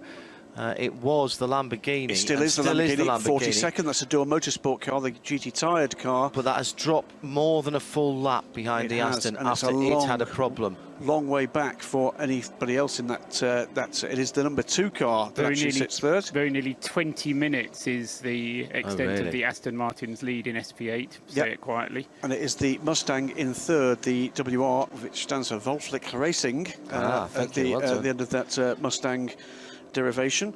Cup 5 is the next on my list. That is the one-make class for the, and indeed the Mustang is actually on pit lane at the moment, the M235R racing cars, led by the 249 car. I think that's been a leader for a little wee while. This has been a class that's had quite a lot of trouble, Paul, to this point in the race. There's been a lot of those cars that have hit trouble, not like them.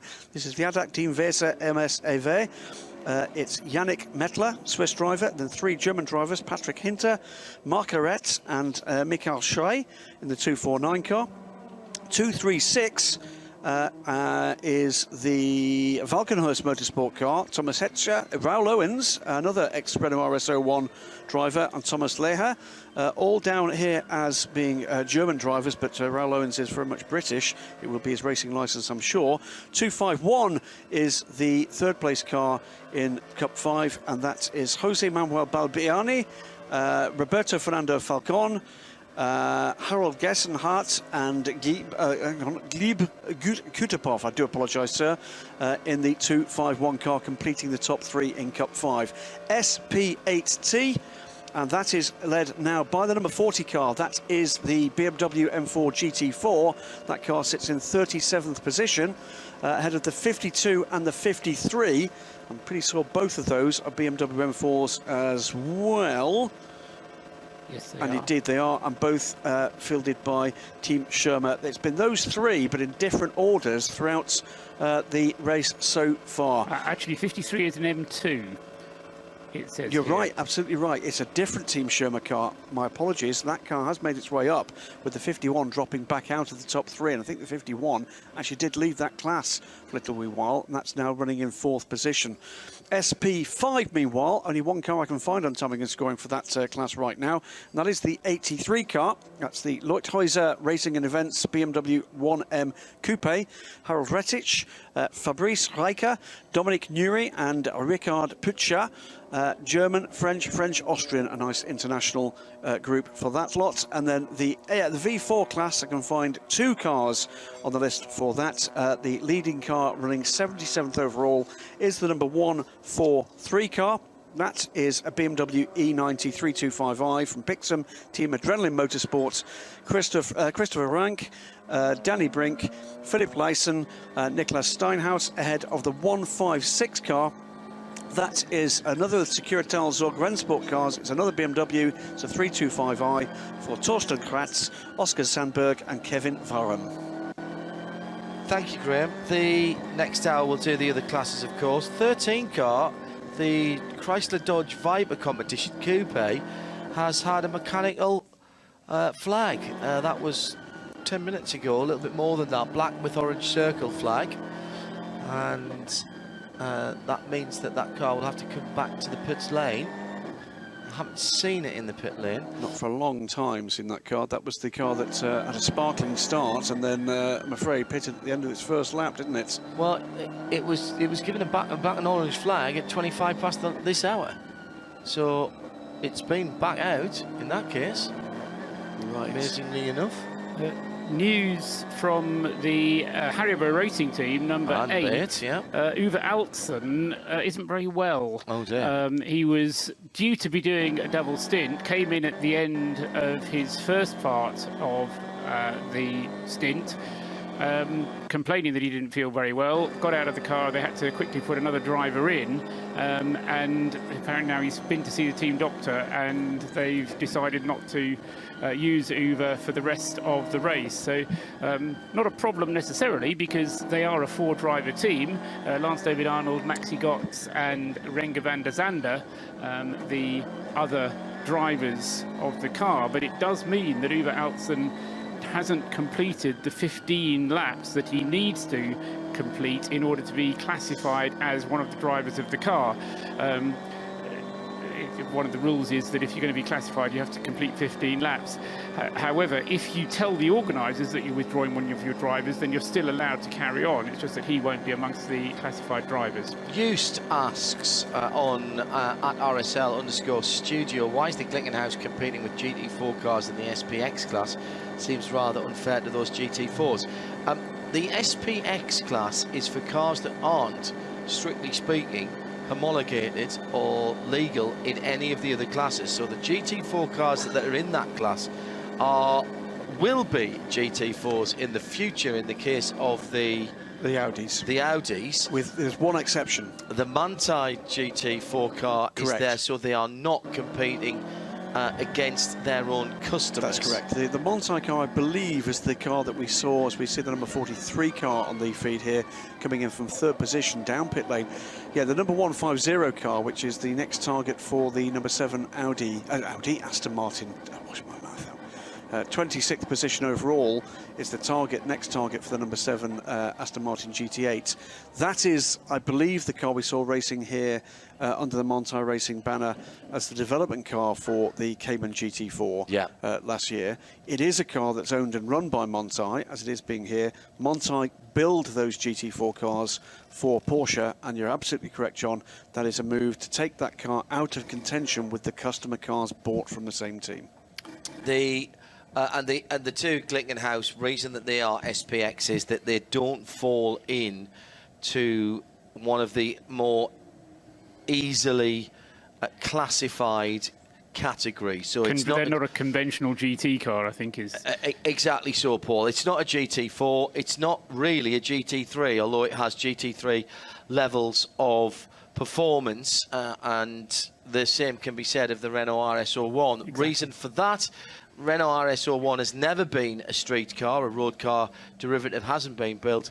Jim Glickenhaus has built road cars. Indeed, he runs one himself. Yep. And there are at least a couple or three more, but they haven't produced them in big enough numbers to qualify those cars as a GT3 car. GT3s have to be based on a series production cars in the same way as the GT Le Mans or GTE cars have to be built and based on series production cars. In the case of GT Le Mans in the US, it's 200 or 500, depends on the size of the manufacturer. So, for example, a manufacturer like Ford have to build 500 before they can. Oh wait, right. Would say one thing about the Glickenhaus road car, the SCG003 road car. There is one, I believe, and these words came from Jim's mouth here last year, one major difference, which is they don't run with the same engine. The engine in the race cars is the twin-turbo V6 from the HPD LMP2 car of recent years, and my understanding is the road cars, although I've not caught up with Jim since production started those cars, very limited production started those cars, I believe is a BMW unit. Oh, really? I believe so. Right, okay.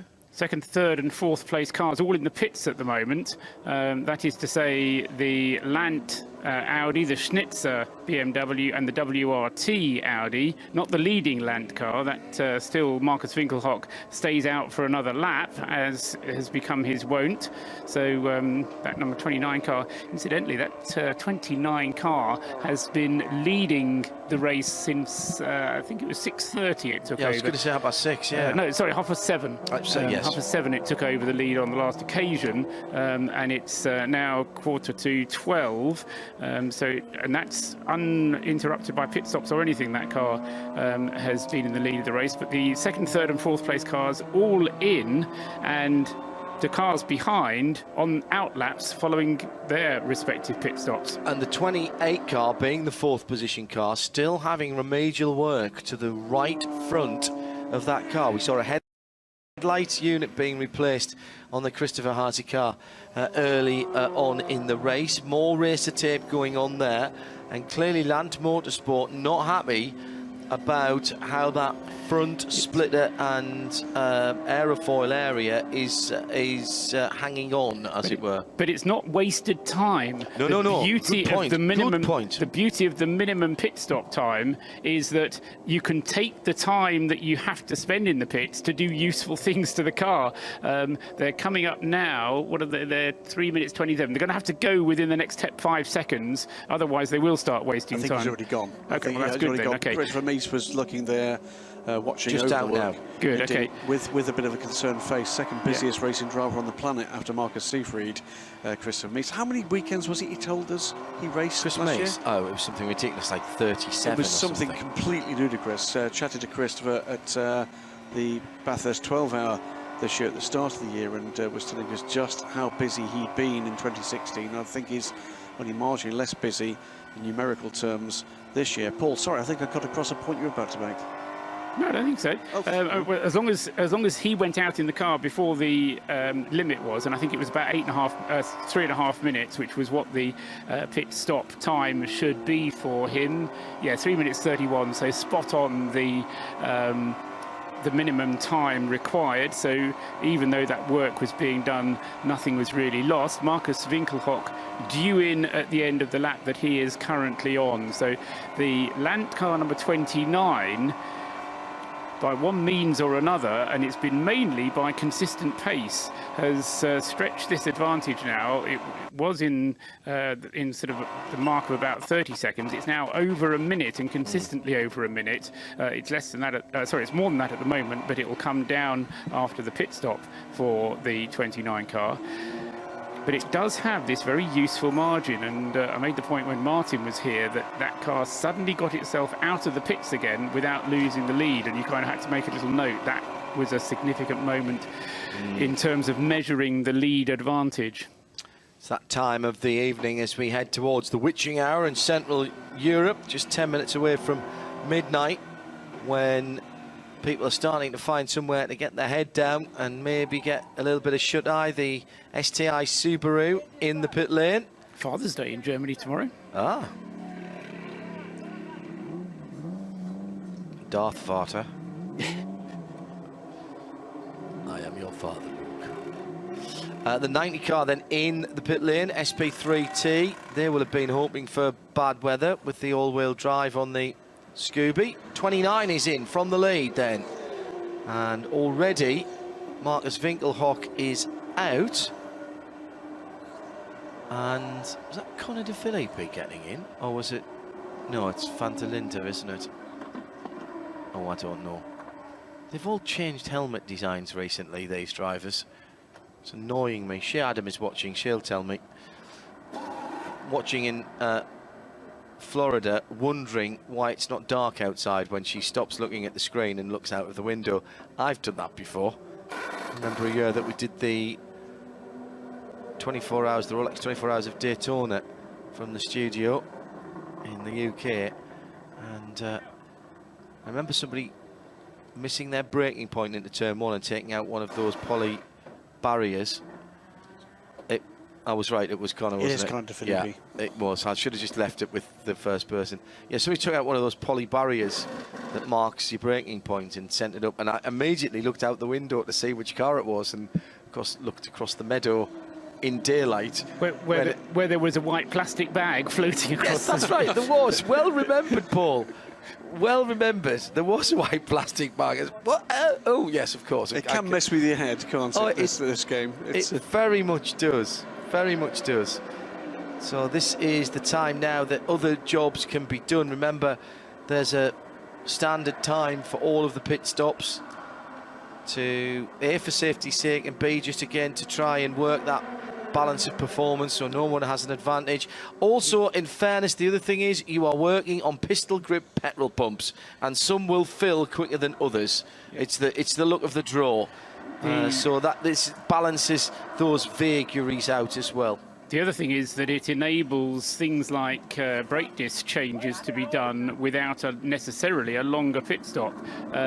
You tend not to do all four at the same time, but you do the two front ones and the two rear ones in two separate pit stops, which some teams will do anyway in two separate pit stops because front and rear brake discs tend to wear at different rates. But you can very often do that without there needing to be any extra time put on your pit stop. The 123 Toyota Corolla Altis in the pit lane. Haven't talked too much about these guys, but they have been just battling away in SP3. It's the Toyota Gazoo Racing Team Thailand. Two cars from those guys this race. They've also got the 124 car. 123 Sutipong Smitachach, Natavude Charon Sukawatana, Manat Kula Palanont and Natapong Hortonkum, and I think it was Natavuda Charansuka Watana who was sitting in the car waiting to be sent out. The Mad Cow himself, that's his own nickname, back in Thailand. Those guys have been here for quite a few years now. 3 years now? Yeah, and that is the latest version of the Altis. And dare I say this, that is a far nicer looking car than they've raced here before. Resplendent in the works colours. As the 29 leading car, Conor De Filippi confirmed behind the wheel. Back out. And those two Corollas, by the way, way down the order, but they'll be doing what they've always done here, which is run their own pace, run their own race, run for the finish. They're in SP3. They're not in the top 114, I can tell you that. Are they not? Right, let's have a quick flick through and we'll find out where they are. It's 1, 2, 3 and 1, 2, 4. Oh, there's one there. That was one there. 1, 2. What did I say? 123 is in 120th position. Right, that's the one that's just pitted. Yes, and 124 is just ahead of it in 115th position. So that's 8th and 7th in class. Correct.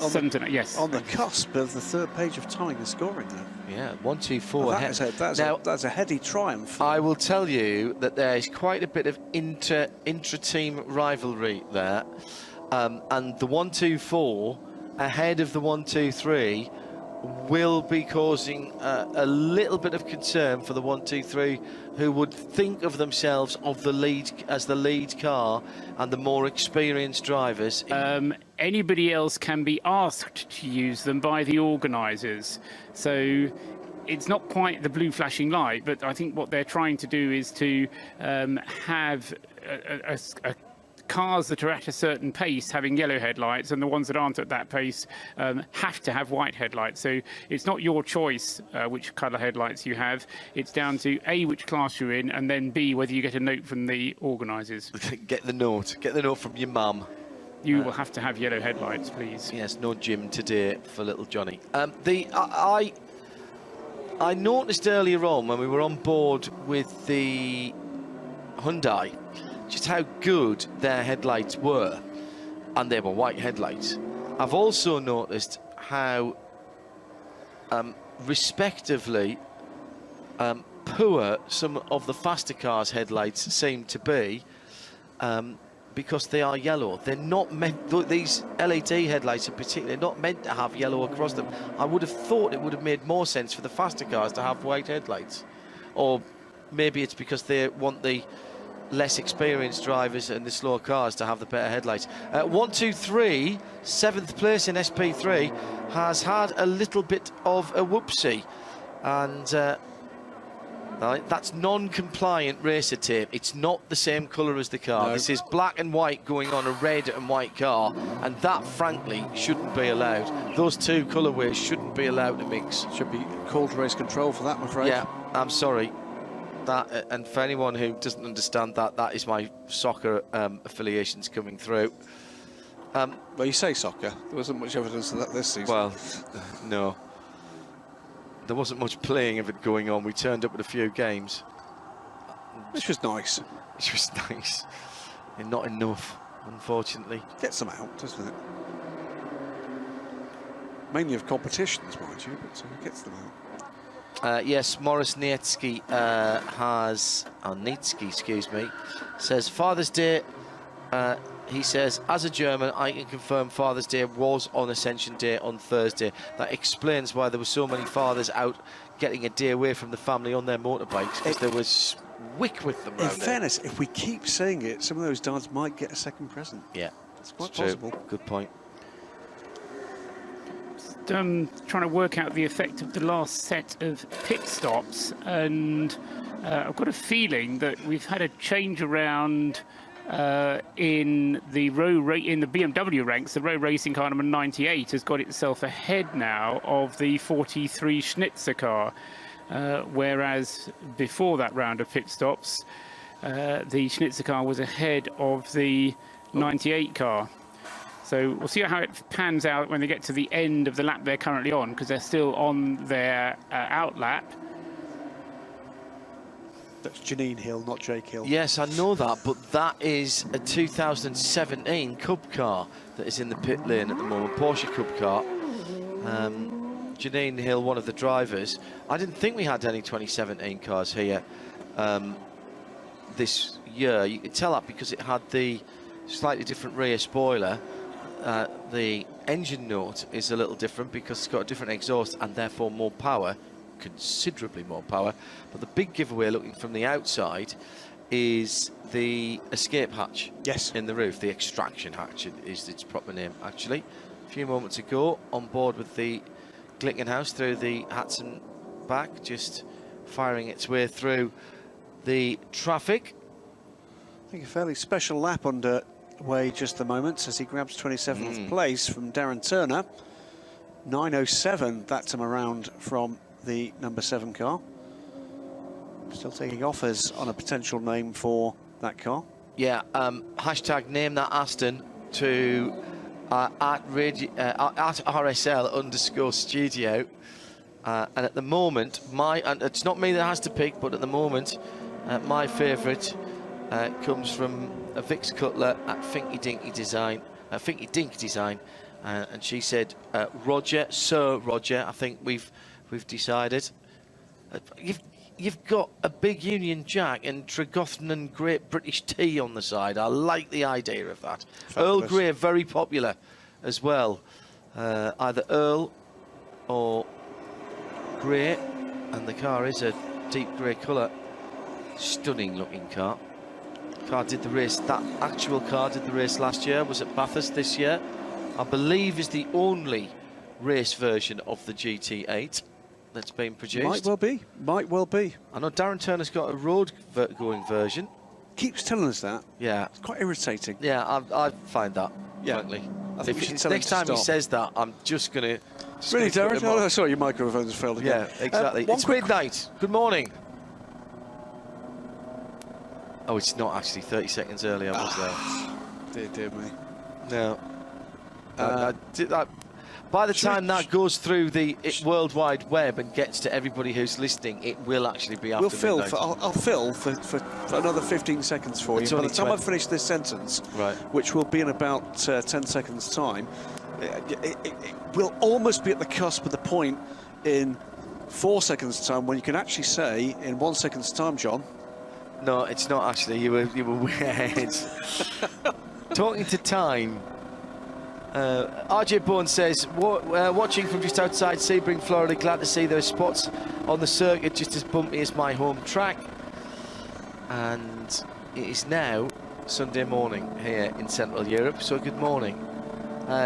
Suzuka tweeting at RSL_studio, the Glickenhaus still doesn't have a foxtail. I think it would have the overall lead if it had one. It's very quick at the moment. Notice the times that both of the cars were putting in at an 8:29 last time around from the 7:04 and an 8:30 from the 7:02. And both into the top 20 now, 19th and 20th on recovery runs from both the 7:04 and the 7:02. One question, I have to say, actually, normally it's a question I could answer, but this year, for whatever reason, I've not followed this up, which is what fuels the AT class cars are running this year. Yeah. So we'll follow that one up for you. I didn't see Dragon. I'll have to say I didn't see the methane or LPG containers or tankers down the pit lane. Have we got a diesel car this year? Yes, there is diesel, right. And I think there's two varieties of diesel because there's one bio and one slightly different type of diesel. I'll hold fire on the other one, but I'm pretty sure there's an LPG as well. Well, the one that we can confirm, that comes thanks to our good friend Mike Mother, and the 320 car is running E20, 20% bioethanol. Some panels are biofibre and not carbon fibre on that car. I remember one of the university motorsport courses in the UK building an F3 car and using biofibre, which is things like carrot cuttings and lettuce. Things like that. It's built completely of lettuce. No, it's not. Don't say things like that. But it was things like fibrous vegetable matter was used. I found it fascinating. 22 Ferrari without any fibrous vegetation anywhere near it, one hopes. is in the pit lane from 5th position, and that was on time again. Another 8-lap stint for that car. Not quite as much drama in the tyre department as we might have been led to believe for the cars running on Michelin. Not yet, indeed. LMP Draven says it runs butane, or at least it did last year, but it's not running petrol for sure. Which one's this? Whichever car we were talking about a moment The 13, the Viper. Viper, yes, the normally Viper. runs some form of gas, doesn't it? Yes. Yes, you're right. Whether or not it's LPG, I couldn't tell you immediately. I would normally have followed this one up. It's just it's dropped off my to-do list, I'm afraid, thus far, for which I apologise. I will try to do that in the morning for you. The leading Michelin shod car is currently the 98 Row Racing BMW. Both it and the Ferrari number 22, which you just mentioned, having come into the pits, out of 4th place when it did come into the pits, though. Those two both on Michelins. The leading two Audis, one from Lant, one from WRT. Those both having made the switch. So I suppose the story is perhaps going to be whether or not they try and double stint through the night if it gets cooler in the nighttime hours, although picking up on what David King was telling us earlier on, and bearing in mind that his car is not running an SP9 anyway, so perhaps not relevant to that, but still pertinent. Because you've got the minimum reference time within the SP9 class, you have the time to change the tyres, so in some ways, why wouldn't you? Yeah. As I say, the restriction, I'm not sure whether it's in the number of tyres or merely the construction of them, and somebody will no doubt be able to tell me in the end.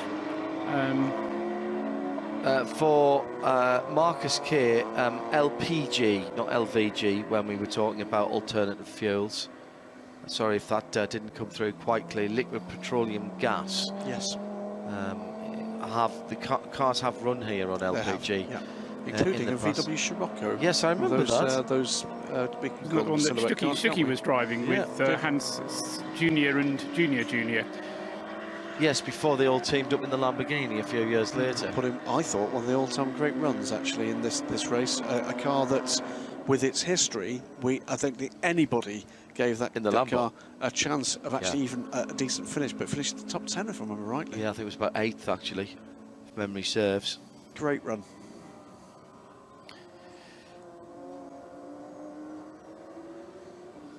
How does the sharing of pumps, now this is very good, says Casually F1, very good Twitter handle that, at Casually F1. How does the sharing of pumps in the pits work if different cars are running different fuels and gases? That's a very fair point. Yep. Down the pit lane, all of the pumps are petrol. Correct. And as we heard David King saying earlier on, if you get to your pit and somebody's on it, you go to the next pit along and use that one. They don't belong to each pit garage. They are there to be used communally. And basically everybody has to shuffle down with the tyres and the other driver. The alternative fuels are, or have been in the past, in the early part of the pit lane and stored in a separate place.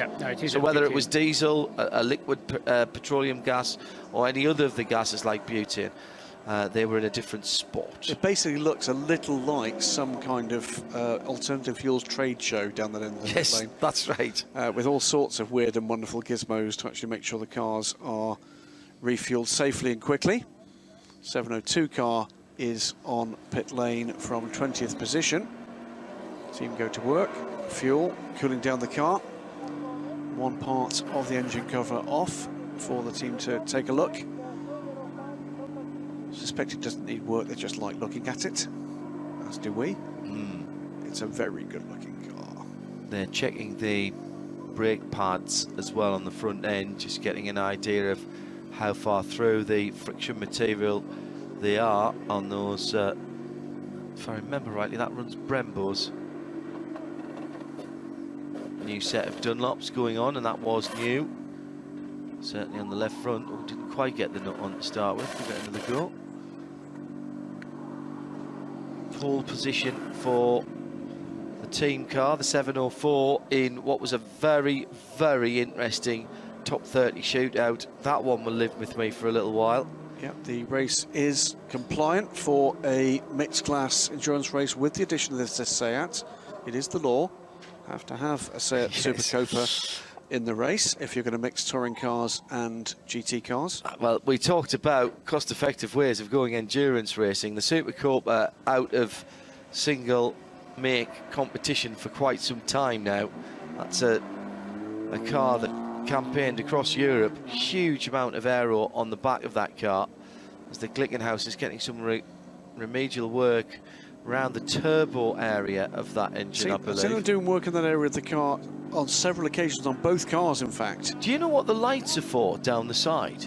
No. They've got sort of yellow, red and green lights on the side panel of the Glickenhaus. Tools are coming out for that car now. Just to finish off about the Super Copa, that car, very, very standard in the mechanicals area, very, very sophisticated in the aero area, and with the DSG gearbox, the ones that certainly ran the Seat Cup in the UK, you could actually slip it across to D and not use the paddles, just let the box shift as an auto box. I wouldn't be remotely surprised if getting into conversation with the geniuses behind the TCR concept to be told that it was that car that inspired them to do it. Well, because it just looks like it's the second iteration, and it's granddad, doesn't it? The Copa Negra, Yes. the Boca Negra, the blackface car that they used in the Seat Championship in Spain, with a little more aggressive and boxy arches. I absolutely agree with you. That does look like the Muse, if you will. Haribo Racing Team Mercedes back out on the circuit, the number 8 car. That car in 14th position and heading down the foxhole in the darkness here in the early morning hours at the Nurburgring Nordschleife. Yeah, I've got an apology to make to Jonathan Gitlin, or Dr. Gitlin on Twitter. I'm afraid I am now barred by contract from making puns on air, and that includes reading out your puns, even though it's a very good one. Let me see. Did I say it out loud? Yeah, very good. That's very good. Yeah. D.R. Gitlin. Yeah. I can recommend them, but I just can't read them out. Is that right? Yeah, that's fine. You can retweet that. Can I? At DSC Editor. That's fine. In has come the Man Filters Mercedes, the 48 car from 18th position. Kenneth Heyer and his teammates waiting for that car. Yeah, that includes Bernd Schneider at the wheel of that car. Has Bernd driven that car yet? Oh yes, Right. He's done at least 2 stints. All right. But I don't think they were consecutive ones. He's actually, for me, he's the only driver whose retirement is less convincing than Johnny Molam's. I think he's been retired for longer than he was actually a racing driver now. It was the first year he announced his retirement. We won 3 major 24 hour races, wasn't it? Indy Johnson got out of that car, and getting in, he says, leaning forward, if that's going to help him. Could be Patrick Assenheimer. I was going to say, I think it's Patrick Assenheimer, It was Schneider who handed it to Indy Doncher. Right. And... Oh, no, it'll be Kenneth Heyer in that case, won't Right, it? okay. Yeah, so Heyer will come before Assenheimer. Also in the very pretty red, white and black. What a great colourway that is. Why aren't there more cars that colour? The 73 Aston Martin, that looked fairly standard stop as well. The Avia car, isn't it? That's carried that livery, or rather a derivative of that livery for, what, 3-4 years now? Looks really, really nice. I remember when we first saw that car. It's the Milner Motorsport car. Just 3 drivers listed for that. The American Peter Ludwig, Moritz Krantz and Bruno Buehlen, the Belgian driver. So American, German and Belgian driving. That's a complete load of nonsense, Heiner, if you're looking at the wrong car. That's the Team Mathol racing car, which has 4 drivers. Correct. Wolfgang Weber, Andre Duve, Eric Johansson and Juan Manuel Silva. So German, Swedish and Argentinian driving there. Avia Racing, as you rightly say. That is a GT4 Vantage V8, number 73. A quick look going down where we are with the number 73. It was sitting, I think, around about 5th or 6th in class the last time I looked. Struggling to find her at the moment. Let's leave that with me. There it is, 48th position, and it is sitting third now in SP10. So we have had an Aston Martin leading the class early on. SP10 at the moment, led by, actually a car flying high, the 71 car up into the top 35 now. And best lap of his race thus far for the number 7 Aston Martin.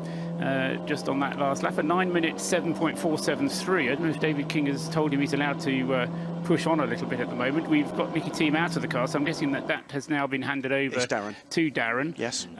So a 9 minute 7.473. So quicker than that car has gone before, and he's still got a fairly full tank of fuel. He's only on his fifth lap now of the stint. Ethan Heisler puts me right on the Glickenhaus lights, fuel, oil and racing position, and he's even sent me a YouTube link so we can all learn about it, which has been retweeted. And drivers who have retired but not really, Shea Adam submits Tor Graves, who retired in 2014 and is doing 2 Le Mans since then. In fairness, though, in Tor's case, he was a bit miffed and said he wasn't going to race again, but then realised he couldn't do without it. And he is, I think, one of the standout nicest guys in motorsport. Agreed. Lovely fella, Tor. Alex Wirtz, of course, retired and then immediately did another race. That was Rolex 24. Johnny Morlam did the same. Desperate for another watch. Needs a watch for both of the children. I swear he's got an eBay shop. Hope he's listening. Bit past his bedtime now. Good on you, JMO. No, should tell you, by Red the way. River that he's running at the moment, a really, really sensible way to continue his career and to pass on the not inconsiderable amount of knowledge that he's gained racing around the world in his successful racing career to people in this form of racing who perhaps aspire to doing something like this in GT4 or GT3, but who start their racing careers perhaps later than most would do. Yep. And to do that in a sensible way, to mentor them, to coach them, to make sure that their financial investment gets them the best value, I think is a smashing idea. And Johnny's having a really successful time of it doing that. I'm loving it. And the smile is back on his face and he's enjoying his racing again. Well, should I tell you how much he's enjoying his racing? He's writing for you. Well, he's doing that, and that's obviously a big step forward in his career. But the other thing, which is absolutely extraordinary, I hope he isn't listening to us because it might spoil it by the end of the season. Johnny at the moment is contesting with his customers, with the drivers he's looking after, 3 separate championships this year, and he's leading all of them. Not bad for a retired driver. He could be a triple champion the year after he retired. Yeah, that's magnificent. And you can be assured that if that does happen, there will be tomfoolery galore in the end-of-year edition of Daily Sports Car. Johannes Quagley, Possett's Dieter Quester, who's retired a few times. However, Mark Martin has retired more. That is a fair point. Stock car driver, cup driver in the States, Mark Martin, did have more comebacks than Frank Sinatra, didn't he? Another car that has set the fastest lap for its race so far last time around was one of the Bentleys, the 37 car. 16th overall for that car. It is a class leader, of course, SP9 LG. That won't be much comfort for them, 830.820. Good news is at the moment, and I shouldn't say this sort of thing because it tempts fate, but we've been talking about cars setting their personal best laps for, should we say, about the last half hour, which means that the circuit must have been devoid of yellow flag zones for that kind of a period. And I just wonder whether that is in part due to the very hectic first 6 hours or so that we had, which is done for quite a few of the entries. And of course, starting with 156 anyway was fewer than we've had in recent years. So it's still not entirely clear which ones are still running, but I think we've still got a good 120, 130 or so running, but it's probably given enough space around the track, which perhaps leads to a faster pace being run. But if it can continue at this rate, then we are certainly very much in the ballpark for a record distance. 159 laps was the record, or rather is the record at the moment, so we need 160 to break that.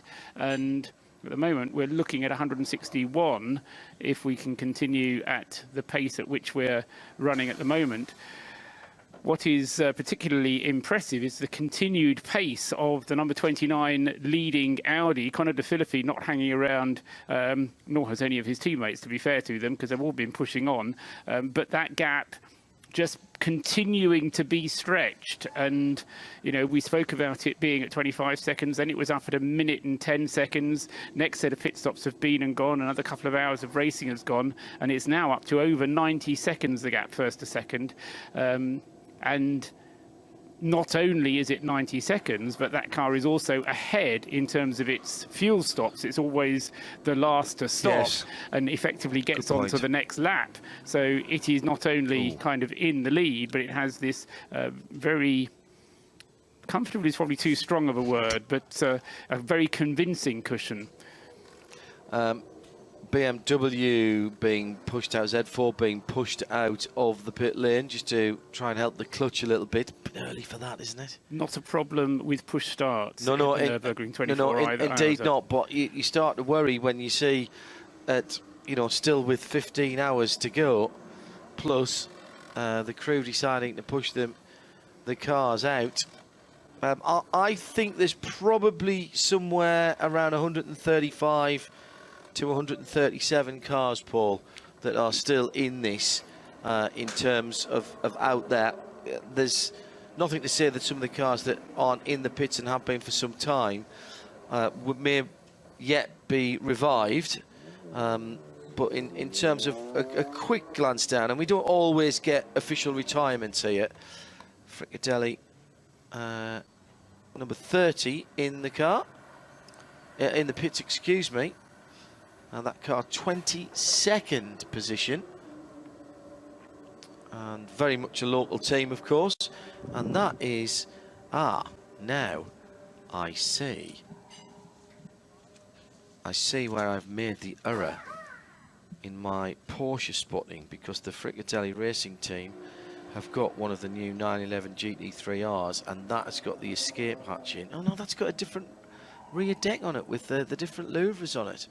So that was a Cup car earlier on. I thought it was. It was a Cup car, the one you were talking about earlier. So that was a 17 Cup car.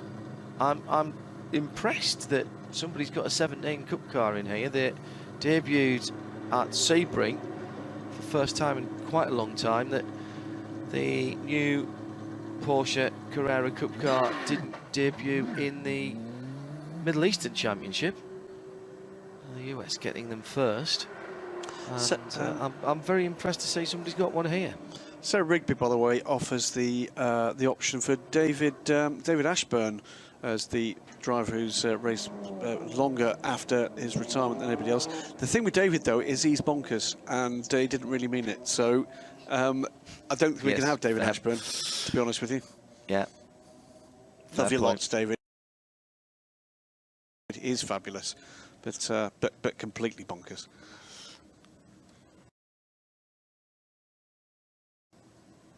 Pastor Maldonado being offered, but I think that's a misinterpretation of the question. It's not the driver that's retired most often.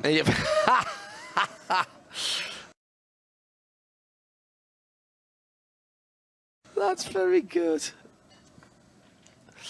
Very good. 17, Audi, the GT4 sort of car. On this, it's rolling sales mission and data gathering exercise. Time for you to start prepping your update, Graham, for after the end of the next racing hour, which is some 8 minutes away. Battered Audi in the pit lane. That is the 18. That's been battered since very early on in the race.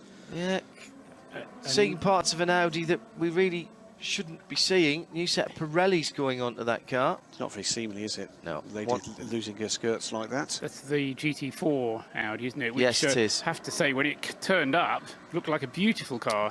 Less aerodynamic aggressiveness around it, and far more svelte around its aerodynamic appendages. The Dodge Viper has been excluded from the race, I'm afraid. Oh dear. It's too loud. And the way I read this, it's not just been brought into the pits to have the exhaust seen to. It's been told to stop altogether. So so that was another black and orange flag then? No, it was a black flag. Oh, really? Straight onto that? Wow. Yeah. So I hadn't realised. I would have thought something like the Nurburgring would have almost limitless noise restrictions, but there was an occasion during the free practice, wasn't there, John, when there was a car who was pinged for being too loud? Yes, and 2 of the World Touring cars were as well. I knew we talked about it. Yeah. Yes. Actually, sorry, if to be totally correct, I think it was 1 World Touring car and 1 European touring car, but certainly the cars out in that session were pinged, because we did get someone saying how funny they thought that it, whatever it is, 7.2 Mercedes-Benz was quieter than a 1.6 turbo 4-pot. Yeah, as I say, the way that the message is worded states quite simply that the Viper must finish its race.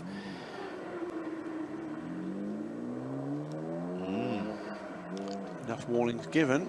Yeah, 17 Audi GT4 still in the pit lane, bearing the new colourways for the Audi sport cars, which is a maroon stripe up the bonnet into an interpretation of the, well, actually it is the Audi rhombus on the roof, and then the stripe goes over to the opposite side of the car and down the back of the car on the other side, and that is the new Audi Sport colourway, if you will. Only works if you can see the roof, though, doesn't it? Well, yeah, sort of, from the front as well, and you wonder where the stripes are coming from. Took me a while to realise that the thing that was on the roof was the Audi Sport rhombus, of course. Audi Sport now, not just a racing brand, Audi Sport Customer Racing here in this case, but various dealers around the world being co-opted into the Audi Sport family, and only Audi Sport dealers being able to sell RS products. And interestingly, that car, by the way, has gone back into its garage. And I knew I'd spoken too soon, because there is now somewhere out on the circuit a fairly significant yellow flag zone, because the lap times we're getting through have all of a sudden slowed dramatically. And that's not just due to outlaps, is it? No. Yeah, so I think there is something out on the circuit which has slowed us down.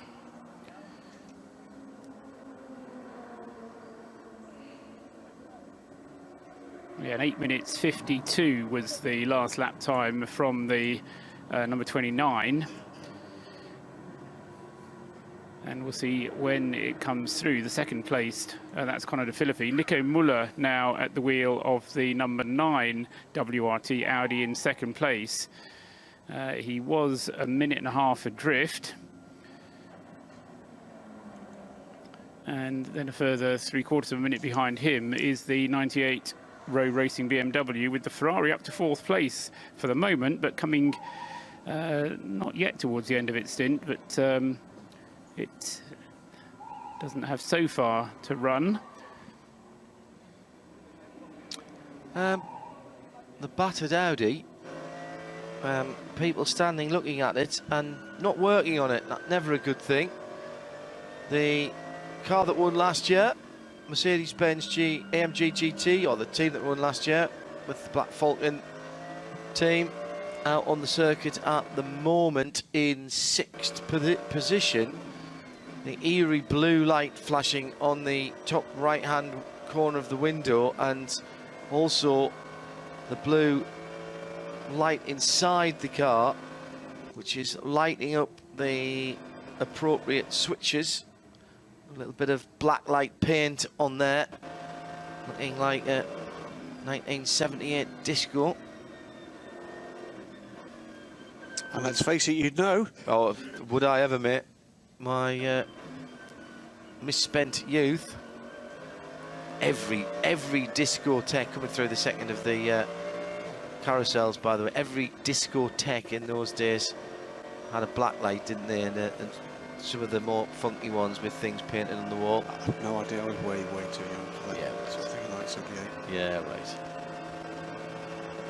On to the Dottiger then from the 6th place car. Marcus Paltala has, excuse me, not sure it was him at the wheel in the 98 Rove racing car into the pit lane, and this is the start of the next set of, oh well, that's a little bit early for the 42 car. Just 6 laps completed for the BMW. 69 back in as well, second in SP8. The GT competition tyres sponsored Dürr Motorsport Lamborghini Huracan Super Trofeo, and the leader in the class is in as well. This is the Aston Martin. Is that early? Well, only 2 laps completed for that car.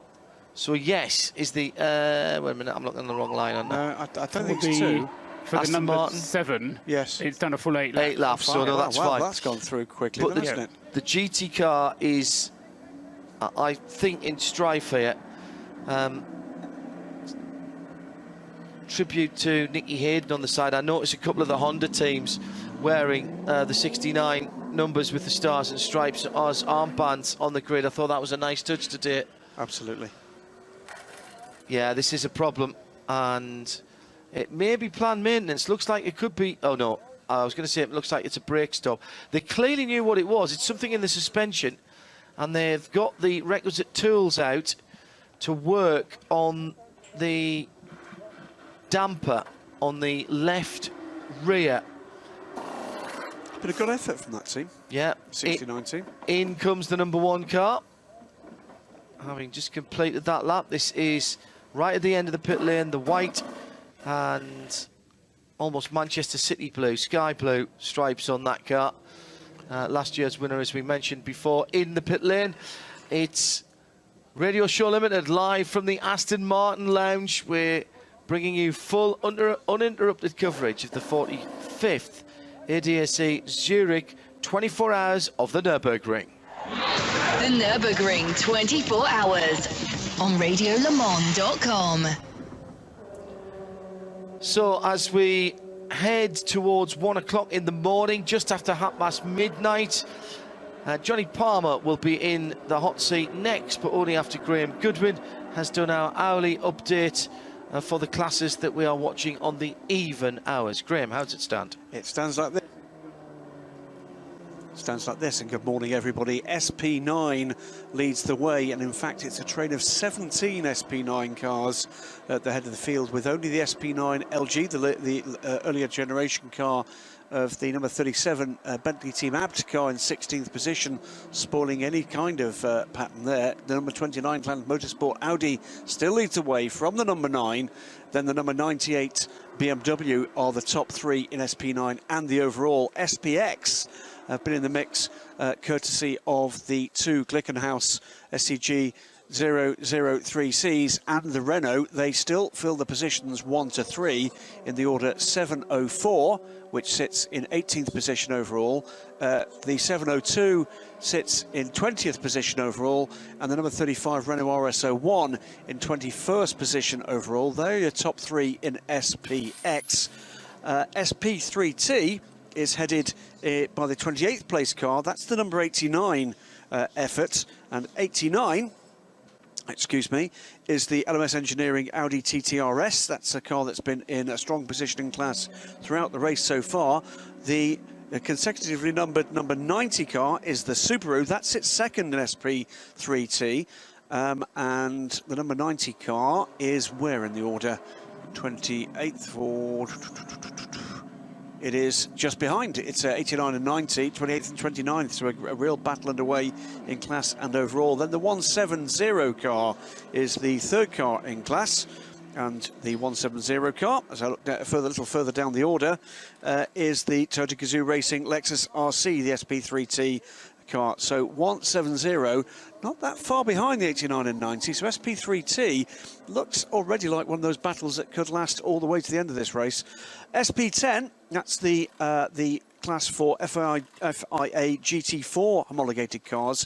It's the rather neatly 71 from 72 and 73, which makes it far more easy for me to look up the cars in that order. It's the Milner Motorsports Porsche Cayman GT4 MR that sits in first place in class and 42nd overall. That's Peter Ludwig, Moritz Krantz and Bruno Bühlen in the number 71. 72 is the Black Falcon Porsche Cayman GT4, and that's Carlos Gomez, Ronnie Mustafa Mehmet Kaya from Turkey, and Italian driver Gabriele Piana. And in the 73, as we noted a little while ago, Aston Martin back into a podium position in the GT4 class. This is the Avia Racing car of Wolfgang Weber, Andre Duvet, Eric Johansson and Juan Manuel Silva in the 73. 1, 2, 3 in SP10. Swapped around because the Aston Martin has just moved into second place in the class. Excellent news for Aston Martin fans, and why wouldn't you be one? TCR, and that's another class that has seen cars riding high. Actually, the TCR leader has dropped back a little in the order and back onto the second timing screen. 43rd, though, is by no means a disgrace for the 175. That is the Matilda Racing VW Golf TCR car.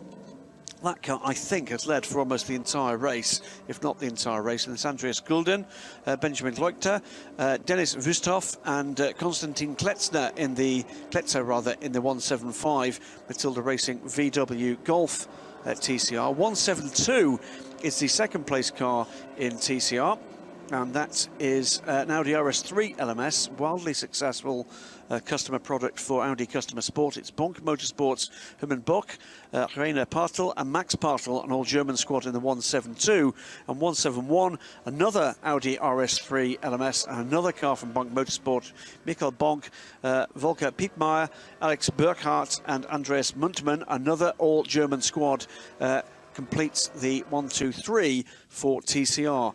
Onto V6, and that is headed by the 64th position car. Last time I looked at timing and scoring, that's the 133, and 133 is one of the Black Falcon Porsche Carreras. It's Saudal Faisal, it is Thomas Boltz, Fidel Lieb and Aurel Schürrle lead V6 in the 133 Black Falcon Porsche. 134 in second position, that's a Surg Rennsports Porsche Cayman S, Bjorn Simon, Nicholas Kriemner, Emin Akata and Jim Brody in the number 134 car, and the 137 car completes the trio. It's another Mattel Racing car, this time a Porsche Cayman S, and it's Claudius Karsch, Ivan Yakoma and Torsten Volter complete the V6 1, 2, 3 at this hour. AT, and for the alternatively fuel cars, led now by the 320. Remember the very early running set by that Dodge Viper that has now been effectively disqualified from the race with noise concerns. The AT 320 car therefore leads the class, 76th overall, and that is the Care for Climate Porsche Cayman GT4 of Smudo. It's Daniel Schelhaas, Alex Dufner and Thomas von Lewis of Mena lead the class. The 106 car second in AT, little way further down the order, but the 106 is a BMW 135D GTR. I think that's the Saxon Motorsport car. Nick Barrow, correct. Clint Bardwell, Jamie Morrow and Martin Gibson in that car. And then the 107, which is the Audi A5 Quattro, which I think is another diesel, but I'm not absolutely certain.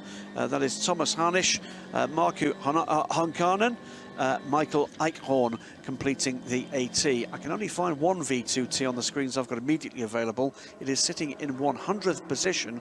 It's the number 177 car. And the 177, pardon me, is the Automobil Club von Deutschland Opel Astra OPC of, it's a Strycek family car. It's Volker Strycek, Robin Strycek and Lena Strycek leading V2T. And the final class in my lineup for the moment, it's two cars on the screens I've got in front of me. It's SP2T, and that is led in 82nd position by the 114 Stanko and Tanner Motorsports Renault Clio Endurance. It is Stefan Kuss, Sandro Rottenberger, Sarah Tonuti and Rolf Weisenfels in the number 114 car. Back across the line in roughly 5 minutes' time. So that's the Audi Sport Team Lant Audi R8 of Conor De Filippi, Christopher Mies, Marcus Winkelhock and Kelvin van der Linde. And it is the American currently at the wheel, Conor De Filippi, who is, well, based in California these days, 24 years old. San Clemente is his hometown in Orange County. And we have in second position Nico Muller driving the number 9 Audi Sport Team WRT R8, the Swiss. And then in third position, it's the 43 car for BMW Team Schnitzer. So those two cars recently switching positions, 43 and 28 rather, changing positions for third spot. Coming out of the hairpin at the bottom of the Grand Prix track is the car. That's one of the AMG Mercedes, yes, the 4 car, thank you. So Hubert Haupt has been at the wheel of that car, sharing it with Abdelaziz Al-Faiz, Ulrike Stoltz and Daniel Juncker-Deher, and that car in 17th position in SP9 and the overall standings. We have SPX represented in the top 20. We've got SP7 rather, represented in the top 25, courtesy of the class leader number 66 and 68. So told you to look out for the Porsches, the GT3 Cup cars of various variety and vintage, but that was always going to be a close class, SP7, with 10 cars in that division. Great sunset earlier on, by the way. I was enjoying that as the sun slowly went towards the horizon, and this place, as atmospheric as it is in the daytime, just takes on a whole new being in the midnight hours, and through the darkness, the carousel, still as daunting as ever, whether that be under headlights or natural light, and still very, very busy laps for these SP9 cars. Yeah, the big man upstairs, his paint box just seems to have some extra colours here, doesn't it? It is a spectacular area in every single way. And, just before you came on air, I know that we're talking about the roads around here, the public roads around here being as amazing as they are. And then beyond that, John talking about the bumpy sections of this track. It's fair to say that the bumpiest road anywhere in this region is the one we're actually watching and commentating on. It's the racetrack, because the public roads are absolutely astonishing. Yeah, like billiard tables, most of them, but this one has kind of deliberately been designed to test even the most, the biggest experts of current GT3 racing and motor racing across the world. Let's face it, superstars descending on the Eifel region for this annual twice around the clock event. You just feel like if you're not in this place, you're probably not good enough for this sort of standard of racing, I guess, because people have been called from all over the world. There is, I know, a Grand Prix taking place in Monaco, and there are some half-decent drivers there, but they're not here. Is there? Graham says. Really? Which Grand Prix? Something to do with one and Formula, I think. But I haven't watched any of that. Have you? I saw somebody crashing earlier. It was a brief kind of, It'll make a video. It'll be fine. But I mean, it is a spectacular international weekend for the sport. We've got the Indy 500, of course, coming up later in the weekend. That's true. There's some decent drivers in that as well. But this is a very special event.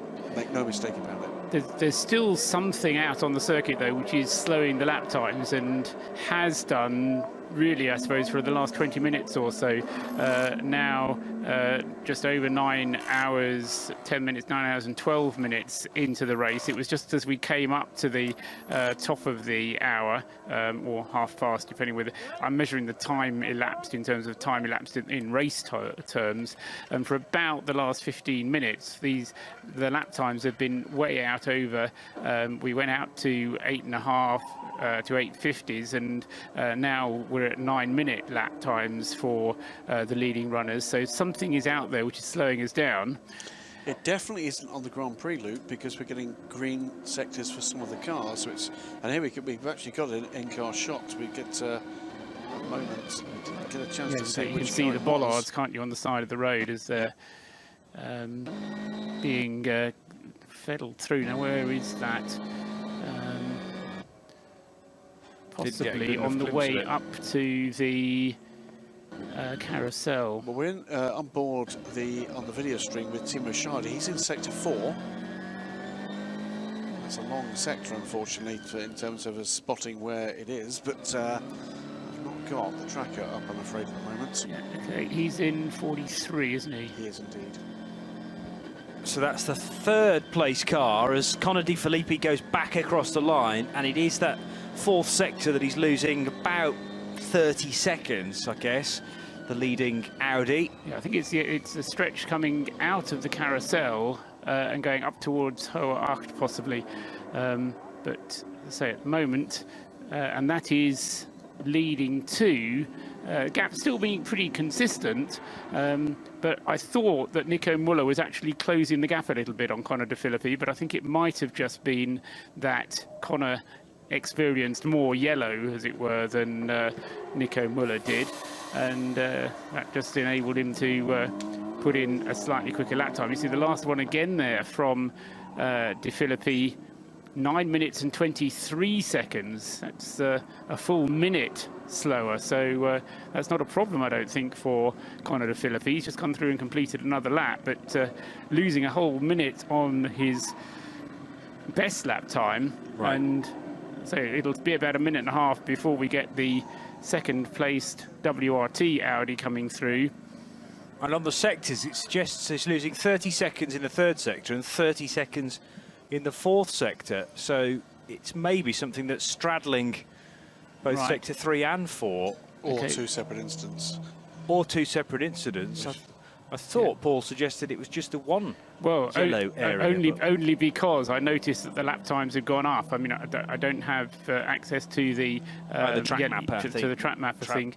Yes, okay. But yes, I mean, something happening down at the region of the Ardenauer Bridge at Breitscheid, and then heading up through Bergwerk, and on the climb up towards the carousel, which we've seen problems at before.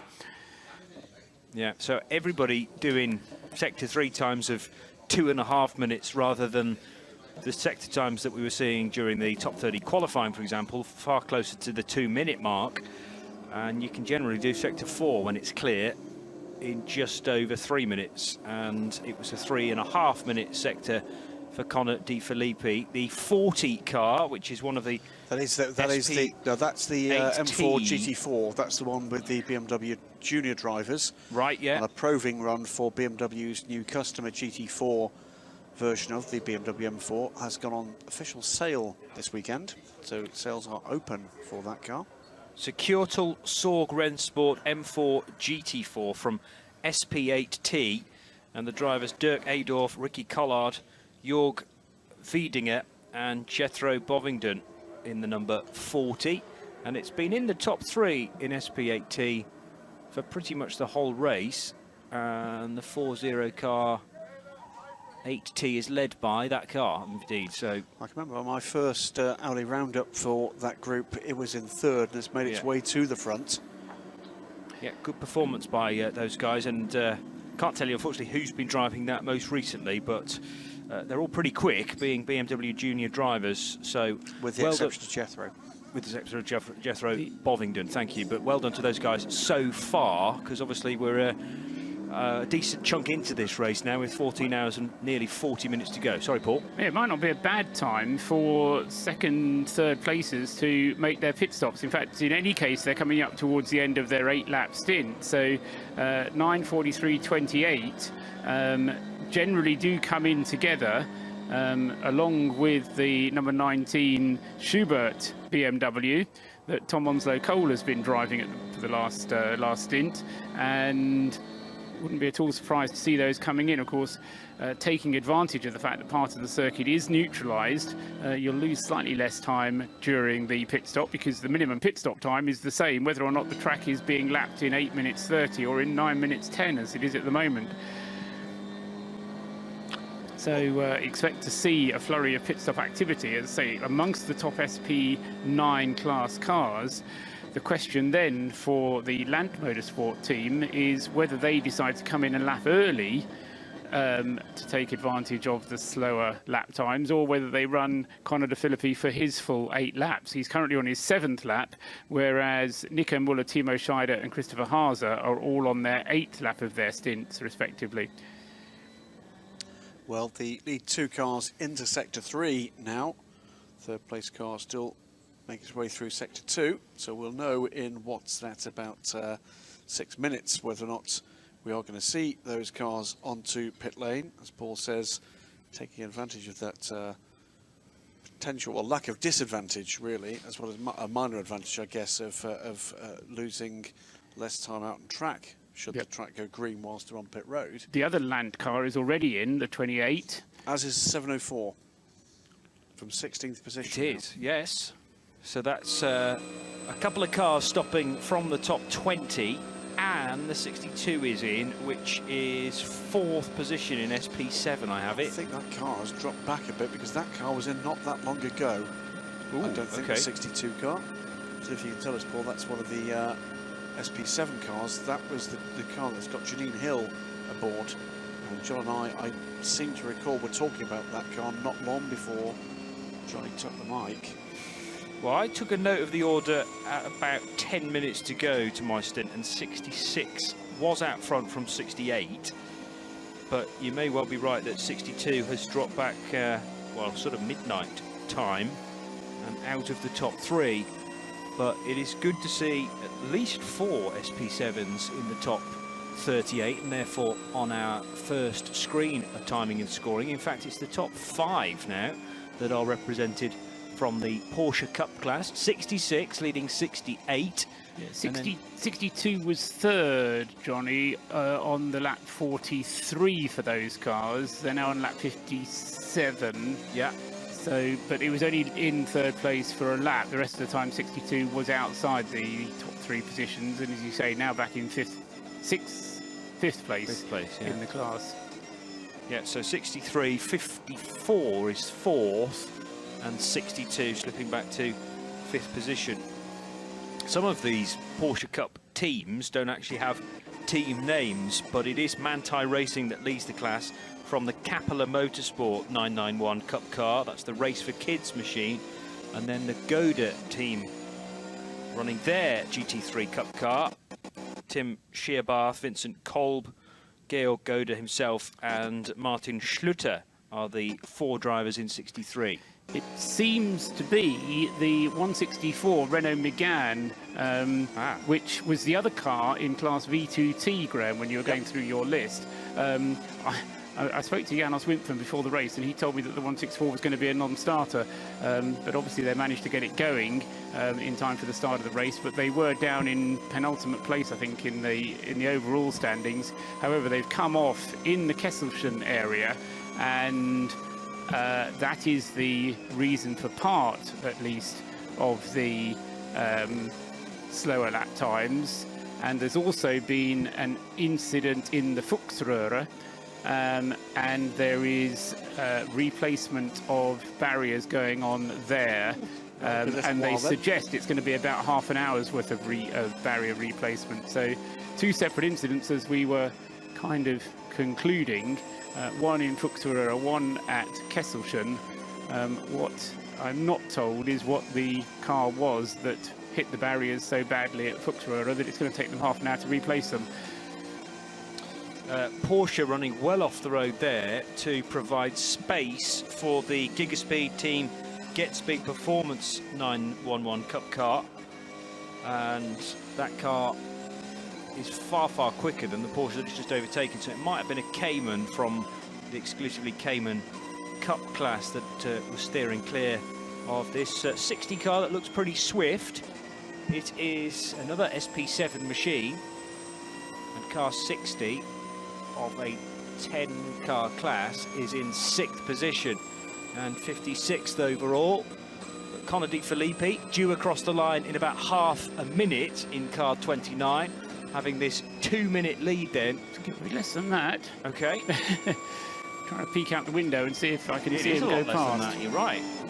And it was predicted as a 30-second, but it's gained some time then somewhere, but then looking at the sector time, that's not necessarily the case. Anyway, Connor De Filippi across the line, and that should mean that it has something like a 90-second lead then over Nico Muller.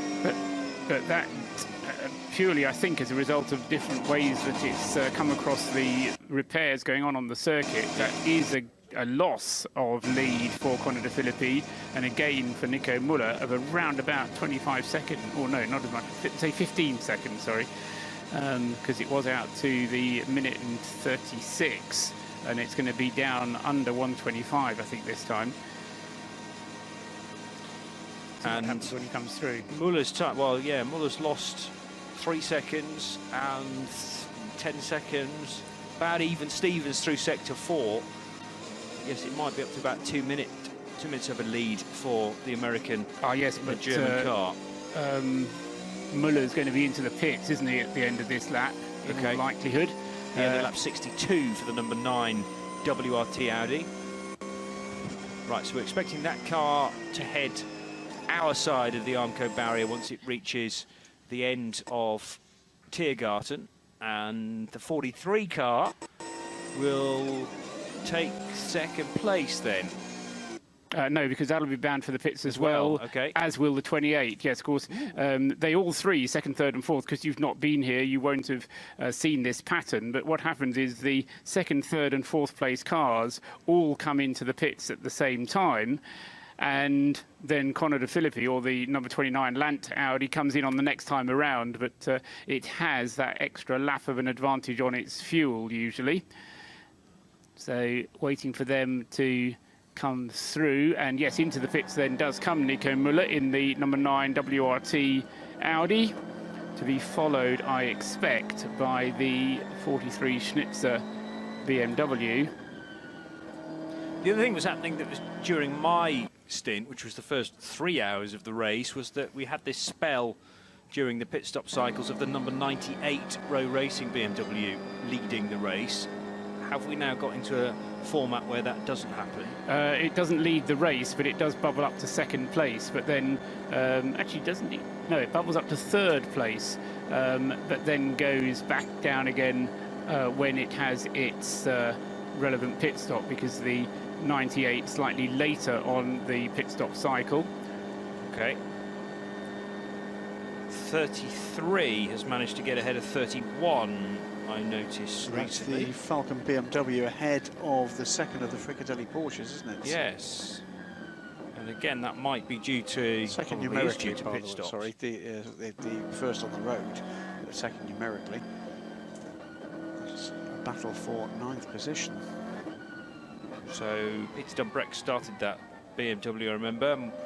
I guess we've been through all of the other 3 drivers. Meanwhile, quite a queue working its way down pit road. The 43 BMW, which was 3rd on the road, and we were expecting this one in to make a stop, coming in right behind a Porsche Cayman, and looked like the Cayman wasn't going quite as quickly as Timo Scheider wanted to go as they hit the pit lane speed limiter. But the Schnitzer team are there to receive the 43 car, and it's a very congested pit lane around the Schnitzer garage with the 130 Toyota GT86 car, and ahead of the 8 Mercedes, the Arabo car. That's just on the pit stop cycle, though, yeah. Johnny, the number 20 having made its pit stop. The 99 due in for its stop at the end of the lap that it's currently on. Stops galore up and down the pit road. 75 Cayman in, the 133 Black Falcon 911 in. And this is the V6 leader, the 133. Looks fairly routine, checking some tyre pressures to the rear there. And the 133 started third, by the way, at 3:30 yesterday afternoon in the V6 class. It was fifth on the road in the third batch, where we had quite a number of V6 machines. So you said it was leading, did you? 133? Yes. Very good. Okay. Yes, it's running in 15th position before that pit stop. Powers away from just beneath the commentary booth. And 136 and 137, are they still going concerns in Class V6? Let's have a quick look. Who's second in V6? Third in V6 is 137. Second in V6 up in 69th position is 134. Right. So 137 is running third, and which was the other 136. Pole sitter in V6. I'm looking way down. Oh dear. Okay, so that's lost quite a bit of ground by the sounds of things. Certainly slipped to at least fourth. It's off the third timing screen. Okay. I'll have a fiddle around on the remote to see if I can find 136, which set pole position in V6 during qualifying earlier on in the week. The lump hammer again being brought into action, this time for one of the Team Sherma BMWs, I think one of the M4s. And the exhaust pipe being given a damn good thrashing this time. Precision engineering there. Sorry, number 136 currently in the pits, Johnny, in 153rd place out of 156 starters. Cars, yes. And has been in the pits for just under 8 hours. Given that we've had 9.5 hours, I think we can probably call it a retirement. Yes. Oh dear. Okay, well, commiserations to the guys that set the pace in qualifying. The aesthetic racing Porsche 911 Carrera, I'm afraid, no longer likely to trouble the top three rather, in V6, or indeed for the rest of the race by the sounds of things. Onboard shot with the number 99 car coming through that zone where we've got the barrier repair still underway, and plenty of repair crews and the associated intervention vehicle protecting that work site still on site, so a little way to go yet. Race leader in, by the way, number 29, Conor Di Filippi, and it lost even more time on that. Well, that's a bit confusing actually, because it triggers the pit lane timing loop at pit in, and makes it look like a very long sector 4 time, so that's a bit deceptive. Certainly 2 minutes and 35 though is still about half a minute, 35 seconds slower than it should do in a clear track, so there is still some recovery work taking place, speed restrictions in place on a racetrack, remember. But this place, the Nordschleife, is a bit special. New Dunlop tyres for the number 29 Lance Motorsport R8 then. So no sign yet of the dramas we expected might happen. Well, there's still plenty of time for that to come around, with the controversy throughout this racing week about tyre selection, particularly for the SP9 cars. I think the troubles, if they come, will come when the temperatures start rising again, Graham, because it's been the heat. I would say that it's been the heat that's been the source of all the problems, but certainly it's been one of the triggers. And as the temperatures cool off, so the tyre wear won't be as serious. And so I think it might be as dawn turns into a nice sunny morning, and whether or not that rain storm that's promised to come at around lunchtime transpires or not, it'll be in that kind of area when we'll see what happens. Anyway, the car is still being serviced. It's a routine stop. It was an 8-lap stint for Conor Di Filippi, as it was as well for Nico Muller and Timo Scheider, who were also in the pits just before him, in respectively the WRT and the number 43 Schnitzer BMW. So 29 car still on pit road. The clock ticks down before it can rejoin the race. And up into 4th place then comes the 22 Ferrari. Yes. That's had a great run. Touch wood, yes, softly. Just had that one spin, didn't it? It was side-to-side contact with another car at turn 1, if I remember rightly, for that car rather early in the race. Just looking out for the 2nd and 3rd place cars in SPX, because the 35 is pitting now, but the 35 will have done 61 laps, I think, and is therefore ahead of the 702. Yeah, yes, it is. As it pits. Yes. So I realise a lot of this battling is on pit stop cycling, but shows how close at times the 35 and the 702 are getting. Car 35 is the Renault RS01 from G-Tronics 360 team, and then the 702 is the second of the Traum Motorsport SCGs, the Glickenhaus cars. Great to see the RS01 here, it has to be said. You know, Johnny, you and I have enjoyed commentating on the One Make Series, now defunct, I'm afraid, the Renault Sport Trophy. But the reason why that trophy has been defunct is because all the customers for the RS01, there are still plenty of them, wanted their cars in endurance spec. Yes. The Landaudi back out onto the track now. Conor De Filippi making it a double stint. So he's certainly doing a good job, although did lose ground towards the back end of that stint, but I think that was largely due to the misfortune of the timing of his arrival at the code 60 zone, the roadworks, as some of the drivers call them, because of the way that the parts of the circuit are coned off, and you've got breakdown trucks and service vehicles repairing barriers. But usually they're very safely implemented, and teams respecting the orders of the marshals and slowing down in good order. And as we've seen, Graham, there's draconian penalties for not obeying the minimum or the maximum speed limits during those code 60 zones. Correctly so. We've seen, obviously, in normal running, there are no small accidents here.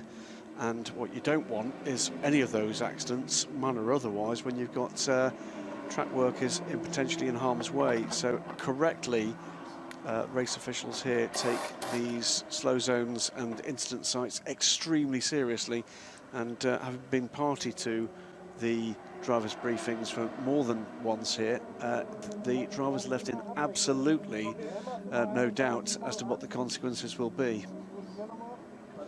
Work on the 34 car collection Audi again. That's carrying scars from an early crash with a Clio as those two cars headed into a slow area. Interesting to see the Creventic sticker on the side of that car as well from previous scrutineering perhaps. So it's certainly a car that's been used in that series, although I don't recognise the livery, so they've given it a respray or a re-wrap and taking it away from the normal car collection colours. Car collection have run as many as 3 R8s in the 24-hour series. Where was the sticker? On the screen? On the B pillar, I would have described it. In which case, it's transferable body panels quite often on these things. OK, that makes a bit more sense. Yeah, just behind the driver, there's a significant chunk of carbon fibre there. Actually pleasantly surprised to see that car as high as 35th position after its earlier woes. So that car not riding high in SP9, 19th position in the class, but 35th position overall marks a pretty good progress back up the order for the 34 car after its early woes. It's a rear-end impact from the Clio, damaging the bodywork, which then led to loss of the tyre. A very slow lap back, so they've done well to fight back with this car. And my guess is this is one of the cars, although it doesn't show on time in the scoring, that will be in that AM subclass. Yes. We haven't had an official list of those, but yes, any team with 2 bronze drivers is eligible for the Pro-Am subclass. The only restriction is that then both of those bronze drivers have to do 15 laps each. It's away and received a fair bit of attention, but they seem happy with the rear left bodywork now. That was all straightened out as best as they could manage on the fly. a little while ago. One of the two Hoffa Racing BMWs is in. That's the 80 car from SP6. This is the Kroll family car. It is, and Roland Eggerman breaking the Kroll tradition, but he's a regular with the Hoffa Racing crew, of course. So I mean, that's not their family car. That would be ridiculous. Well, it kind of is, but just their family race car. Yeah, it's not the one they take down to Lidl. No. No. Good to put that point. Or other similar supermarket, obviously. Lap times are sorting themselves out, so I'm just wondering. I said it would be a half-hour repair job, but I think that was 15 minutes ago, and I think it was probably 10 minutes ago that I saw, or 10 minutes before that the message was actually put up on the screen. So I think we might be back to some half-decent lap times. Conor De Filippi is still on his out lap, I think. Yes, he is. So we'll wait for his lap when it comes at the end. Will be a lap including his pit stop time, which was, as it should be, around the 3.5 minute mark. Race for position about to come across the line for 4th and 5th with the Ferrari from Wochenspiegel Team Monschau and then Alex Lynn at the wheel of the Schnitzer BMW. So BMW fresh from its pit stop, and they're competing for 4th and 5th positions, heading down to the Yokohama S now. Yeah, and the Ferrari toughed that out beautifully. Lost in operation, you know, for drivers like Alex Lynn, moving from top-end single-seaters and adapting at the same time to prototype and GT racing. He's got drivers in both and appears to be equally able to be competitive in both. Not something that everybody can actually do, even at this level. And whilst the Ferrari got the better of him there, certainly Alex looking pretty racy as well. Blinding speed at night. There's something about the in-car footage at night around here that is just absolutely mesmerising. The speed is astonishing. I think, however, the Ferrari is going to be bound for the pits at the end of this lap, so that will make Alex Lynn's job that much easier. And that might be the difference in pace at the end of the Dottinger Her, because of a very light Ferrari versus a very heavy BMW that's just been fueled to the brim, you would think. Only just has taken its fuel on board, hasn't it? Yeah, it was just a way that Ferrari could ease its way into Tiergarten, almost braking, I don't know, 50 feet later than the BMW, but fully laden is that M6. Dan Kylewitz, it is at the wheel of the 22 Ferrari at the moment. The man that set that fabulous time late on in standard qualifying, wasn't it? Which 22. Was the best lap we've seen all weekend, in fact, because that time wasn't better during the top 30, and it was better than any other time that we saw during qualifying. So the lap from Daniel Kylewitz was a 8 minutes 14.591, whereas by the way, pole position eventually was 8 minutes 15.4. And that moment gives me an opportunity to correct something I said incorrectly at least twice, which is that the Glickenhaus was the first non-German car to set pole position since the GT2 Farnbacher Ferrari back in 2011. Of course, what I've completely forgotten was Kevin Estre's record-breaking. Oh, in the McLaren, yes. In the McLaren, the Duo Motorsport McLaren, an 8:10 for that car. Yeah. And I vividly remember that lap because I think all of us consecutively fell off our chairs because in those days we didn't have sector timing, remember? Yeah. That was 2014, I think. Yeah. Yeah. I wasn't here then, but I've looked up the time as the fastest lap around the current configuration. Yeah, 8 minutes 10.921. Was around 16.1 miles. 25.378 kilometres. Yeah, it's impressive, isn't it? It is, yeah, especially when you've driven around it and see how tight some of the corners are, or walked around it and see how long it takes to walk around it. If you are a fan of watching in-car footage, I heartily recommend the in-car footage of that lap from Kevin Estre. And remember this, at this point, this was a slightly different circuit. That was a first generation of the new generation, or if you like, of GT3 cars. Way less aero on that McLaren than the current 650S GT3. That was as edgy a qualifying lap in a GT car as I've ever seen. It's absolutely mind-blowing. And Estre, I mean, a fabulous driver, but he held his hands up to quite a big accident that they had last year in the Porsche, because that's an indication of just how much they are on the ragged edge and how much they're willing to push to try and get the times. When it works, it's fabulous, and you do an 8:10. When it doesn't work, he had a big off. I seem to remember on the run up out of the carousel. Yes, so that sort of area. Yeah. And I mean, you know, when you are leaving so little on the table, those are the sort of breaks that you're running with. But Estre, very honest and owned up to the fact that it was entirely his own fault. 55 Porsche Cup car on pit road at the moment. This was a car that was in trouble early in the race. Lost a front left wheel, if I remember rightly, after an incident out towards the end of a lap. It's a car, certainly from this angle, looking splendid at the moment, although it's a long way back, 126th position overall. You can also say from the pictures we've seen, in-car pictures seen from the stream, that barrier repairs still underway in that Sector 4 incident zone. So Sector 4 still slow compared to usual speed. About 40 seconds down on what we've been used to. Yeah, there's another incident at Kesselchen, and it's the number 64 Porsche 911 Manthey Racing car, which was... Could I ask, Paul, are we sure that it's not that we've misidentified the 164 from earlier?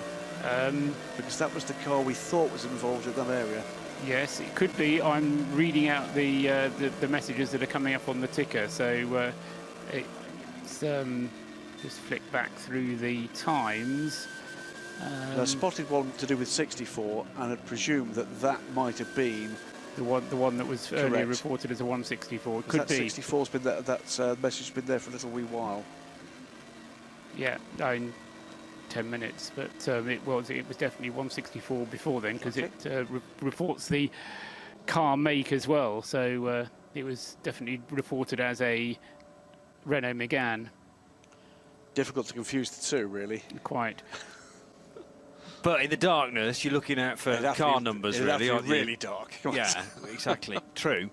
A minute and 37 is the difference at the line between Conor De Filippi and Nico Muller in the number 9. We have seen Nico Muller drive the 10 and the 9 now, haven't we? Because there's certainly a spell at the start of the race where Muller was at the wheel of the number 10. Well, Muller was at the wheel of the number 10 when it went into the barrier. Yeah. OK.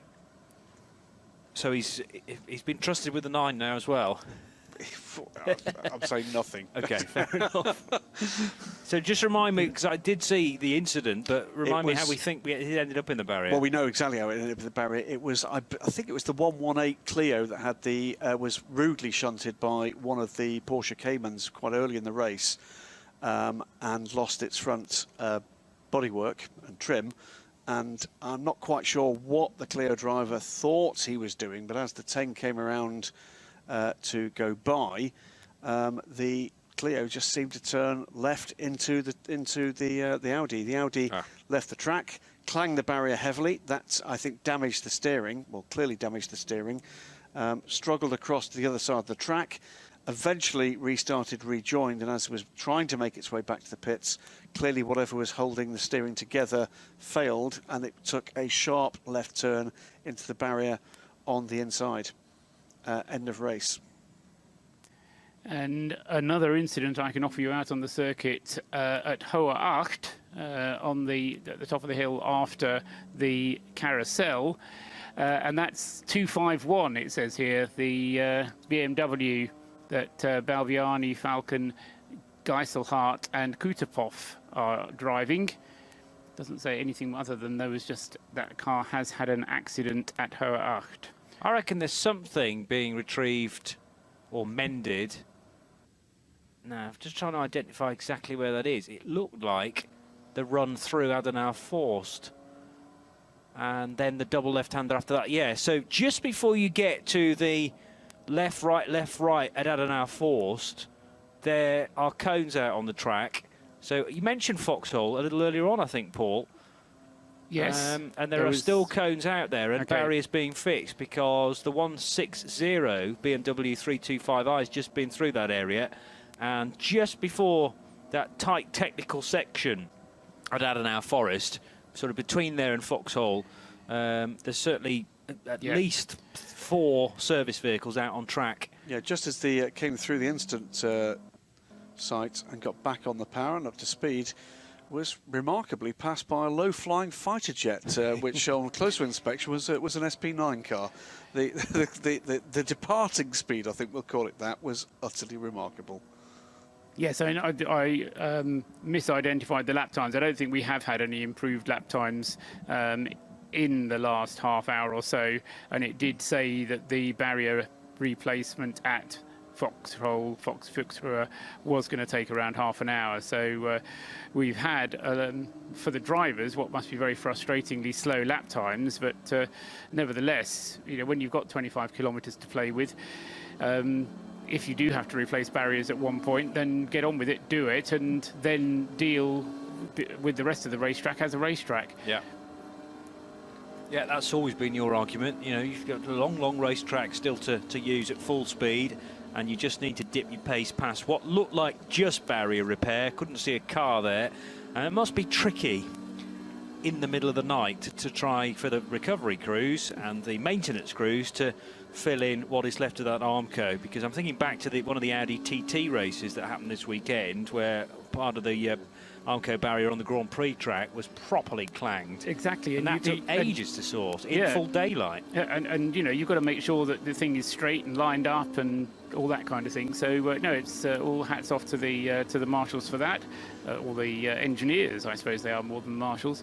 The Ferrari is in the pits at the end of the lap as predicted. Dan Kalvitz then brings the car in.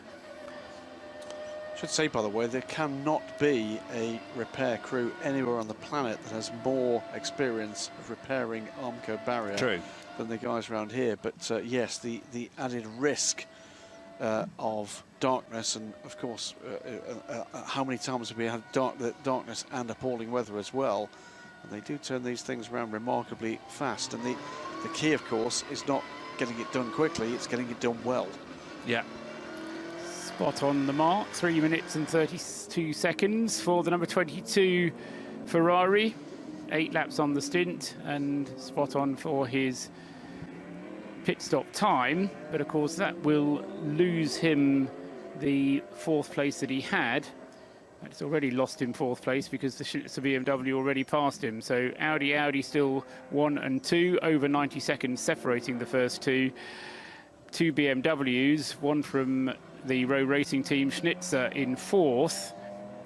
Those 2 BMWs separated by just over a minute, and then wherever the Ferrari rejoins, in fact it'll be another Audi moving up into 5th place, and the first Mercedes is the number 50 again, the HTP car, which has continued to go round reliably.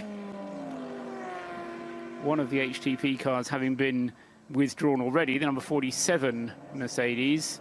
And if people possibly weren't listening earlier on, just news from the Haribo Mercedes racing team. Uwe Altzen has withdrawn from the race, not feeling very well.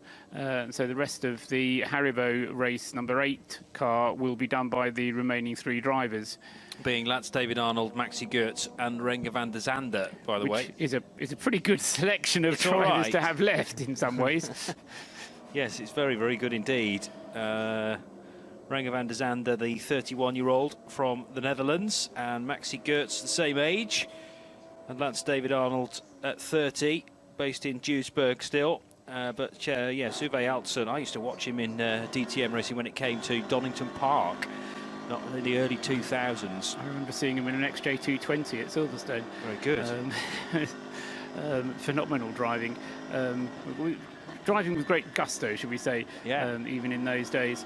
But Lance David Arnold, probably the Nurburgring specialist out of those. I mean, certainly to take nothing away from the skill or expertise of the other 2, but as we've said many times before, the Nurburgring is a bit of a special case, and local knowledge can be very useful indeed. So that 8 car due across the line now as it goes across to complete 64 laps, down to the 3 drivers as we mentioned. The number 7 Aston Martin has gained a spot. That's probably again down to the cycle of pit stops. Doesn't increase its position in class, but it has got ahead of the SP3T leader. It sort of is on pit stop cycle, but I think now actually also on pace, because it has been tracking back to the number 89 car for, well, a couple of 3 hours now, and now leads on track by, what, 9 seconds. And it's putting in consistently quicker lap times from the number 89. So I think finally they've nailed down 27th position, and now picking away at the advantage again of that number 150.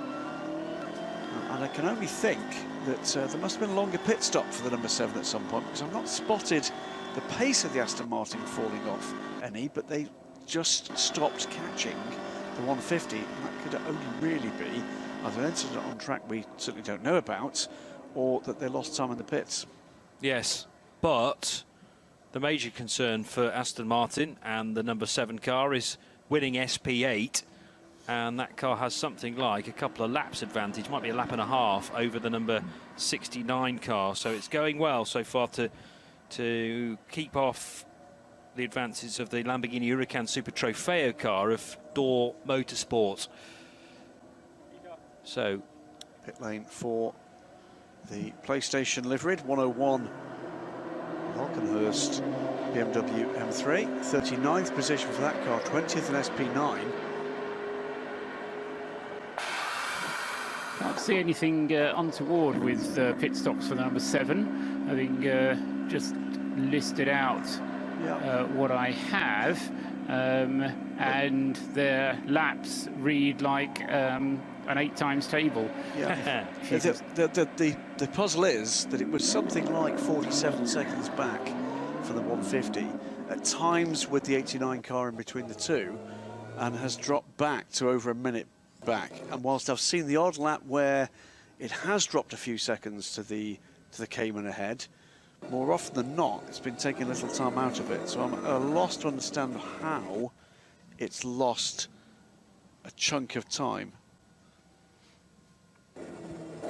It's still running very well. Its lap times are still where they should be with the track in its current condition. Yeah, it's hard to judge with the lap times in any case, for everybody having slowed down in the most recent stint.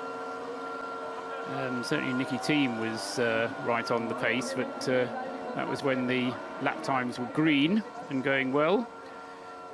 Darren Turner putting in some quick lap times and quick sector times before he lost the opportunity to really get his foot in for a full lap time. Meantime, is that the second GT4 Audi, I think, in trouble? The 17. It was the 18 earlier, wasn't it? Yes, okay. I think it is the other one, and that looks the 18 was the one with the physical damage. That one looks more like it's internal electrical damage or something from what's going on. They're both way down, but that in part, despite that, both cars have had their issues. The 18, by the way, running in 58th position, is back out of the pits. 17, I think, is considerably further back. It is indeed. It's 105th position. Chris Meese, no, it's not Chris Meese in the car. Alexander Meese. Alexander Meese in the car. Along with Jonas Lapalainen, the Finn, Peter Terting, and Alex Jung. Still based in Kuala Lumpur, Alex. So a good spread of nationalities in that number 17 Audi Sport Team Phoenix SPX entered GT4 R8. So despite GT4 being in the title of that car, it's not in the SP10 class where we find the Hankook Shod SP10 GT4s, but actually labelled as an SPX class. So trying to hunt down things like the Glickenhaus and the 35 Renault. But yeah, difficulties for the 17 and the 18 cars at various points in this race. Meanwhile, the TCR Golf works its way through the carousel, and we're about 30 seconds away from our latest hourly update. You're tuned to Radio Show Limited and RadioLeMans.com, live from the Aston Martin Lounge for the 45th edition of the Nurburgring 24 Hours. Thank you for joining Paul Trustwell, Graham Goodwin and Johnny Palmer for this spell of the race, and we're nearing now 14 hours to go and 1:30 in the morning here in the Eifel region of Germany.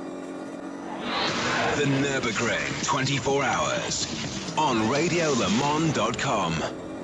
So, latest hourly update. Here is Graham Goodwin with the facts and figures. It's the odd-numbered classes this time around, starting with SP9 and the lead cars, therefore, in the race. The race being led at the 10-hour mark by the number 29 Audi Sport Team Land car. It's the Audi R8 LMS of Colin De Filippi, Christopher Mies, Marcus Finkelhock and Kelvin van der Linde. Chased down, or attempted to be chased down, by another Audi. It's the surviving Team WRT, Audi Sport Team WRT, number 9 car, Nico Müller, Marcel Fessler, Robin Freins and René Rast aboard the number 9. And then BMW, first of their cars, currently sits in 3rd position. It's the number 98 car, the Row Racing car.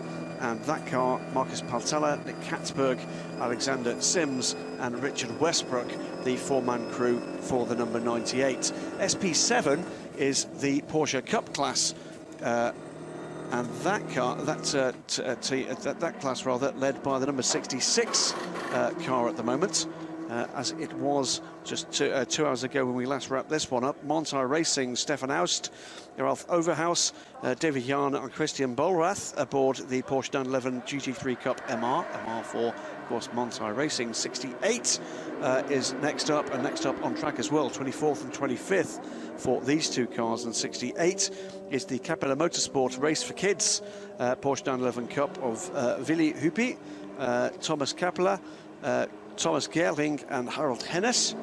And in 3rd position in class is the number 54 car. I don't think that was there the last time we looked. I don't recall a car being in the 50s the last time we had a quick look at this. Oh, indeed, it's the Willie Moore, Bill Cameron, Peter Bonk car, the Porsche 911 Carrera Cup. So Willie Moore up into a potential podium position. Yeah, he did that 2 laps ago, Graham. Did he? So, wow. So well spotted. Sorry. No, go on. Cup 3, meanwhile, this is the class for the Porsche Caymans. Again, still well up the leading cars in that group. 308 leads the way, as again that car I think has been in the mix for quite some time. Won the Taekwondo Racing Porsche Cayman GT4 Club Sports. Jürgen von Gartzen, Moritz Gusenbauer, Marcus and Moritz Ostreich lead that car, and that car 34th position overall, leading Cup 3. Cup 3's 2nd position car, a little way further down the order. It's the sister Taekwondo car, the 307 car in 41st position, of Daniel Burr, Fabio Grosser, Maximilian and Kim Louis Schramm. And the 304, 46th position, 3rd in Cup 3. And that is, of course, another Porsche Cayman GT4 Club Sports. Thomas Herbst, Joachim Günther, Jens Richter and Dirk Riebensbaum. I do apologise. That is your Cup 3, 1, 2, 3. SP6 is led by the number 76 car. Excuse me. I'm doing lots of page flicking here. That is Porsche 991 GT3 Cup HRT. This car has led that class for a long time. Kim Andre Hauschild, Michael Schieberer, Matthias Hüttenrauch and Milan Kodidec. It's 3 Germans and a Czech. And that's not a knock-knock joke. That is the crew for that car. SP6 leader, that car in 44th position right now. SP6 2nd place is some way back down the order. In fact, down onto the 3rd timing screen before we can find the SP6. Where is the SP6 2nd place car? There she is. It's the number 80 car. And that is the first of the Hofer Racing cars. It's the family Kroll plus Roland Eggerman in their BMW M3 GTR. And the 3rd position car in SP6 also on that screen. And that is going to be the other Hofer Racing BMW. This time at M3 CSL of Christian Titzia, Bernd Küper, Michael Fischer and Cor Euser aboard the SP6 car. Then we get to SP8. We've been talking a lot about this. That's because that car is class is being led by the number 7 Aston Martin Lagonda Vantage GT8. Darren Turner currently at the wheel of that car. in 27th position overall, and has been making its way up from, I think, outside the top 50 from the start, that car. Darren Turner, Nicky Thiem, Marcus Lundstrass and Peter Kate, the 4-man crew there. And the second place car on SP8, 38th position, so 11 places further back for the Dual Motorsports number 69 Lamborghini Super Trofeo. This car with Ralf Goral, Filip Vlasic, Florian Scholzer and Uwe Wachtler aboard the Lamborghini.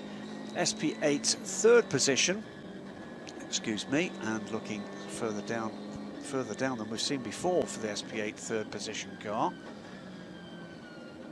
Way further down. Is number 2 in 62nd place. There we go, so that's number 2 car, and of course that is the Ford Mustang GT WR, Stefan Wolflich, Urs Bresen, Jürgen Gagstatter and Tobias Neuser. That is your top 3 in SP8. Cup 5 for the BMW M235i racing cars, and again the lead car in that group way up the order, 48th position now for the number 249 BMW. The 249 car is in the hands of Team Weser, and that is Yannick Mettler, Patrick Hinter, Marc Arret and Michael Schrey in the number 249 car. Cup 5 second position, a little way back, 52nd position for the 236 car. And 236 is the Valkenhorst Motorsport BMW of Thomas Hetzer, Raoul Owens and Thomas Leher. Third in Cup 5 is in 57th position. That is the 246 car. 246 is in the hands of Marcus Siedermeier, Jens Mertfint, Jan Münchhoorn and Sergio Negroni. 2 Germans, Luxemburger and an Italian. That is your top 3 in Cup 5. SP8T, and that I think is on the first of the timing screens now. It is indeed. Yes. It's the number 40 car. That is the Zurich Rennsports BMW M4 GT4. That's the car with Jethro Bovingdon from Evo Magazine, Dirk Adolf, Ricky Collard and Jörg Wiedinger, the BMW Junior drivers. Their new customer sports offering from BMW. That car is in 35th position overall. SP8T in second position is the number 52 car. That's Team Schirmer, BMW M4 of Philipp Gerschel, Dirk Müller, Frank Weischer and Michael Thunker. And in third position in SP8T is the 53 car. It's a sister car to the Team Schirmer BMW M4, this time an M2. Uwe Eberts, Hans-Martin Gasch, Hiko Hahn and Tom Moran are final 2 classes in this order. SP5. And we're looking for, where's the SP5 leader gone now? Only one car in that class. There is only one car in SP5. It's in 78th place, and it's the BMW 1M Coupe. And the final class number number 83 in the order is V4. And V4 on the second timing screen, it's 143 car, 74th position. In fact, 74th and 75th position, both V4 cars. It's the 143 car. And the 143 is the Pixum Team Adrenaline Motorsport BMW E90 325i, Christopher Rank, Danny Brink, Philip Lyson, Nicholas Steinhaus, with the 156 car not far behind, and that's another Zurich Rennsport car. It's a BMW 325i of Torsten Kratz, Oscar Sandberg, Kevin Varum, and rounding it all out, V4 third position is the 83rd position car. It's the 158 car. It's another BMW E90 325i from Precon Racing, and Christian Andreas Franz, Oliver Frieser, Joe Moore from United Kingdom, and Kevin Tutz. Well done, Graham. Can I just pick up on one thing, which wasn't a mistake, but you were talking about the lowest position that the number 7 Aston Martin had been in. It was 48th. Oh, right. So it wasn't actually outside the top 50, but the lowest position, at least as it came through, was in 48th place. But you're right, it has continued to make good progress over the course of the 10 hours that we've had of the race thus far, and is Yeah, it seems to have established itself in 27th. David King was predicting, or at least specifying, that the goal was to be in 20th place by the dawn, or by when it gets properly light. So we'll see how we get on. David King seems very keen on this goal. She talks about it an awful lot. It's over a minute is the gap, by the way, between the number 150 Martin Cayman and the number 7 Aston Martin. It's still it's good actually to have a rapidly moving target to win that. It's keeping the pace up for that number 7 Aston Martin. Right time hours so far. It's not moving towards Ray. 7 seconds taken out of it. Still over a minute the gap, by the way, between 150 and 7.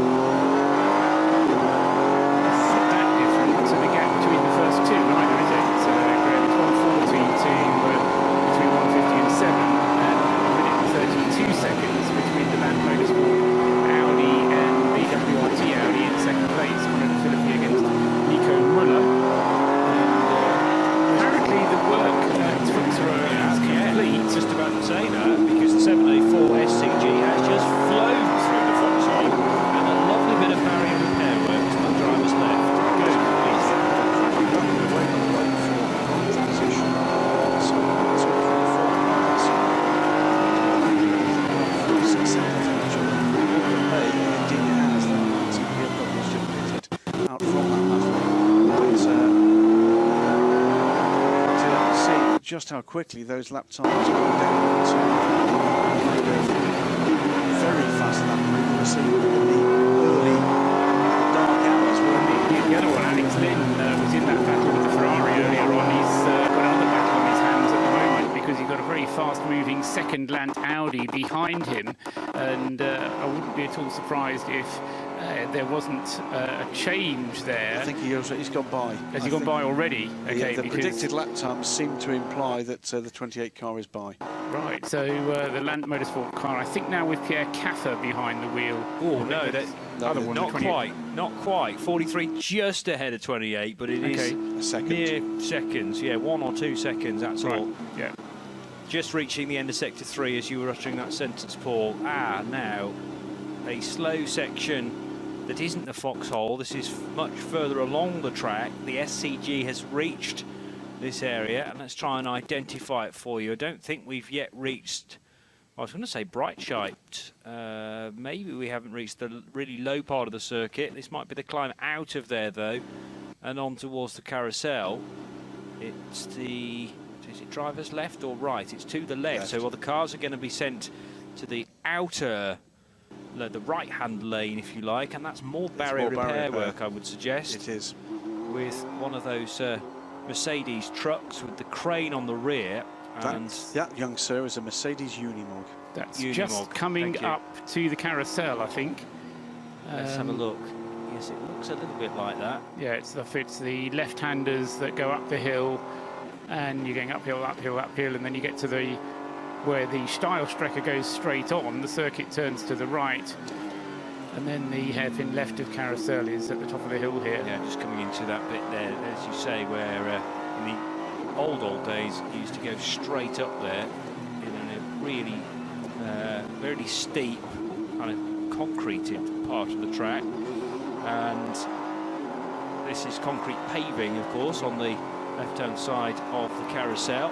It won't be concrete on the old school bit, I know, but it's more stone based. It wasn't even that heavily banked in the original circuit. It was originally dug out by people hooking their left-hand wheels into the ditch, and it got more and more dug out. But they said, we're going to put concrete in there and make it part of the racetrack. Right. So it kind of developed as part of the racetrack, a bit like kind of very original version of Weaver's Trench on the outside of Woodcote at Silverstone. So this SCG is back up to speed now, having negotiated her act, and now continuing the climb round towards Flatsgarten eventually. Brunchen first of all, then Flatsgarten, then the run down towards the Kleiner Carousel. But those campsites to the left, to driver's left, heading through Brunchen, still very much alive for the time being. What are we, 1:45 in the morning now? They'll just be getting started, some of those guys up in the forest, and enjoying this race, I'm sure. But we do still have that one speed restriction for barrier repairs then after Breitscheid, but before the carousel. Yes, and I just found the notification of that. They're expecting that to take about an hour to repair. So we're not going to see any faster lap times, and that is putting a record distance into jeopardy. If that's going to slow the lap times down for about an hour, then we're not going to be able to continue at the pace we were able to earlier on. I was looking at a 160 lap schedule, but that's going to, as I say, if it's going to continue for that length of time, certainly impact our ability to hit the 159 laps. Watching on board with the number 704, Tram Motorsports Clickenhouse, that car is, I think, pretty rapidly catching the number 4 Mercedes ahead. About a minute back now from that car.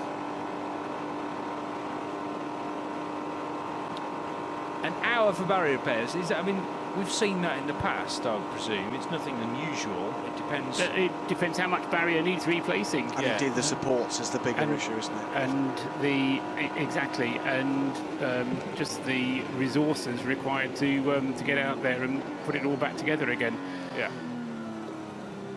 But at least you can still beat full speed for the majority of the track, and just the one sector then now affected by this problem. It's the longest sector of the lap, sector 4, as into the pits comes the 704 machine. I think as much as anything else, it's just your flow which gets interrupted, because you do, and we could ask drivers about this next time we get one up here, but you know, you do get into this flow of drive, left here, right there, and then all of a sudden you have to, and we have to slow down here, and I think that's what kind of does interrupt you a little bit. But I suppose the drivers will become used to, you know, because it's such a lengthy... You get used to your flow being interrupted. I guess so, yeah. And then when it goes green again, then there's a bit more kind of adjustment required, because you think, oh, I don't need to slow down for this bit anymore, despite being used to it for the past 60-odd minutes. Might be, of course, that then it's time to hand over to another driver, which is a frustrating thing. Yeah, oh, you've got a fresh racetrack with all green around it. I had to do with that barrier repair for over an hour of my stint. Exactly. So into the pits then is the 704. Also into the pits is the Row Racing BMW number 98, which was last in the hands of, I was going to say Mark Bassing, but he's at the wheel of the other one. I think we're in Nicky Katzberg territory now for the 98. So whether Nicky's in a double stint I'm not sure. New Pirellis for the Valkenhurst BMW Z4. That's one of 4 last generation SP9s. I kind of quite like the Z4 still circulating in this day and age. Always has been one of the best sounding of GT3 cars. It's also one of the better handling GT3 cars down through the years. Its Achilles heel was always straight line speed.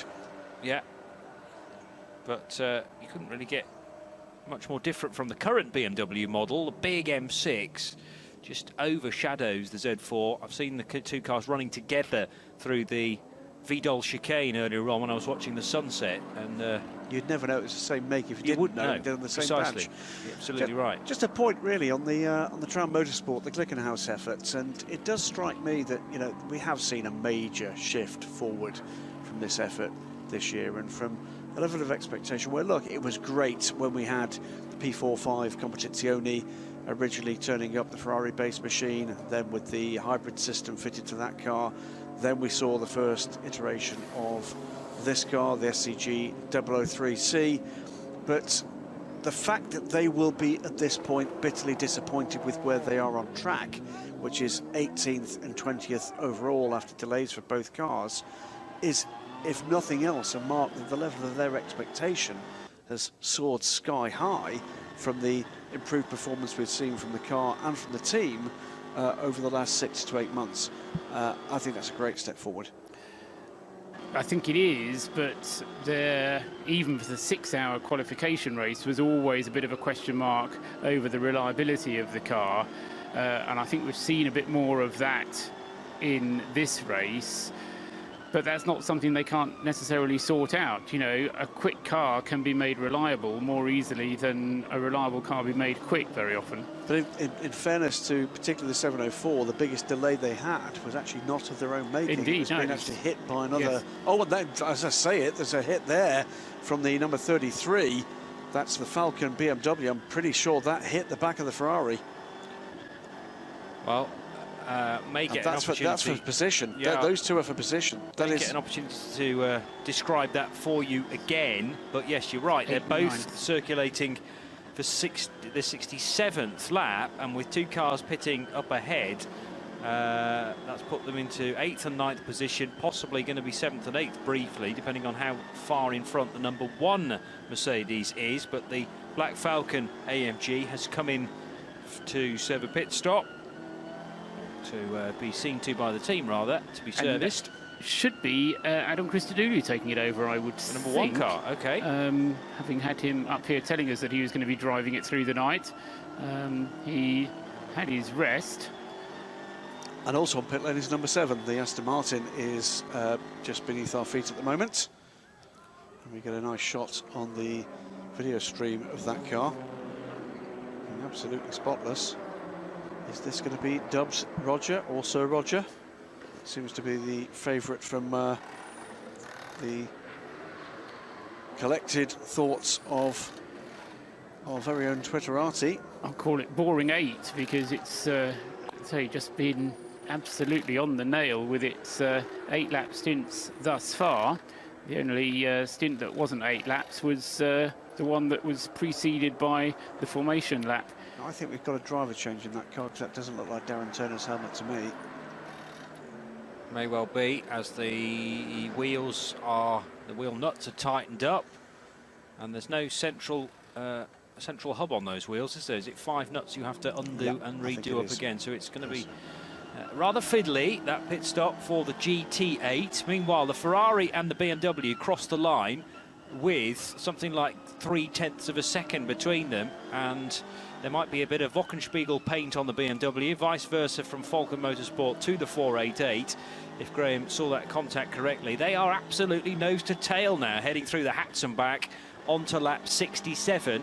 And this is for positions 8th and 9th. So despite the pit stop for the number 1 car, but we'll wait to see actually where Christodoulou feeds back in again. Might put the Black Falcon AMG behind these two, in which case the Ferrari and the BMW will be fighting for 7th and 8th places now. So Alexander Imperatori is aboard the number 33 Falcon BMW. Swiss driver equally at home, and in recent seasons has raced in, I think, and won in LMP2, LMP1 in the privateer class with Rebellion Racing, and so done some fine racing aboard Falcon tired GT cars as well. What I thought I saw was the Ferrari checking up with a slower car.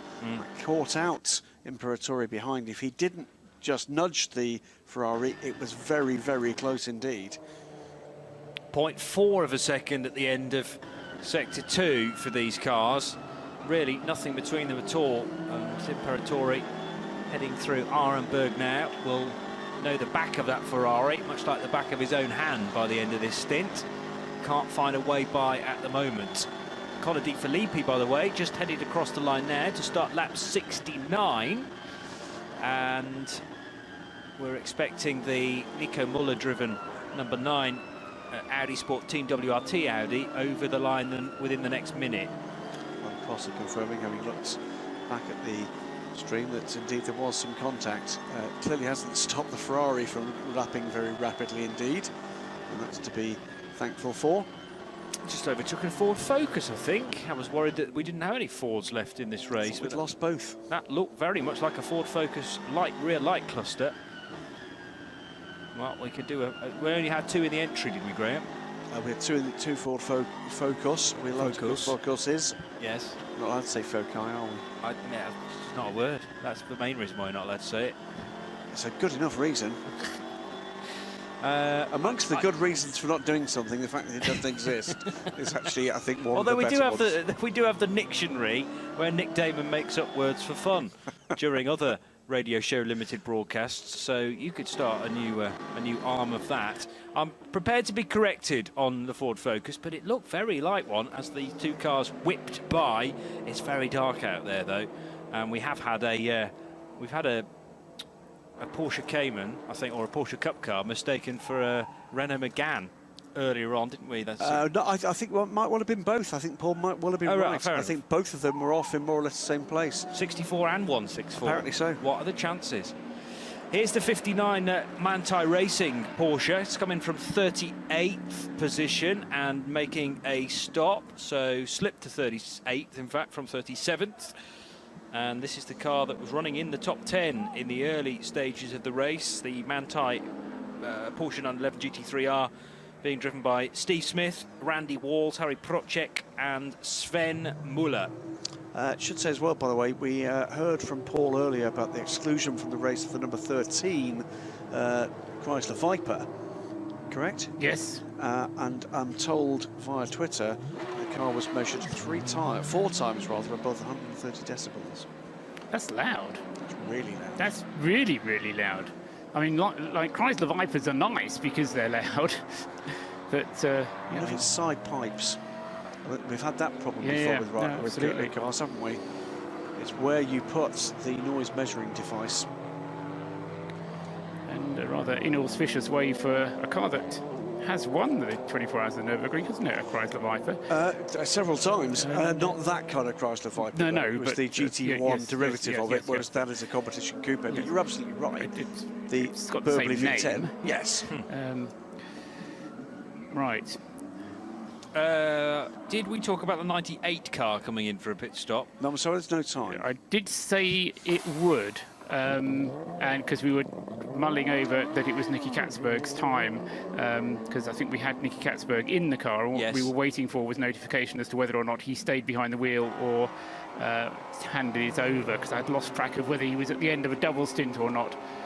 We've also just had the SP7 leader in, and this is another of these cars outside of the SP9 plus Glickenhaus group that is climbing through the order. 24th position as that car made its latest pit stop. The 68 leads the 66 Porsche. The 1, 2, 24th and 25th now overall for the two SP7 leading cars. Nicky Katzberg has got out of the 98, I can confirm. Richard Westbrook is now behind the wheel of that car. That was the cycle of drivers that they've used in the past, I seem to remember. Yes, it's the same cycle. What I lost track of was whether Katzberg did a double or not. Yes. So that was the kind of the doubt, and it's moved out of third place now, hasn't it, and dropped down to fifth.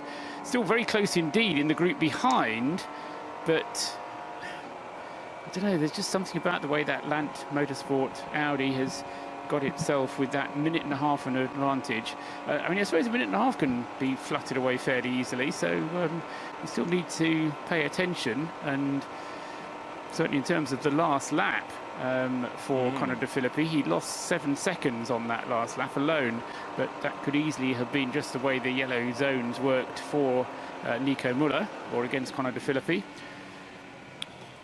And did the 50 HTP Mercedes came in for a stop last time around, didn't it? So that car has... That should be Sandstrom staying behind the wheel for a double, I think. Right. And as a result, Adam Christodoulou has moved up to 6th position for Black Falcon. So the two Mercedes running 6th and 7th, exchanging positions because of that latest stop for HTP. Then it's the Ferrari and Falcon BMW fight for 8th and 9th. And they are still nose to tail, pretty much. We're closing in, just about 30 seconds away from one of the big highlights of the Nurburgring 24 Hours. I know for thousands of listeners around the world, because it's going to be the overnight dulcet tones of Joe Bradley and his Culture 3 hours. Not just motorsport, but the usual high art that we'll get over the next couple of 3 hours. His stories went down Joe an Bradley's absolute story storm time last year when we had the track frozen over. We had was it called Joe and Ori, and we said, "Go on, Joe, tell us a story about when you used to run Formula Fords." for Martin Byford. You fool, man. It was a classic. And if you don't remember that or weren't witnessing the broadcast on Radio Show Limited and RadioLeMans.com, then it's all available on the podcast from the 2016 edition of the Nurburgring 24 Hours. Thankfully, we don't have the track iced over at the moment, and that's not likely to happen in the current heat. Despite us being 2 in the morning now. Have you got access to track temperatures? No, I haven't, I'm afraid. No, I'm still warm, guys. Struggling a little bit at the moment, but we're kind of running on the safety net at the moment. Thank you to Graham, by the way. He's stepping away to probably get some rest now. So welcome on board, Joe. He's just belting me in still. Yes. I think that's what he's doing. What we'll need to do is to limit Joe's stories to the gap between first and second. So any story has to be shorter than the gap between first and second, which is currently, Joe, 1 minute and 26 seconds. I haven't got any stories. Never going to happen. Never going to happen. In that case, actually, I'll give you the odd censored one, the odd censored off-track story. That would probably be censored down to about 1 minute and 26 seconds. So that can be our kind of talisman as to whether a story is worth telling or not, as to whether the lead gap has gone up or not. You're not allowed to do it during the pit stop interval either. I am getting mesmerised by the speed these cars are doing the Hatzenbach section of track in the pitch black, and then over Flugplatz with the 704 SCG pursuing the Bilstein Mercedes. That's the number 3 car. And so where is car 3? It must have been in the wars recently, because it's dropped all the way to 63rd position. Tell me what's happened with that then. Right, what happened to that is that it drove into the back of the Glickenhaus. Of course it did. And with Thomas Jaeger at the wheel. Yes, and having done that, it took a long time to repair it. They then sent it out and it came back in again and had to have a bit more work done on it. So it was a kind of a double whammy for that car. I've misidentified it though, but it was useful to get the update on the 3. It was actually the 4 car that the 704 was pursuing, and that's a move for position. So 704 overtaking the 4, heading into Arenberg corner, and that will give it 17th position, car 704. So the 704 car is the one that doesn't have problems with the fuel tank. Again, I don't know if I've said this before whilst you've been here, Johnny, but just to keep you up to date, the 702 Glickenhaus has had some problems with its fuel pickup and isn't able to do 9 laps, whereas the 704 is quite regularly able to do 9 laps on its stint. As opposed to the rest of the GT3 cars, which are pretty consistently on 8 laps on every stint, which of course is what we've just seen from the Row Racing BMW, and is what we're going to see any minute now from the 28, the other Lant Motorsport Audi. Christopher Meese is currently at the wheel of it, but I think Chris will be into the pits very soon indeed, completing his stint.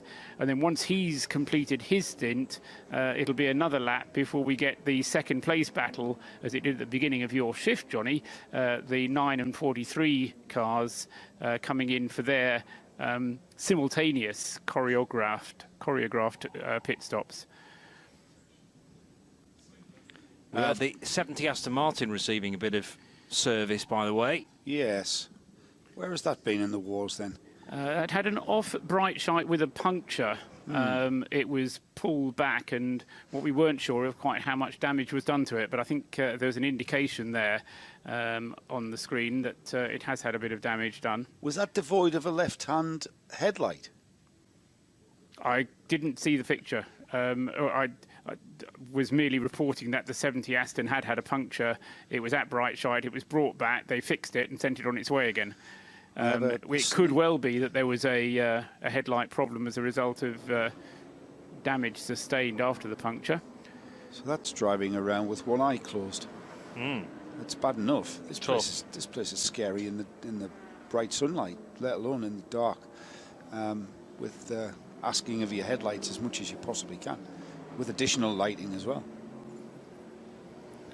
And well, I'm pretty sure that the Bilstein Mercedes has had a light out earlier on in the race as well, and maybe that is a legacy of what happened between it and the Glickenhaus car into the Vedal chicane. Possible. But I did notice I was I spent a little bit of time about part way up the tower at Pit Inn, above the media centre, just peering out to see cars go over the ride height check, and also some alternative fuel cars taking a really sharp right and left-hander into their own little private fueling area at the start of the pit lane. That's fun to watch. A problem for the leading SP7 car, number 68, sorry, the 68, yes, has had a problem out on the Grand Prix circuit. It's come in through the back entrance, which is why on 24th place now. It's back out of the pits again now, but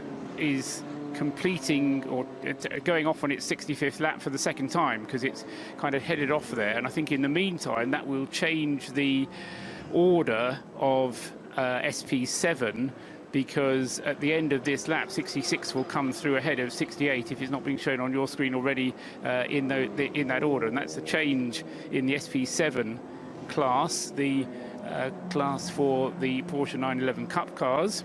24th and 25th, Paul. Overall, yes, that's right. Cars. Exactly so, yes. Yes, I've got the curious situation on the screen I'm looking at now, where it shows in 24th place the car that's second in the class, and in 25th place the car that's leading the class. So work that one out. Just how they come across the line, it doesn't rectify itself until exactly, because it came in at the end of the Grand Prix loop. Yeah. Didn't do a proper lap. Yes. Does that play with your mind a little bit? It with does, yes. that aspect of this place? Very much so, along with all the other challenges of this place. Yes, need to lie down, I think. So 66 over the line now, and that has been a full lap, hasn't it? A 10.16. That's a proper lap, yes. That's a proper lap. So that is the Manthey Racing Porsche into the lead to go by the Capella Motorsport Race for Kids car. So spot on, exactly right. That puts Stefan Aust, Ralph Ulverhaus, David Yarn and Christian Bollrath in front of the 63 car. 36 Bentley car, I should say. Sorry, 68. So 66 ahead of 68. Beg pardon. Go ahead. Sorry, Johnny. 36 Bentley is in for a routine. Now the 36 has dropped down the field. I'm just trying to pick him up again, and I've lost him. Oh no, there he is. 39th spot, top of the screen number 2. And it's Guy Smith who's going to be getting into the 36. That's the red one. And also due in is the number 37. I'm not sure where that car has dropped down to, but it's Christopher Yearns who will be taking over the 37. That's an update from the Bentley team. Okay, 37 has had its some difficulties. I know that the team took the decision to retire the 38 didn't it, a good while ago because of the damage done. That was the car that we saw steam into the barrier into turn 1, seemingly having some kind of brake or stuck throttle issue, but that car is out, as you said. I'm struggling to locate the 37. He must be our 14th position. He's up there, is he? Yes, I was peering down towards the bottom of page 1, and then once I'd not found it there, I was on page 2 and 3, and I thought, I don't think he's that bad a race for the 37. So that's by far the best placed Continental GT3, 14th spot. And it's sort of fluctuating with the 99 and the 19 at times, depending on where they fall in the pit stop strategy. The H car is behind it. That's the black Haribo Mercedes AMG. I think the Bentley might lose out to the Haribo car because the Bentley's just had its stop, and the number 8 Haribo car has already had its equivalent stop. Okay. 50, 33 and 22 across the line, so that puts the BMW ahead of the Ferrari. That might have happened on the previous lap actually, but 69 laps now in the book for the race leaders. And finally Alessandro Imperatori has got ahead of the Wochenspiegel Ferrari.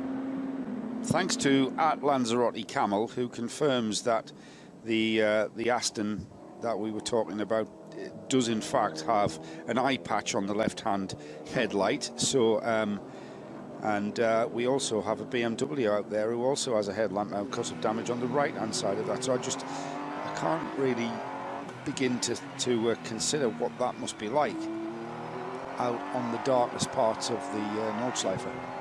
Yeah, you still get the ambient light, I suppose, from the nearby campsites, and if you're following somebody through, then you have a rough idea of where they're braking, and therefore there must be a corner coming up, but it's going to be all the focus on sort of one side of the track, which is fine if you're going through right-handers, if you've got the light remaining on the right side, but what do you do when you're heading through the left corners, of which there are plenty of each around here?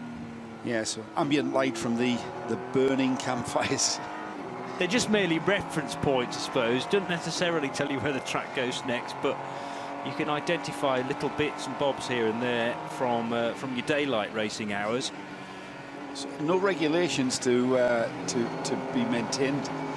We do other race series where if you do have a headlight go out, then you have to rectify before you're allowed back out on track, but not so for the Nurburgring 24 hours.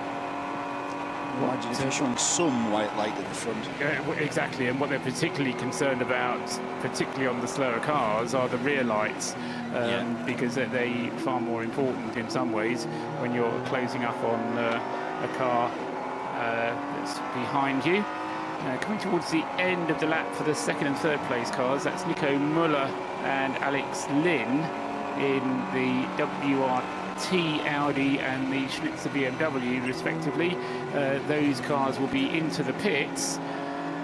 They're separated by what's the gap between them? It's about 1.5 minutes, isn't it, separating them at the moment. And so they will be in the pits together because the 9 won't be out before the number 43 is in. That will enable the 28 Lant Motorsport Audi to move up into second place. So for a short while at least, we'll have Lant Audis, I reckon, leading the race and in second place. Wow. And it's the principally green car, the number 29, that will be leading, and then the livery inverted, so change the green bits to white bits, the white bits to green bits to find the 28 livery. Don't think that'll happen, actually, having just said it would, because I think the 9 is far enough ahead. The 28 will move up into third, but it won't be able to move up into second. Well, this has been a good stint from Christopher Mies, though.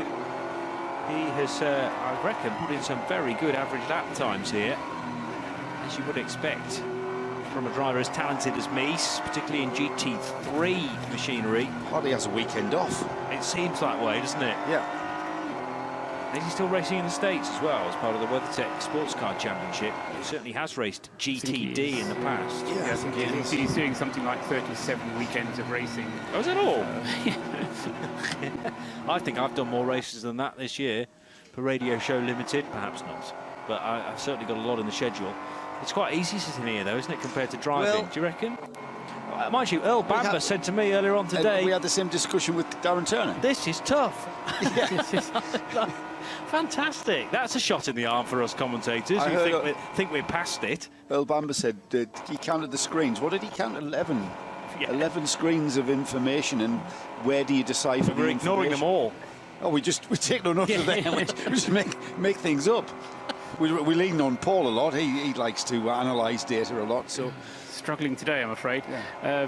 But we're getting there. In comes to the pits, though, as predicted, Nico Müller with the WRT Audi number 9, and the gap as he came in, 1 minute and 26 seconds between himself and the race leader. So it is still very, very finely poised, but of course the other little advantage, and every little bit helps, that the leading car has, is that it does this extra lap on its tank full of fuel. It doesn't go any further on each tank of fuel. It does the same distance on each tank full of fuel, but it's managed to get itself into the position where it comes in a lap later, and therefore by the time it gets going again, the others haven't managed to catch him up. Yeah. In comes Alex Lynn in second place. I hope Alex stays in for a double stint, because it was quite fun watching him out there in the Schnitzer BMW. 43. And now we just have to keep our eye on where Christopher Mies is on the circuit, because he will come through, and we'll see whether or not he gains position or not. She had him just getting into gear at Gearbox Girl on Twitter, of course, just getting into gear for Le Mans in a couple of weeks, reminding us that Christopher Mies did do Daytona and Sebring. He isn't doing the full WeatherTech series, but he's due back at the Glen, so that's the big ones. Probably Petite as well, would be my assumption. He's doing that many races, he can't afford to concentrate on one championship as a whole, I suppose. Phone ringing off the hook to do the big races in the WeatherTech Sports Car Championship and the longer races. So maybe I'll be down with a deal for Petit Le Mans as well. But the Glen is the next one, stateside for Mies. As you're right about Alex Lynn. I enjoyed that fight between he and the 22 Ferrari earlier on in his stint. Long past the 488, and the 43 car is now in the pit lane, receiving a little bit of attention on the front end there. Not sure whether they're doing some taping up of that car or whether they're just realigning headlights, perhaps. Very, very special driver, Alex Lynn. Oh, yeah. Very special driver. Shame I remember you particularly enjoyed his stint in Abu Dhabi, back end of last year. And remember, a good mate of mine was his engineer. And it was nice to get some insight from Gary, who was working for United Autosports and running Alex and his father. And for those guys, it was a bit of fun in Abu Dhabi, wasn't it, in the LMP3? But they were still very serious. I think what's interesting as well is how drivers like Alex Lynn can convert from one discipline to other disciplines. And, I mean, people say, oh, well, if you can drive, you can drive. But it's a different type of... It's a different type of mentality, as we've said. Doing something like a 24-hour race, communication is everything, teamwork is everything, sharing information is different. And I think Alex has cracked that. The dynamic of the car as well. It's kind of old school, isn't it? We look back to the 60s where, the Graham Hills, the Jim Clarks, they would do the Bank Holiday Formula 2 meeting. Ronnie Peterson would do, it would be a contracted Formula 1 driver would do the Formula 2 race. They would jump into a saloon car. Jim Clark driving a Lotus Cortina is as evocative as you want to be. But I think as well that the style of endurance racing is you share things with your co-drivers. You talk about that bump, and if you just go a little bit over to the right, you don't get that bump so much.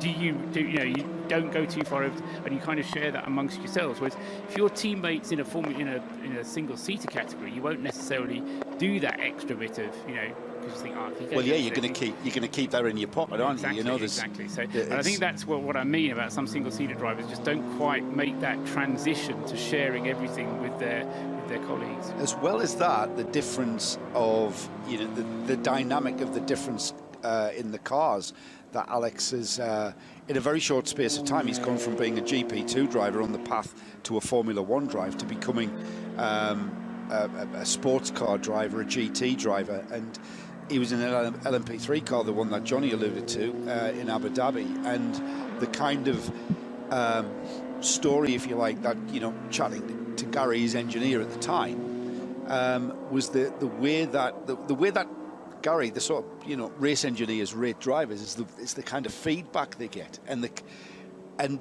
a great the argument is a great driver the kind of driver who comes in and says, well, I'd like a little bit of camber on the right front, I think I need a little bit of toe on the right. It's like, no mate, you tell me what the car's doing and I'll engineer the car. You tell me what it's doing. How do we get better performance?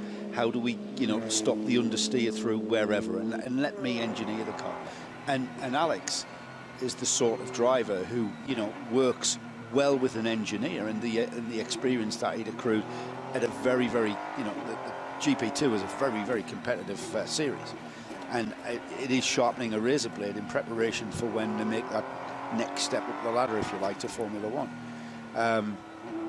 And Alex has been in an LMP2 car, he's been in LMP3, and here he is in a BMW M6 GT3 car at a pretty high level of GT3 racing here on the most demanding racetrack in the world.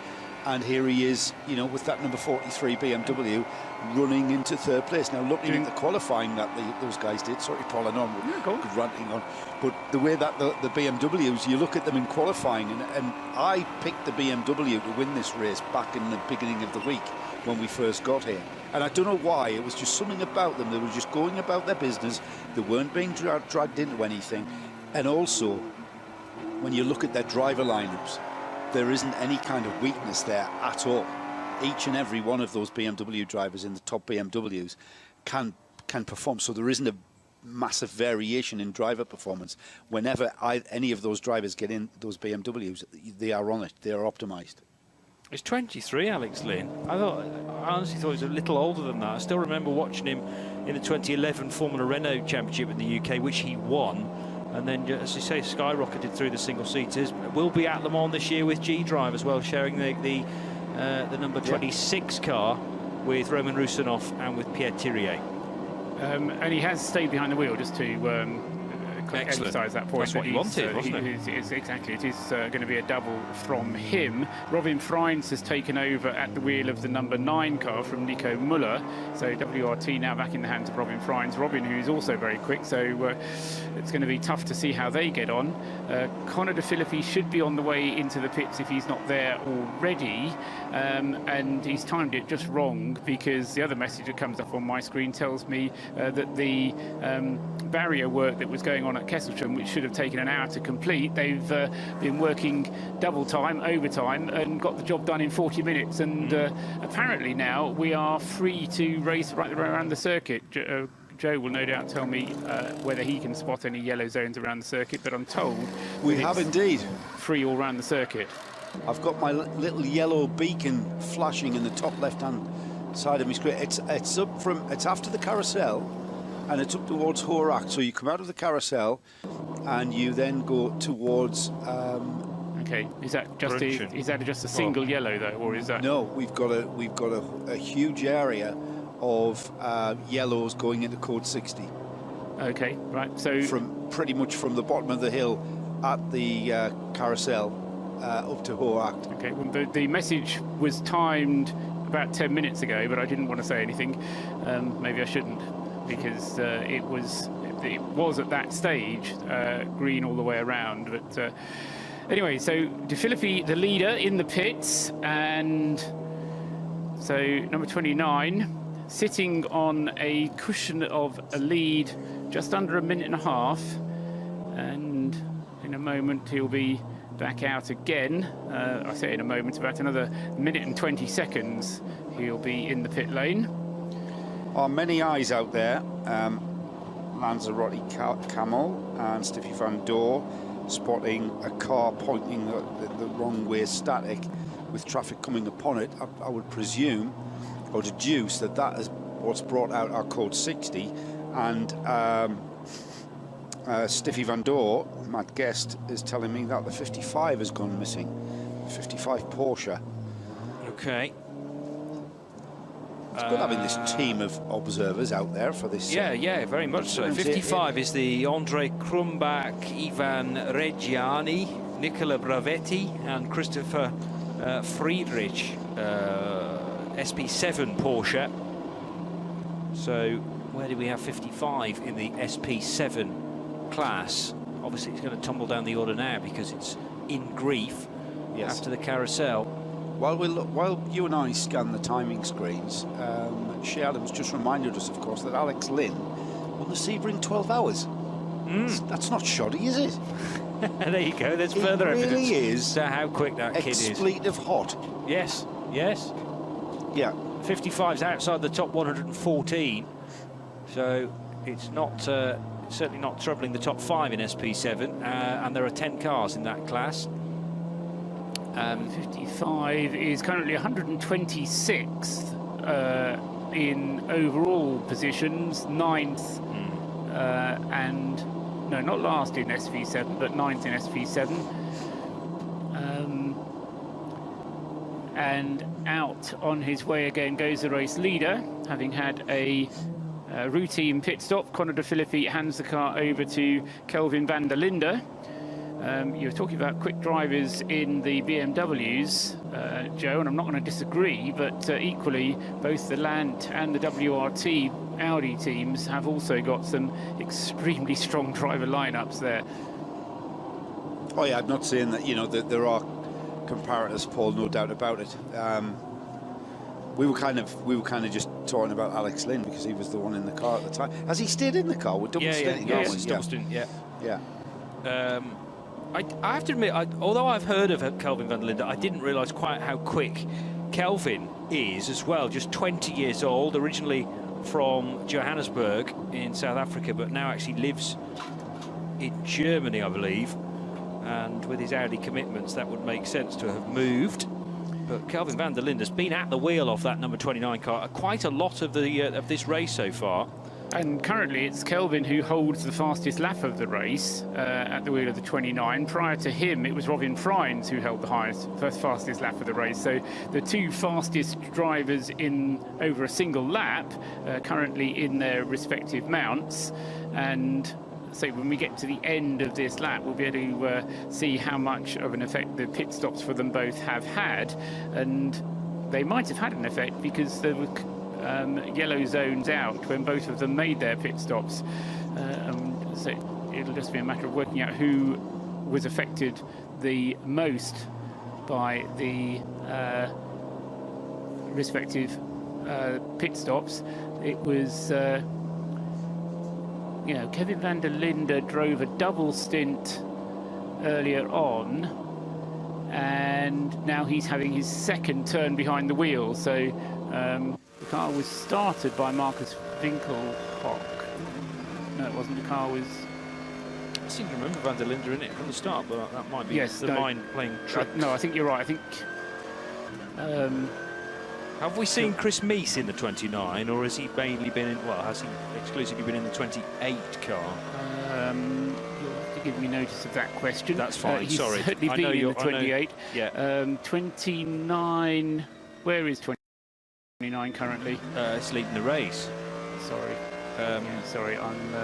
It's okay. Yeah. 28 car has Meese at the wheel now, but I just remember that where the entry list first came out, and I says, oh, such and such is on double duty because he'll be in both cars, and then so-and-so doing likewise, and then somebody said to me, I can't remember who it was now, might have been John, to say, well, what they tend to do is they'll potentially put a driver in both cars, but mainly stick to the one, unless you have a Nico Muller situation where the car unfortunately is crashed, and then Nico Muller switches over to the other 9 car. Yes, exactly. And that is exactly what's happened with the 28 and 29. Christopher Meese has not driven the 29. The 29 car has been driven exclusively by van der Linde, Winkelhock and De Filippi. And the 28 car has been driven exclusively by Meese, Haase and Pierre Caffer. I think, let's go back. Yes, so Meese, Caffer, Haase have been the only drivers of the 28. The same thing has in effect also happened in the 702 and 704 cars, because in those two cars, who was it who's down to drive both in the two Glickenhaus cars? Well, there was two. Frank Mayer down for both. And Philippe Laza, that's Correct. right. And so Philippe Laza is sticking to the 702, and Frank Mayer was sticking to the 704, but he's actually now switched over and driven the 702 as well. So Mayer has actually driven both the Glickenhaus cars. Kelvin van der Linde came through, well, initially karting and then a lot of Volkswagen racing, and has had experience in the Volkswagen Sirocco R Cup, which is a German-based category, won that actually in 2013, and then won the ADAC GT Masters in 14. So a lot of his racing has been in this country, and is now based in Kempten, in fact. So although South African, now very much based in Germany, and proving himself to be a great signing by Land Motorsport, sharing the cars, we've said, with Winkelhock and Connor De Filippi, and we know how fast Connor can be at the wheel of an Audi. The Kissling Motorsport Opel Manta is back in, and you wouldn't tell that that car had wouldn't be able to tell that that car had rear end damage into the barrier at Schwedenkreuz a number of hours ago. Plenty of lump hammer action required to straighten the car out, but it's going nicely now and has stayed out of trouble since, I believe. Indeed, yes. When it runs smoothly. But and that's the beauty of 24-hour racing, isn't it, Johnny? You have a long pit stop and a lot of work to do, but half an hour later you've been out on the track, and it's like nothing ever went wrong with the car. Let's just push on, and you just look at yourself, and you can often get yourself motivated by the fact that your car is moving up on the timing lists. So that pit stop continues on. We've had the 9 car in, rather. The 29 pitting, I think, on the previous lap. No, so the 9 pitted before the 29. Ah, okay. Yeah, unless it's been in again. We haven't yet seen... This is an out lap for 29, isn't it? Yes. Fine. And so 9 has gone through and completed a flying lap. Yeah, I'm judging the pit stops on the last lap time, and therefore Right. the 29, having not completed its out lap, is just misleading me. So a 12-minute lap for the number 9 car, because that includes the pit stop. Correct. And we'll give you the distance between 29 and 9 at the end of lap 72. Yes, if it's not a minute and 26 seconds, it will be because of the way that the yellow flag zone affected the two of them. So 12 hours, 59 minutes and 20 seconds to go. So that is another hour in the book. We're at 2:30 local time, and you're listening to RadioLeMans.com and Radio Show Limited, live from the Aston Martin Lounge. It's Paul Truswell, Johnny Palmer, and the next voice you will hear is Joe Bradley as we continue with this year's coverage of the 24 hours of Nurburgring. Live from the Eiffel Mountains, this is RadioLeMans.com. On into the next hour, but we'll kick things off with an hourly update from Joe Bradley. Current leader seems to be dominating this race so far is the number 29 Audi, still leading from the number 9 Audi in second place, and in third place, rounding off the top 3 in the Nurburgring 24 hours, is the number 98 BMW. Just handed to Marcus Paltella, it was Alex Sims who was driving that car, and now it's Marcus Paltella. Looking down the classes, SPX 17th overall is the number 704 Glickenhaus, the car that started on the pole position and having a few problems. That has dropped that car down the order. Our SP3T class, currently 28th overall, is the number 89 LMS Engineering Audi TT. SP10 is in 42nd place, and that's the number 72 Black Falcon Cayman, the Porsche Cayman of the Black Falcon team there. TCR, a very competitive class. First of our TCR runners, though, 43rd overall, and that's the Matilda Racing Golf, car 175. V6 is in second place, 62nd place overall. That's the 133 Black Falcon Porsche Carrera. The AT class is in 68th place overall, and that's the number 320, the Care for Climate Porsche Cayman GT4. V2T is in 96th overall, and that's the number 177. That's the Opel Astra of the Strychek family. And rounding off our hourly update at 2:30 a.m. is the SP2T class, car 76. Is in 76th place. That's the number 114 Clio of the Stanko Tanner team, who are a familiar team to RadioLeMans.com listeners, as they are a very regular runner in our chromatic series that we cover. But doing a very good job at the moment, and running at the front of their class. Another one down, Johnny. You're far quicker than Gigi doing those, you know. I was expecting another 5 minutes. I did note that Gigi's update was took like 15 minutes. I've normally time for a coffee. And he did, the last one he did was the odd classes, which is the odd hour classes. Yeah. 1, 2, 3, 4, 5, 6, 7, 8, 9. He's still listening to you.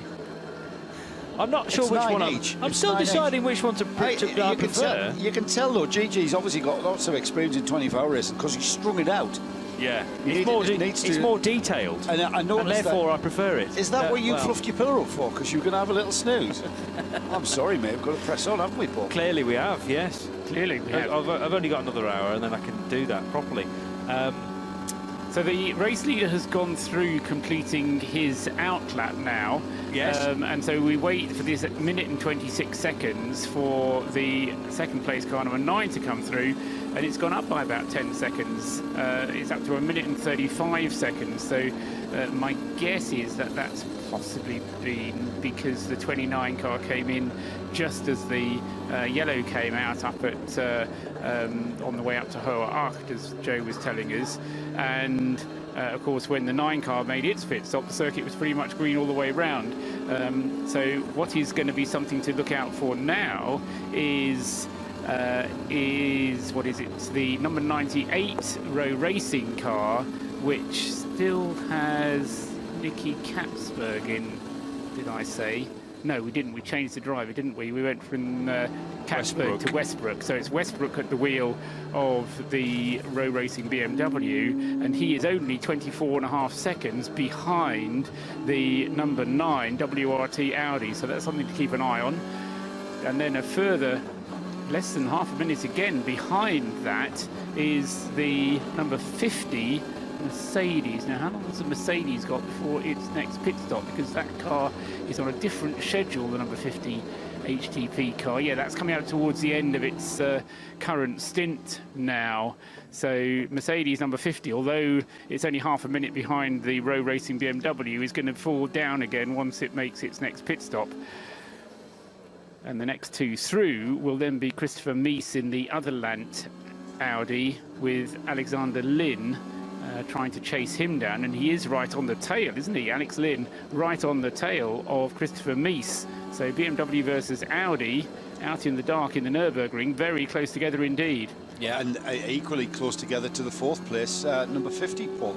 Yeah, the 50 car's on its way into the pits though, so you're right, they could well overtake one another on this lap. But well, the Dottinger-Her time, the final sector, which is by far the shortest, Mies and Lynn finding their relevant cars fastest times down the Dottinger-Her, and I think that's mainly due to the fact that they were probably right behind the 50, and Lynn getting a double toe on both the 50 and the 28 down that long straight.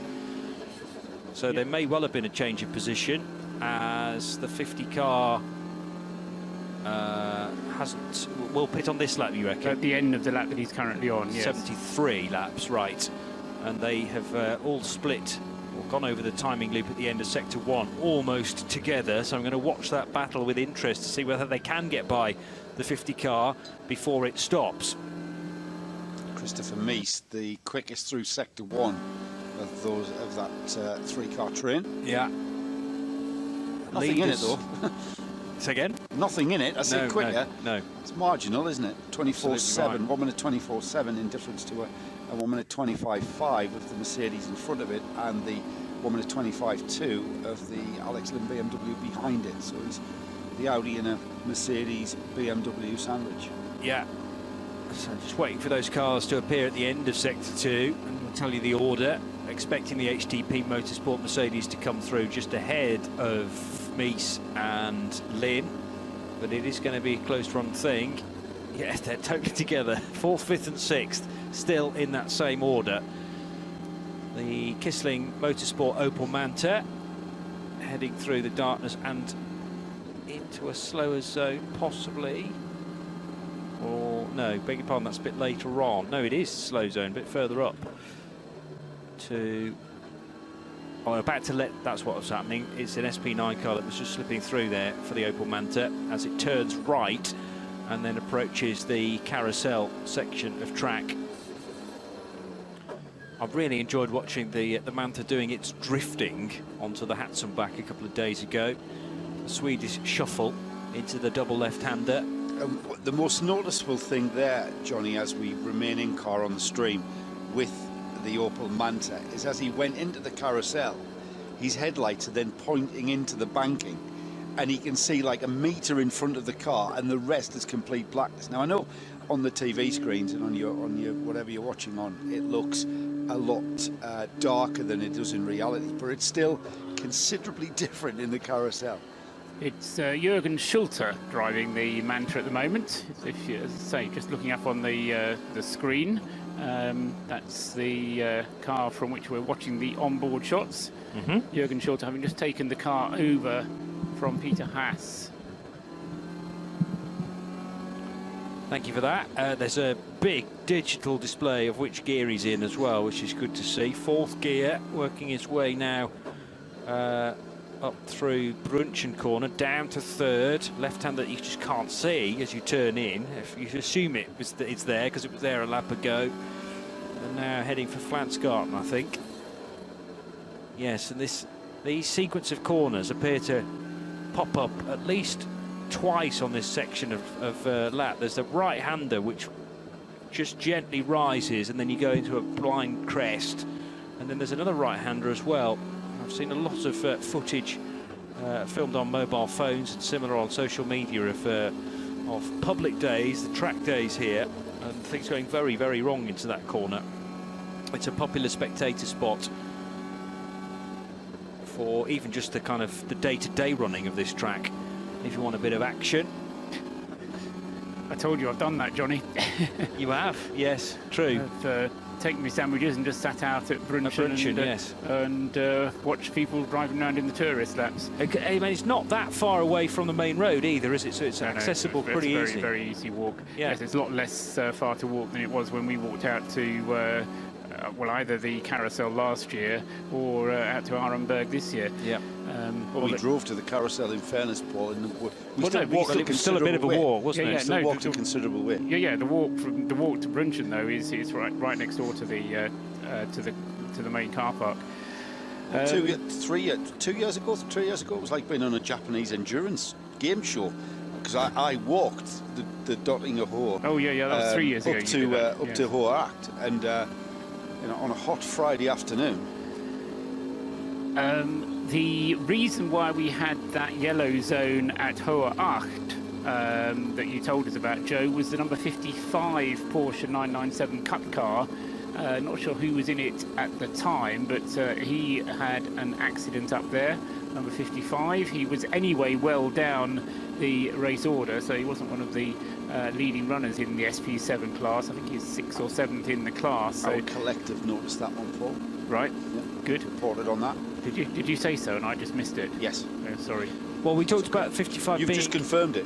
We were just speculating.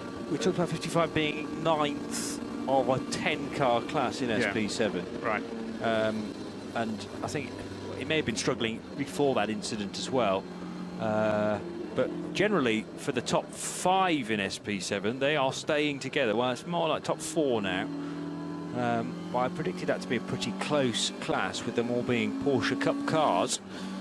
And, yeah, to have 4 of them in the top 32 is impressive. What has happened is that the number 7 Aston Martin has gained another place. He got himself up in the 26th now. And I think that is due to a car losing ground, and not quite sure which one it is. Try and pick that one out. But because both the number 7 and the number 68 have made up a place, and the gap between the number 7, which is still trying to chase down the 150 Porsche Cayman in a different class entirely, up ahead of it.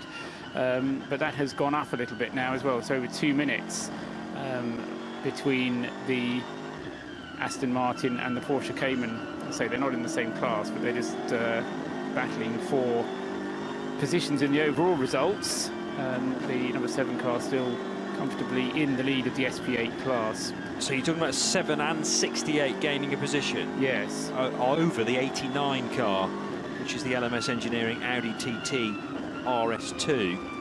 The last time I noted numbers down, the 89 was ahead of the 7 and the 68. I think that, again, is overtaking courtesy of pit stops. But that's an interesting fight to watch. The SP3T leader versus the SP8 leader. As you say, different parts of the race and different trophies to fight for, but actually the pace of those two seems pretty even across the piece. Change of position this time through. We've now got Meese going up to 4th, Alex Lynn coming through in the BMW in 5th, and the Mercedes number 50 has either come into the pits or has stayed out. I think it stayed out, but I would have expected it to come into the pits at the end of that lap. That's the 7th lap completed of that stint, Paul. Yeah. Last time around, let's go to there. Last time around, the number 50, for the last 2 stints, that number 50 car has completed 7 lap stints, although before that it completed 8 lap stints. So I wonder if it's a tyre issue on that car, and they just see how the tyres last, and then when the tyres start to go off, then they bring it in. therefore it is one of the Michelin runners, and if the track temperature is now good and the tyres are lasting a bit better, often with a change of pressure that can help, then we'll do his 8th lap. The fuel will certainly take the Mercedes to 8 laps, but as I say, the last 2 stints for the Mercedes were only 7 laps. So we have Dunlop represented by the 2 Audis out front, then the 98 Row Racing BMWs on Michelin tyres, as is the Mercedes, as you've mentioned. 28 Lant Audi on the Dunlops, and then the next 5 cars all on the French rubber. Schnitzer BMW of Alex Lynn, the Wochenspiegel Ferrari, which has now slipped since I last got tabs on that, but it's moved down behind the 50 and the 1 cars, but they're all on Michelins as well, as is the 42 car, which comes down pit road now. This is the Wittmann, Blomqvist, Tomczyk and Augusto Farfus Schnitzer BMW, pitting at the end of lap 73, and 74 rather. Tom Blomqvist, I think, coming to the end of a double stint in the number 42 car. Okay, it is the end of lap 73 rather, so clearly their pit garage is beyond the timing loop in the pit lane, because sometimes you get it triggered and sometimes you don't in terms of ticking off another lap. But 29 out front. We ain't far away from half distance now, are we? 40, another 50 minutes or so. 44 minutes. Okay. So we're, you know, half of a football match away from. Yeah, that's a good way of measuring it. So Van der Linde in the 4th sector and expected across the line in something like 3 minutes, with the number 1 car, which does that still have Adam Christodoulou at the wheel? Yes. So the Maro Engel, Christodoulou, Jelmer Berman and Manuel Metzger line up, so successful in 2016. Haven't done quite the research to work out whether that's exactly the same car that won the race last year as well. No, it's not, I don't think. Right. There have been some new chassis produced by Mercedes for the 2017 season. It's still basically the same spec of car, but they've just come off the factory or off the production line, and many of the teams running different cars even here than they ran in the qualification race. Is that likely to be a car that Black Falcon ran at Dubai or something? No. It'll be a brand new car for this race. Brand spanking new. Certainly looks it. Not out of this race by any means. We're not even at half distance yet. No, and he's, true. You know, lying in 7th. You know, everyone. The tactic for this race is staying out of trouble, staying on the lead lap, and being there in the last hour. You're absolutely right, but there is always an advantage to being in the top 3, and particularly for that Land car, you know, because if it has a puncture, then it can come in, and then it may have lost a little bit, but it can still play the game of chasing. Whereas if you're kind of 5th, 6th or 7th, and you have a puncture or a small incident, then you're going to lose ground, and then your head's going to go down and say, oh, now we've got a lot of work to do. It's not to say you're completely out of it, but it just gives you that little bit of extra motivation to be in the top 3, because you know that if something does go wrong, you're still in with a chance. Christopher Mies sticking a lap on the TCR leader, the Matilda Racing Volkswagen Golf, number 175. And Chris Mies up to 4th position, so 2 Team Lant cars now in the top 4. We didn't quite have the 2 Audis 1 and 2, but we came perilously close to it. How's the 48 car doing? That's in pit road right now, and number 19 displayed on the windscreen. So that's the Mann-Filter, the other HTP car, the sister to the 50, and Kenneth Heyer, Bernd Schneider, Indy Donchi and Patrick Assenheimer, the 4 drivers in that car. Remember that being listed as 75 last year. I'm not even sure whether that was an HTP car at the time, but it certainly had the all-over livery of Mann-Filter, the green and yellow colours. It is a very, very brightly coloured car, though, isn't it? Yes. It stood out in the model shop when we toured that on Wednesday, didn't it? Partway down the Dottinger Hurt. I was so impressed to see a lot of the cars we watched race in 2016 already in model form, including the class winner. That's why you should never start buying 143rd scale models. There is no end. There is no end. Another car that's just left the pits, Johnny, currently in 8th place still is the number 42 Schnitzer BMW, and that's Michael Whitman, Tom Blomqvist, Martin Tomczyk and Augusta Farfus, one of the front runners in 8th. Still in with a chance, just left the pits. One of the Pixum Adrenaline Motorsport team cars, of which there are 9 spread across various different classes, including that's not the SP9 BMW M6, but it is a BMW from, I think, the Cup 5 class. It looks very much like a BMW 235i. Yes, it is. It's a 243 machine, and those cars number between 235 and 250. So this is the 91st placed car, having done 9 stops, and 243 is somewhere within the class 5 division. 243, you might be able to tell me, Paul, where that is positioned in the class. 249 leads Cup 5. Second place is 238.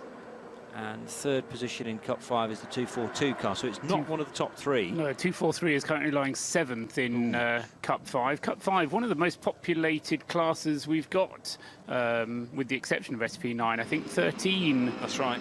Cars in the BMW M235i Racing Club class. Yeah, I really like that. I think the cars look smart, but it's also, by the definition of it being a spec category, means it's very, very close throughout the 24 hours. We always have about 6 of the Racing Cup cars as part of the Dubai 24 hours as well.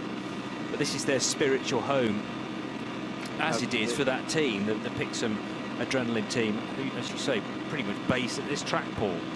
That's right, yeah, they do an awful lot of track rides, days of passenger rides, or allowing you to drive their cars around is kind of one of these experience type companies. At the Nurburgring here, a faster lap from Van der Linde, and Robin Freins losing out to the tune of over 3 seconds on that lap. That gap's expanding, isn't it? Well, yes, and it's not so long ago, Paul, I saw that as a 1:26 gap. It's now 1:41. Yeah, that's exactly my point. It gained a little bit through the pit stop interval because of the way that the yellow flag zone fell. That kind of gave them about a 10-second advantage. But on that last lap, Kelvin certainly pushed away from Robin Freins, and Robin's no slouch in the number 9 Audi. We've got the 98 BMW has just pitted. That's going to put the number 28 Mies Audi into 3rd. It's going to put Alex Lynn in the BMW up to 4th. But Mies is about to put a lap on the number 704 Glickenhaus, currently in 17th, which will mean the Glickenhaus has been lapped by, it's about to be lapped, or due to be lapped by the first 5 cars so far. Yes, so I mean, the Glickenhaus has the pace, but having had the damage earlier on, they've lost ground, and so he's not really being able to take the fight to the race leaders as they would like to. I didn't take a breath to my left. That was Joe. Yeah, sorry guys, that was the stream short. We're in car with Christopher Mies, and the Glickenhaus is also giving me an idea of why it's dropping back, because he's been very, very cautious, overly cautious, and he was shown how to get through traffic there by Chris Mies, who just scythed past him as the Glickenhaus slotted in behind a slower class car. Mies took that opportunity to overtake both the Glickenhaus and the slower class car. So Richard Westbrook in the pits in the Row Racing BMW at a 3rd place, number 98, and Edward Sandström into the pits at the end of a double stint at the wheel of the HTP Mercedes, number 50. Both of those stops scheduled, although it has to be said that the Row Racing BMW only did 7 laps on its stint. And I'll just reiterate what Johnny was saying a moment ago. the road racing team are amongst those using the Michelin tyres. And we have seen that car do 8 laps, but that was only a 7-lap stint from Richard Westbrook. 98 back on the move, and that car was running in 3rd position. It'll slip to 5th now, I think. That's what's tended to happen, or possibly even 6th, although the 50 car stopped as well. So certainly Meese and Lynn have got by. And did the 50 car go by as well? The 50's in the pits. It is. Yeah. And the 50 will be spending longer in the pits than the 98 did, because 98 only did a 7-lap stint. So the advantage of doing a shorter stint is you get a shorter pit stop. So, you know, in the short term, it might seem better to do shorter stints because you get shorter pit stops, but of course you end up doing more of them.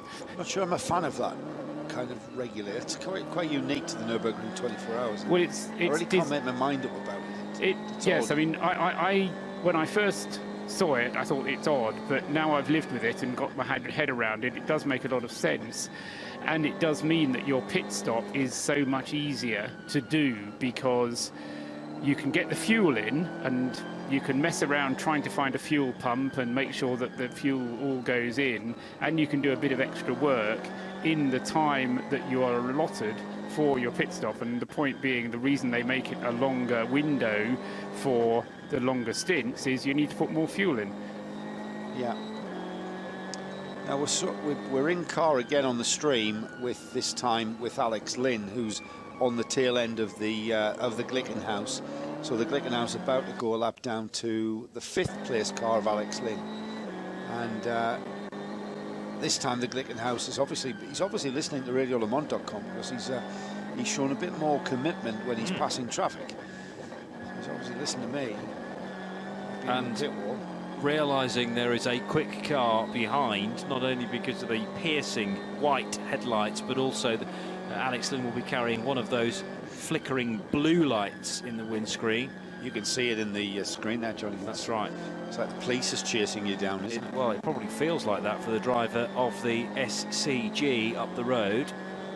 And is that a light that's carried by the top 20? 30.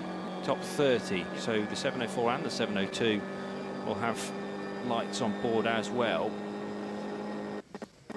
So the drivers of the slower cars, some of the V-class cars, the series production machines, therefore know when there's not just one but 2 very quick machines coming through, one from SPX and the 43, which is running 5th on the road, make that 4th on the road after the pit stop for the number 98 car. Through the trees, still trying to work out which corner's going to come next. Oh, this is the run into the carousel with a Clio to overtake to drivers right there. And again, the distance between the Glickenhaus and the Schnitzer BMW, concertinaing up there into the carousel proper with one of the Opel Astra OPC cars up ahead. I think that's one of the SP3T cars rather than the Cup 3 machines. Cup 3 is all about Opel Astras, but there are 1 or 2 Opel Astras in other divisions in this race as well. Just had to bide his time through the carousel there, did Alex Lynn. There wasn't a chance to go 2 abreast. New fastest lap overall from Kelvin van der Linde. 2 minutes before 3 in the morning. When do you think you do the fastest lap? Oh, I'll do it at 3 o'clock in the morning when nobody's watching. 8 minutes 22.282 then. Sorry, 262. So 8 minutes 22.262 for Kelvin van der Linde. I was noticing that he was opening up the gap again on Robin Frijns as he was going around the lap and picking up some time. But what I hadn't realised was that you add all the sectors together and it ended up in the fastest lap of the race. 8:22.262 then for Kelvin van der Linde. And still waiting for Robin Frijns to come through, but he's going to lose another 4 seconds at least, I reckon, on this lap. But that another indication, I would think, Joe, that we haven't got any yellow flag zones. At least I hope we haven't got any yellow flag zones around the circuit. Otherwise, you've said it now, Paul. Otherwise, Kelvin's in big trouble. Yeah, we have not. No, it's a completely clear circuit, the whole 18 miles. 16 miles. 16 miles. Where did I get 18 from? I don't know. It's 3 in the morning. Yeah, probably. mainly. Valid point. Yes. Yes. But clearly, Kelvin van der Linde is as awake as he could possibly be. And that's a marker thrown down to everybody else, isn't it? Robin Freins now probably needing to find a quick lap himself to gather some of that time back again, but he's solely reliant on where he's catching the traffic. Through the Kleine Carousel goes Alex Lynn, still chasing this SCG. And over the line goes Freins now at 8:33, so he's lost 11 seconds on one lap there. We're going to see how... Oh, goodness. We're not going to see. What I was about to say, Johnny, is we're about to see how quick that M6 BMW of Alex Lynn is on the straight in comparison to the Glickenhaus. But as they came onto the Dottinger Hohe, Alex was completely and utterly slowed down, bulked by a slower car. The Glickenhaus went to the left of the car. Alex Lynn chose the right, but the car was trying to get out of its way and completely blocked him out. And I would imagine Alex's heart rate probably gone up to about 80 there, because it's probably got a resting pulse rate of 40. Yeah, he was nearly forced onto the grass, wasn't he? And I thought for a second we were going to go three abreast there with the Cayman between the two cars. Again, a wall of BMWs here and a Opel Calibra to the right. It's trying to thread the eye of a needle, and this lap, no doubt about it, the SCG, the Glickenhaus car, has had the better luck with the traffic.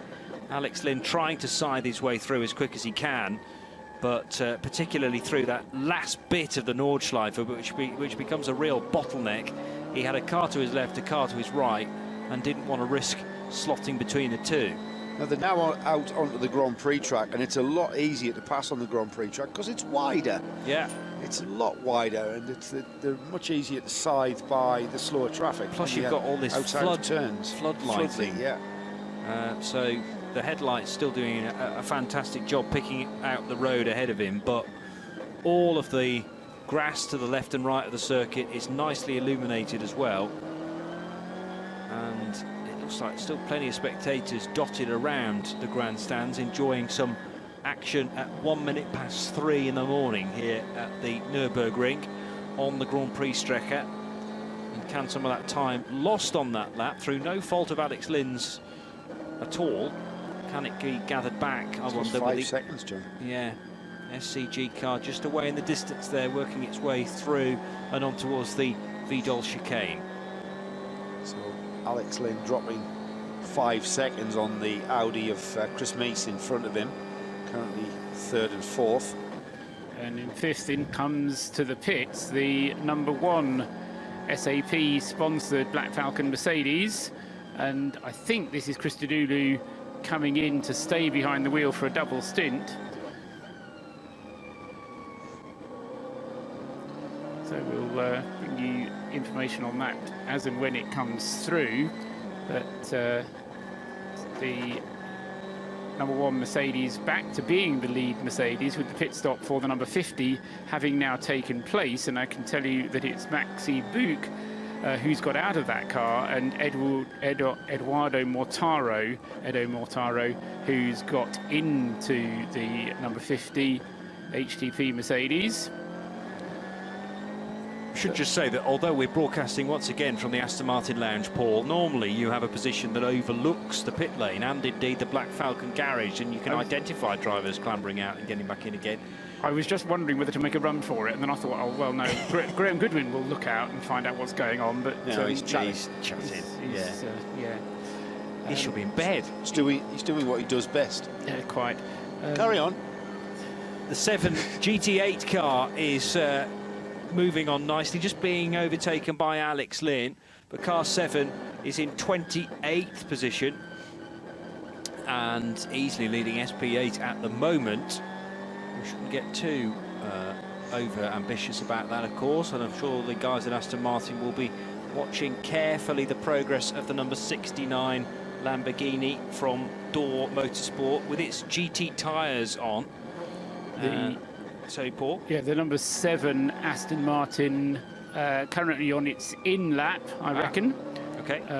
So I've lost track actually whether Darren Turner is still behind the wheel or whether it's gone over to I think it might be Marcus Lundstrasse by now. Not quite sure how they're going to rotate the drivers through the night on that car, whether or not they leave the professionals in for the night and allow Peter Kate and Marcus Lundstrass to get a bit of shut-eye. On the other hand, Marcus Lundstrass actually has another car to drive as well, which I think it is intention to drive both. I'm not sure which the other car is, but he's one of the listed drivers for another car. Yeah, I've seen that, and there isn't another Aston. No, it's not an Aston. It's not an Aston. Give me a second and I'll find out. Fine, I'll leave you to that. Whereas the number 1 Mercedes, Adam Christodoulou, has just, well, we think got out, although the team have now just left it alone to allow the clock to tick down. It's ready to go, isn't it? It is ready to go, so that would suggest maybe that there wasn't a driver change. Now it's sent on its way, and possibly a little easier for Black Falcon to organise their pit stops, because it will be timed, their pit stop will be timed from pit in to pit out, and pit out is a mere car length away. Which so makes life easier, doesn't it? It does, rather, yes. What you're not allowed to do is to slow down suddenly in the pit lane if you suddenly think, oh, I've gotten too early.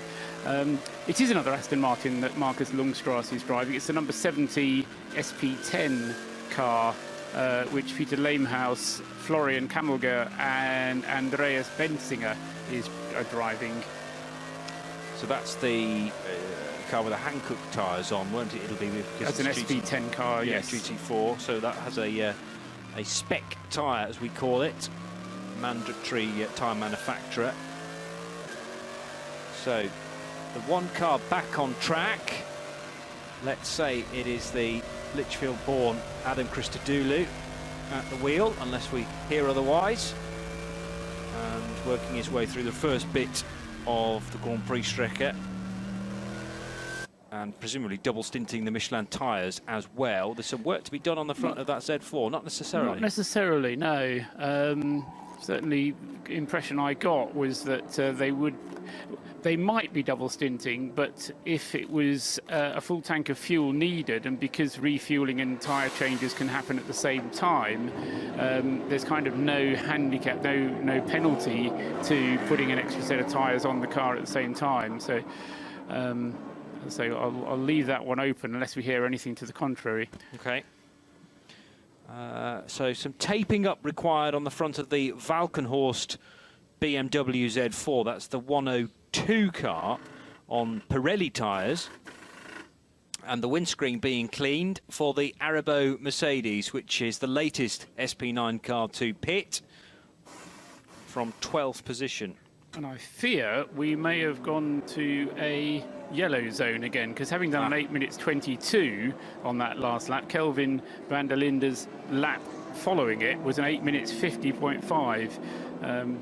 So he's lost some 20-something seconds on that next lap around.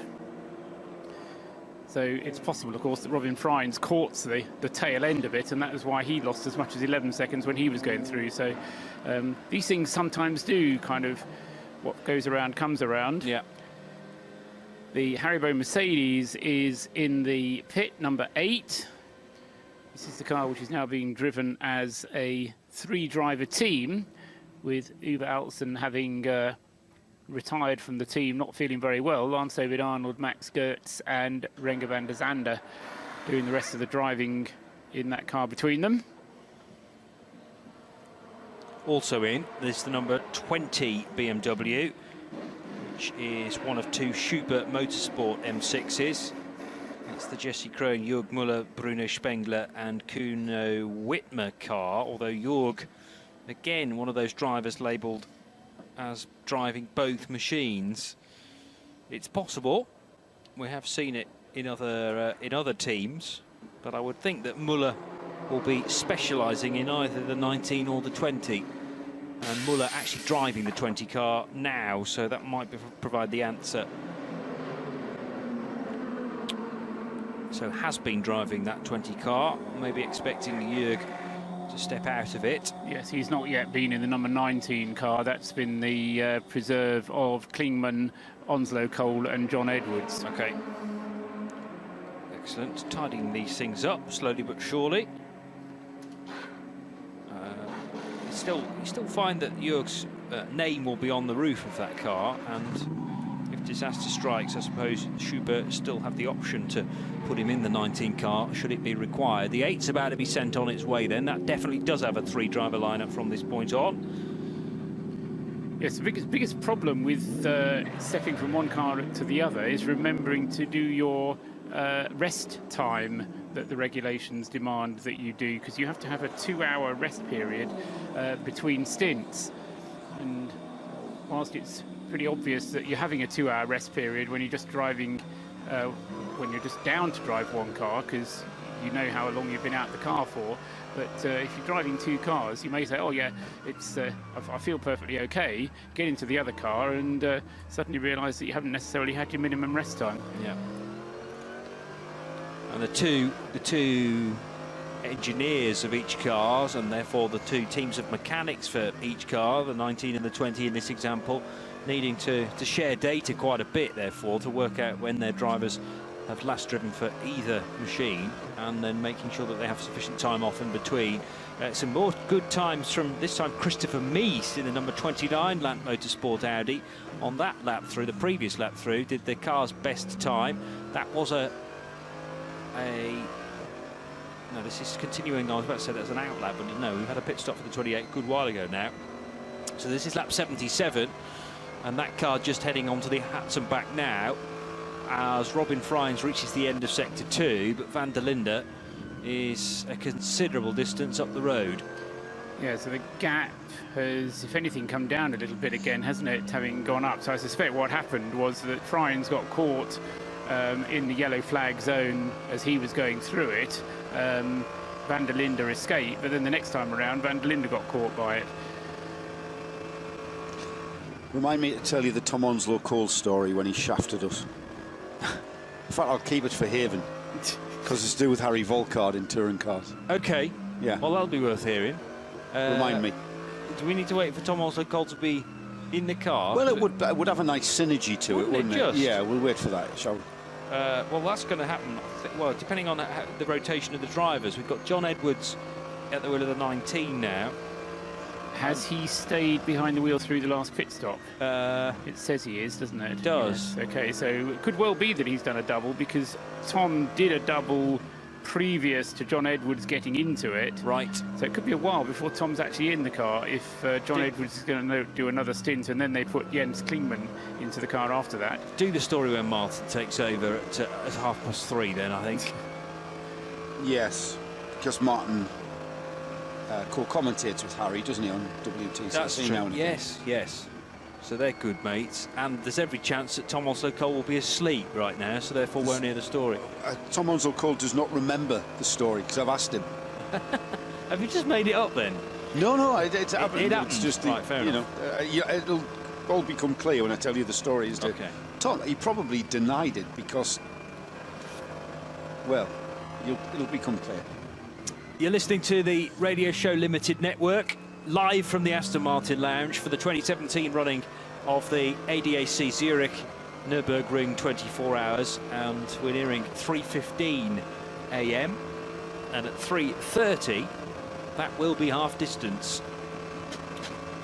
So this really is going to be one of those races where we reach dawn, think we're nearly there, and we're totally not, because we've got to get to midday and then another 3.5 hours after that, with a potential sting in the tail as well, with rain predicted by Joe Bradley at midday today, and stretching through till about 5 o'clock. Might be time to dig out that weather app in the next 10 minutes or so to see how we're looking for rainfall in the latter 12 hours of this race. Tyre question from Trevor Austin at Cassist 27. Are the Dunlop cars on softer tyres? We're not sure about that, are we? We are sure about the cars that have chosen to go on to Dunlops that weren't down to be on Dunlops have found that the performance of their cars are better on the Dunlops, is how I would I mean, there are 2 Dunlop compounds available. There's a hard and a soft, and the harder one is the one that is more suitable for the warmer conditions. As it has cooled off now, although I have to admit I've not been outside, so I don't know how cool it is outside, but as presumably it's cooled off overnight, it may well be that they've gone to the softer Dunlop compound. Yeah, and they speculated earlier than they might have to. I think what Trevor Austin's trying to say is, you know, have they sort of worried needlessly and jumped ship from the Michelin to the Dunlop, but they can put a Dunlop on if a Michelin on if so choose. Or have Michelin really embargoed them buying tyres from them? I do believe that Michelin have said they want the problem is for either manufacturer to use the performance. Let's assume that you're talking about the car that wins the race. It's very difficult if the car has actually won the race on a mixture of Dunlops and Michelins. It's very difficult for either to gain any benefit out of that at all. So, you know, it's a bit like us when we commentate. There's always one who's more useful than the other. So, you know, it's a very difficult advertising sale if they mix them, and I think that's a sensible approach. Yeah, hopefully, I think that's answered the question. But the other point is that there's a limited number of hards and a limited number of softs. So what they may be doing is using the softs now when the temperature is lower. The other possibility is that in the cooler conditions, you actually want to go back to the hards and then use them for a double stint. But that was what we were told probably wouldn't happen. The 22 Ferrari may have been in recently. And maybe some work on the rear end, maybe focused around the diffuser, unless it's being suggested this Ferrari's pitted recently rather than in the last sort of half an hour or so. Yeah, it's pitted for. Is it in the pits at the moment? No, well, no. Okay.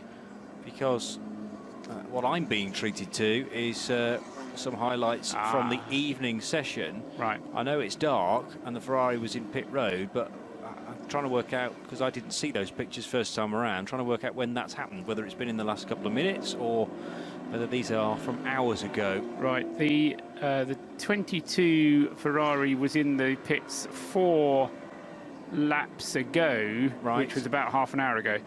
Okay. Just looked like a bit more than a scheduled pit stop. I'm not saying it wasn't scheduled, because they were doing tyres, they were doing fuel, but they were also had the power tools out and maybe drilling holes in that diffuser to then cable tie it more securely. It had contact actually on the rear, hadn't it, from the 33 BMW. Somebody hit him at the back. That's right. I mean, one of the advantages of having the extra time during the pit stop is that it does make sense to do little bits of tidying up work in that 20 seconds, 30 seconds, whatever you need in order to bring yourself up to the minimum pit stop time. And very often we'll see them doing little bits of bodywork tidying up, and you're sort of thinking, oh, well, you're wasting time, but you're not. You're just using up the window of the minimum pit stop time that you've got to use anyway. The other thing they will use, and now is probably the time, now we're getting to half distance when they'll start thinking about doing that, is they'll use the time to do a brake change. We may well see them doing a change of discs and pads during the pit stop, but if they're good, then they'll be able to do all of that inside the minimum pit stop time. Unfortunately for some of the local wildlife, it looks like one or two animals have got a bit too close to the action, and more marshals are out on track to retrieve what is left on the Grand Prix circuit. Yeah, the leader is in the pit, Johnny, and this is live. In fact, both the Lant Motorsport cars are in the pits at the same time, and this is early for Kelvin van der Linde. Only 6 laps on his stint here, not yet halfway through the race, and perhaps this is the chink we were talking about, because Kelvin van der Linde, with a slow in-lap, his sector 4 time extremely slow, and I wonder if he's had a puncture or something. So Kelvin van der Linde in the 29 has had problems, Johnny. New Dunlop's going on. It looks like on all 4 corners. They're going to do a driver change as well. The car's been rotated to 45 degrees to the garage, which is standard stuff, and stickered tyres on the front left as well. They were looking at the brakes, I think, as that front left tyre went on as well. But don't feel the need to change pads or discs on this stop. And delicately closing the door there behind the new driver was Kelvin van der Linde, looking very, very chilled after the... Oh, that's the 28, big pardon, that we're focusing on, but the 29 is in as well, as Paul mentions. So that's Chris Mees stepping away from the 28 car to hand over to either Chris Haase or Pierre Caffer. And Kelvin van der Linde, if they are doing a driver change for the 29, will be handing over to either Marcus Winkelhock or Connor De Filippi, but I can't tell you at this stage whether there was a driver change for the race leader. And that car is on its way. So that looked to be a much quicker stop for the 29 rather than the 28, which was in for a scheduled stop. Well, it will be a shorter pit stop because the minimum time is quicker for a shorter stint. Yeah. So it was on the minimum, so they got it out from the minimum. But as I say, it shouldn't really have been coming in after 6 laps anyway. So what I don't know, I'll just need to find out. It may well be that that will have led to a change in lead because Robin Freins was about a minute and a half behind, wasn't he? Yes, so in fact Robin Freins will have taken the lead of the race in the number 9 WRT Audi because of that pit stop from van der Linde, not on schedule, and handing the car over, I would guess, to Marcus Winkelhock. Still says van der Linde on my screen. Okay. I didn't see a driver change. Oh, I was okay. confused. Because the 28's in as well, yeah. I was watching a driver change for the 28 and mistaking it for the 29. Right. So Chris Mees definitely out. Right. To hand over to, as I say, either Haase or Caffer. But van der Linde staying on board because he's only halfway, he was only halfway through that stint. But you're quite right that on lap 78, we already have the number 9 Audi in Sector 3, and van der Linde hasn't yet crossed the timing lead at the end of Sector 2. And that's the first change of lead we've had since 7:30 last night. So that's about 8 hours then, just under 8 hours, that the number 29 has led the race without any problem at all. And then a small problem, I talked about this, didn't I? Yes, small problem like a Yeah. puncture. You did say that. And it's changed the complexion entirely, although Robin Freins himself will be into the pits at the end of the lap that he is currently on, because he is on the 8th lap of his stint. But normally, of course, Freins comes into the pits before Linde does, or before the number 29 car does. Yes. Regularly, the 29 car has got an extra lap compared to the 9. Well, this time it came in a lap earlier than the 9, and it has, as you said, changed the complexion, at least for the time being. We might be back to an even keel, though, at the end of this lap as the 9 pits, but certainly Robin Freins is taking the opportunity to push on here through a clear Sector 3. He's been told, hasn't he? It looks like it, but also he clearly hasn't encountered much traffic in the middle sector of the lap of 5. Because he's gone quicker than that car's managed with a 158.4 through that 3rd sector. And yes, getting a bit of a hustle on now, Robin Freins for the WRT squad. Another driver that's gone the GT sports car route from detouring from single-seaters. Sharing with Nico Muller, with Marcel Fessler and with René Rast, who started the car, and René Rast was using all the bits of the Grand Prix track available to him on that his opening few laps, and a bit more as well. I seem to remember him dipping 2 wheels on the grass as he encountered traffic for the first time during his stint.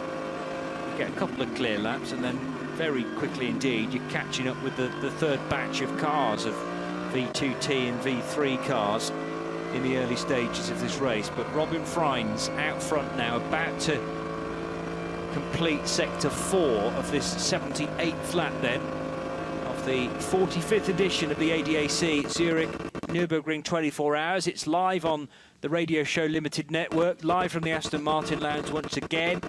And don't forget, you can get involved by tweeting at RSL_studio, at RSL_studio, to get involved with our conversation. He's in that fourth sector, Johnny, and he is going to be slowed somewhat, so I doubt we're going to see a green sector time for sector 4. We've seen a green sector time for sector 3, but we've got a yellow flag, so 120 kilometre speed limit just after the second carousel, which is just on the right hander as you come onto the Dottinger Hole. So that's a very important corner, because you need to optimise that to carry as much speed as you can all the way down the straight. So he is going to be slowed down somewhat, but it's not going to deter him or stop him from taking over that lead, is it? No, well, he's already there, but he won't have much longer to enjoy it, because he'll be called the leader as he comes down pit road and in for the scheduled stop for the number 9 car. And then the 29 car will be able to whip by with a full tank of fuel. Van der Linde gearing himself up for, we hope, an 8-lap stint on this occasion. But a curtailed first stint for Van der Linde, because of what might well be a slow puncture. As I say, didn't actually get to see the stop because the focus was on the 28 machine during that bout of pit stops last time around, and it was brand new Dunlops on all 4 corners for the 28.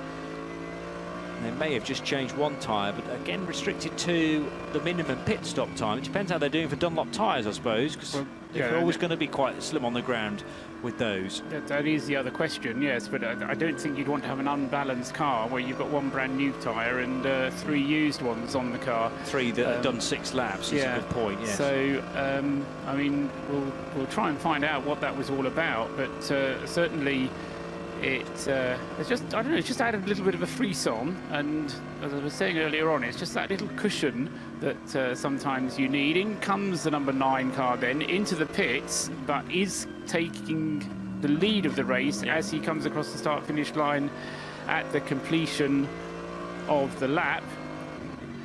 So that provides us with the what is it, the 11th change of lead then, and so the first one since 7:30 last night. The 29 car is just through Plansgarten at the moment, so he is bearing down on that leading number 9 in the pits, so you'll be taking that lead back. We've got a car off, Johnny. It's a Z4 BMW. That's the 102 from Valkenhorst Motorsports. There's only one Z4 in this race, certainly an SP9 anyway. It's one of the SP9 last generation cars. Pirelli tyres for that machine, and it's gone backwards into the gravel on the Grand Prix track, I reckon, because there's quite a bit of ambient light there from the floodlighting. And that suggests then that a recovery vehicle will be quickly to it. The 43 car has pitted as well, but that's called as in second place. So Van der Linde has slipped to 3rd, with the 43 Schnitzer BMW now stopping as well. And we've seen the 9 and the 43 pit on the same lap with some regularity. Something of a monotonous regularity. Yeah, I think the last six pit stops have been absolutely together, separated only by as much as the cars are separated on the track, which is certainly less than 2 minutes, about 1.5 minutes for the most part. Wherever they are, they just seem to do what they do together. 43 shadowing the number 9's every move, and the 102 able to get back onto track. Well, maybe without the help of an intervention vehicle. What it is doing, though, is spewing gravel all over the track behind it. And in the darkness, that might be quite difficult for everyone to pick out. That is scooped up an awful lot of the track there in the rear valance of that car, the rear splitter, and it's pouring it out like a gritter on the road. I was about to use an analogy like that, Johnny. He is. He really is. He's acting like a bulldozer or something, the way he scooped up that gravel, and now just distributing it evenly, I'd like to say. Yeah. You know, he's doing a good job. Now, will he come in the back door of the pits, or will he continue and turn left? He has indeed. Has he turned? No, he's still on the Grand Prix circuit. He's at the Vidal now. And he's going to go into the pits. Is he? Yeah. Yes, he is, yeah. Wise move. The thing about gravel, Johnny, is it gets everywhere, and the place you do not want a little stone of gravel is in a brake caliper or such like. everybody else will be thinking about that as well as they run across the gravel now. Indeed. Which litters probably 2/3 of the Grand Prix track. If only we had some ice like we did last year, and that would come in very, very useful. But it is still, well, expected brilliant sunshine for the early part of tomorrow morning, and there's plenty of heat around considering the time of day. Again, focus on the front air intake of that BMW number 43, just to make sure that the car is, the engine temperature is kept at a suitable and safe level. The Z4's pulled up right behind the Schnitzer garage, so Falkenhorst next door neighbours to Schnitzer, and the much smaller BMW, comparing it to the current day SP9, the M6, is now going to be seen to by the Falkenhorst guys, who are busy this weekend with, well, they were expecting to be busier, in fact, with the 100 car, sadly a non-starter for this race, but they had 2 SP9 cars in the original entry and this Z4. So nearing the halfway point here of the 45th running of the ADAC Zurich 24 Hours of Nurburgring. You're listening to Radio Show Limited Network, and live here from the Aston Martin Lounge. It's Johnny Palmer about to step away. I'll leave you in the company of Martin Haven, Joe Bradley and Paul Truswell. But at 3:30 in the morning, that is 12 hours done and 12 hours to go. The Nurburgring 24 Hours on RadioLeMans.com. So here is Joe Bradley with the latest hourly update. Well, at the half distance, the leaderboard is going to show the number 9. The number 9 Audi of Robert Frins will show as the leader. However, the race has been dominated by the number 29 Audi. Currently in third. In second place, the leaderboard will show at half distance the number 43 BMW. Alex Lynn has just handed that car over to his teammate Augusto Farfus to continue. So there's the first overall, second and third. So Audi, BMW, Audi is the way it looks at the front of the field. SP7 shows the number 66 Manthey Porsche in 24th place. Leader of the Cup 3 class in 33rd place overall is the number 308 Teichmann Racing Cayman Porsche, or Porsche Cayman I should say. The SP6 class, 43rd overall, is the number 76 Porsche, no team name. SP8, we are in the Aston Martin Lounge, and it's great to see that the Aston Martin GT8, car number 7, in 27th overall, currently leading the SP8 class. Cup 5 is being led by the number 249, the FK Performance BMW M235, in 45th overall. SP8T, that sees the number 40 Securital Sorg Rennsport BMW 335i in 33rd overall. Down in 80th overall is the SP5 leader, that's car 83, the Lethesa Racing BMW M1, and the V4 class, 74th overall, and that is the number 143, the Pixum Team Adrenaline BMW E90. That rounds off our hourly update at the half distance. Martin Haven. That was the sound of Joe Bradley alongside me. I'm Martin Haven. Good morning, good afternoon, good evening, wherever you are. It's a beautiful late night, I suppose, heading towards dawn here at the Nurburgring, the far end of our reporting arena here in the Aston Martin Lounge is Paul Truswell. None taken, by the way, Paul, with your tyre and commentary simile earlier on. This is to you, Martin. Clearly. We work as a team together, and we take the credit together. We win as a team. No I in team, but there is a me. And the good thing, of course, is that we're the only thing that's on Radio Show Limited right now. Paul, I've just had almost an hour and a half's worth of sleep. What have I missed? What have you missed? Well, you missed what I think was an unscheduled pit stop for the number 29 Land Motorsport Audi when Kelvin van der Linde brought the car in after a stint of just 6 laps. Now, the official Nürburgring ticker told me it was a regular stop, but clearly it wouldn't have normally come in that early, although it did get out within the time that it was allowed to, having done a 6 lap stint. So not necessarily scheduled, but I think it was probably, my instinct would be that it was a puncture that the car had. Kelvin van der Linde stayed behind the wheel. What it has meant is that as we got to the half distance point, it was the number 9 who led the race. So that just, as we were saying to Johnny a moment ago, just changed the complexion a tiny little bit. As far as the battle behind is concerned, it is extremely well balanced. We've got the 9 and the 43, the WRT, Audi and the Schnitzer BMW seemingly shadowing each other. They're separated by about a minute to a minute and a half, depending on how things go for them. But those two absolutely together for most of the race. And whilst they've been a little bit behind the number 29, all of a sudden they've now both popped ahead of the number 29, although that will swap around again at the end of the current lap when the number 29 comes through. Kelvin will retake the lead of the race. What you had missed just before 3:30 in the morning, in fact just before 3 o'clock in the morning, was Kelvin van der Linde setting the fastest lap of the race at the wheel of that Land Motorsport Audi. So there was a brief moment when there were no yellow flags all around the circuit, and Kelvin did manage to set that very fast lap. A couple of drivers that the ticker has interviewed on the circuit saying that there is less traffic around now. We have mentioned that the amount of attrition has been fairly significant, and there's, say, as a result of that, slightly less traffic around. What else have we seen? The Aston Martin number 7 has continued to move up the overall orders. He got it up to 27th. David King wanted the car to be in about 20th position, he said, at daybreak. Well, he's only got about another 2 hours to get those other 7 places, and I think that's going to be a fairly tall order.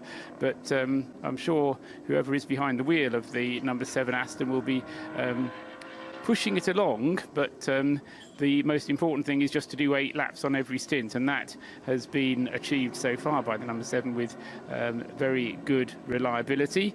A couple of other issues. There was a puncture for the number 70 Aston Martin out on the circuit. A little bit of damage done to the car, but it was brought back and has been able to resume. The number 5 Phoenix Audi, was that in the top group when you were last? When I was last on air, it had its puncture and had spent an inordinately long time in the garage having that sorted. Yeah, well, there's a lot of vibration coming from the car, but since then the car has resumed and is a long way down the order. It's in 43rd place overall. But it is still lapping, or it is lapping now again as quickly as it was lapping before, but having lost several laps out on the circuit. Yes, about over an hour altogether in terms of its time out on the circuit. So that was the Phoenix Audi. Apart from that, there hasn't really been any particular serious incidents that have affected the leading SP9 runners. And I can't actually tell you for sure at the moment whether we've had any other official retirements. I can tell you for sure that the 99 Rover Racing BMW has just arrived in the pit lane. That car is in 13th position, and that's one of the ones that doesn't particularly trifle with indicating who's in the car, so we don't know. So Maxime Martin is that what we think? Was in the car when it came into the pits. What I don't know is whether he's at the end of a double stint. He took it over from Philippe Eng at the previous stop.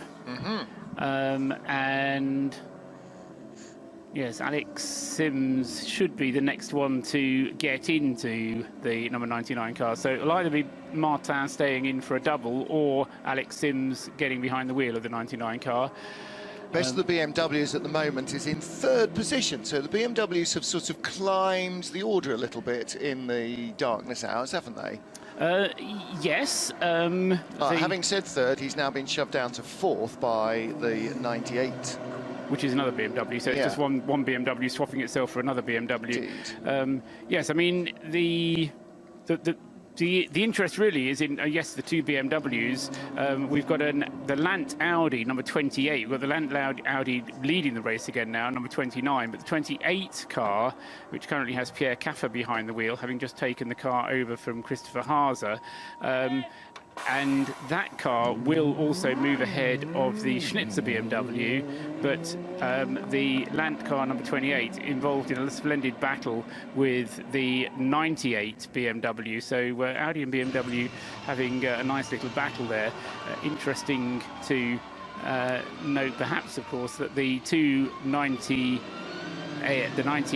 and the 43 BMWs on the Dunlop tyres, whereas the two Audis in the front of the field on the Michelins, as is the now up to 4th place 28 Land Motorsport Audi. Yes, even as you said it, Pierre Caffer moved up on our timing screens, and in fact those of you who are listening online via your mobile phones, your apps or whatever else, if you go to radiolemans.com, you can also click on to watch the live streaming, and you can ride with Pierre Caffer around the Grand Prix circuit as he starts another lap as we head into the second part of the race. So Audi, BMW, BMW.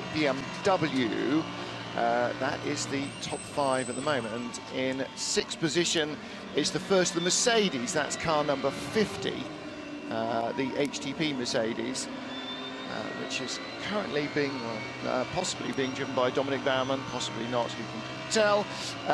And into the pits, the Falcon Motorsport BMW, the number 33 car.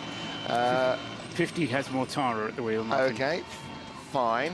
So the number 33 BMW is in the pits in 7th. In 8th position, the number 22 Ferrari has slipped a little down from sort of top 6 contention. Is that still a car that might have doesn't have a stop in hand even, does it? No, it doesn't have a stop in hand. It suffered a bit of damage here and there. In fact, we noticed at the last pit stop, didn't we, Joe Bradley, that it was having an extra bit of work done to the bodywork to try and sort things out. It was thumped up the rear by an Audi, I think, having previously had some contact out on the circuit. So it's been a bit in the wars, and that's meant that I think probably it's got a bit of a vibration somewhere and not quite balanced properly. So in fact it probably handles as ugly as it looks then, Joe?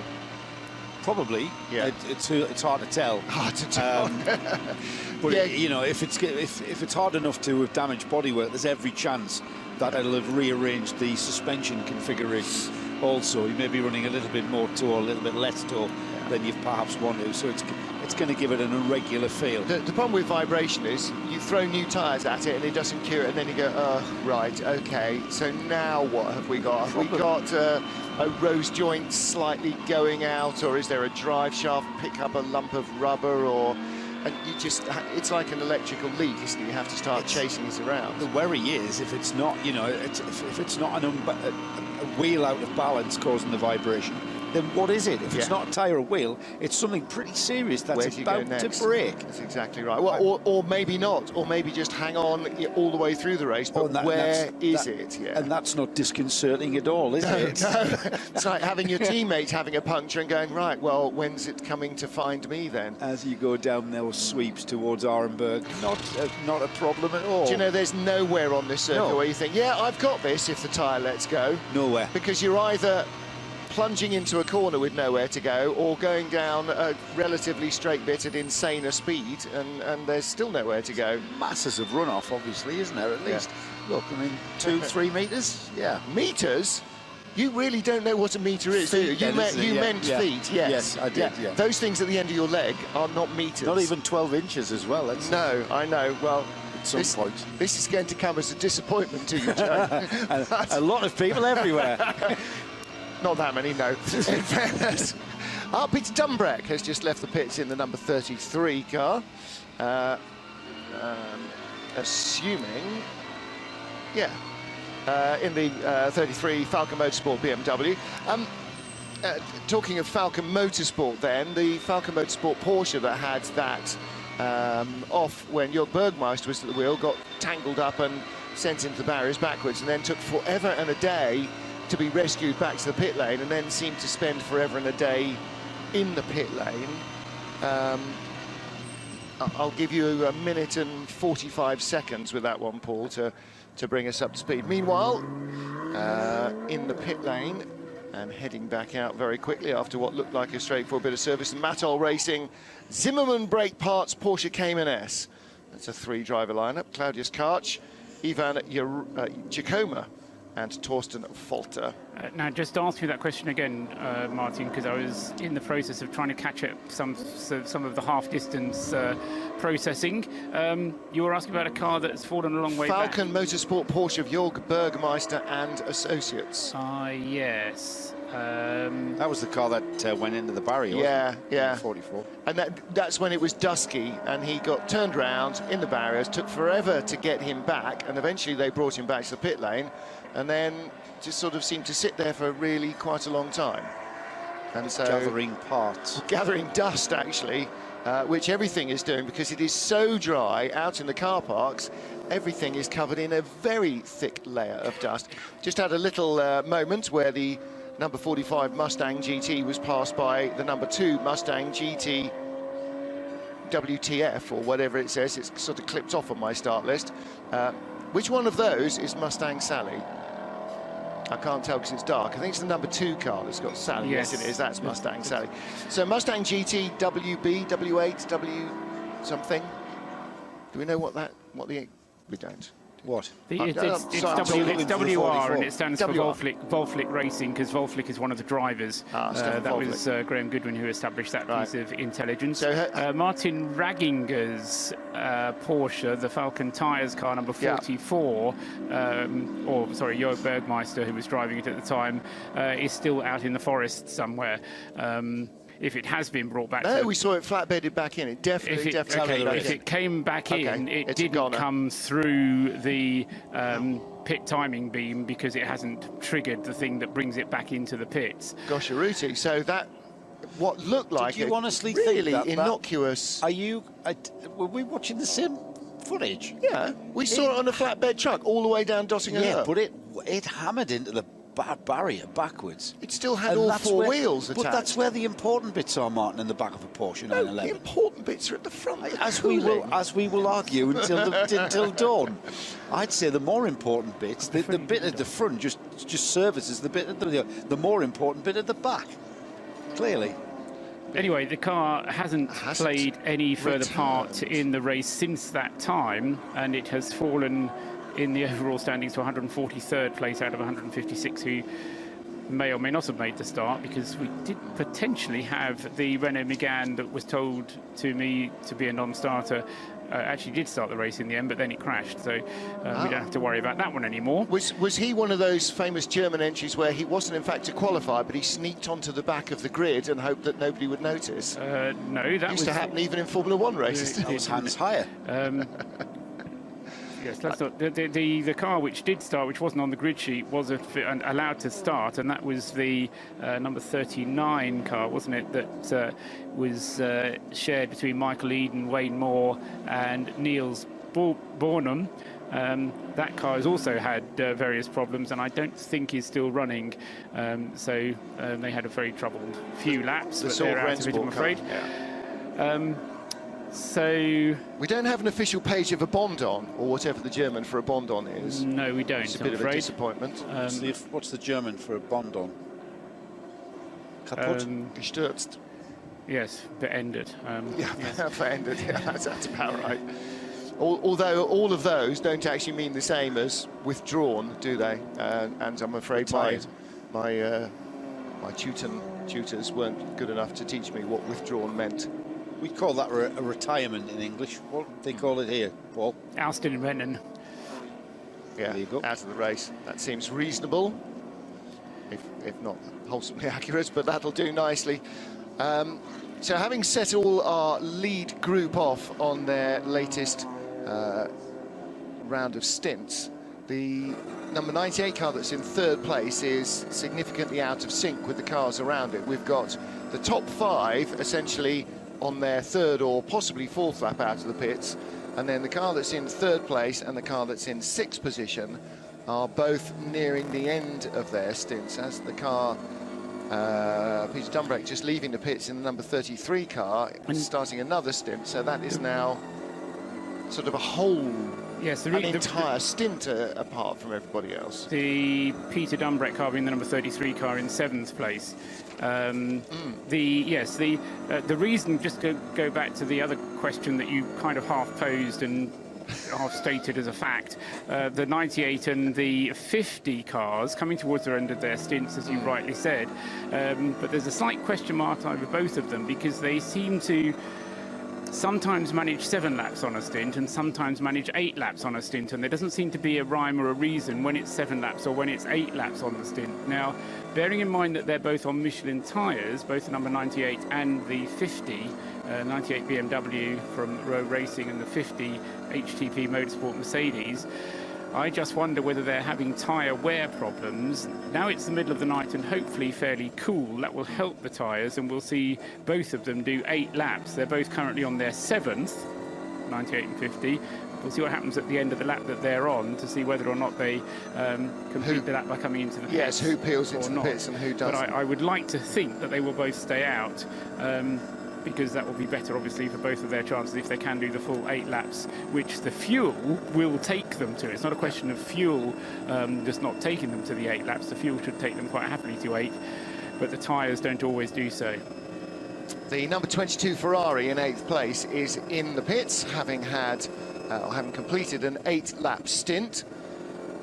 So that is eking out its tyres to match its fuel consumption rather than the other way round. Incidentally, thinking ahead a month or so. I think it's just lulling us into a sense of security.